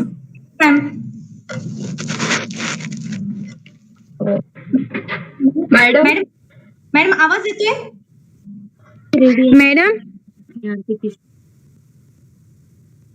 मॅडम 1 मिनिट बोलतायत. हॅलो. हा मॅडम, माझा नंबर यानंतर घेणार आहे का तुम्ही? ठीक आहे. समुद्र मंथनातून मिळालेले दिव्य रसायन, मृताला नवीन जीवन देणारे, सारे संपले असे वाटले असताना उमेदीने पुनश्च हरिओम हा विश्वास देणारे, अंधाराचे साम्राज्य पसरले या सामूहिक भावनेला संपून तेजाने नवीन किरण पसरणारे, मरगळ झटकून टाकून चैतन्य निर्माण करणारे म्हणजेच अमृत. आणि स्वातंत्र्याचा अमृत महोत्सव म्हणजे स्वातंत्र्याच्या ऊर्जेचे, स्वातंत्र्य सैनिकांच्या प्रेरणेचे, नवीन विचारांचे, नवीन संकल्पनांचे, स्वावलंबनांचे अमृत. नमस्कार, मी रोकडे पूजा शीतलनाथ, शिवाजी महाविद्यालय रेणापूर येथील विद्यार्थिनी, स्वातंत्र्याचे अमृत महोत्सवी वर्ष वाटचालीचा आढावा या विषयावर आपले विचार व्यक्त करते. दिनांक 12 मार्च 2021 रोजी पंतप्रधान नरेंद्र मोदी यांनी स्वातंत्र्याच्या अमृत महोत्सवाची सुरुवात साबरमती आश्रमातून केली. देशाचा 75वा वर्धापन दिन म्हणजे 75 वर्ष विचारांची, 75 वर्षांची उपलब्धी, 75 वर्षांची कृती आणि 75 वर्षांचा संकल्प, जो स्वतंत्र भारताची स्वप्ने पूर्ण करण्यासाठी पुढे जाण्याची प्रेरणा देईल. इंग्रजांच्या 200 वर्षाच्या विशाल साम्राज्याला दिलेल्या लढ्याला आलेले सुयश म्हणजे 15 ऑगस्ट 1947 रोजी मिळालेले स्वातंत्र्य. खरं तर साऱ्या जगामध्ये मानाचे स्थान असणारा आपला हा वैभवसंपन्न देश पूर्वीपासूनच परकीय आक्रमणांना तोंड देत होता. लढाऊ वृत्ती न सोडता संघर्ष करीत होता. कधी विजय कधी पराजय, देशाच्या सीमा संकुचित होत होत्या, संपत्तीचा नाश होत होता, पण कुठे ना कुठे प्रतिकाराच्या लढाया सुरूच होत्या. आणि अखेर 15 ऑगस्ट 1947 रोजी खंडित का होईना पण परकीयांच्या ताब्यातून आपली भारत माता मुक्त झाली. वंदे मातरम या जयघोषात मिळालेले स्वातंत्र्य शाश्वत टिकवण्याचा निर्धार भारतीय जनतेने केला. प्रश्न मोठी होती, आव्हाने खडतर होती, संकट थांबत नव्हती, पण स्वप्नपूर्तीचे प्रयत्न तरीही चालूच होते. स्वातंत्र्याचा अर्थ समजून घ्यायचा होता, विकासाच्या व्याख्या ठरवायच्या होत्या, नवीन युगाची सुरुवात करताना जुन्या चुका टाळायच्या होत्या, अपमानाच्या खुणा पुसून टाकून अत्याचाराच्या विरोधात दृढ मानसिकता निर्माण करायची होती. माझा देश आणि मी देशासाठी ही अद्वितीची जाण जागवायची होती. हा सारा विचार घेऊन स्वतंत्र भारताची वाटचाल सुरू झाली. स्वातंत्र्यानंतर देशाला बळकटी देण्यासाठी शैक्षणिक सुधारणेचे धोरण हाती घेण्यात आले. संविधानातील कलम 45 नुसार पहिल्या 10 वर्षांमध्ये सर्व राज्यांनी 14 वर्षापर्यंतच्या मुलांना मोफत व सक्तीचे शिक्षण उपलब्ध करून दिले. 2002 साली झालेल्या 86व्या घटना दुरुस्तीनुसार शिक्षणाला मूलभूत अधिकाराचा दर्जा प्राप्त झाला, तर 2009 साली राईट टू एज्युकेशन अंमलात आला. 7 कोटी रुपयांच्या मानधनासहित दिल्या जाणाऱ्या ग्लोबल टीचर पुरस्कारासाठी सोलापूरच्या सरकारी शाळेतील शिक्षक रणजित देसले यांची निवड होते, ही आपल्या सर्वांसाठी अभिमानाची गोष्ट आहे. तसेच लोकसंख्येला पुरेल एवढ्या प्रमाणात अन्नधान्याची उपलब्धी व्हावी या हेतूने 1960च्या दशकात हरित क्रांती करण्यात आली. आज भारत जगातील 15 प्रमुख कृषी वस्तूंच्या निर्यातक देशांमध्ये गणला जातो. संरक्षण क्षेत्राच्या बाबतीत 1999 मधील कारगिल युद्ध असेल, नौदलाने कराची बंदरावर केलेला यशस्वी हल्ला असेल, वायुदलाची सर्जिकल स्ट्राईक असेल, तसेच संयुक्त राष्ट्राच्या नेतृत्वाखाली इतर देशांमध्ये शांती फौजा पाठवत एक जबाबदार देश म्हणून भारताने आपली ओळख निर्माण केली आहे. 70च्या दशकात जिथे दूरध्वनी मिळवण्यासाठी रांगा लागा लागत होत्या, तोच भारत आज मोबाईल क्रांतीच्या उंबरवठ्यावर पोहोचला आहे. स्वातंत्र्यानंतर देशामध्ये 4 विमाने होती. आज भारतात घरगुती सेवा पोहोचवणारे 500 पेक्षा जास्त विमाने आहेत. गेल्या काही दशकांमध्ये देशात जागतिक पातळीचे महामार्ग तयार करण्यात आले. यात मुंबई पुणे एक्सप्रेसवे, यमुना एक्सप्रेसवे यांचा प्रामुख्याने समावेश होतो. सद्यस्थितीला भारतात 1,87,000 किलोमीटर लांबीचे क्षेत्र हे राष्ट्रीय महामार्ग आहे. अवकाश संशोधनातील उगवता तारा म्हणून भारताची ओळख निर्माण होत आहे. भारताने पहिल्याच प्रयत्नात चंद्रयान मोहीम यशस्वी केली, मंगळावरील मोहीम फते केली. नुकत्याच लागलेल्या गुरुत्वीय लहरीच्या शोधाबाबत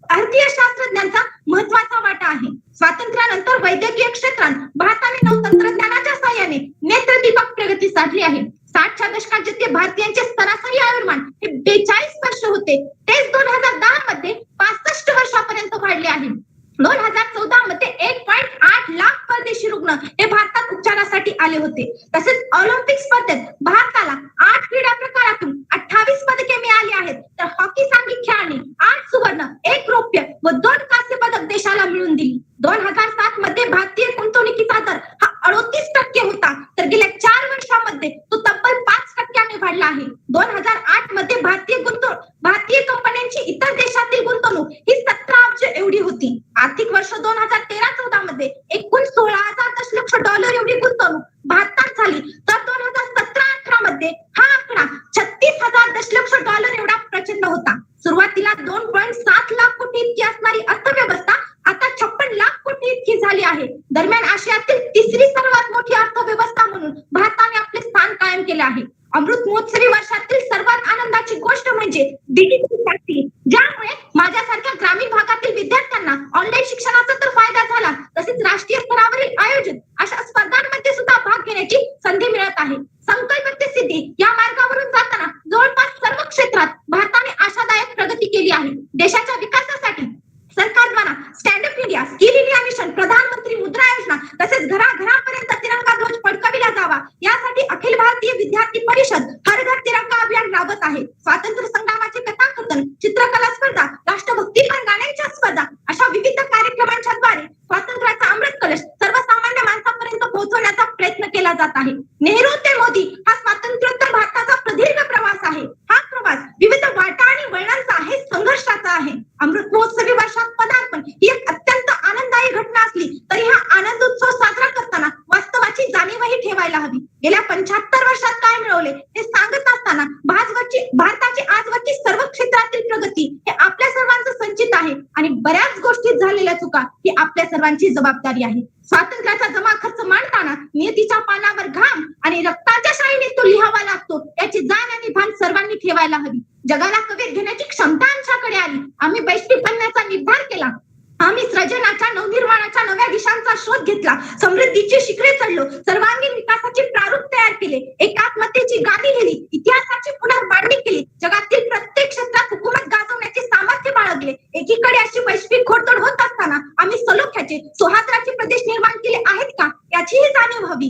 आम्ही पुत्र अमृताचे, आम्ही पुत्र याधरेचे, उजळून गाऊ आज भवितव्य मातृभूचे असा संकल्प करणारे किती जण आम्हाला दिसत आहेत. भय, असुरक्षितता, हिंसाचार, अत्याचार, भ्रष्टाचार यासारख्या गोष्टी अजूनही आपल्या समाजातून वजा झाल्या नाहीत. स्वातंत्र्य चळवळ चालू असताना जी उदात्त देशभक्ती प्रकट होत होती तीच पुन्हा जगणारे आणि देणारे किती आदर्श निर्माण झाले आहेत. येत्या 25 वर्षात आपण तो एक आदर्श भारत निर्माण करू एवढाच आशावाद. मनपूर्वक धन्यवाद.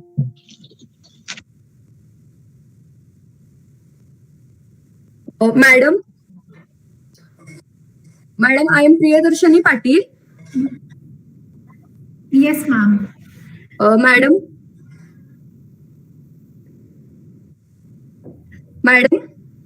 Ma'am, before I start, I would like to say that I am from for the English debate, ma'am. For the English speech, ma'am.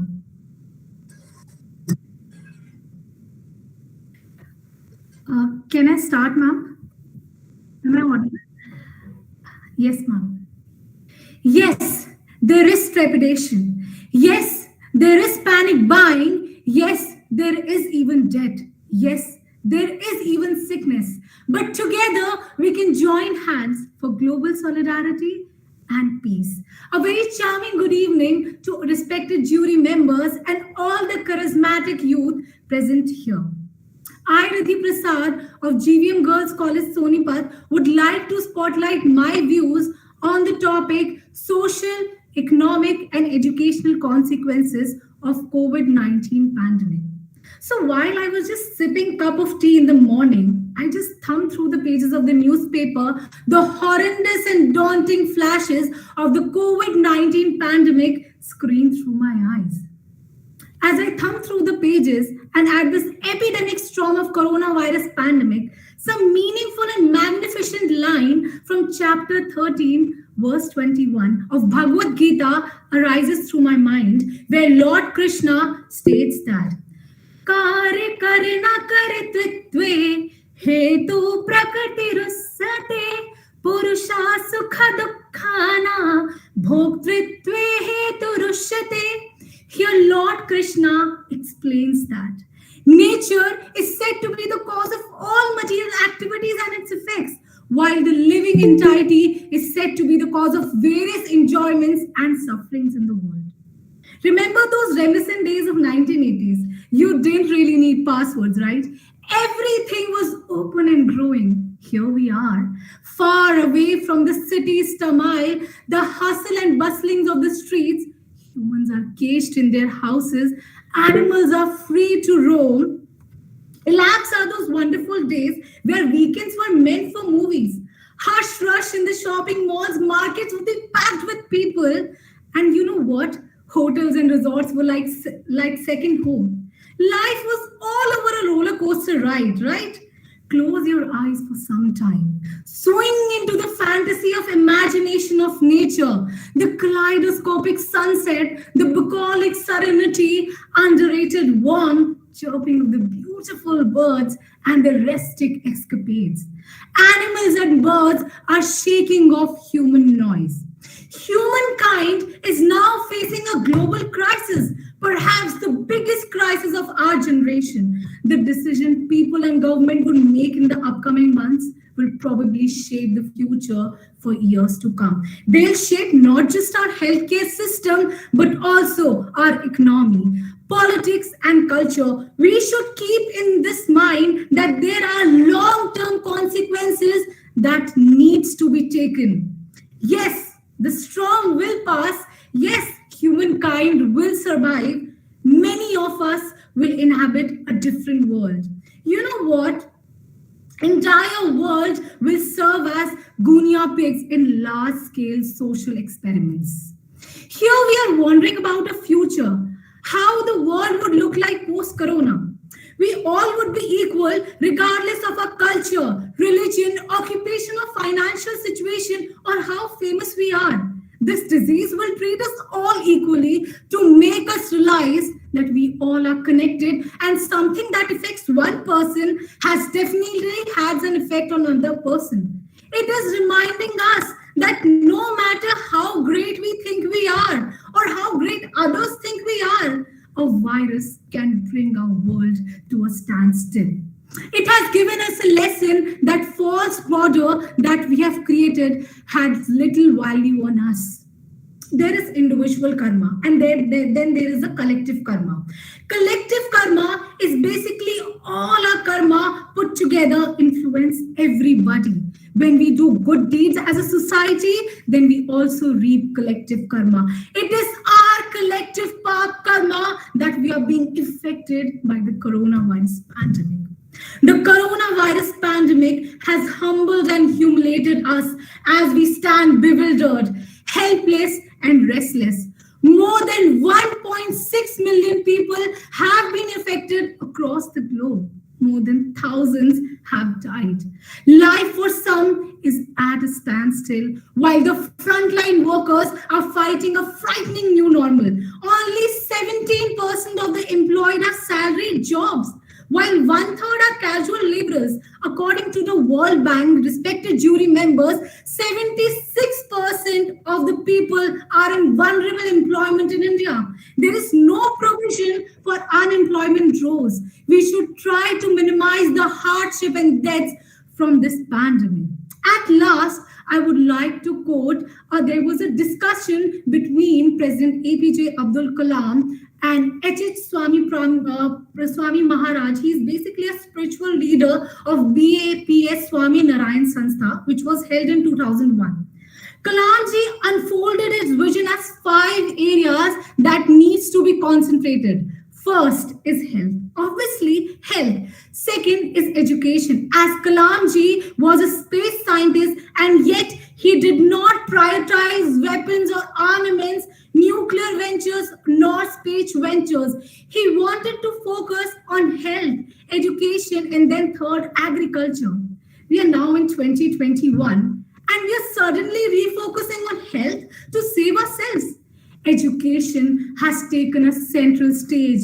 Food and farms will become epicenter of economy. The fourth area is the communication, IoT, and the infrastructure. prosperity for the people and the planet is only possible if we make bold decisions today so that our future generation can survive and thrive. At last, I would like to say, heal the world, make it a better place for you and for me and the entire human race. There are people dying. If you can make a better place for you and for me. Thank you. Thank you, ma'am. Hello. Thank you so much, ma'am. Okay, video start करू ma'am मी? माझा video start करू का मी? तुम्हाला दिसते का मी?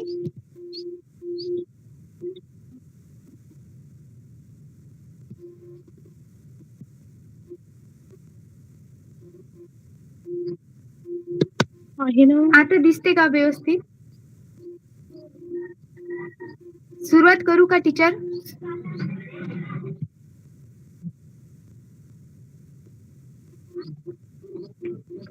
आता Your angle is not appropriate, I think. आता व्यवस्थित येत आहे?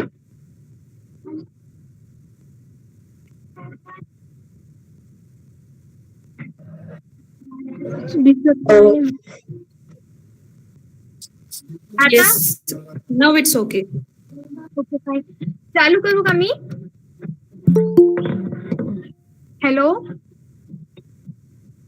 Okay, fine. लाईक करा. नमस्कार सर्व प्राचार्य आणि प्राध्यापकाला माझा आदरपूर्वक नमस्कार आणि सर्व विद्यार्थी भाऊ बहिणींना पण माझा आदरपूर्वक नमस्कार. माझं संपूर्ण नाव आरती महादेव पिसाळ, वर्ग BA फर्स्ट इयर. कॉलेजचं नाव श्री रेणुकादेवी महाविद्यालय माहूर. माझा वक्तृत्वाचा विषय संयुक्त किसान मोर्चा, शेतकरी आंदोलन आणि लोकशाही यशस्वीता. विषयाची सुरुवात करीत असताना मला आठवते ते जगद्गुरु तुकोबाराय ज्यांनी आपल्याकडे गहाण असलेल्या शेतकऱ्याचे 7 बारे इंद्रायणी गुंतून खऱ्या अर्थाने शेतकऱ्याला मुक्ती दिली. विषयाची सुरुवात करीत असताना मला आठवतात ते आपले छत्रपती शिवाजी महाराज, ज्याने गवताच्या काडीला सुद्धा महत्व देऊन खऱ्या अर्थाने शेतकऱ्याचं स्वराज्य स्थापन केलं. विषयाची सुरुवात करीत असताना मला आठवतात तो UP मधला शेतकरी, ज्याच्या वाटेला कर्जमाफी म्हणून 93 रुपये 9 पैसे एवढी कर्जमाफी म्हणून केली गेली. अहो, गद्दार आहे ती कर्जमाफी, जे केवळ आजपर्यंत फक्त कागदावर दिली गेली.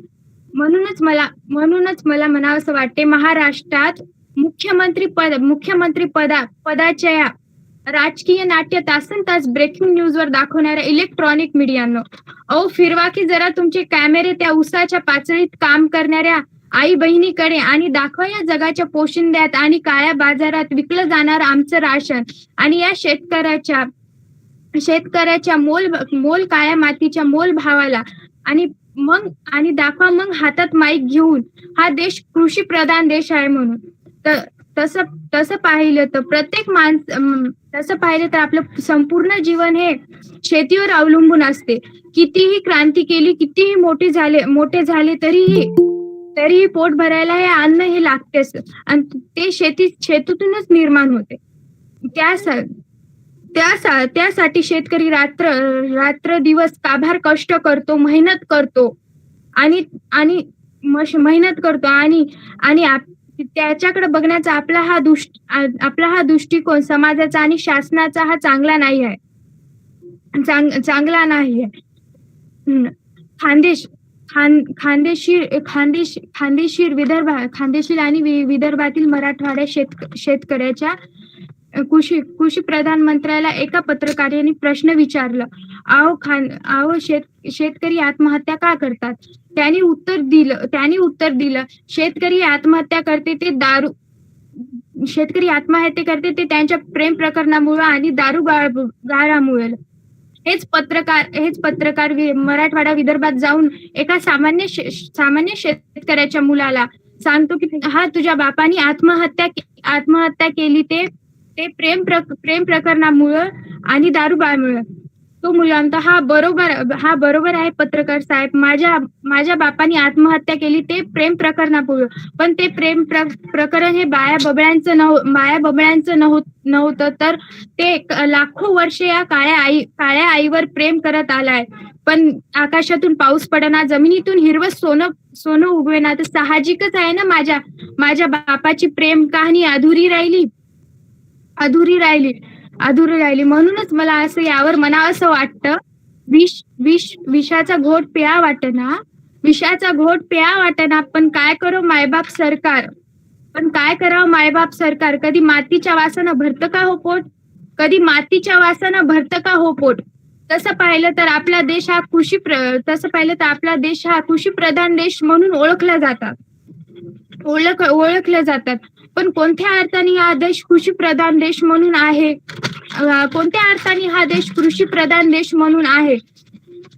कृषी प्रधान देश म्हणून आहे जिथे शेतकऱ्याची काहीच किंमत नाही आहे. ह्या लॉकडाऊन मध्ये नोकरीवाल्यांची सुद्धा पगार चालू राहील, पण शेतकरी रात्रंदिवस शेतीत काम करून सुद्धा त्यांची पगार त्यांना कवडीचंही मोल नाही येत नाही होतं. यावरच माझं म्हणणं आहे की लाख मेले तरी चालतील, पण जगाचा पोशिंदा हा जगलाच पाहिजे. जर जगाचा पोशिंदाच भरडला गेला तर त्या कोट्यवरती लोकांचे फार वाईट हाल होतील. याचे आपण फक्त केवळ विचारच करू शकतो. असं म्हणतात की शेतकरी सुखी तर जग सुखी. मला दाखवा बरं शेतकरी कोणत्या अर्थानं सुखी आहे. सर्वीकडे म्हणतात शेतकरी सुखी. शेतकऱ्याची मागण्या कोणी पूर्णच करत नाही. आजकालचे राजकीय सरकार बार आपली ब्रेकिंग न्यूजवर दाखवतात, पण शेतकरीविषयी कोणीच काही करू शकत नाही. यावर एक मला सांगायचं आहे, 14 फेब्रुवारी आज मुसलधार तानाजी मासुळे याची पुण्यतिथी आहे. त्याविषयी मला सांगायचं आहे. ते म्हणतात ना, गड गेला तरी सिंह राहिला. तसं आपल्या शेतकरी विषयी व्हायला नाही पाहिजे. शेत राहिलं पण शेतकरीच गेला, असं आपल्या शेतकरी विषयी व्हायला नाही पाहिजे. याच्यासाठी म्हणतो शेतकरी रात्र दिवस काभार कष्ट करून मेहनत करतो, पिकवतो, पण त्याच्या हातात काय येते? त्याचा सुद्धा खर्च सुद्धा निघत नाही त्या पिकवलेल्या धान्याचं. यावरच मला सरकारला एवढं म्हणायचं आहे की त्या पिकवलेल्या धान्याचा खर्च तर निघला पाहिजे शेतकऱ्याचं. लॉकडाऊन मध्ये सर्व घरी बसून होतात, नोकरीवाले सुद्धा, व्यापारी सुद्धा सर्व घरी बसून होतात, पण माझा बळीराजा हा रात्रंदिवस त्या शेतामध्ये काम करत होता. या नोकरीवाल्यांना घरी बसून सुद्धा पगार चालू होती, तरी शेतकऱ्यांना हा काभार कष्ट रात्रंदिवस करून सुद्धा त्यांची पगार चालू नव्हती. ते घरी पगार चालू नव्हती. पगाराचे आले तर काय आलं, त्यांच्या हाती कवडीचं मोल आलं. ते मोलाने ते स्वतःच्या लेकराचं पोट सुद्धा भरू नाही शकलं. असं देशाचं काय, असं या शेतकऱ्याचं मला वाटतं की या शेतकऱ्याला पुढे नेण्यासाठी तुम्ही सर्वांनी त्यांना सपोर्ट करावं. मी एक शेतकऱ्याची मुलगी आहे, म्हणून मला जाणीव आहे. माझ्या बापानी रात्रंदिवस मी स्वतःच्या डोळ्यांनी बघितलेले, ते शेतात राबत असताना, काम करताना, रात्रंदिवस घाम गाळताना, ज्यावेळेस आकाशातून पाऊस पडत नाही त्यावेळेस माझ्या वडिलाच्या डोळ्यातून पाऊस पडतो, ती मला आता सुद्धा आठवतात. आणि धन्यवाद. जय किसान जय जवान एवढे बोलून मी माझे शब्द संपवतो. सॉरी, माफ करा. Okay ma'am, I am audible and visible. दिसते क्लिअर? येतोय आवाज? ओके, चालू करू. नमस्कार. मुळात आपला भारत हा कृषी प्रधान देश. शेती हा भारतीय अर्थव्यवस्थेचा आर्थिक कणा आणि शेतकरी राजा म्हणजे जमिनीतून स्वतःच्या कष्टानं सोनं पिकवणारा एक जादूगार. आणि या शेतकऱ्यांच्या हिताच्या दृष्टीनं आमच्या केंद्र सरकारनं 3 कृषी विषयक कायदे अस्तित्वात आणले आणि हे 3ही कृषी कायदे देशातील कृषी क्षेत्राचं भवितव्य पालटतील असं प्रतिपादन देखील करण्यात आलं. पण याच 3 कृषी कायद्यांच्या विरोधात राजधानीच्या सीमेवरती रक्त गोठवणाऱ्या कडाक्याच्या थंडीमध्ये संयुक्त किसान मोर्चाचं शेतकरी आंदोलन चालू झालं. शेतकरी विरुद्ध सरकार असा संघर्ष दिवसेंदिवस टोकाला जात गेला. स्वतःच्या जीवाची पर्वा न करता शेतकरी आंदोलन करत राहिला आणि अखेरीस 19 नोव्हेंबर 2021 रोजी हे 3ही कृषी कायदे रद्द करण्याची घोषणा करण्यात आली आणि अर्थातच आपल्या शेतकऱ्यांचा आणि भारतीय लोकशाहीचा विजय झाला. आणि याच विषयावर बोलण्यासाठी उभे आहे. नमस्कार, मी स्पर्धक कुमारी पाटील प्रियदर्शनी जयगोंडा याने सामान्याची सुकन्या विषय मांडत आहे. संयुक्त किसान मोर्चाचं शेतकरी आंदोलन आणि लोकशाहीची यशस्वीता. संयुक्त किसान मोर्चाचं शेतकरी आंदोलन आणि लोकशाहीची यशस्वीता विषयाच्या अनुषंगानं संयुक्त किसान मोर्चा आंदोलनाची पार्श्वभूमी मांडणं मला गरजेचं वाटायला लागतं. 24 सप्टेंबर 2020 मध्ये पहिल्यांदा कृषी क्षेत्रामध्ये कॉर्पोरेट क्षेत्राला प्रवेश देण्यासंदर्भात संसदेचं हिवाळी अधिवेशन चालू असताना 3 कृषी कायदे आदरणीय पंतप्रधान नरेंद्र मोदी यांच्या उपस्थितीमध्ये मंजूर करण्यात आले आणि त्यानंतर 27 सप्टेंबर 2020 मध्ये राष्ट्रपती रामनाथ कोविंद यांनी या 3ही कृषी विषयक कायद्याला मंजुरी देण्यात आली होती. यापैकी सगळ्यात महत्वाचा पहिला कायदा होता शेतकरी उत्पादने व्यापार व वाणिज्य कायदा 2020. दुसरा कायदा होता कॉन्ट्रॅक्ट फार्मिंग अर्थात करार शेती विधेयक 2020 आणि तिसरा कायदा होता इसेन्शियल कमोडिटीज अमेंडमेंट बिल म्हणजे अत्यावश्यक व वस्तू सेवा कायदा 2020. हे 3ही कृषी कायदे मंजूर झाल्याबरोबर राजधानीच्या सीमेवरती पंजाब, हरियाणा, उत्तर प्रदेश आणि चंदीगड या 3ही राज्यातील शेतकऱ्यांनी त्या दिल्लीच्या सीमेवरती आंदोलन करायला सुरुवात केली होती आणि या 3ही कृषी कायद्याला विरोध करत संयुक्त किसान मोर्चानं आम्हाला केंद्र सरकारनं दिल्लीतील रामलीला मैदानावर आंदोलन करण्यासाठी परवानगी द्यावी अशी मागणी केली. पण आमच्या केंद्र सरकारनं ही मागणी देखील नाकारली आणि आंदोलनकर्त्या शेतकऱ्यांनी दिल्लीच्या सीमेमध्ये प्रवेश करू नये यासाठी दिल्लीमध्ये ठिकठिकाणी बॅरिकेड केले आणि रस्त्यामध्ये खड्डे खोदण्यात आले आणि आंदोलनकर्त्या शेतकऱ्यांच्या अंगावरती कडाक्याच्या थंडीमध्ये पाण्याचा फवारा मारण्याचा प्रकार देखील दुर्दैवी प्रकार या किसान मोर्चामध्ये घडला होता. मुळात आपला भारत हा लोकशाही प्रधान देश आहे आणि या लोकशाही प्रणालीनुसार जगातील सगळ्यात मोठी लोकशाही ही आपल्या भारतामध्ये आहे. लोकांनी लोकांच्यासाठी लोकांच्या मार्फत चालवलेली राज्य प्रणाली म्हणजे लोकप्रणाली आणि ही लोकप्रणाली आपल्या भारत देशामध्ये नांदत असताना इथं प्रत्येकाला स्वतःच्या न्याय आणि हक्कांच्यासाठी आंदोलन करणे हा प्रत्येकाचा नैतिक अधिकार आहे. असं असताना देखील आमच्या केंद्र सरकारनं हा किसान मोर्चा उधळून लावण्याचा प्रयत्न केला होता.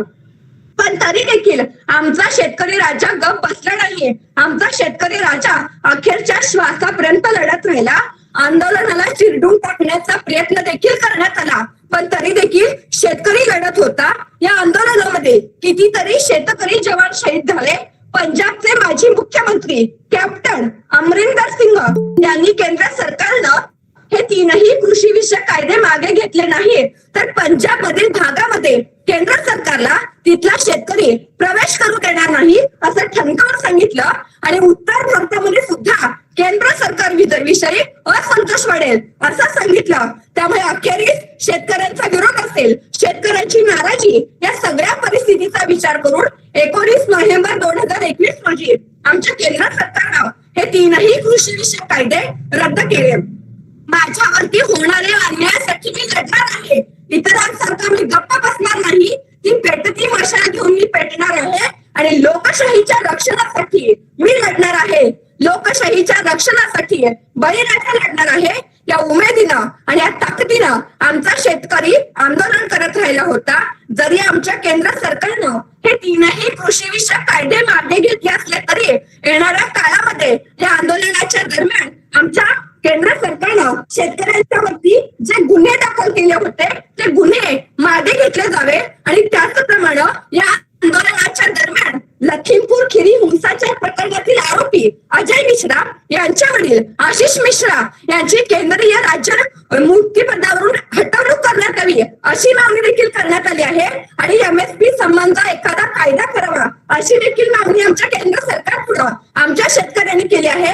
या तीनही कायद्याऐवजी हमी भावाचा एक कायदा आणि स्वामीनाथन आयोगाच्या शिफारसींची अंमलबजावणी करण्यासाठी आमचं केंद्र सरकार तयार नाही. पण शेतकऱ्यांच्या हिताच्या दृष्टीनं आमचं केंद्र सरकार येणाऱ्या काळामध्ये शेतकऱ्यांच्या हिताचा विचार करेल. या तिन्ही कायद्यांना विरोध करण्याचं शेतकऱ्यांचं सगळ्यात महत्वाचं कारण म्हणजे पहिल्या कायद्यानुसार एक देश आणि एक बाजार ही संकल्पना मांडण्यात आली होती. त्यामुळे बाजार समित्यांचं APMCचं अस्तित्व धोक्यात आलं होतं. दुसऱ्या कायद्यानुसार शेतकरी पिकाची लागवड करत असताना कॉर्पोरेट क्षेत्राशी करार करणार होता.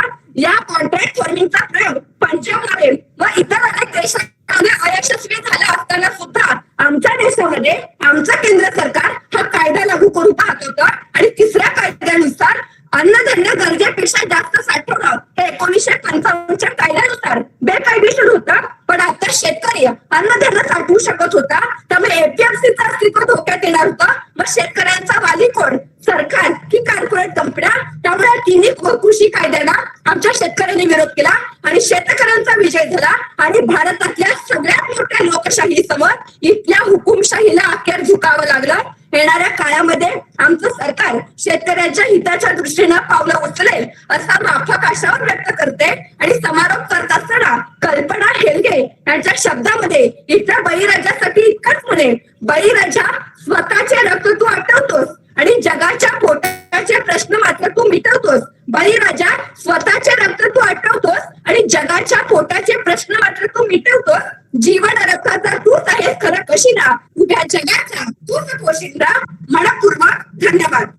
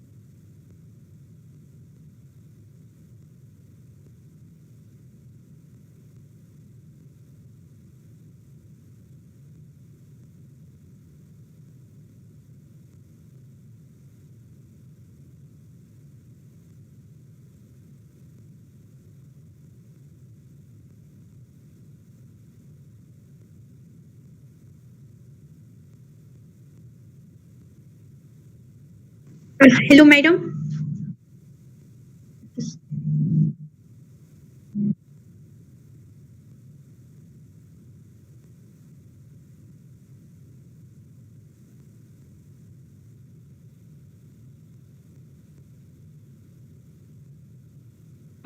Then let's with that.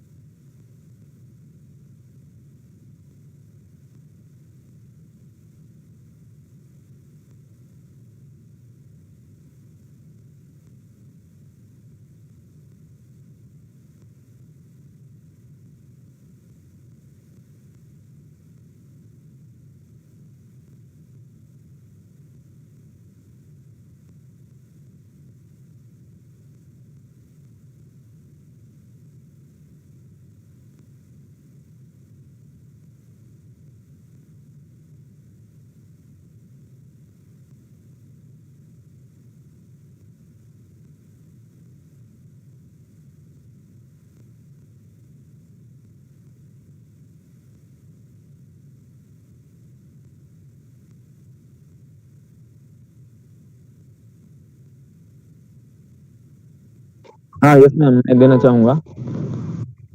मैं श्री स्वामी रामानंद तीर्थ महाविद्यालय के तमाम स्टाफ को बहुत कॉन्ग्रेचुलेशन बोलना चाहूँगा, क्योंकि जिस तरीके से इस पैंडेमिक के दौरान में, इस पैंडेमिक के दौर में जिस तरीके से इस प्रतियोगिता का आयोजन किया है ऑनलाइन तरीके से, और इतने सारे स्टूडेंट्स होने के बावजूद जिस तरीके से मैनेजमेंट हुआ उस तरीके तो मैनेजमेंट भी बहुत बढ़िया था।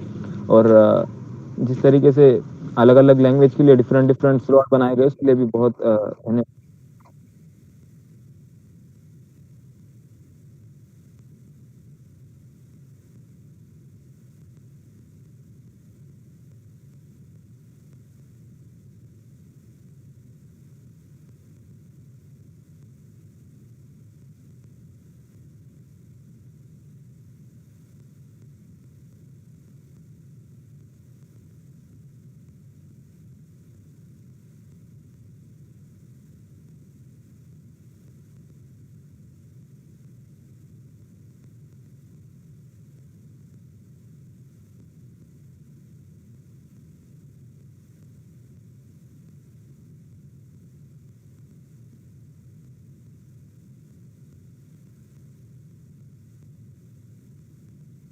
Yes, sir. Yes, sir.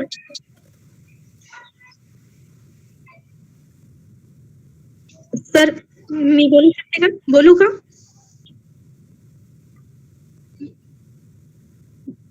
आवाज येतोय माझा? Yes sir.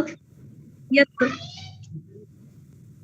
सर, सर्वप्रथम सर्वांना माझा नमस्कार. मी रोपरी पूजा शिवाजी महाविद्यालय विद्यार्थिनी. स्पर्धेमध्ये आनंद. Hello sir. स्वामी रामानंद तीर्थ महाविद्यालय अंबाजोगाई येथील महाविद्यालयाने जे या स्पर्धेचं आयोजन केलं त्याबद्दल मी सर्व शिक्षकांचे, महाविद्यालयाचे मनपूर्वक आभार मानते. आम्हाला या स्पर्धेमध्ये भाग घेण्याची संधी दिली आणि या स्पर्धेचं आयोजन आम्हा सर्व विद्यार्थ्यांना खरं तर खूप आवडलेलं आहे सर. आणि आम्हाला वेळोवेळी या स्पर्धेच्या सूचना, या स्पर्धेमध्ये जॉईन होण्यासाठी जी तुम्ही मेहनत घेतली किंवा आमच्याकडून काही त्रास झाला असेल तर सर्व विद्यार्थ्यांतर्फे मी क्षमा मागते सर. आणि परत एकदा आपल्या सर्व शिक्षकांचे धन्यवाद देते sir. Thank you sir.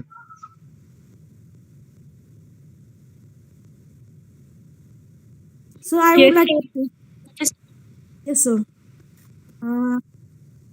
Yeah, I congratulate college for organizing this competition for various level, and the management was too good by slot wise how you divided, and it was very.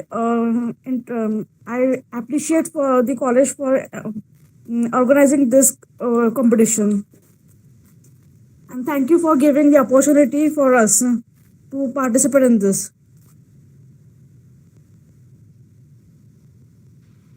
Sir, I also would like to say something.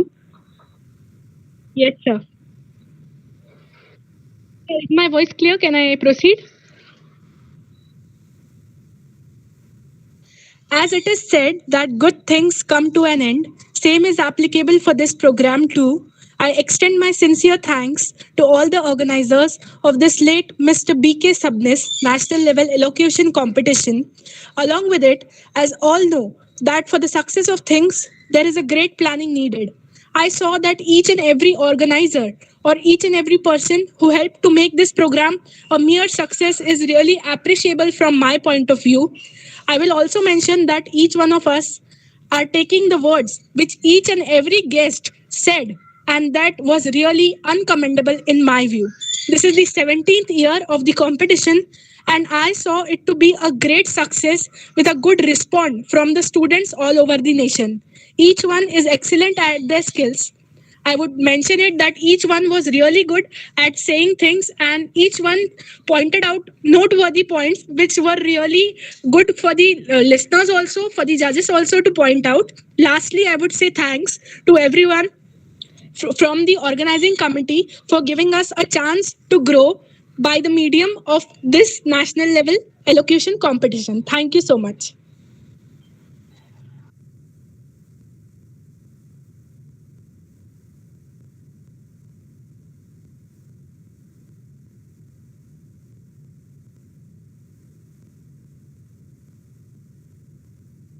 Sir, I would like to thank all the teachers, Mr. Sonwalkar sir, Mr. Dhanaji Arya sir. Yes, sir. Mr. Dhanaji Arya sir, Vyaspit Guruji, who all took their 100% efforts to make this program very successful, and not only successful, but they have made it, the kind of program which we will remember throughout the our journey of our college.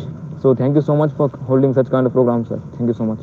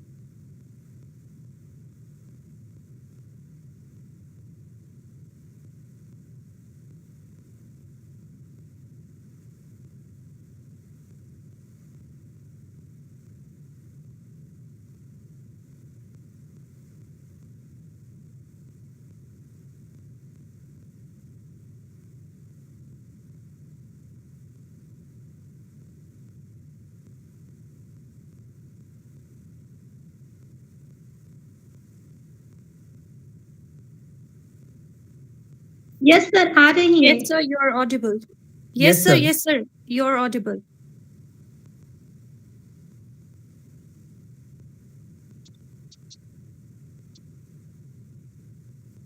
Yes, sir. Yes, sir. Yes, sir. You're audible.